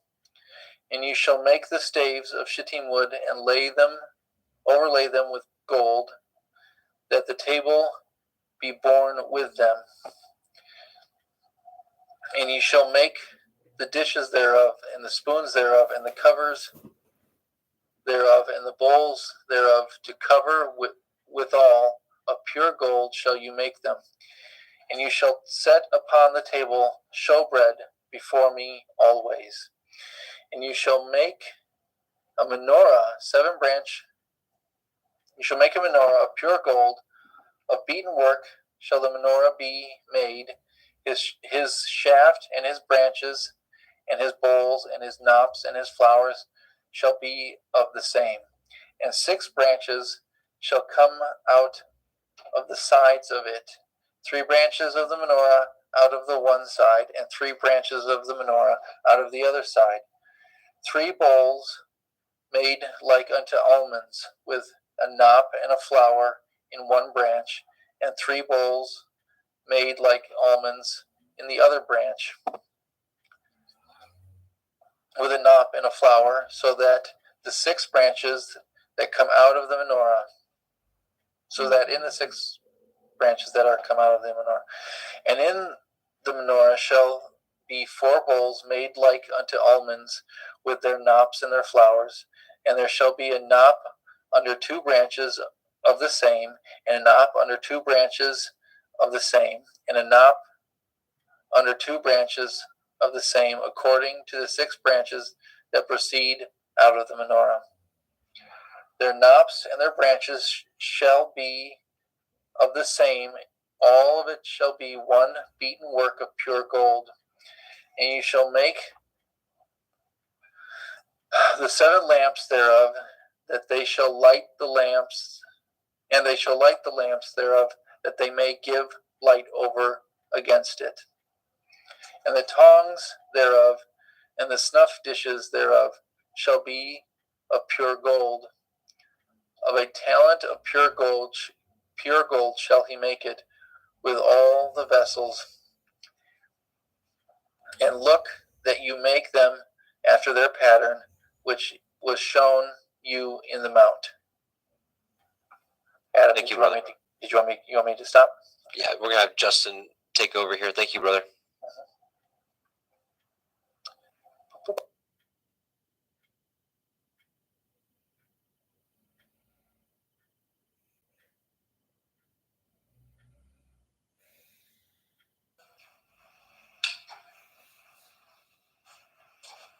Moreover, you shall make it the tabernacle with 10 curtains of fine twined linen, and blue and purple and scarlet, with cherubim of cunning work shall you make them.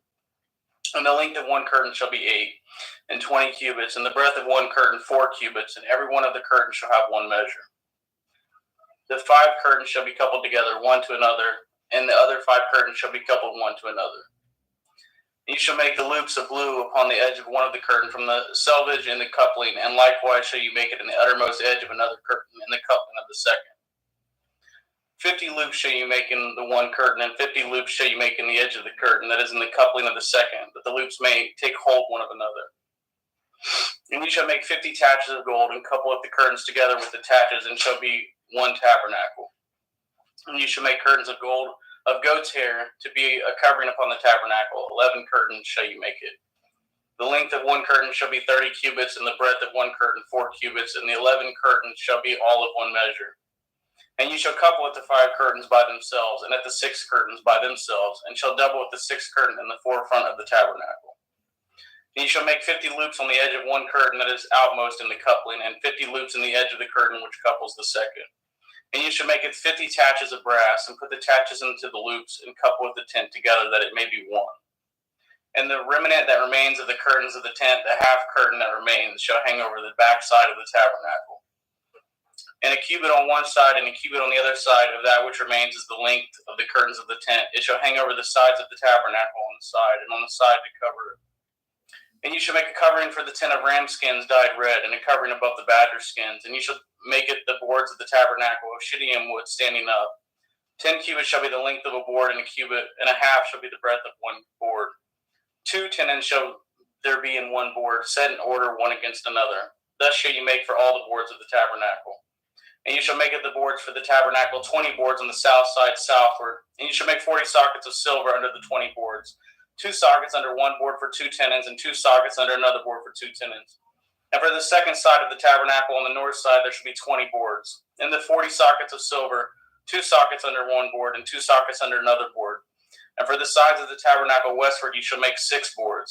And 2 boards shall you make for the corners of the tabernacle in the 2 sides. And they shall be coupled together beneath, and they shall be coupled together above the head of it unto one ring. Thus shall it be for them both, and they shall be for the 2 corners. And they shall make 8 boards in their sockets of silver, 16 sockets, 2 sockets under one board, and 2 sockets under another board. And you shall make bars of shittim wood, 5 for the boards of one side of the tabernacle, and the 5 bars of the boards of the other side of the tabernacle, and 5 bars for the boards of the other side of the tabernacle, for the 2 sides westward. And the middle bar in the midst of the board shall reach from one end to end.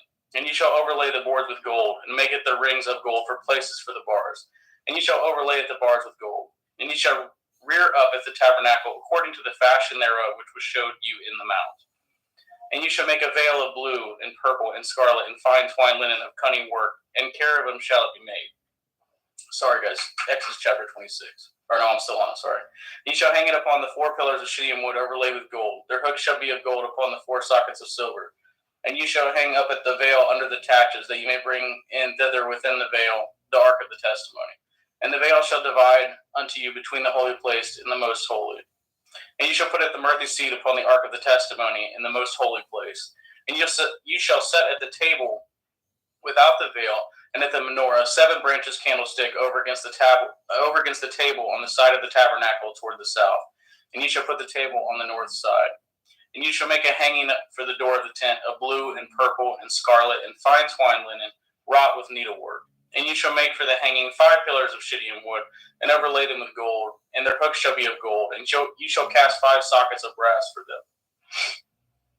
Exodus chapter 27. And you shall make an altar of shittim wood, 5 cubits long, and 5 cubits broad. The altar shall be 4 square, and the height thereof shall be 3 cubits. And you shall make the horns of it upon the 4 corners thereof. His horns shall be of the same, and you shall overlay with brass. And you shall make his pans to receive his ashes, and his shovels, and his basins, and his flesh hooks, and his fire pans. All the vessels thereof you shall make of brass. And you shall make it for a grate of network of brass, and upon the net shall you make 4 brazen rings in the 4 corners thereof. And you shall put it under the compass of the altar beneath, that the net may be even to the midst of the altar. And you shall make staves for the altar, staves of shittim wood, and overlay them with brass. And the staves shall be put into the rings, and the staves shall be upon the 2 sides of the altar to bear it. Hollow with board shall you make it, as it is showed to you in the mount, so shall they make it. And you shall make it the court of the tabernacle for the south side southward. There shall be hangings for the court of fine twined linen of 100 cubits long for one side. And the 20 pillars thereof and the 20 sockets shall be of brass, and hooks of the pillars and their fillets shall be of silver. And likewise for the north side, in the length there shall be hangings of 100 cubits long, and its 20 pillars and the 20 sockets of brass, the hooks of the pillars and their fillets of silver. And for the breadth of the court on the west side shall be hangings of 50 cubits, their pillars 10 and their sockets 10. And the breadth of the court on the east side eastward shall be 50 cubits. The hangings of one side of the gate shall be 15 cubits, their pillars 3 and their sockets 3. And on the other side shall be hanging 15 cubits, their pillars 3 and their sockets 3. And for the gate of the court shall be a hanging of 20 cubits, of blue and purple and scarlet and fine twined linen, wrought with needlework, and their pillars shall be 4 and their sockets 4. All the pillars round about the court shall be filleted with silver, their hooks shall be of silver, and their sockets of brass. The length of the court shall be 100 cubits, and the breadth 50 everywhere, and the height 5 cubits of fine twined linen, and their sockets of brass. All the vessels of the tabernacle, and all the service thereof, and all the pins thereof, and all the pins of the court shall be of brass. And you shall command it the children of Yashrael that they bring you pure olive oil, beaten for the light, to cause the lamp to burn always. In their tabernacle of the assembly without the veil, which is before the testimony, Aaron and his sons shall order it from evening to morning before Yahweh. It shall be a statute forever unto their generations on the behalf of the children of Yashrael. Exodus 28. And take unto you Aaron your brother, and his sons with him, from among the children of Yashrael, that he may minister unto me in the priest's office, even Aaron, Nadab, Abiyahu, Eleazar, Ithamar, Aaron's sons. And you shall make holy garments for Aaron your brother, for glory and for beauty.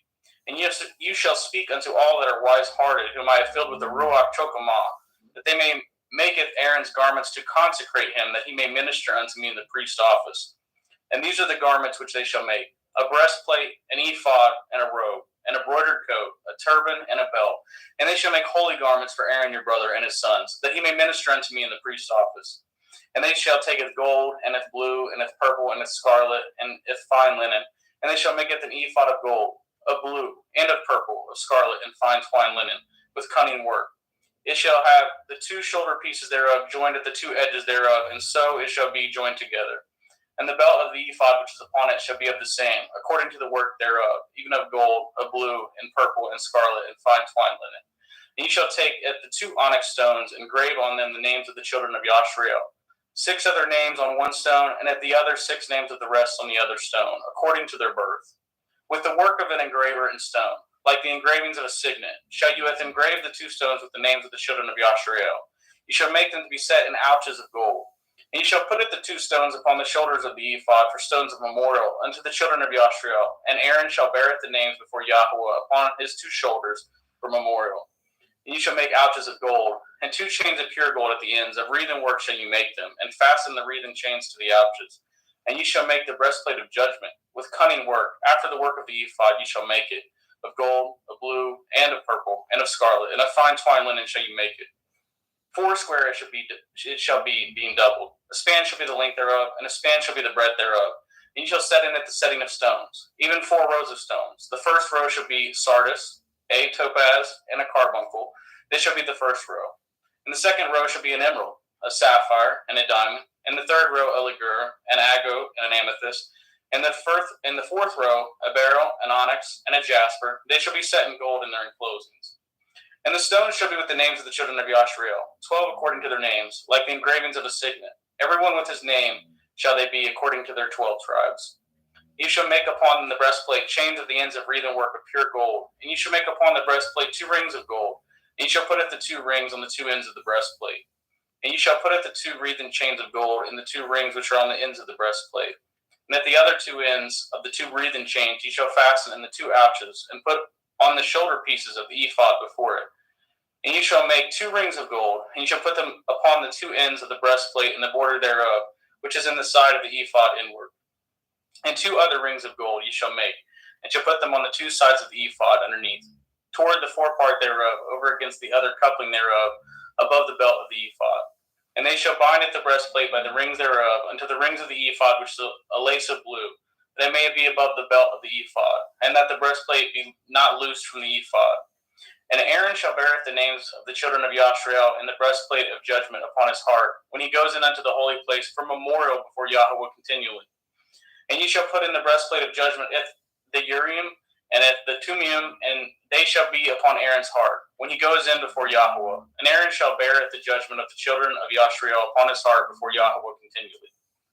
And ye shall make it the robe of the ephod of all blue, and there shall be a hole in the top of it.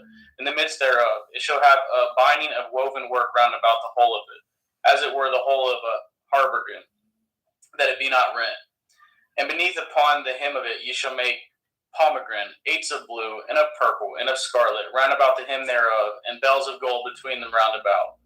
A golden bell and a pomegranate, a golden bell and a pomegranate upon them of the robe round about.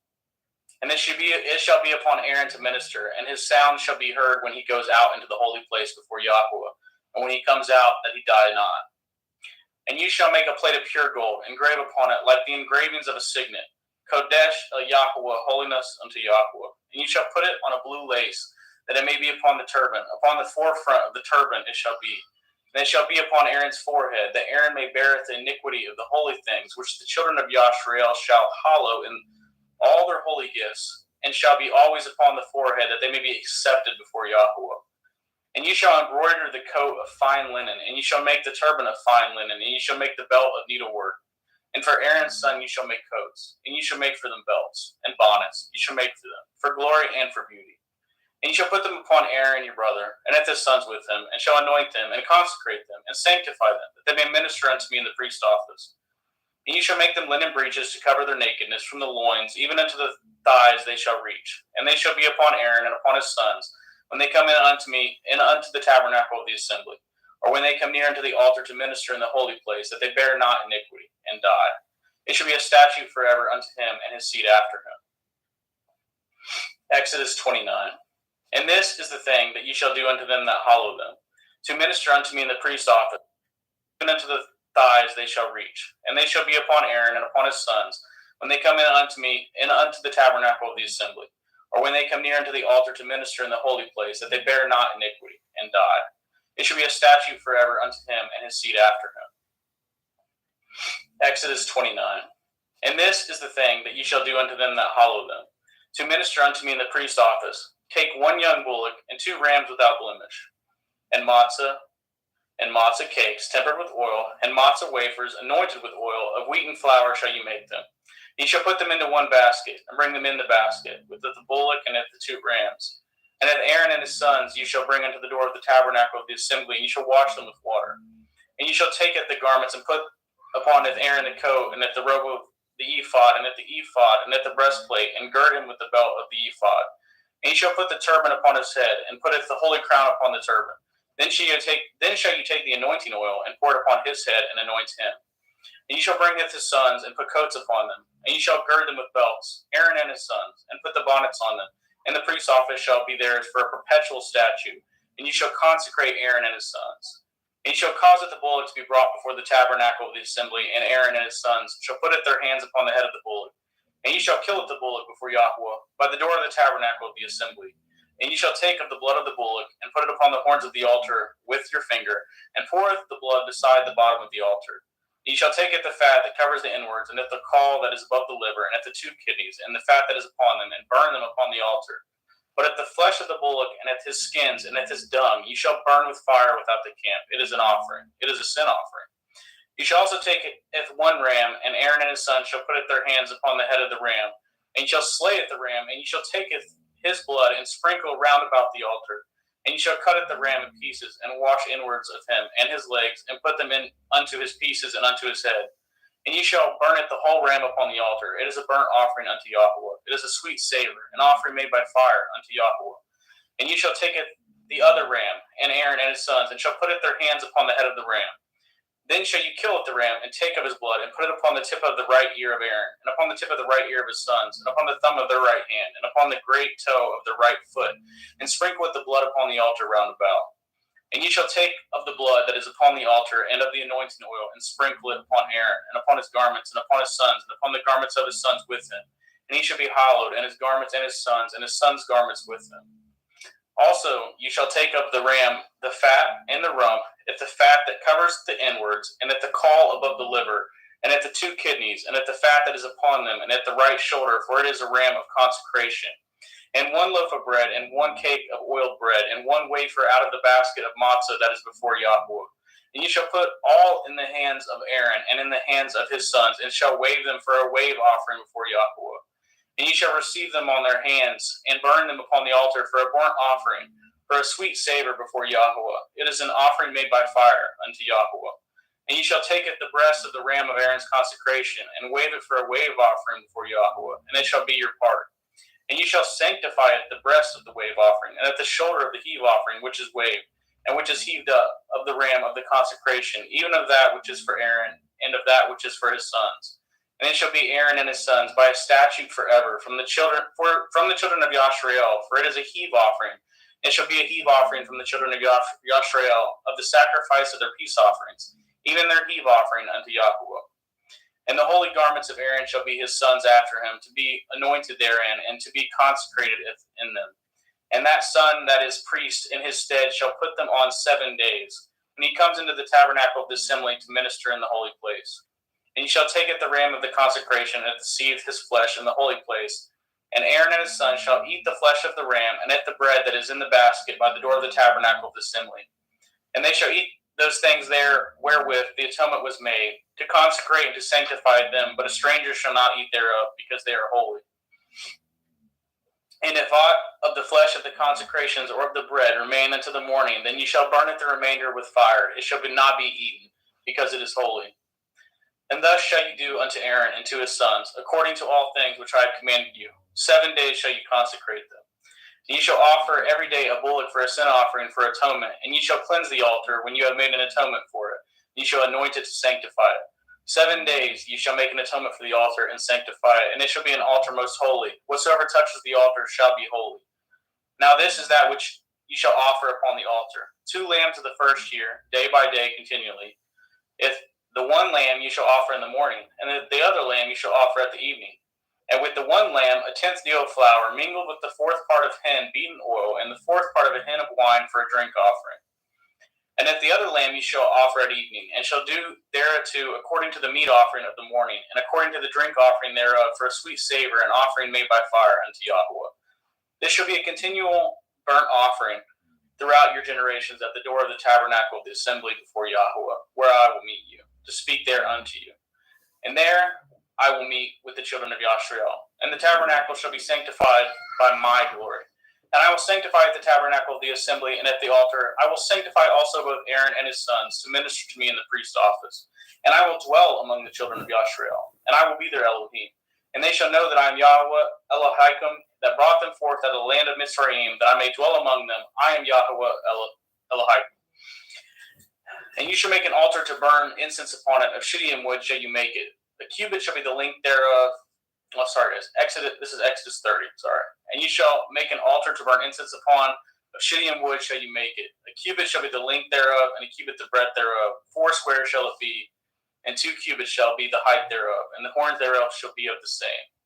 You shall overlay it with pure gold at the top thereof, and at the sides thereof round about it, and the horns thereof. And you shall make unto it a crown of gold round about.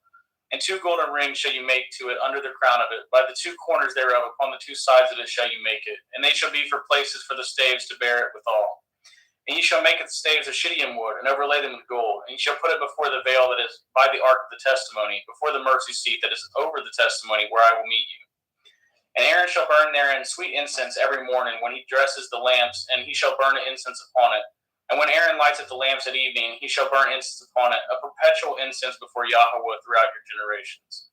He shall offer no strange incense thereon, nor burnt sacrifice, nor meat offering, neither shall ye pour drink offering thereon. And Aaron shall make an atonement upon the horns of it once in a year without the blood of the sin offering of atonements. Once in a year shall he make atonement upon it throughout your generations. It is most holy unto Yahweh. And Yahweh spoke unto Moshe, saying, when you take the sum of the children of Yashrael after their number, then shall they give every man a ransom for his soul unto Yahweh. When you number them, let there be no plague among them, when you number them. This shall they give. Every one that passes among them that are numbered, half a shekel after the shekel of the sanctuary. The shekel is 20 gerahs. A half shekel shall be the offering of Yahweh. Every one that passes among them that are numbered, from 20 years old and above, shall give an offering unto Yahweh. The rich shall not give more, and the poor shall not give less than half a shekel, when they giveth the offering unto Yahweh, to make an atonement for your souls. And ye shall taketh the atonement money of the children of Yashrael, and shall appoint it for the service of the tabernacle of the assembly, that it may be a memorial unto the children of Yashrael before Yahweh, to make an atonement for your souls. And Yahweh spoke unto Moshe, saying, then shall you also make a laver of brass, and his foot also of brass, to wash withal. And ye shall put it between the tabernacle of the assembly of the altar, and ye shall put water therein. For Aaron and his sons shall washeth their hands, and at their feet thereat. When they go into the tabernacle of the assembly, they shall wash with water, that they die not. Or when they come near to the altar to minister to burnt offering made by fire unto Yahweh. So they shall wash their hands and their feet, that they die not. And it shall be a statute forever to them, even to him and to his seed throughout their generations. Moreover, Yahweh spoke unto Moshe, saying, take also unto you principal spices of pure myrrh, 500 shekels, and of sweet cinnamon, half so much, even 250 shekels, and of sweet calmus, 250 shekels, and of cassia, 500 shekels, after the shekel of the sanctuary, and of oil olive a hin. And ye shall make it an oil of holy ointment, an ointment compound after the art of the apothecary. It shall be a holy anointing oil. And you shall anoint at the tabernacle of the assembly therewith, at the ark of the testimony, and at the table, and at all the vessels, and at the menorah, and at his vessels, and at the altar of incense, and the altar of burnt offerings with all his vessels, and the laver, and at his foot. And ye shall sanctify them, that they may be most holy. Whatsoever touches them shall be holy. And ye shall anoint Aaron and his sons, and consecrate them, that they may minister unto me in the priest's office. And ye shall speak unto the children of Yashrael, saying, this shall be a holy anointing oil unto me throughout your generations. Upon man's flesh shall it not be poured, neither shall you make any other like it, after the composition of it. It is holy, and it shall be holy unto you. Whosoever compounds any like it, or whosoever puts any of it upon a stranger, shall even be cut off from his people. And Yahweh said unto Moshe, take unto you sweet spices, stacte, and oncha, and galbanum, and these sweet spices with pure frankincense, of each shall be a like weight. And ye shall make it a perfume, a confection, after the art of the apothecary, tempered together, pure and holy. And ye shall beat some of it very small, and put of it before the testimony in the tabernacle of the assembly, where I will meet with you. It shall be unto you most holy. And as for the perfume which ye shall make, ye shall not make to yourselves according to the composition thereof. It shall be unto you holy for Yahweh. Whosoever shall make like unto that, to smell thereto, shall even be cut off from his people.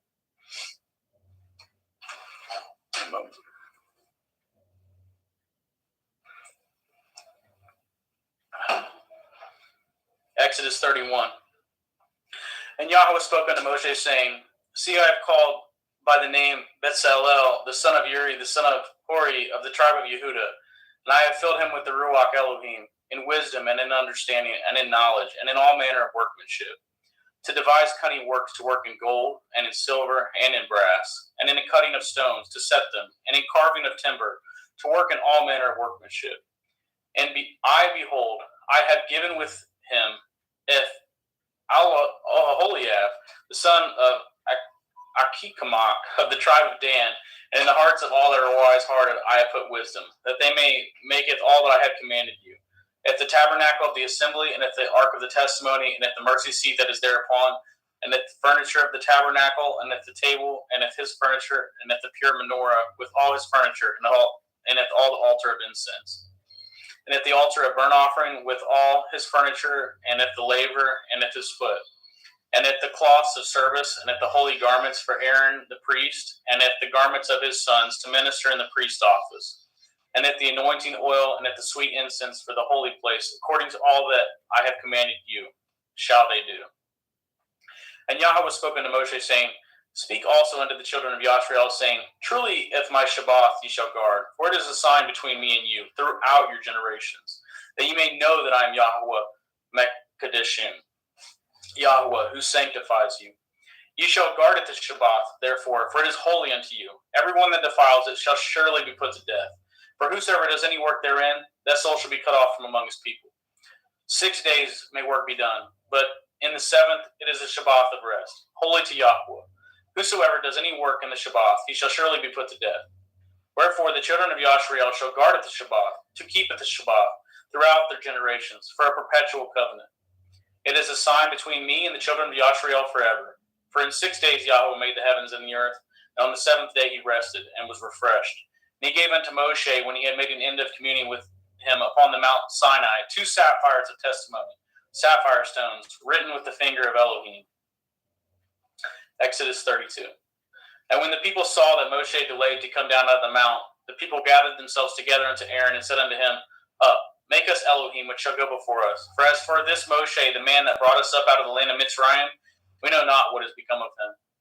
And Aaron said unto them, Break off the golden earrings which are in the ears of your women, and of your sons, and of your daughters, and bring them unto me. And all the people broke off at the golden earrings which were in the ears, and brought them unto Aaron. And he received them at their hand, and fashioned it with a graving tool, after he had made it a molten calf. And they said, These be your Elohim, O Yashrael, which brought you up out of the land of Mitzrayim. And when Aaron saw it, he built an altar before it. And Aaron made proclamation, and said, Tomorrow is a feast to Yahweh. And they rose up early on the morrow, and offered burnt offerings, and brought peace offerings. And the people sat down to eat and to drink, and they rose up to play. And Yahweh said unto Moshe, Go, get you down, for your people, which you brought out of the land of Mitzrayim, have corrupted themselves. They have turned aside quickly out of the way which I commanded them. They have made them a molten calf, and have worshipped it, and have sacrificed thereunto, and said, These be your Elohim, O Yashrael, which have brought you up out of the land of Mitzrayim. And Yahweh said unto Moshe, I have seen it this people, and behold, it is a stiff-necked people. Now therefore let me alone, that my wrath may wax hot against them, and that I may consume them, and will make of you a great nation. And Moshe hath besought Yahweh Eloheinu, and said, Yahweh, why does your wrath wax hot against your people, which have brought you forth out of the land of Mitzrayim with a great power, and with a mighty hand? Wherefore should the Mitzrayim speak and say, For mischief did he bring them out, to slay them in the mountains, and to consume them from the face of the earth? Turn from your fierce wrath, and repent of this evil against your people. Remember Abraham, Yitzhak, and Yashrael, your servants, to whom ye swore by your own self, and said unto them, I will multiply your seed as the stars of heaven, and all this land that I have spoken of will I give to your seed, and they shall inherit it forever. And Yahweh repented of the evil which he had thought to do unto his people. And Moshe turned and went down from the mount, and the 2 sapphires of testimony were in his hand. The sapphires were written on both their sides, and on one side and on the other were they written. And the sapphires were the work of Elohim, and the writing was the writing of Elohim, graven upon the sapphires. And when Yahusha heard the noise of the people as they shouted, he said unto Moshe, there is a noise of war in the camp. And he said, it is not the voice of them that shout for mastery, neither is it the voice of them that cry for being overcome, but the noise of them that sing do I hear. And it came to pass, as soon as he came nigh into the camp, that he saw the calf and the dancing, and Moshe's anger waxed hot. And he cast the sapphires out of his hands, and broke them beneath the mount.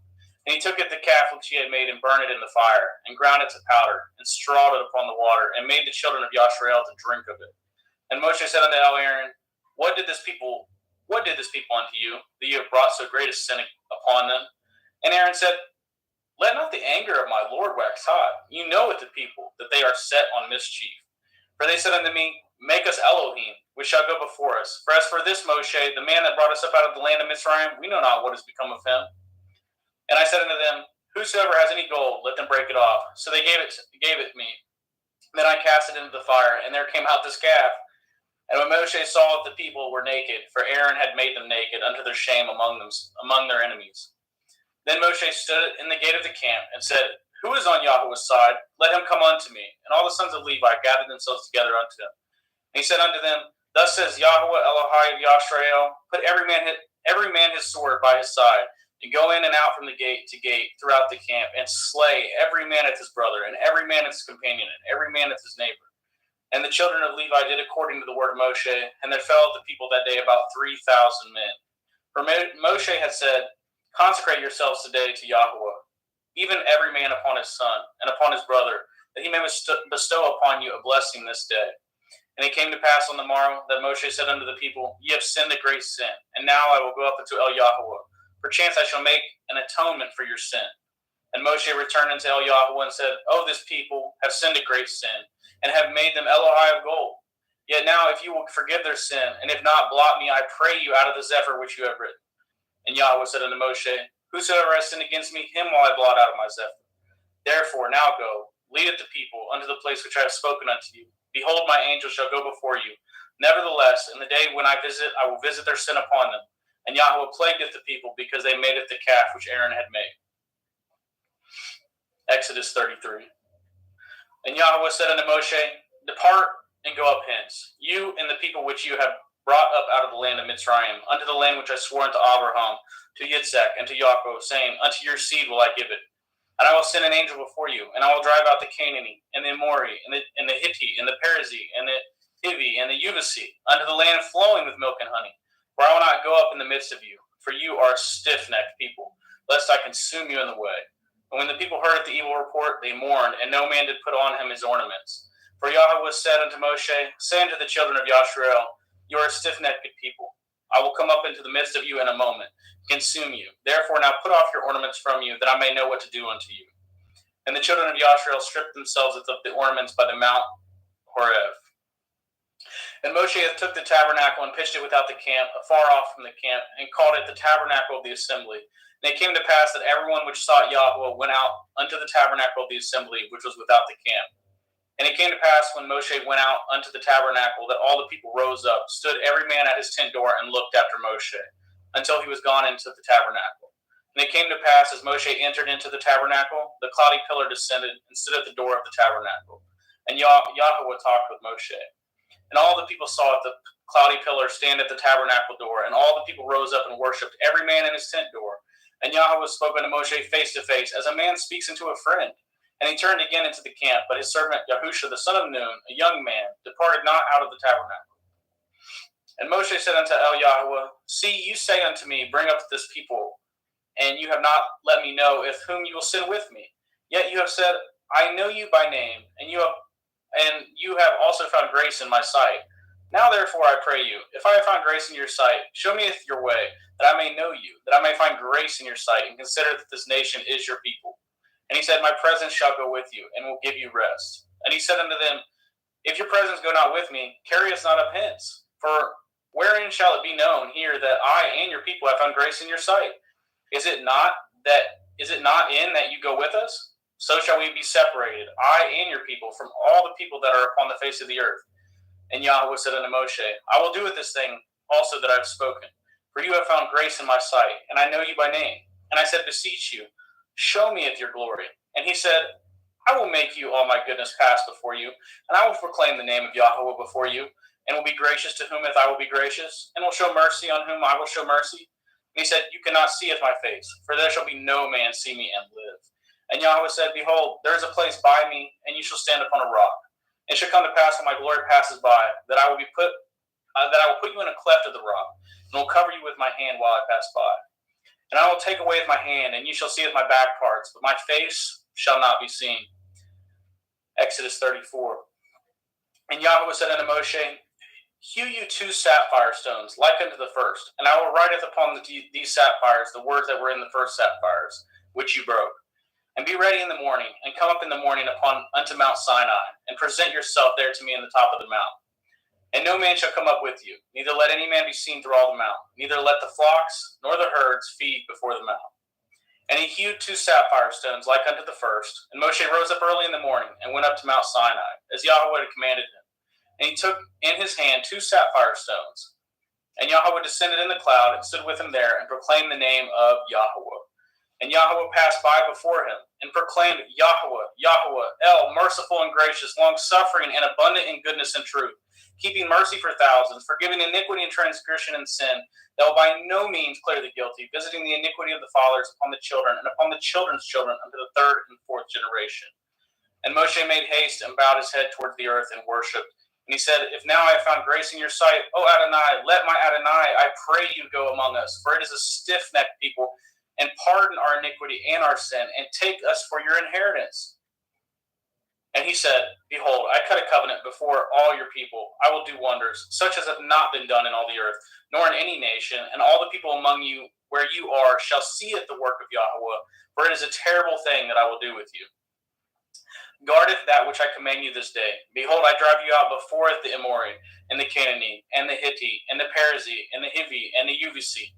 Take heed to yourself, lest you cut a covenant with the inhabitants of the land whither you go, lest it be for a snare in the midst of you. But ye shall destroy the altars, and break at their images, and cut down their Asherah poles. For ye shall worship no other El. For Yahweh, Cana Yahweh is jealous, is my name. He is a jealous El.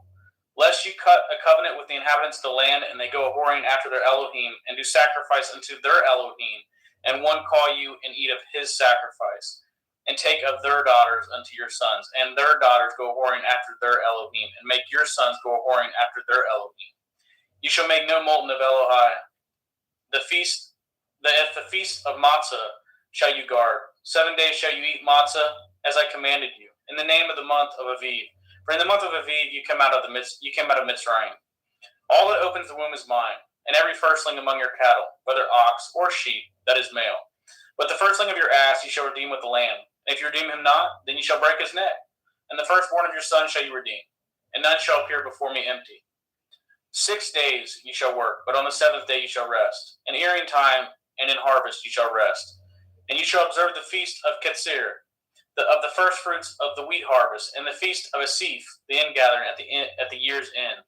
Thrice in the year shall all the men's children appeareth before Adonai Yahweh, the Elohai of Yashrael.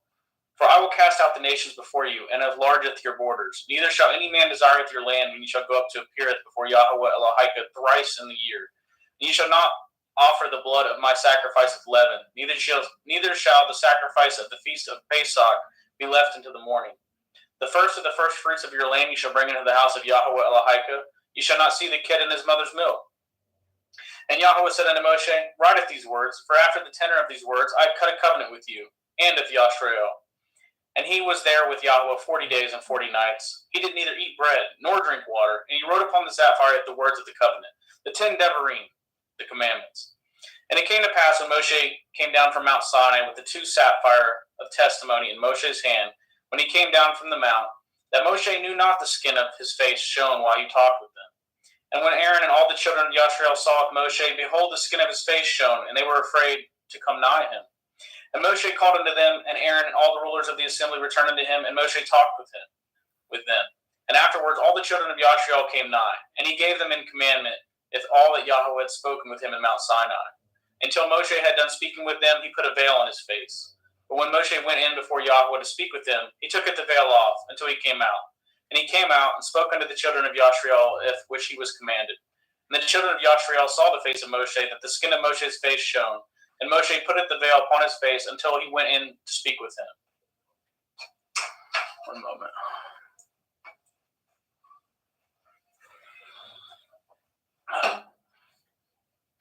Exodus 35.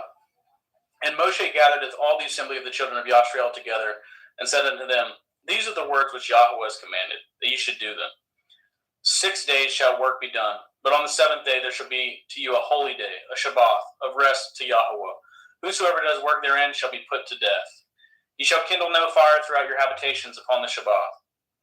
And Moshe spoke unto all the assembly of the children of Yashriel, saying, This is the thing which Yahweh commanded, saying, Take ye from among you an offering unto Yahweh. Whosoever is of a willing heart, let him bring it the offering of Yahweh, gold and silver and brass, and blue and purple, and scarlet, and fine linen, and goat's hair, and ram skins dyed red, and badger skins, and shittim wood, and oil for the light, and spices for anointing oil, and for the sweet incense, and onyx stones, and stones to be set for the ephod, and for the breastplate. And every wise-hearted among you shall come, and maketh all that Yahweh has commanded.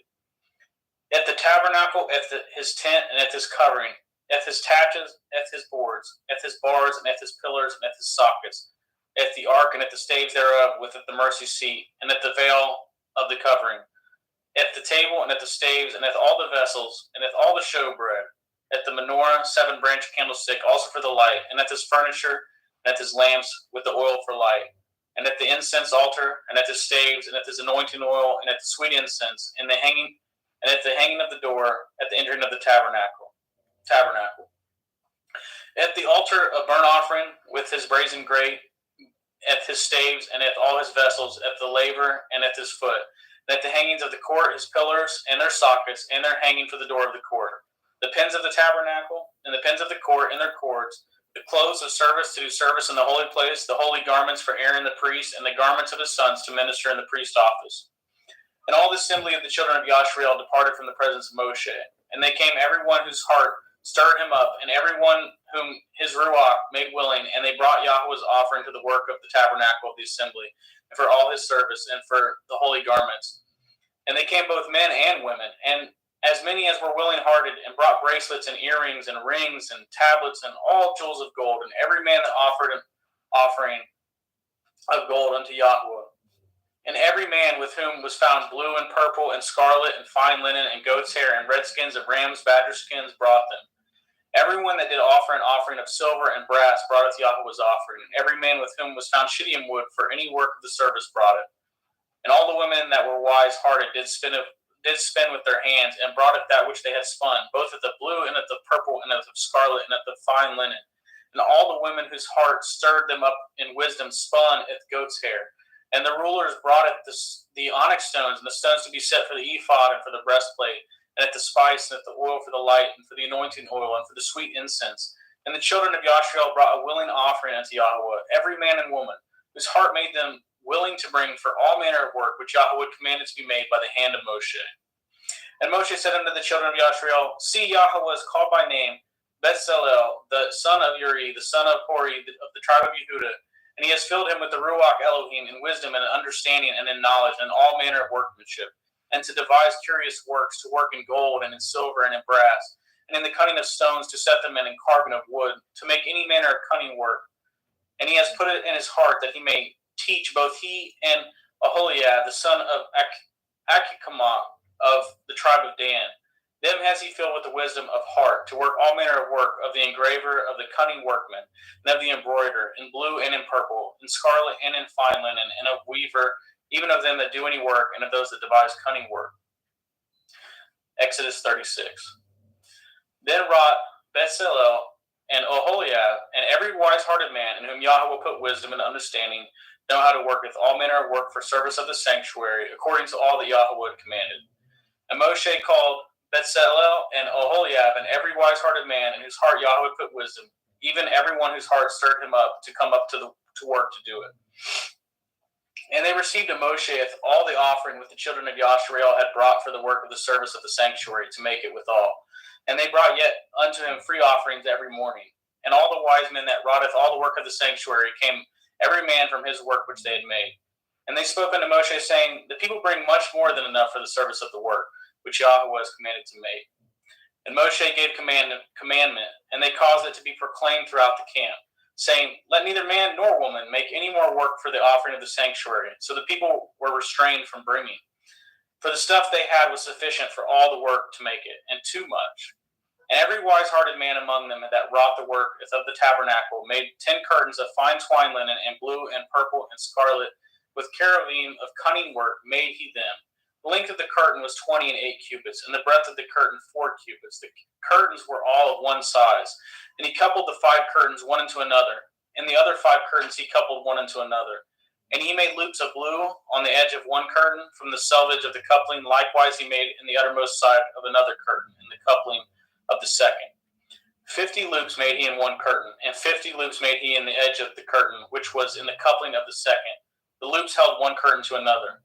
And he made 50 taches of gold, and coupled the curtains one to another with the taches, so it became one tabernacle.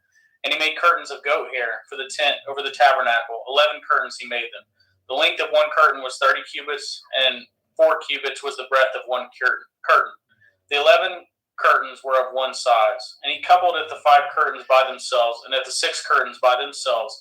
And he made 50 loops upon the uttermost edge of the curtain in the coupling, and 50 loops made he upon the edge of the curtain which couples the second. And he made 50 taches of brass to couple with the tent together, that it might be one. And he made a covering for the tent of ram skins dyed red, and a covering of badger skins above that. And he made it the boards of for the tabernacle of shittim wood standing up. The length of the board was 10 cubits, and the breadth of the board was 1 cubit and a half. One board had 2 tenons, equally distant one from another. Thus did he make for all the boards of the tabernacle. And he made it the boards for the tabernacle 20 boards for the south side southward, and 40 sockets of silver he made under the 20 boards, 2 sockets under one board for his 2 tenons, and 2 sockets under another board for his 2 tenons. And for the other side of the tabernacle, which is toward the north corner, he made 20 boards, and there 40 sockets of silver, 2 sockets under one board, and 2 sockets under another board. And for the sides of the tabernacle westward, he made 6 boards. And 2 boards made he for the corners of the tabernacle in the 2 sides. And they were coupled beneath and coupled together at the head thereof to one ring. Thus he did to both of them in both their corners. And there were 8 boards, and their sockets were 16 sockets of silver, under every board 2 sockets. And he made bars of shittim wood, 5 for the boards of the one side of the tabernacle, and the 5 bars for the board of the other side of the tabernacle, and the 5 bars for the boards of the tabernacle for the sides westward. And he made it the middle bar to shoot it through the boards from one end to the other. And he overlaid it the board with gold, and made it the rings of gold to be places for the bars. And he overlaid the bars with gold. And he made it the veil of blue and purple and scarlet and fine twine linen, with cherubim made it he of cunning work. And he made thereunto 4 pillars of shittim wood, and overlaid them with gold. Their hooks were of gold. And he cast for them 4 sockets of silver. And he made a hanging for the tabernacle door of blue and purple and scarlet and fine twine linen of needlework. And at the 5 pillars of it with at their hooks, and he overlaid their chapters and their fillets with gold, but their 5 sockets were of brass. Exodus 37. And Bezalel made it the ark of shittim wood. 2 cubits and a half was the length of it, and 1 cubit and a half the breadth of it, and 1 cubit and a half the height of it. And he overlaid it with pure gold within and without, and made a crown of gold to it round about. And he cast for it 4 rings of gold to be set by the 4 corners of it, even 2 rings upon the side of it, and 2 rings upon the other side of it. And he made the staves of shittim wood, and overlaid them with gold. And he put the staves into rings by the sides of the ark, to beareth the ark. And he made the mercy seat of pure gold. 2 cubits and a half was the length thereof, and 1 cubit and a half the breadth thereof. And he made 2 cherubim of gold. Beaten of one piece made he them, and on the 2 ends of the mercy seat. 1 cherub on the end on this side, and another cherub on the other end on that side. Out of the mercy seat made he the cherubim on the 2 ends thereof.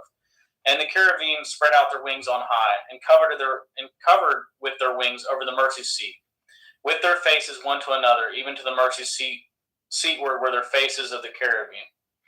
And he made it the table of shittim wood. 2 cubits was the length thereof, and 1 cubit the breadth thereof, and 1 cubit and a half the height thereof. And he overlaid it with pure gold, and made thereunto a crown of gold round about it.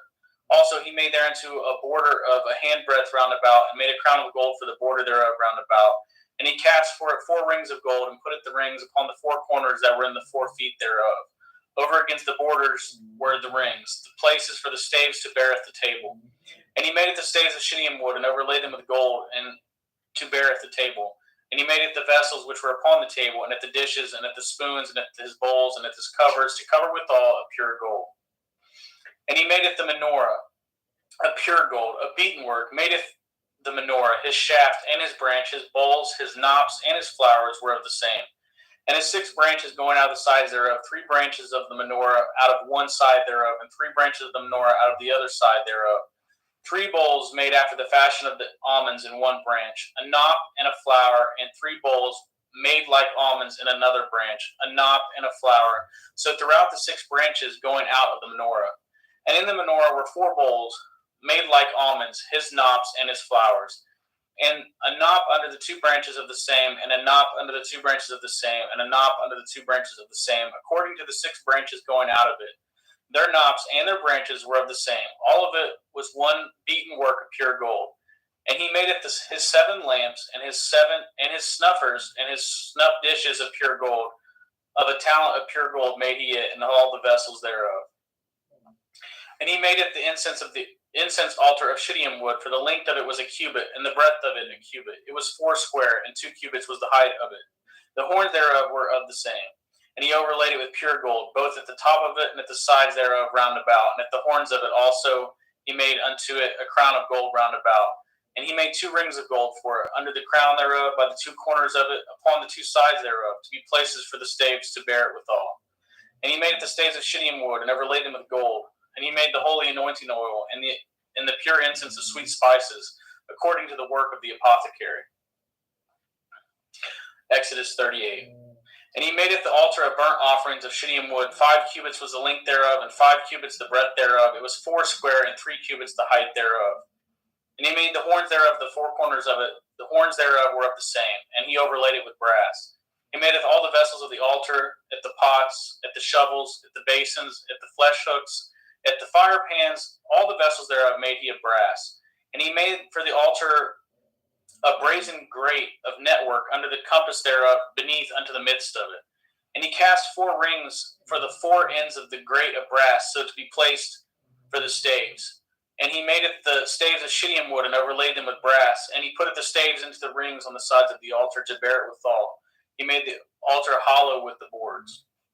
And he made it the laver of brass, and at the foot of it of brass, and the looking glasses of the women assembling, which assembled at the door of the tabernacle of the assembly. And he made it the court on the south side southward. The hangings of the court were of fine twined linen, and 100 cubits. Their pillars were 20, and their brazen sockets were 20. The hooks of the pillars and their fillets were of silver. And for the north side, the hangings were 100 cubits. Their pillars were 20, and their sockets of brass 20. The hooks of pillars and their fillets of silver. And for the west side were hangings of 50 cubits. Their pillars 10, and their sockets 10. The hooks of the pillars and their fillets of silver. And for the east side, eastward 50 cubits. The hangings of one side of the gate were 15 cubits, their pillars 3, and their sockets 3. And for the other side of the court gate, on this hand and in that hand were the hangings of 15 cubits, their pillars 3, and their sockets 3. All the hangings of the court round about were of fine twined linen.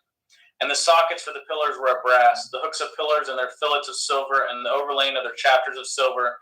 And all the pillars of the court were filleted with silver. And the hanging for the gate of the court was needlework of blue and purple and scarlet and fine twined linen, and 20 cubits was the length, and the height of the breadth was 5 cubits, answerable to the hangings of the court. And their pillars were 4, and their sockets of brass 4, their hooks of silver, and the overlayings of their chapiters and their fillets of silver. And all the pins of the tabernacle and the court round about were of brass. This is the sum of the tabernacle, even of the tabernacle of testimony, as it was counted according to the commandment of Moshe, for the service of the Levim by the hand of Ithamar the son to Aaron the priest. And Bezalel the son of Uri, the son of Hori, of the tribe of Yehudah, madeth all that Yahweh commanded Moshe. And with him was Aholiab, son of Achimach, the tribe of Dan, an engraver and cunning workman, an embroiderer in blue, and in purple, and in scarlet, and fine linen. All the gold that was occupied for the work and all the work of the holy place, even the gold of the offering, was 29 talents and 730 shekels, after the shekel of the sanctuary. And the silver of them that were numbered of the assembly was 100 talents, and 1,760 shekels, after the shekel of the sanctuary. A bekah for every man, that is a half shekel, after the shekel of the sanctuary, for everyone that went to be numbered from 20 years old and upward, for 600,000 and 3,550 men. And of the 100 talents of silver were cast at the sockets of the sanctuary, at the sockets of the veil, and 100 sockets of the 100 talents, a talent for a socket. And of the 1,770 and 5 shekels, he made hooks for the pillars and overlaid their chapiteers and filleted them. And the brass of the offering was 70 talents and 2,400 shekels. And therewith he made at the sockets to the door of the tabernacle of the assembly, and at the brazen altar, and at the brazen gate before it, and all the vessels of the altar, and at the sockets of the court round about, and at the sockets of the court gate, and at all the pins of the tabernacle, and all the pins of the court round about.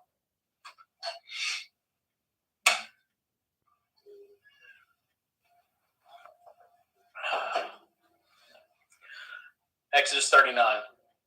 And of blue and purple and scarlet they made clothes of service to do service in the holy place, and made it the holy garments for Aaron, as Yahweh commanded it Moshe. And he made it the ephod of gold, blue, and purple, and scarlet, and fine twined linen. And they did beat it the gold into thin plates, and cut it into wires, to work it in the blue, and in the purple, and in the scarlet, and in the fine linen with cunning work. They made shoulder pieces for it, to couple it together. By the two edges was it coupled together. And the belt of his ephod was that was upon it, was of the same, according to the work thereof, of gold, blue, and purple, and scarlet, and fine twined linen, as Yahweh commanded it Moshe. And they wrought the onyx stones enclosed in ouches of gold, graven as signets are graven with the names of the children of Yashrael. And he put them on the shoulder of the ephod, that they should be stones for a memorial to the children of Yashrael, as Yahweh commanded it Moshe. And he made it the breastplate of cunning work, like the work of an ephod, of gold, blue, and purple, and scarlet, and fine twined linen.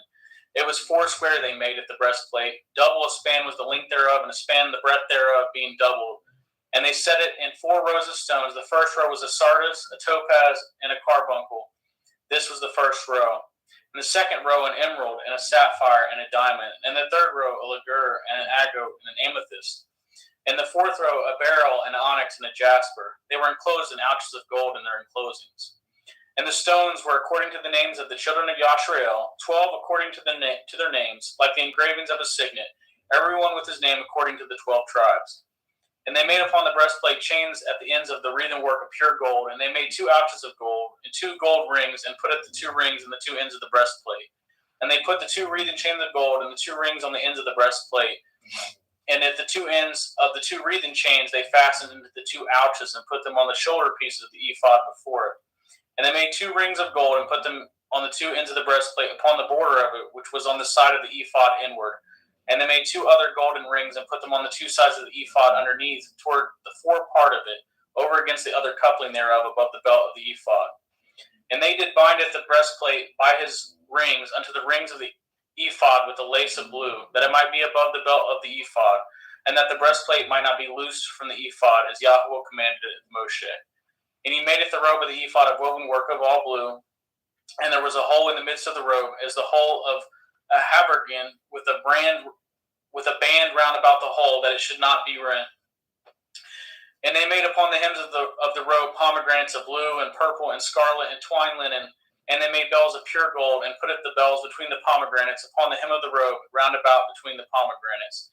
A bell and a pomegranate, round about the hem of the robe, to minister in, as Yahweh commanded it Moshe. And they made it the coats of fine linen of woven work for Aaron and for his sons, and at the turban of fine linen, and at goodly bonnets of fine linen, and at linen breeches of fine twined linen. And at the belt of fine twined linen, and a blue and purple and scarlet of needlework, as Yahweh commanded it Moshe. And they made it the plate of the holy crown of pure gold, and wrote upon it writing like to the engravings of a signet, Kodesh El Yahweh. And they tied unto it a lace of blue, to fasten it on high upon the turban, as Yahweh commanded it Moshe.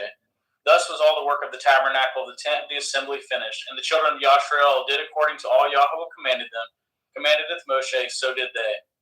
And they brought it the tabernacle unto Moshe at the tent, and with all the furniture, and his taches, his boards, his bars, and his pillars, and his sockets, and at the coverings of the ram skins dyed red, and the coverings of the badger skins, and at the veil of the covering, at the ark of the testimony, and at the staves thereof, and at the mercy seat, and the table, and the vessels thereof, and at the showbread, and at the pure menorah, and with the lamps thereof, even with the lamps to be set in order, and with all the vessels thereof, and at the oil for light, and at the golden altar, and at the anointing oil, and the sweet incense, and at the hanging for the tabernacle door.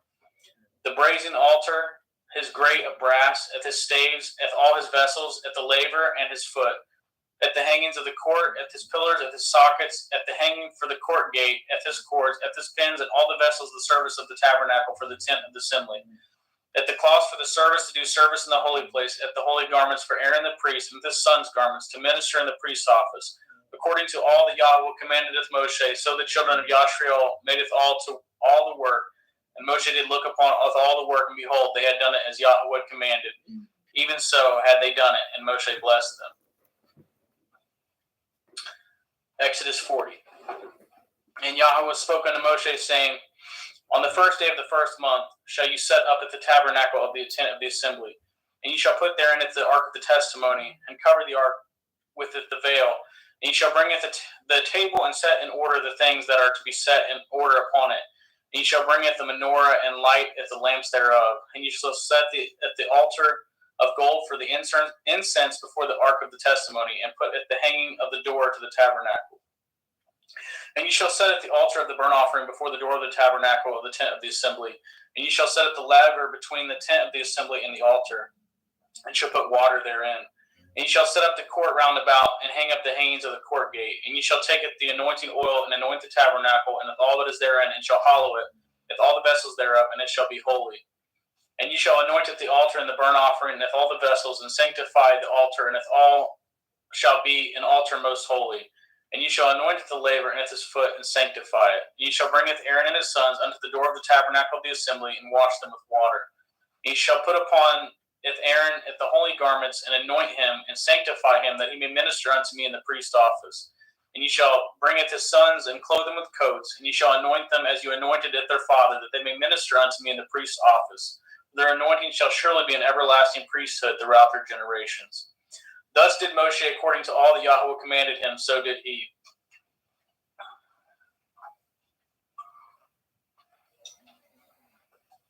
Sorry about that.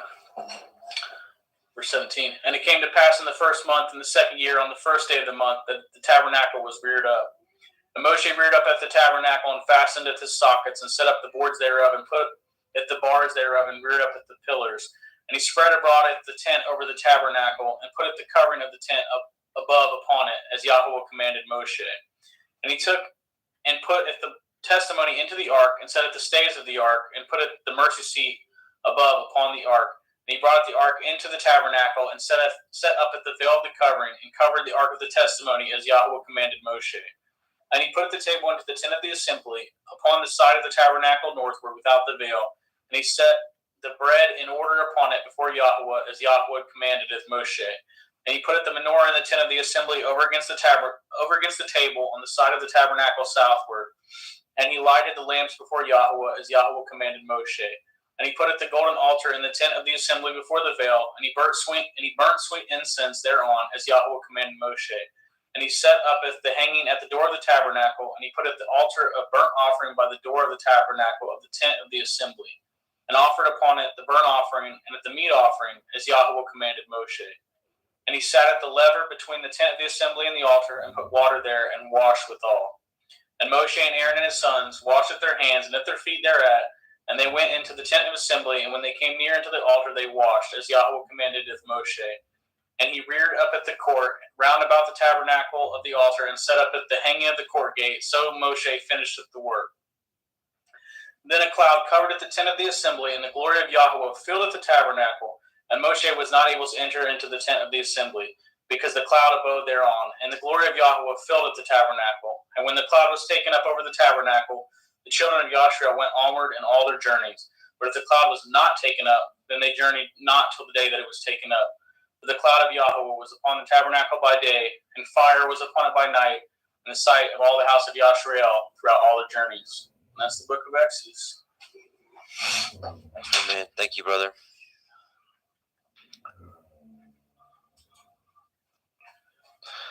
Okay, now we are ready to go into Vayikra, Leviticus. And do a quick screen share. And we'll get started.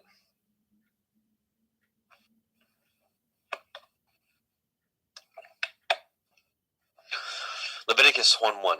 And Yahweh called unto Moshe, and spoke unto him out of the tabernacle of the assembly, saying, Speak unto the children of Yashrael, and say unto them, If any man of you bring an offering unto Yahweh, ye shall bring your offering of the cattle, even of the herd and of the flock. If his burnt offering be a burnt sacrifice of the herd, let him offer a male without blemish.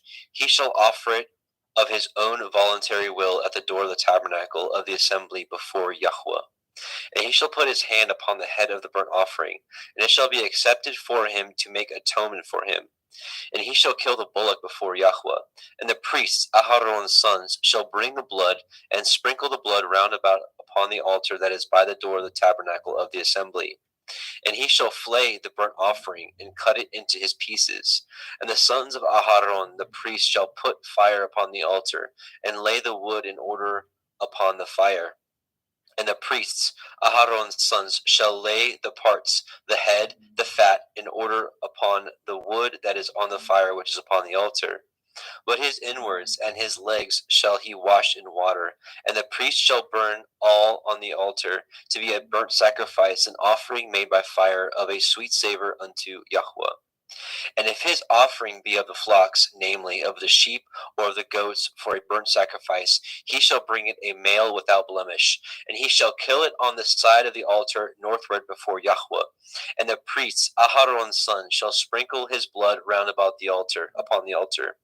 And he shall cut it into his pieces, with his head and his fat, and the priest shall lay them in order on the wood that is on the fire which is upon the altar.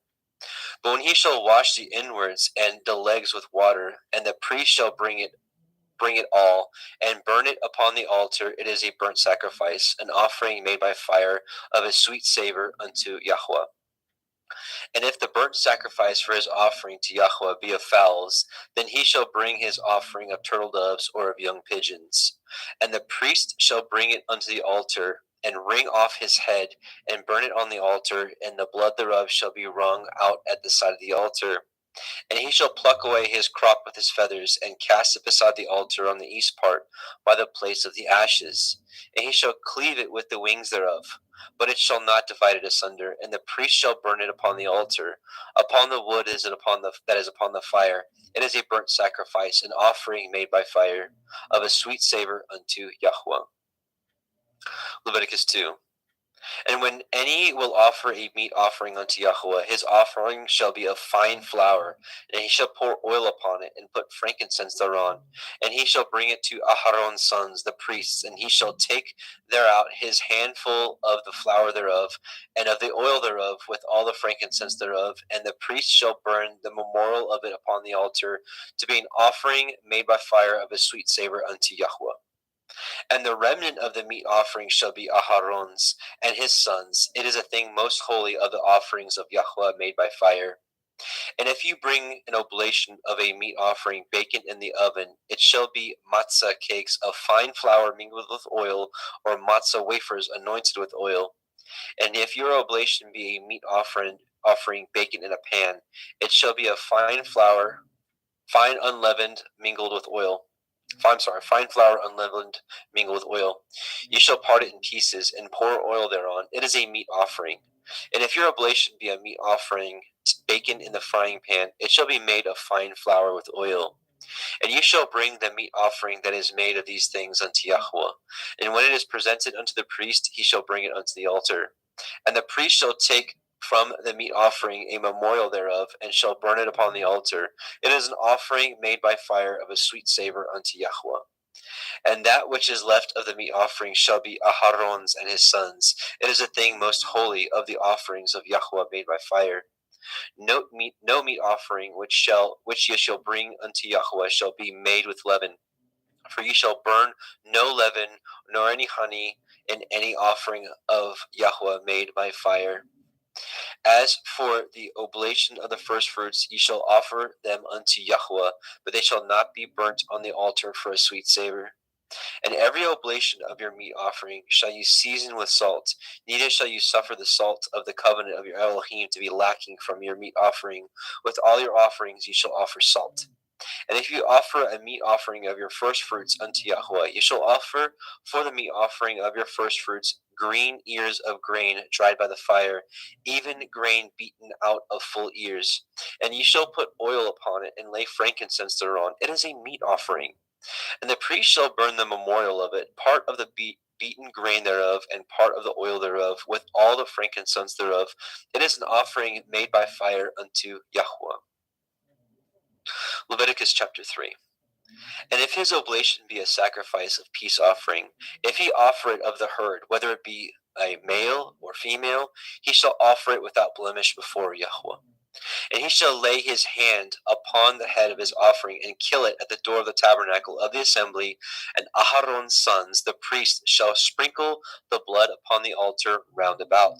And he shall offer the sacrifice of the peace offering, an offering made by fire unto Yahweh. The fat that covers the inwards, and all the fat that is upon the inwards, and the 2 kidneys, and the fat that is on them, which is by the flanks, and the caul above the liver, which the kidneys, with the kidneys, it shall he take away. And Aharon's sons shall burn it upon the altar, upon the burnt sacrifice, which is upon the wood that is on the fire. It is an offering made by fire of a sweet savor unto Yahweh.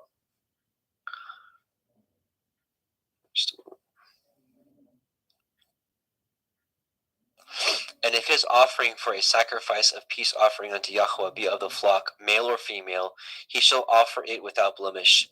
If he offer a lamb for his offering, then shall he offer before Yahweh. And he shall lay his hand upon the head of his offering, and kill it before the tabernacle of the assembly. And Aharon's sons shall sprinkle the blood thereof round about upon the altar. And he shall offer of the sacrifice of the peace offering, an offering made by fire unto Yahweh. The fat thereof and the whole rump it shall he take off hard by the backbone, and the fat that covers the inwards, and all the fat that is upon the inwards, and the 2 kidneys, and the fat that is upon them, which is by the flanks, and the caul above the liver, with the kidneys, it shall he take away. And the priest shall burn it upon the altar. It is the food of the offering made by fire unto Yahweh. And if his offering be a goat, then he shall offer it before Yahweh. And he shall lay his hand up upon the head of it, and kill it before the tabernacle of the assembly. And the sons of Aharon shall sprinkle the blood thereof upon the altar round about. And he shall offer thereof his offering, even an offering made by fire unto Yahweh. The fat that covers the inwards, and all the fat that is upon the inwards, and the 2 kidneys, and the fat that is upon them, which is by the flanks, and the caul above the liver, with the kidneys, it shall he take away. And the priest shall burn them upon the altar. It is a food of the offering made by fire for a sweet savor. All the fat is Yahweh's. It shall be a perpetual state for your generations throughout all your dwellings, that ye eat neither fat nor blood. Leviticus chapter 4. And Yahweh spoke unto Moshe, saying, Speak unto the children of Yasharel, saying, If a soul shall sin through ignorance against any of the commandments of Yahweh concerning things which ought not to be done, and shall do against any of them, if the priest that is anointed do sin according to the sin of the people, then let him bring for his sin which he has sinned a young bullock without blemish unto Yahweh for a sin offering. And he shall bring the bullock unto the door of the tabernacle of the assembly before Yahweh, and shall lay his hand upon the bullock's head, and kill the bullock before Yahweh. And the priest that is anointed shall take of the bullock's blood, and bring it to the tabernacle of the assembly. And the priest shall dip his finger in the blood, and sprinkle of the blood 7 times before Yahweh, before the veil of the sanctuary. And the priest shall put some of the blood upon the horns of the altar of sweet incense before Yahweh, which is in the tabernacle of the assembly, and shall pour all the blood of the bullock at the bottom of the altar of the burnt offering, which is at the door of the tabernacle of the assembly.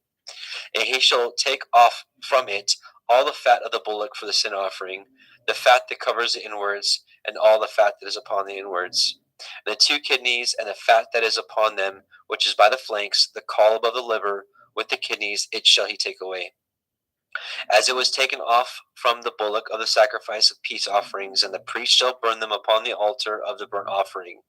And the skin of the bullock, and all his flesh, with his head, and with his legs, and his inwards, and his dung, even the whole bullock shall he carry forth without the camp unto a clean place where the ashes are poured out, and burn him on the wood with fire. Where the ashes are poured out shall he be burnt.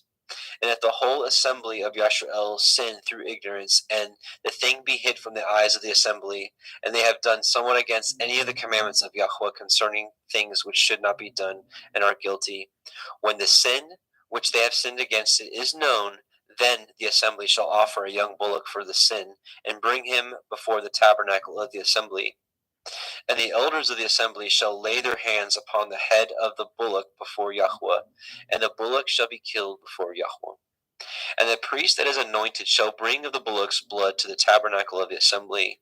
And the priest shall dip his finger in some of the blood, and sprinkle it 7 times before Yahweh, even before the veil. And he shall put some of the blood upon the horns of the altar which is before Yahweh, that is in the tabernacle of the assembly, and shall pour out all the blood at the bottom of the altar, the burnt offering which is at the door of the tabernacle of the assembly. And he shall take all his fat from him, and burn it upon the altar. And he shall do with the bullock as he did with the bullock for a sin offering. So shall he do with this. And the priest shall make an atonement for them, and it shall be forgiven them.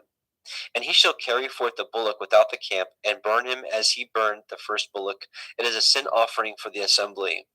When a ruler has sinned, and done somewhat through ignorance against any of the commandments of Yahweh Eloheinu, concerning things which should not be done, and is guilty, or if his sin wherein he has sinned come to his knowledge, he shall bring his offering, a kid of the goats, a male without blemish. And he shall lay his hand upon the head of the goat, and kill it in the place where they kill the burnt offering before Yahweh. It is a sin offering. And the priest shall take of the blood of the sin offering with his finger, and put it upon the horns of the altar of burnt offering, and shall pour out his blood at the bottom of the altar of burnt offering. And he shall burn all his fat upon the altar, as the fat of the sacrifice of peace offerings. And the priest shall make an atonement for him as concerning his sin, and it shall be forgiven him. And if any one of the common people sin through ignorance, while he does somewhat against any of the commandments of Yahweh concerning things which ought not to be done, and be guilty, or if his sin which he has sinned come to his knowledge, then he shall bring his offering, a kid of the goats, a female without blemish, for his sin which he has sinned. And he shall lay his hand upon the head of the sin offering, and slay the sin offering in the place of the burnt offering. And the priest shall take of the blood thereof with his finger, and put it upon the horns of the altar of burnt offering, and shall pour out all the blood thereof at the bottom of the altar. And he shall take away all the fat thereof, as the fat is taken away from off the sacrifice of peace offerings. And the priest shall burn it upon the altar for a sweet savor unto Yahweh. And the priest shall make an atonement for him, and it shall be forgiven him. And if he bring a lamb for a sin offering, he shall bring it a female without blemish. And he shall lay his hand upon the head of the sin offering, and slay it for a sin offering in the place where they kill the burnt offering. And the priest shall take of the blood of the sin offering with his finger, and put it upon the horns of the altar of burnt offering, and shall pour out all the blood thereof at the bottom of the altar. And he shall take away all the fat thereof, as the fat of the lamb is taken away from the sacrifice of the peace offerings. And the priest shall burn them upon the altar, according to the offerings made by fire unto Yahweh. And the priest shall make an atonement for his sin that he has committed, and it shall be forgiven him.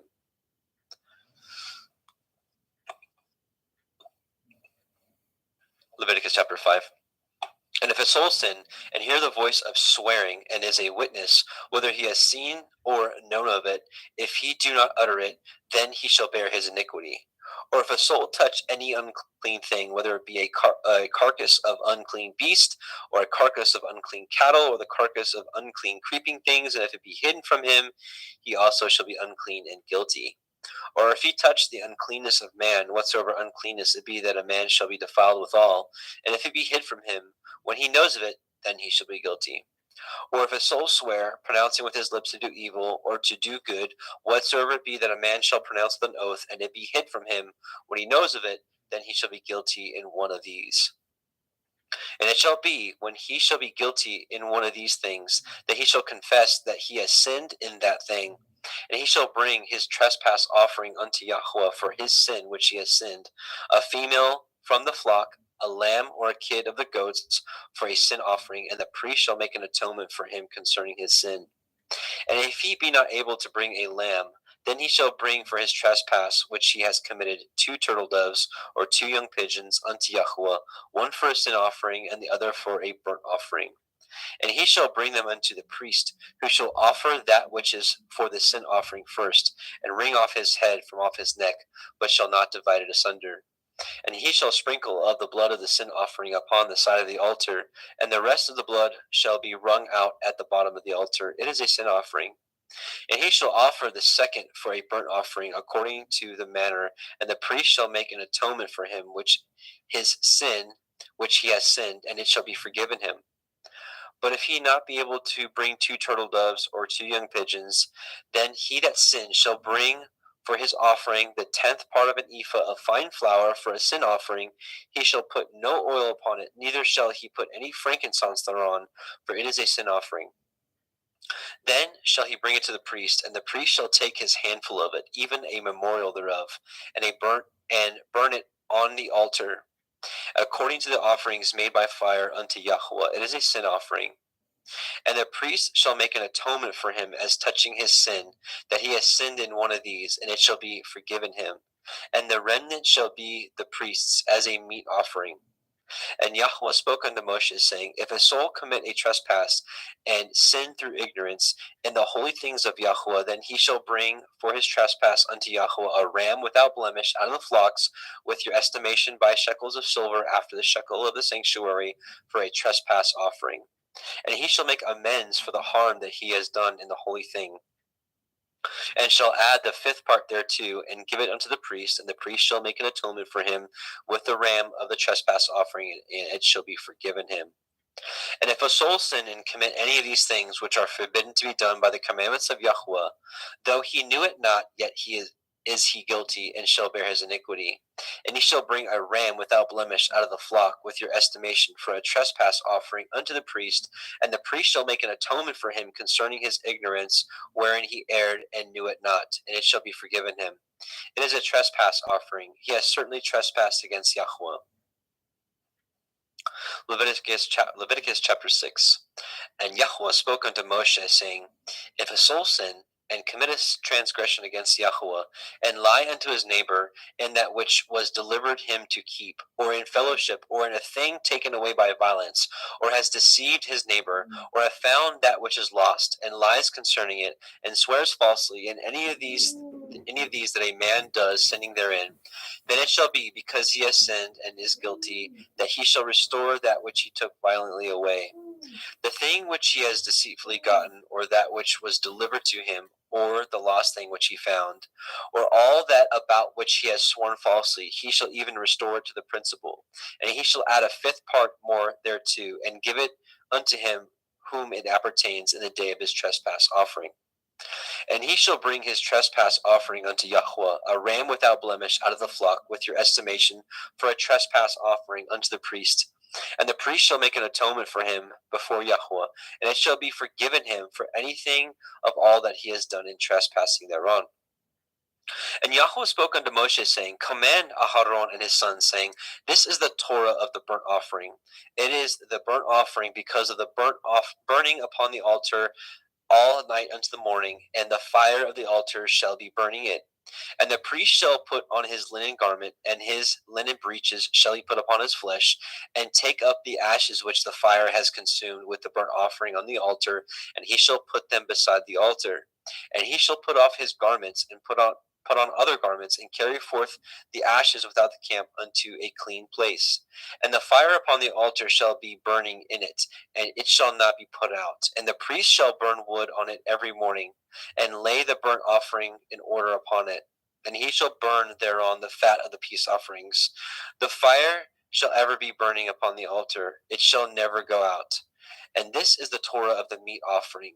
The sons of Aharon shall offer it before Yahweh before the altar. And he shall take of it his handful of the flour of the meat offering, and of the oil thereof, and all the frankincense which is upon the meat offering, and shall burn it upon the altar for a sweet savor, even the memorial of it unto Yahweh. And the remainder thereof shall Aharon and his sons eat with matzah, unleavened bread, shall it be eaten in the holy place. In the court of the tabernacle of the assembly they shall eat it. It shall not be baken with leaven. I have given it unto them for their portion of my offerings made by fire. It is most holy, as is the sin offering, and as the trespass offering. All the males among the children of Aharon shall eat of it. It shall be a statute forever in your generations concerning the offerings of Yahweh made by fire. Everyone that touches them shall be holy.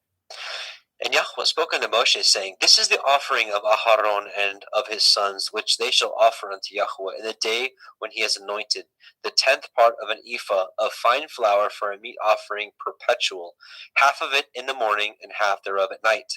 In a pan it shall be made with oil, and when it is baken, you shall bring it in, and the baken pieces of the meat offering shall you offer for a sweet savor unto Yahweh.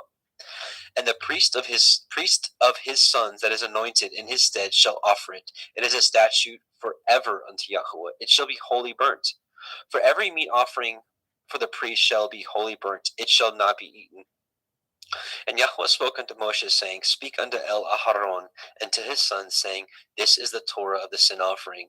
In the place where the burnt offering is killed shall the sin offering be killed before Yahweh. It is most holy. The priest that offers it for sin shall eat it. In the holy place shall it be eaten, in the court of the tabernacle of the assembly. Whosoever shall touch the flesh thereof shall be holy. And when there is sprinkled of the blood thereof upon any garment, you shall wash that whereon it was sprinkled in the holy place. But the earthen vessel wherein it is sodden shall be broken, and if it be sodden in a brazen pot, it shall be both scoured and rinsed in water. All the males among the priests shall eat thereof. It is most holy. And no sin offering whereof any of the blood is brought into the tabernacle of the assembly to reconcile withal in the holy place shall be eaten. It shall be burnt in the fire. Leviticus chapter 7. Likewise, this is the Torah of the trespass offering. It is most holy. In the place where they kill the burnt offering shall they kill the trespass offering, and the blood thereof shall he sprinkle round about upon the altar. And he shall offer of it all the fat thereof, with the rump and the fat that covers the inwards, and the 2 kidneys and the fat that is on them, which is by the flanks, and the caul that is above the liver, with the kidneys, it shall he take away. And the priest shall burn them upon the altar for an offering made by fire unto Yahweh. It is a trespass offering. Every male among the priests shall eat thereof. It shall be eaten in the holy place. It is most holy. As the sin offering is, so is the trespass offering. There is one Torah for them. The priest that makes atonement therewith shall have it. And the priest that offers any man's burnt offering, even the priest shall have to himself the skin of the burnt offering which he has offered. And all the meat offering that is baken in the oven, and all that is dressed in the frying pan and in the pan, shall be the priest's that offers it. And every meat offering mingled with oil and dry shall the sons of Aharon have, one as much as another. And this is the Torah of the sacrifice of peace offerings, which he shall offer unto Yahweh. If he offer it for a thanksgiving, then he shall offer it with a sacrifice of thanksgiving matzah, unleavened cakes mingled with oil, and matzah wafers anointed with oil, and cakes mingled with oil of fine flour fried. Besides the cakes, he shall offer for his offering chametz, leavened bread, with the sacrifice of thanksgiving of his peace offerings.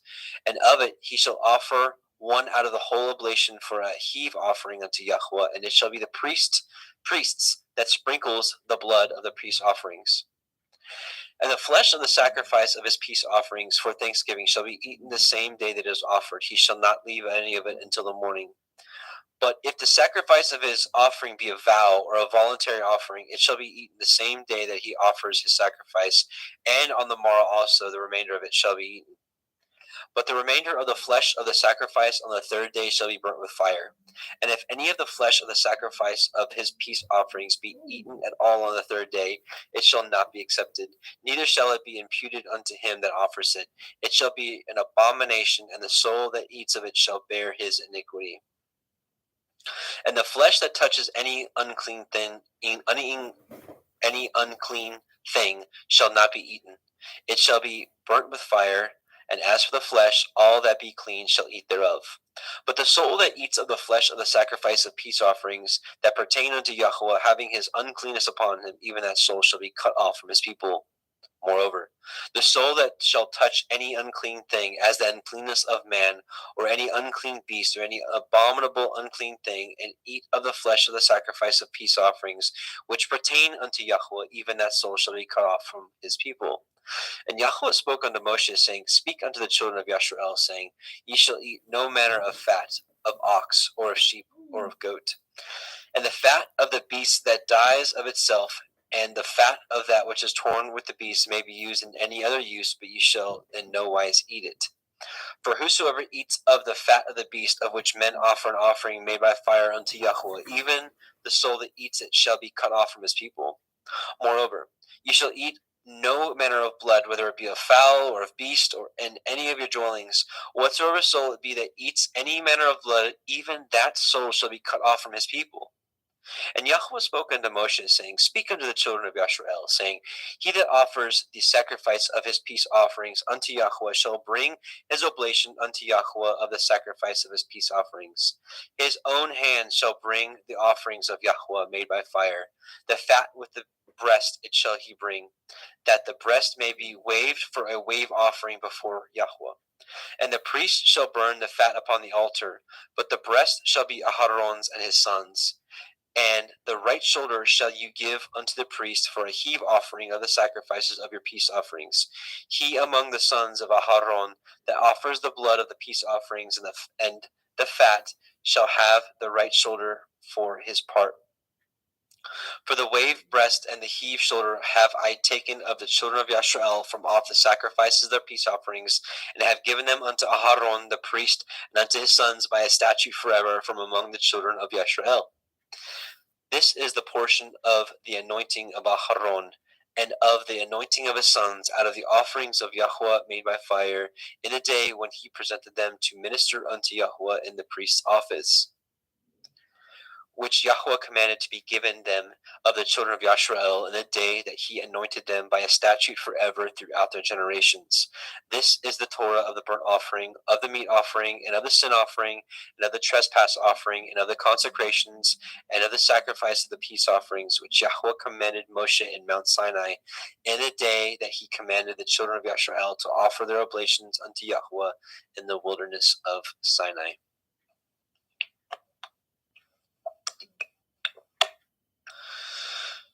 Leviticus chapter 8.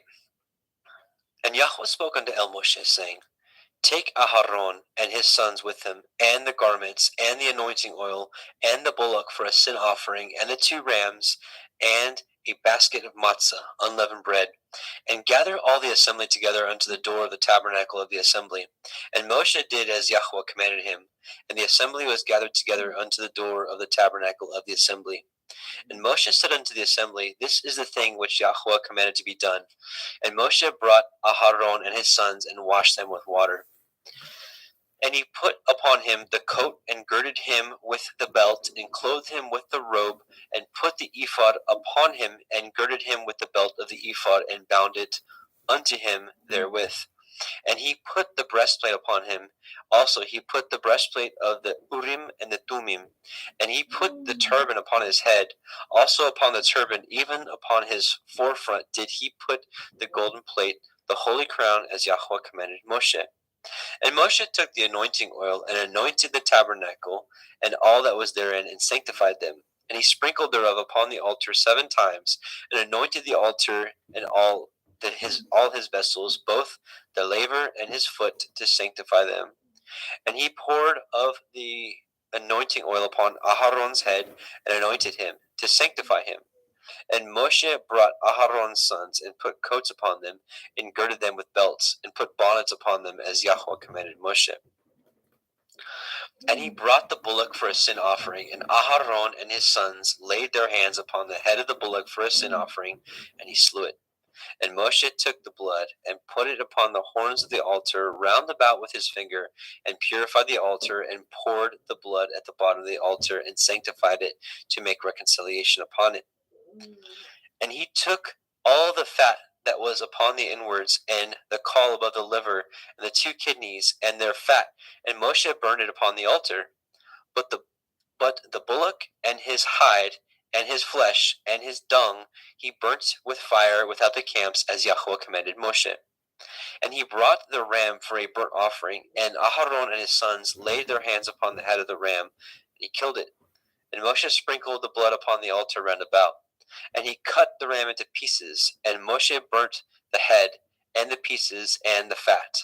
And he washed the inwards and the legs in water, and Moshe burnt the whole ram upon the altar.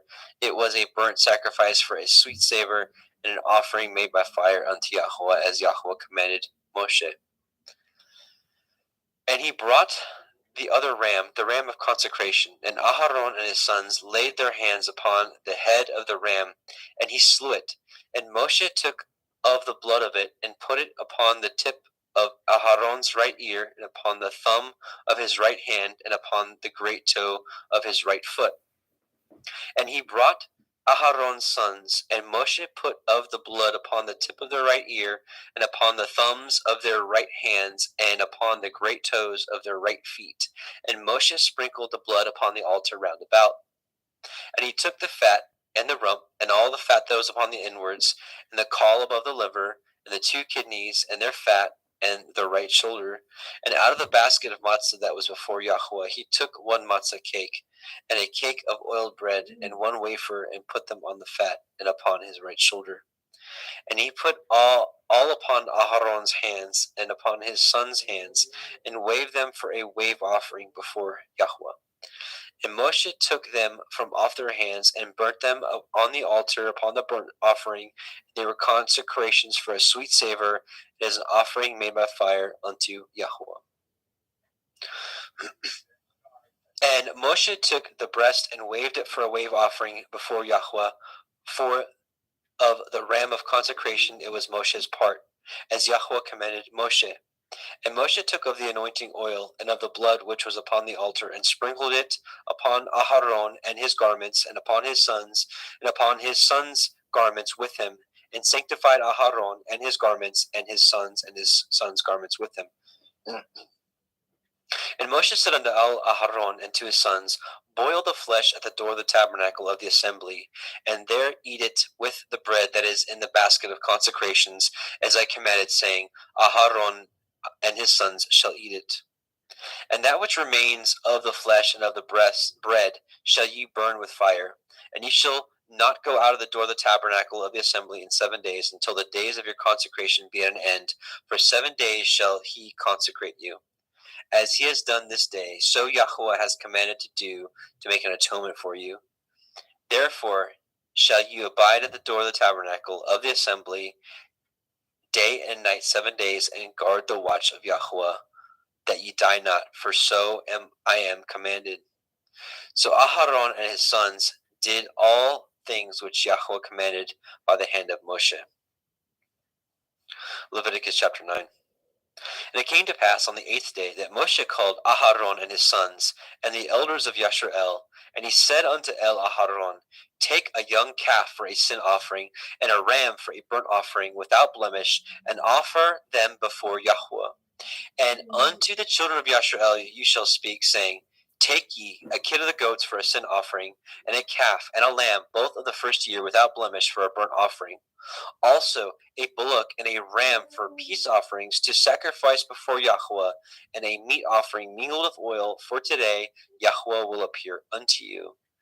And they brought which Moses commanded before the tabernacle of the assembly, and all the assembly drew near and stood before Yahweh.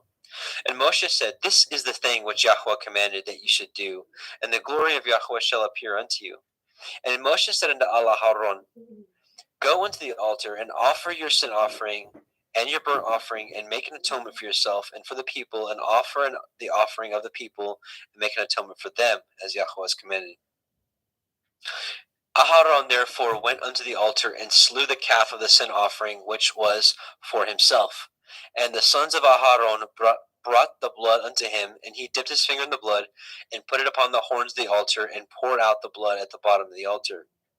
But the fat and the kidneys and the caul above the liver of the sin offering he burnt upon the altar, as Yahweh commanded Moshe.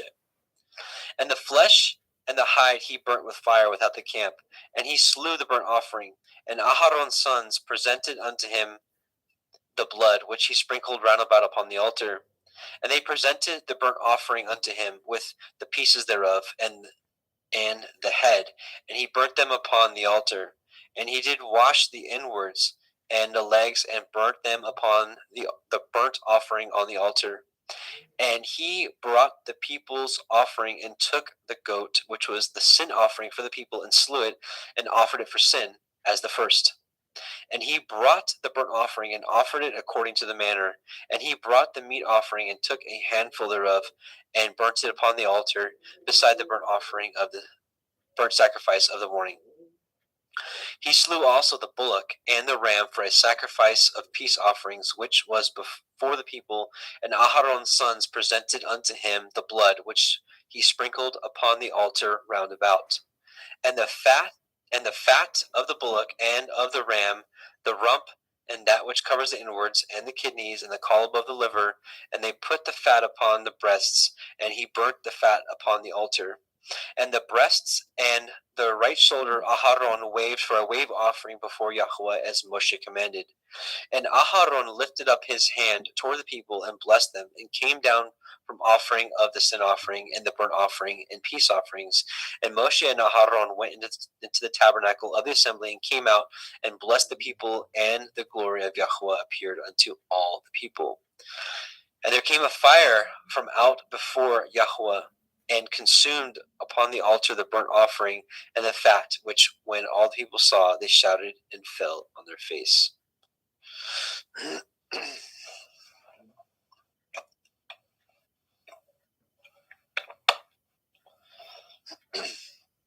Leviticus 10.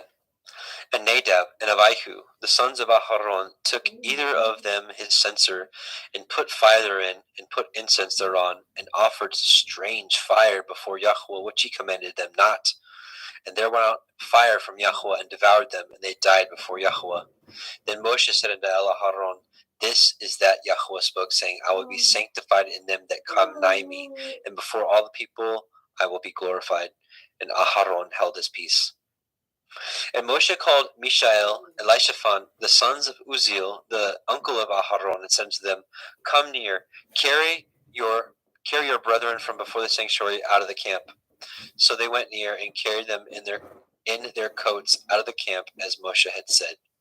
And Moshe said unto Aharon, and unto Eleazar, and unto Ithamar his sons, Uncover not your heads, neither rend your clothes, lest ye die, and lest the wrath come upon all the people, but let your brethren, the whole house of Yashrael, bewail the burning which Yahweh has kindled.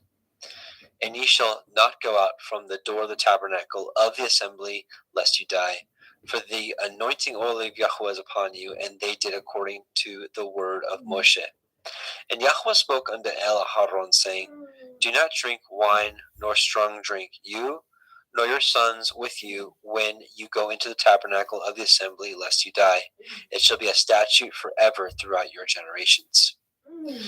And that ye may put difference between holy and unholy, and between unclean and clean, and that ye may teach the children of Yashrael all the statutes which Yahweh had spoken unto them by the hand of Moshe. And Moshe spoke unto Aharon, and unto Eleazar, and unto Ithamar, and his sons that were left, Take the meat offering that remains of the offerings of Yahweh made by fire, and eat it without leaven beside the altar, for it is most holy. And ye shall eat it in the holy place, because it is your due, and your sons' due, of the sacrifices of Yahweh made by fire, for so I am commanded. And the wave breast and the heave shoulder shall ye eat in a place, you and your sons and your daughters with you, for they be your due and your sons' due, which are given out of the sacrifices of peace offerings of the children of Yashrael.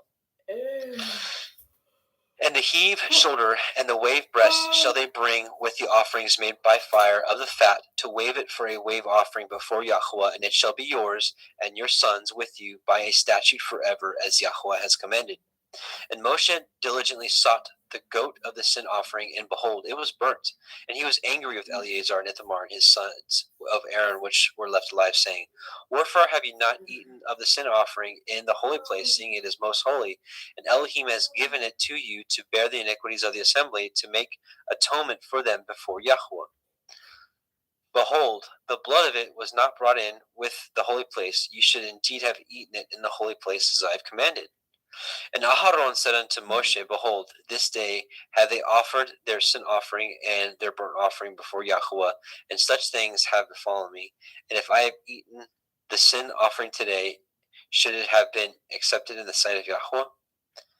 And when Moshe heard that, he was content. Leviticus chapter 11. And Yahweh spoke unto Moshe and to Aharon, saying unto them, Speak unto the children of Yisrael, saying, These are the beasts which ye shall eat among all the beasts that are on the earth. And whatsoever parts the hoof, and is cloven-footed, and chews the cud among the beasts, that ye shall eat. Nevertheless, these shall you not eat of them that chew the cud, or of them that divide the hoof, as the camel, because he chews the cud, but divides not the hoof, he is unclean unto you. And the coney, because he chews the cud, but divides not the hoof, he is unclean unto you. And the hare, because he chews the cud, but divides not the hoof, he is unclean to you. And the swine, though he divide the hoof and be cloven-footed, yet he chews not the cud, he is unclean to you. Of their flesh ye shall not eat, and their carcass shall you not touch, they are unclean to you. These shall you eat of all that are in the waters. Whatsoever has fins and scales in the waters, in the seas, and in the rivers, them shall you eat. And all that have not fins and scales in the seas, and in the rivers, of all that moves in the waters, and of any living thing which is in the waters, they shall be an abomination unto you.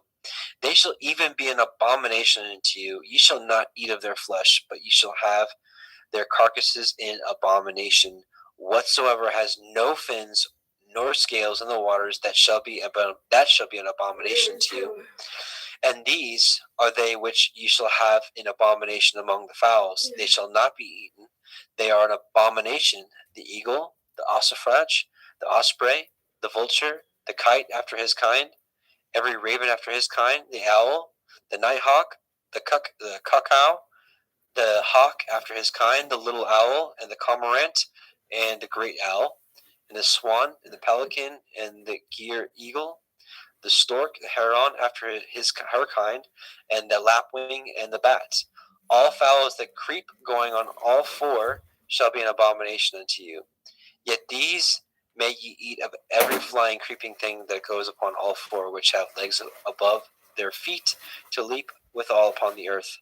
Even these of them you may eat: the locust after his kind, the bald locust after his kind, the beetle after his kind, and the grasshopper after his kind. But all other flying creeping things which have 4 feet shall be an abomination unto you, and for these ye shall be unclean. Whosoever touches the carcass of them shall be unclean until the evening. And whosoever bears aught of the carcass of them shall wash his clothes and be unclean until the evening. The carcasses of every beast which divides the hoof, and is not cloven-footed, nor chews the cud, are unclean unto you. Every one that touches them shall be unclean. And whatsoever goes upon his paws, among all manner of beasts that go on all four, those are unclean unto you. Whoso touches their carcass shall be unclean until the evening. And he that bears the carcass of them shall wash his clothes and be unclean until the evening. They are unclean unto you. These also shall be unclean unto you among the creeping things that creep upon the earth: the weasel, the mouse, and the tortoise after his kind, and the ferret, and the chameleon, and the lizard, and the snail, and the mole. These are unclean to you. And among all that creep, whosoever touches them when they be dead shall be unclean until the evening.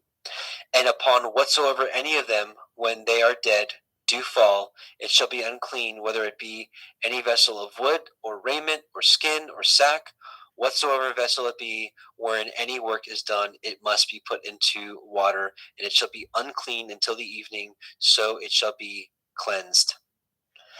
And every earthen vessel where into any of them falls, whatsoever is in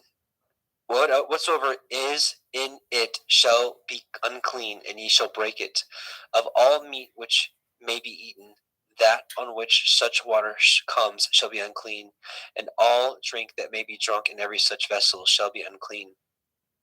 And everything where upon any part of their carcass falls shall be unclean, whether it be oven or ranges, for pots they shall be broken down, for they are unclean, and shall be unclean unto you. Nevertheless, a fountain or pit wherein there is plenty of water shall be clean, but that which touches their carcass shall be unclean. And if any part of their carcass shall fall upon any sowing seed which is to be sown, it shall be clean. But if any water be put upon the seed, and any part of their carcass fall thereon, it shall be unclean to you. And if any beast of which ye may eat die, he that touches the carcass thereof shall be unclean until the evening. And he that eats of the carcass of it shall wash his clothes, and be unclean until the evening. He also that bears the carcass of it shall wash his clothes, and be unclean until the evening. And every creeping thing that creeps upon the earth shall be an abomination, it shall not be eaten. Whosoever goes upon the belly, and whatsoever goes upon all four, or whatsoever has more feet among all the creeping things that creep upon the earth, them ye shall not eat, for they are an abomination. Ye shall not make yourselves abominable with any creeping thing that creeps, neither shall you make yourselves unclean with them, that you should be defiled thereby. For I am Yahweh Elohim. Ye shall therefore sanctify yourselves, and shall be holy, for I am holy. Neither shall you defile yourselves with any manner of creeping thing that creeps upon the earth. For I am Yahweh that brings you up out of the land of Mitzrayim to be your Elohim. You shall therefore be holy, for I am holy. This is the Torah of the beasts and of the fowl, and of every living creature that moves in the waters, and of every creature that creeps upon the earth, to make a difference between the unclean and the clean, and between the beasts that may be eaten and the beasts that may not be eaten. Now, Justin, I don't know if you want to just take over for 12, 13, 14, 15, because I think you said you might be heading out after we're done with Leviticus. Do you want to go ahead and take those? Yeah, I can go ahead and finish up Leviticus. Or I think Jeremy's going to take over at, if he's still around, he's going to take over at 16, I believe. So at least you can at least get a couple more chapters in if you'd like. Okay, that's fine. Just let me know when he is done with that. We're ready. So just pause when you're done with 15 and see if Jeremy's ready. Okay. I'll be ready. Yep. Excellent.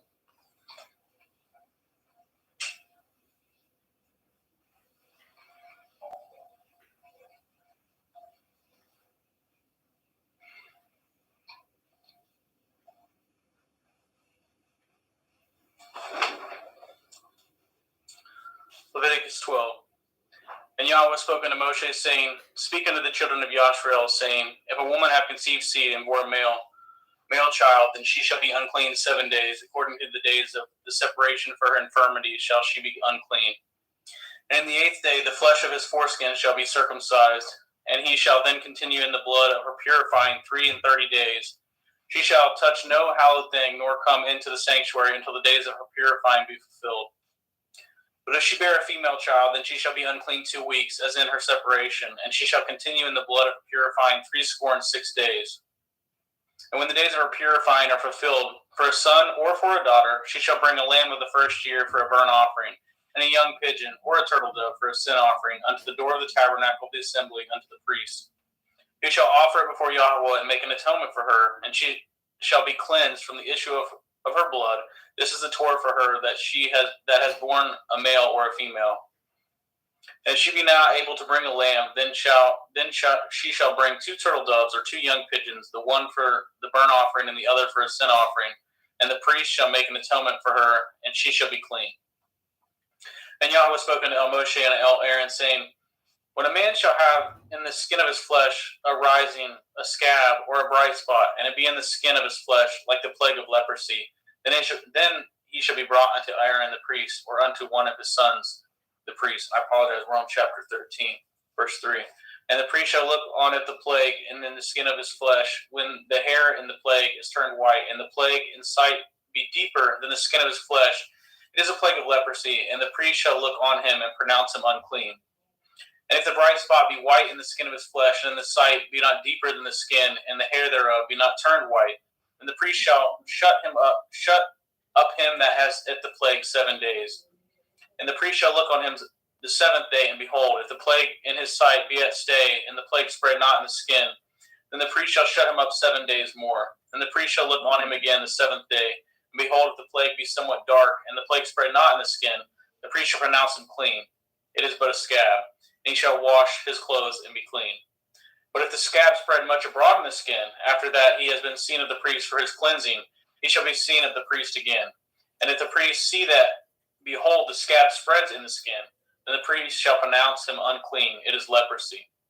When the plague of leprosy is in a man, then he shall be brought unto the priest, and the priest shall see him, and behold, if the rising be white in the skin, and have turned the hair white, and there be quick raw flesh in the rising, it is an old leprosy in the skin of his flesh. And the priest shall pronounce him unclean, and shall not shut him up, for he is unclean.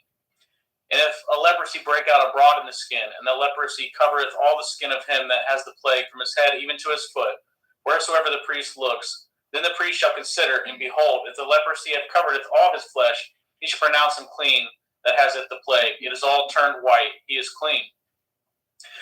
But when raw flesh appears in him, he shall be unclean. And the priest shall see at the raw flesh, and pronounce him to be unclean, for the raw flesh is unclean, it is leprosy. Or if the raw flesh turn again and be changed into white, he shall come unto the priest, and the priest shall see him, and behold, if the plague be turned into white, then the priest shall pronounce him clean, that has it plague, he is clean. The flesh also, in which even in the skin thereof was a boil, and is healed, and in the place of the boil there be a white rising, or a bright spot, white and somewhat reddish, and it be showed to the priest. And if when the priest sees it, behold, it be in the sight lower than the skin, and the hair thereof be turned white, the priest shall pronounce him unclean. It is a plague of leprosy broken out of the boil. But if the priest look on it, and behold, there be no white hairs therein, and it be not lower than the skin, but be somewhat dark, then the priest shall shut him up 7 days. And if it spread much abroad in the skin, the priest shall pronounce him unclean. It is a plague. But if the bright spot stay in his place, and spread not, it is a burning boil, and the priest shall pronounce him clean. Or if there be any flesh in the skin, whereof there is a hot burning, and the quick flesh that burns have a white bright spot, somewhat reddish or white, then the priest shall look upon it, and behold, if the hair in the bright spot turned white, it be in the sight deeper than the skin, it is leprosy, broken out of burning. Wherefore the priest shall pronounce him unclean. It is the plague of leprosy. But if the priest look on it, and behold, there be no white hair in the bright spot, and it be no lower than the other skin, but somewhat dark, then the priest shall shut him up 7 days. And the priest shall look upon him the seventh day, and if it be spread much abroad in his skin, then the priest shall pronounce him unclean. It is a plague of leprosy. And if the bright spot stay in his place, and spread not in the skin, but if it be somewhat dark, it is a rising of the burning, and the priest shall pronounce him clean, for it is an inflammation of the burning. If a man or a woman have a plague upon the head or beard, then the priest shall see at the plague, and behold, if it be in sight deeper than the skin, and there be in a yellow thin hair, then the priest shall pronounce him unclean. It is dry skull, even a leprosy upon the head or beard. And if the priest took the plague of the skull, and behold, it be not in sight deeper than the skin, and that there is no black hair in it, then the priest shall shut him up that is at the plague of the skull 7 days. And if in the seventh day the priest shall look on at the plague, and behold, if the skull spread not, and there be in it no yellow hair, and the skull be not in sight deeper than the skin, he shall be shaven. But if the skull shall he not shave, and the priest shall shut him up that has at the skull 7 days more.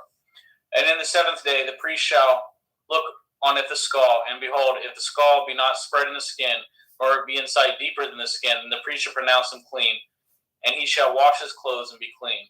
But if the skull spread much in the skin after his cleansing, then the priest shall look on him, and behold, if the skull be spread in the skin, then the priest shall not seek for yellow hair. He is unclean. But if the skull be in his sight at a stay, and that there is a black hair grown up therein, the skull is healed. He is clean, and the priest shall pronounce him clean. If a man also, or a woman, have in the skin of their flesh bright spots, even white bright spots, then the priest shall look, and behold, if the bright spots in the skin of their flesh be darkish white, it is a freckled spot that grows in the skin. He is clean. And the man whose hair is fallen off his head, he is bald, yet he is clean.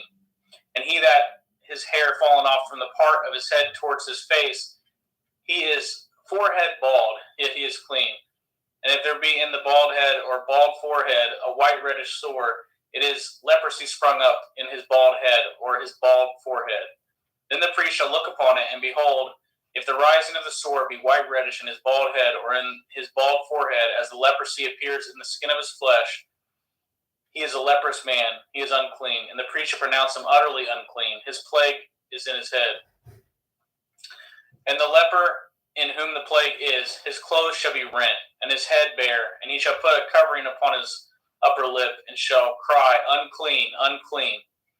All the days wherein the plague shall be in him, he shall be defiled. He is unclean. He shall dwell alone without the camp, shall his habitation be.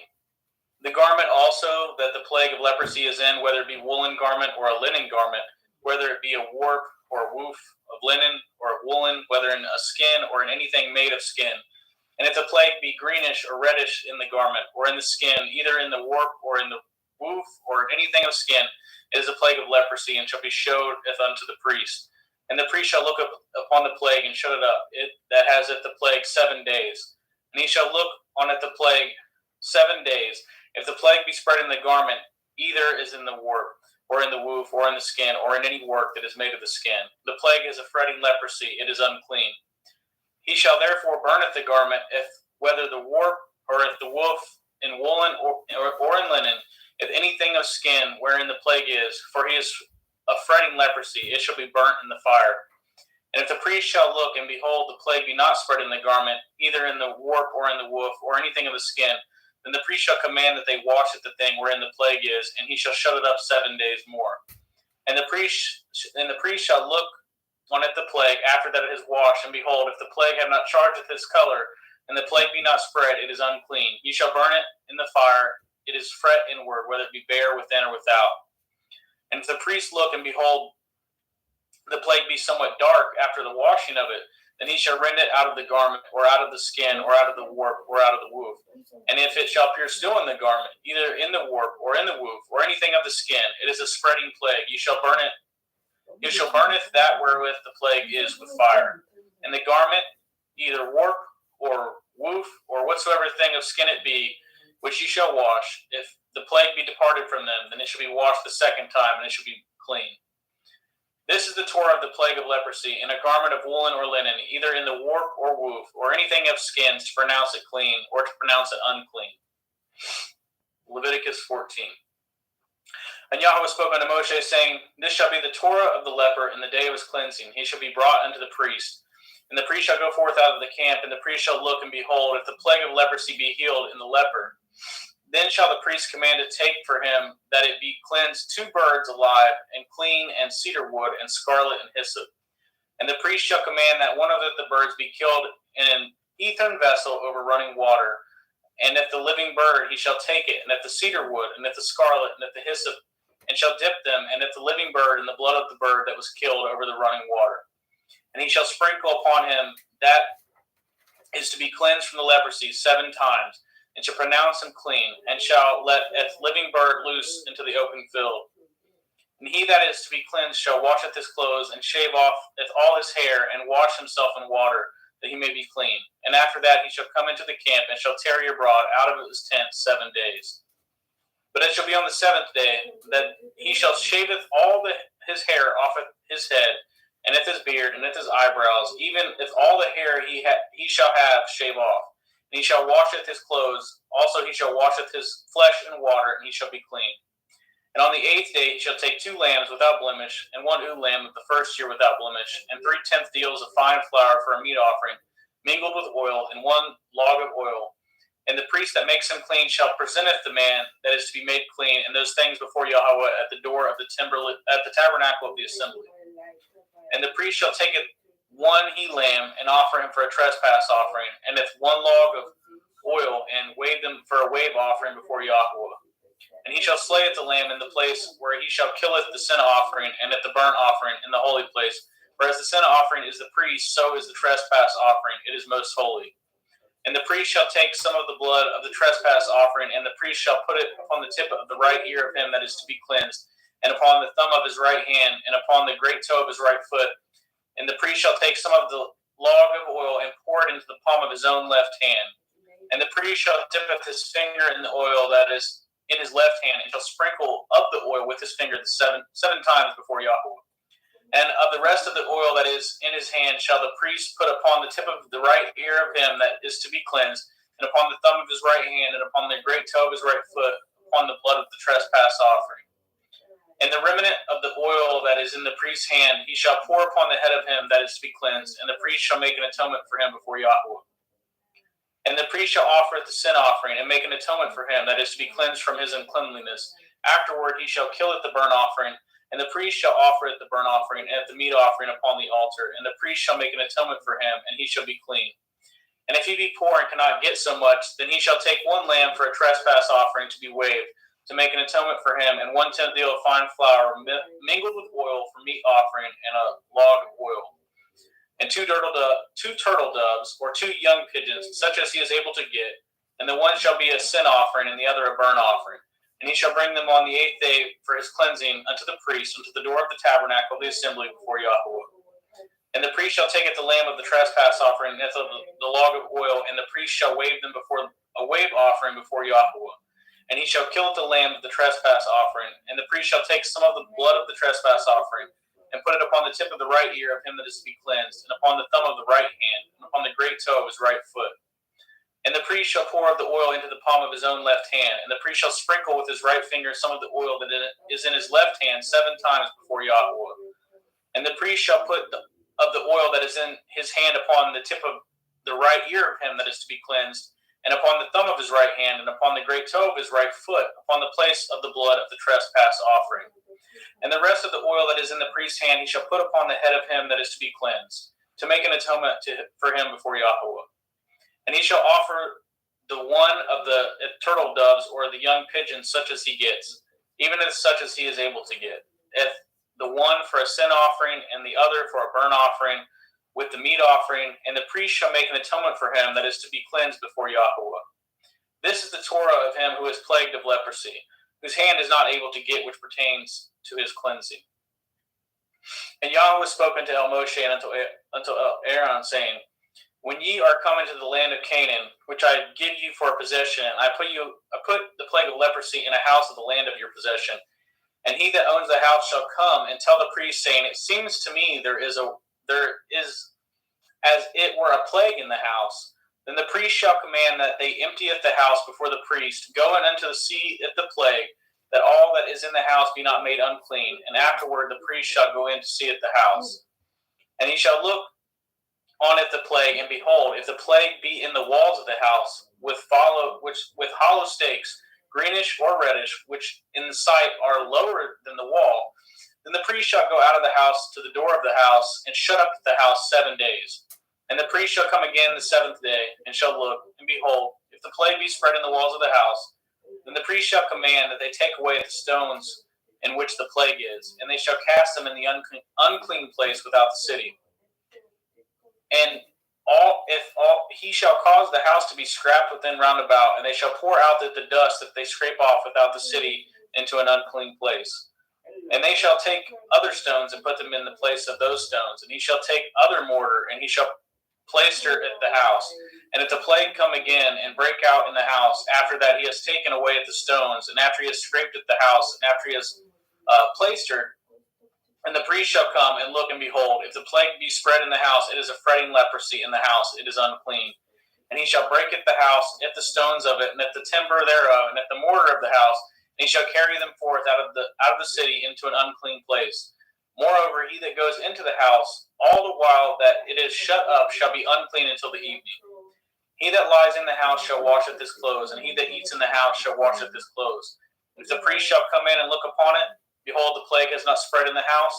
After the house was plastered, then the priest shall pronounce that the house clean, because the plague is healed. And he shall take to cleanse at the house 2 birds, and cedar wood, and scarlet, and hyssop. And he shall killeth one of the birds in an earthen vessel over running water. And he shall take at the cedar wood, and at the hyssop, and at the scarlet, and at the living bird, and dip them in the blood of the slain bird, and in the running water, and sprinkle the house 7 times. And he shall cleanse at the house with the blood of the bird, and the running water, and with the living bird, and with the cedar wood, and with the hyssop, and with the scarlet. But he shall let go at the living bird out of the city into the open fields, and make an atonement for the house, and it shall be clean.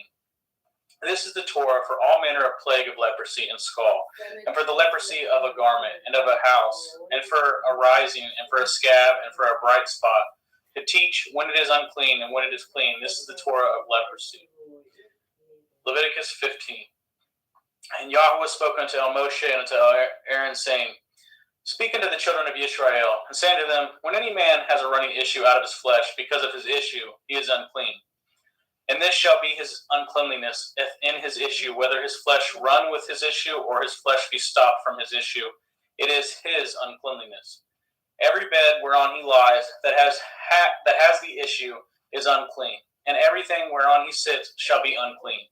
And whosoever touches his bed shall wash his clothes, and bathe himself in water, and be unclean until the evening. And he that sits on anything whereon he sat that has an issue shall wash his clothes, and bathe himself in water, and be unclean until the evening. And he that touches the flesh of him that has an issue shall wash his clothes, and bathe himself in water, and be unclean until the evening.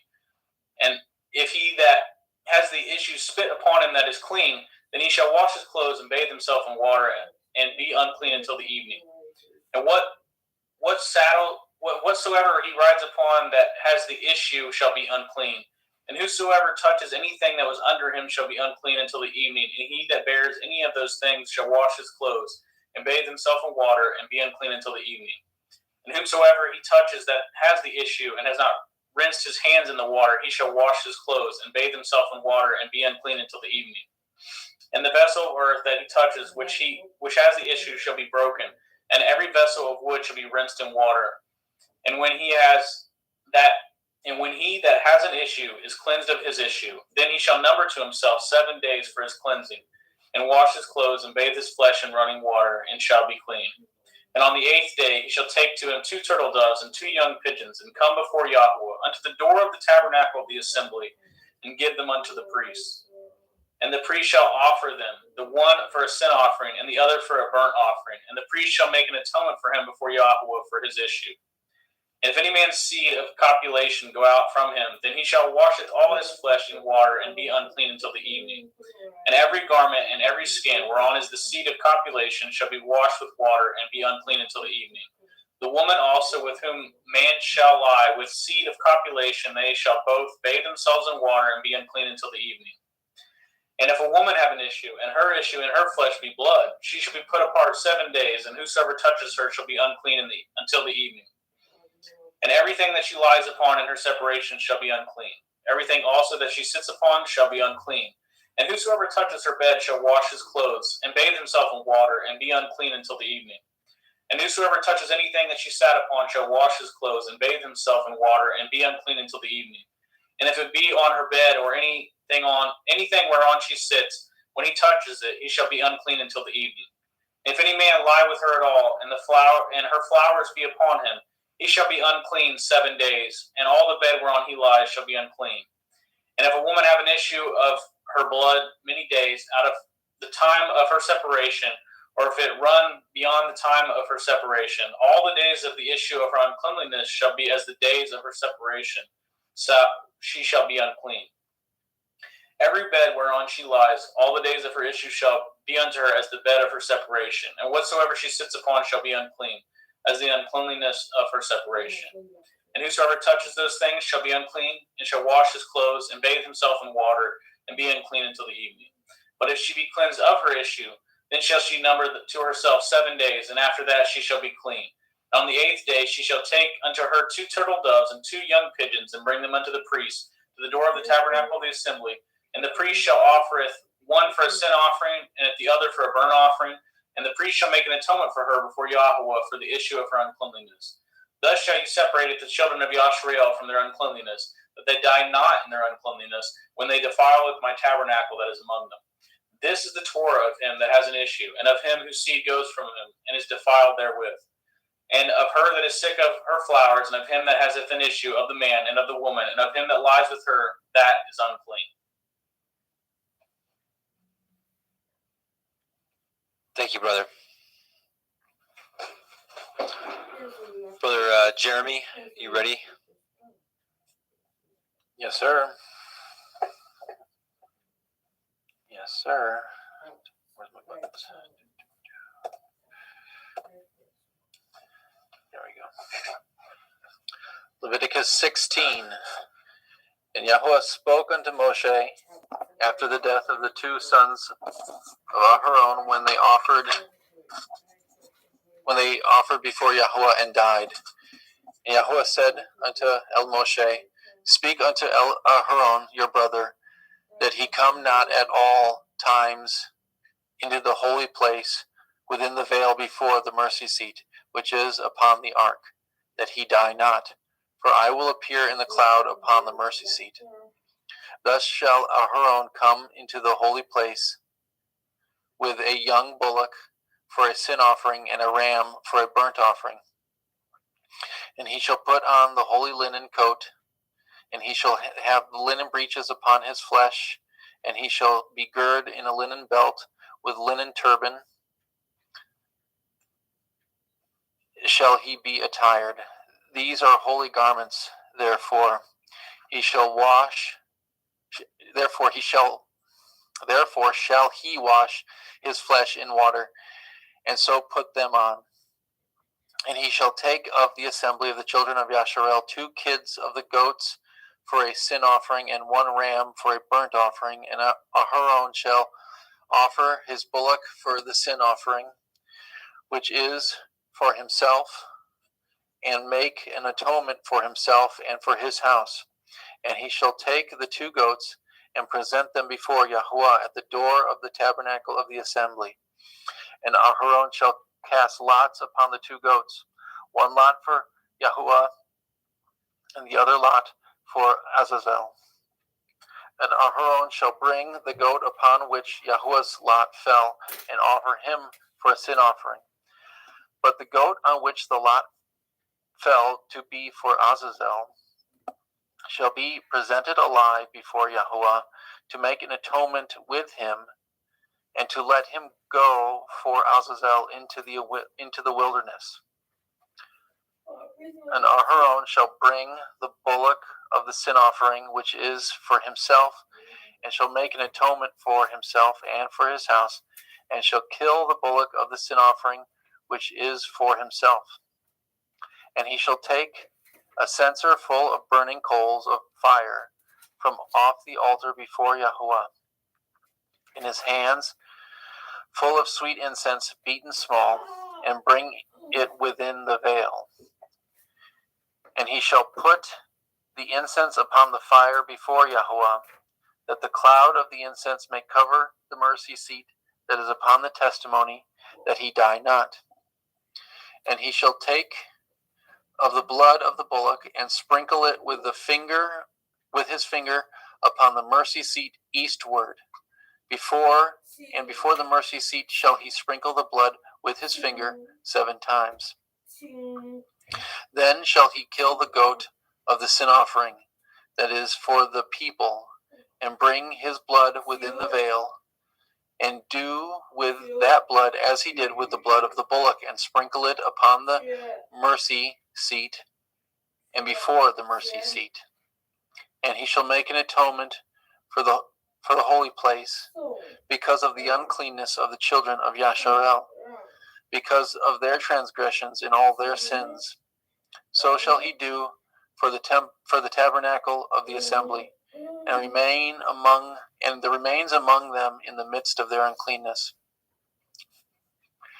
And there shall be no man in the tabernacle of the assembly when he goes in to make an atonement in the holy place, until he come out. and have made an atonement for himself and for his household and for all the assembly of Yasharel. And he shall go out unto the altar that is before Yahuwah, and make an atonement for it, and shall take of the blood of the bullock and of the blood of the goat, and put it upon the horns of the altar round about. And he shall sprinkle of the blood upon it with his finger 7 times, and cleanse it, and hallow it from the uncleanness of the children of Yasharel. And when he has made an end of reconciling the holy place, and the tabernacle of the assembly, and the altar, he shall bring the live goat, and Aharon shall lay both his hands upon the head of the live goat, and confess over him all the iniquities of the children of Yasharel, and all their transgressions and all their sins, putting them upon the head of the goat, and shall send him away by the hand of a fit man into the wilderness. And the goat shall bear upon him all their iniquities unto a land not inhabited, and he shall let go the goat in the wilderness. And Aharon shall come into the tabernacle of the assembly, and shall put off the linen garments which he put on when he went into the holy place, and shall leave them there. He shall wash his flesh with water in the holy place, and put on his garments, and come forth, and offer his burnt offering, and the burnt offering of the people, and make an atonement for himself and for the people. And the fat of the sin offering shall he burn upon the altar. And he that let go the goat for Azazel shall wash his clothes, and bathe his flesh in the water, and afterward come into the camp. And the bullock for the sin offering, and the goat for the sin offering, whose blood was brought in to make an atonement in the holy place, shall one carry forth without the camp, and they shall burn in the fire their skins and their flesh and their dung. And he that burns them shall wash his clothes and bathe his flesh in water, and afterward he shall come into the camp. And after this this shall be a statute forever unto you, that in the 7th month, on the 10th day of the month, ye shall afflict your souls, and do no work at all, whether it be one of your own country, or a stranger that sojourns among you. For on that day shall the priests make an atonement for you, to cleanse you, that ye may be clean from all your sins before Yahuwah. It shall be a Shabbat of rest unto you, and ye shall afflict your souls by a statute forever. And the priest whom he shall anoint, and whom he shall consecrate to minister in the priest's office in his father's stead, shall make an atonement, and shall put on the linen clothes, even the holy garments. And he shall make an atonement for the holy sanctuary, and he shall make an atonement for the tabernacle of the assembly, and for the altar, and he shall make an atonement for the priests and for all the people of the assembly. And this shall be an everlasting statute unto you, to make an atonement for the children of Yasharel for all their sins once a year. And he did as Yahuwah commanded Moshe.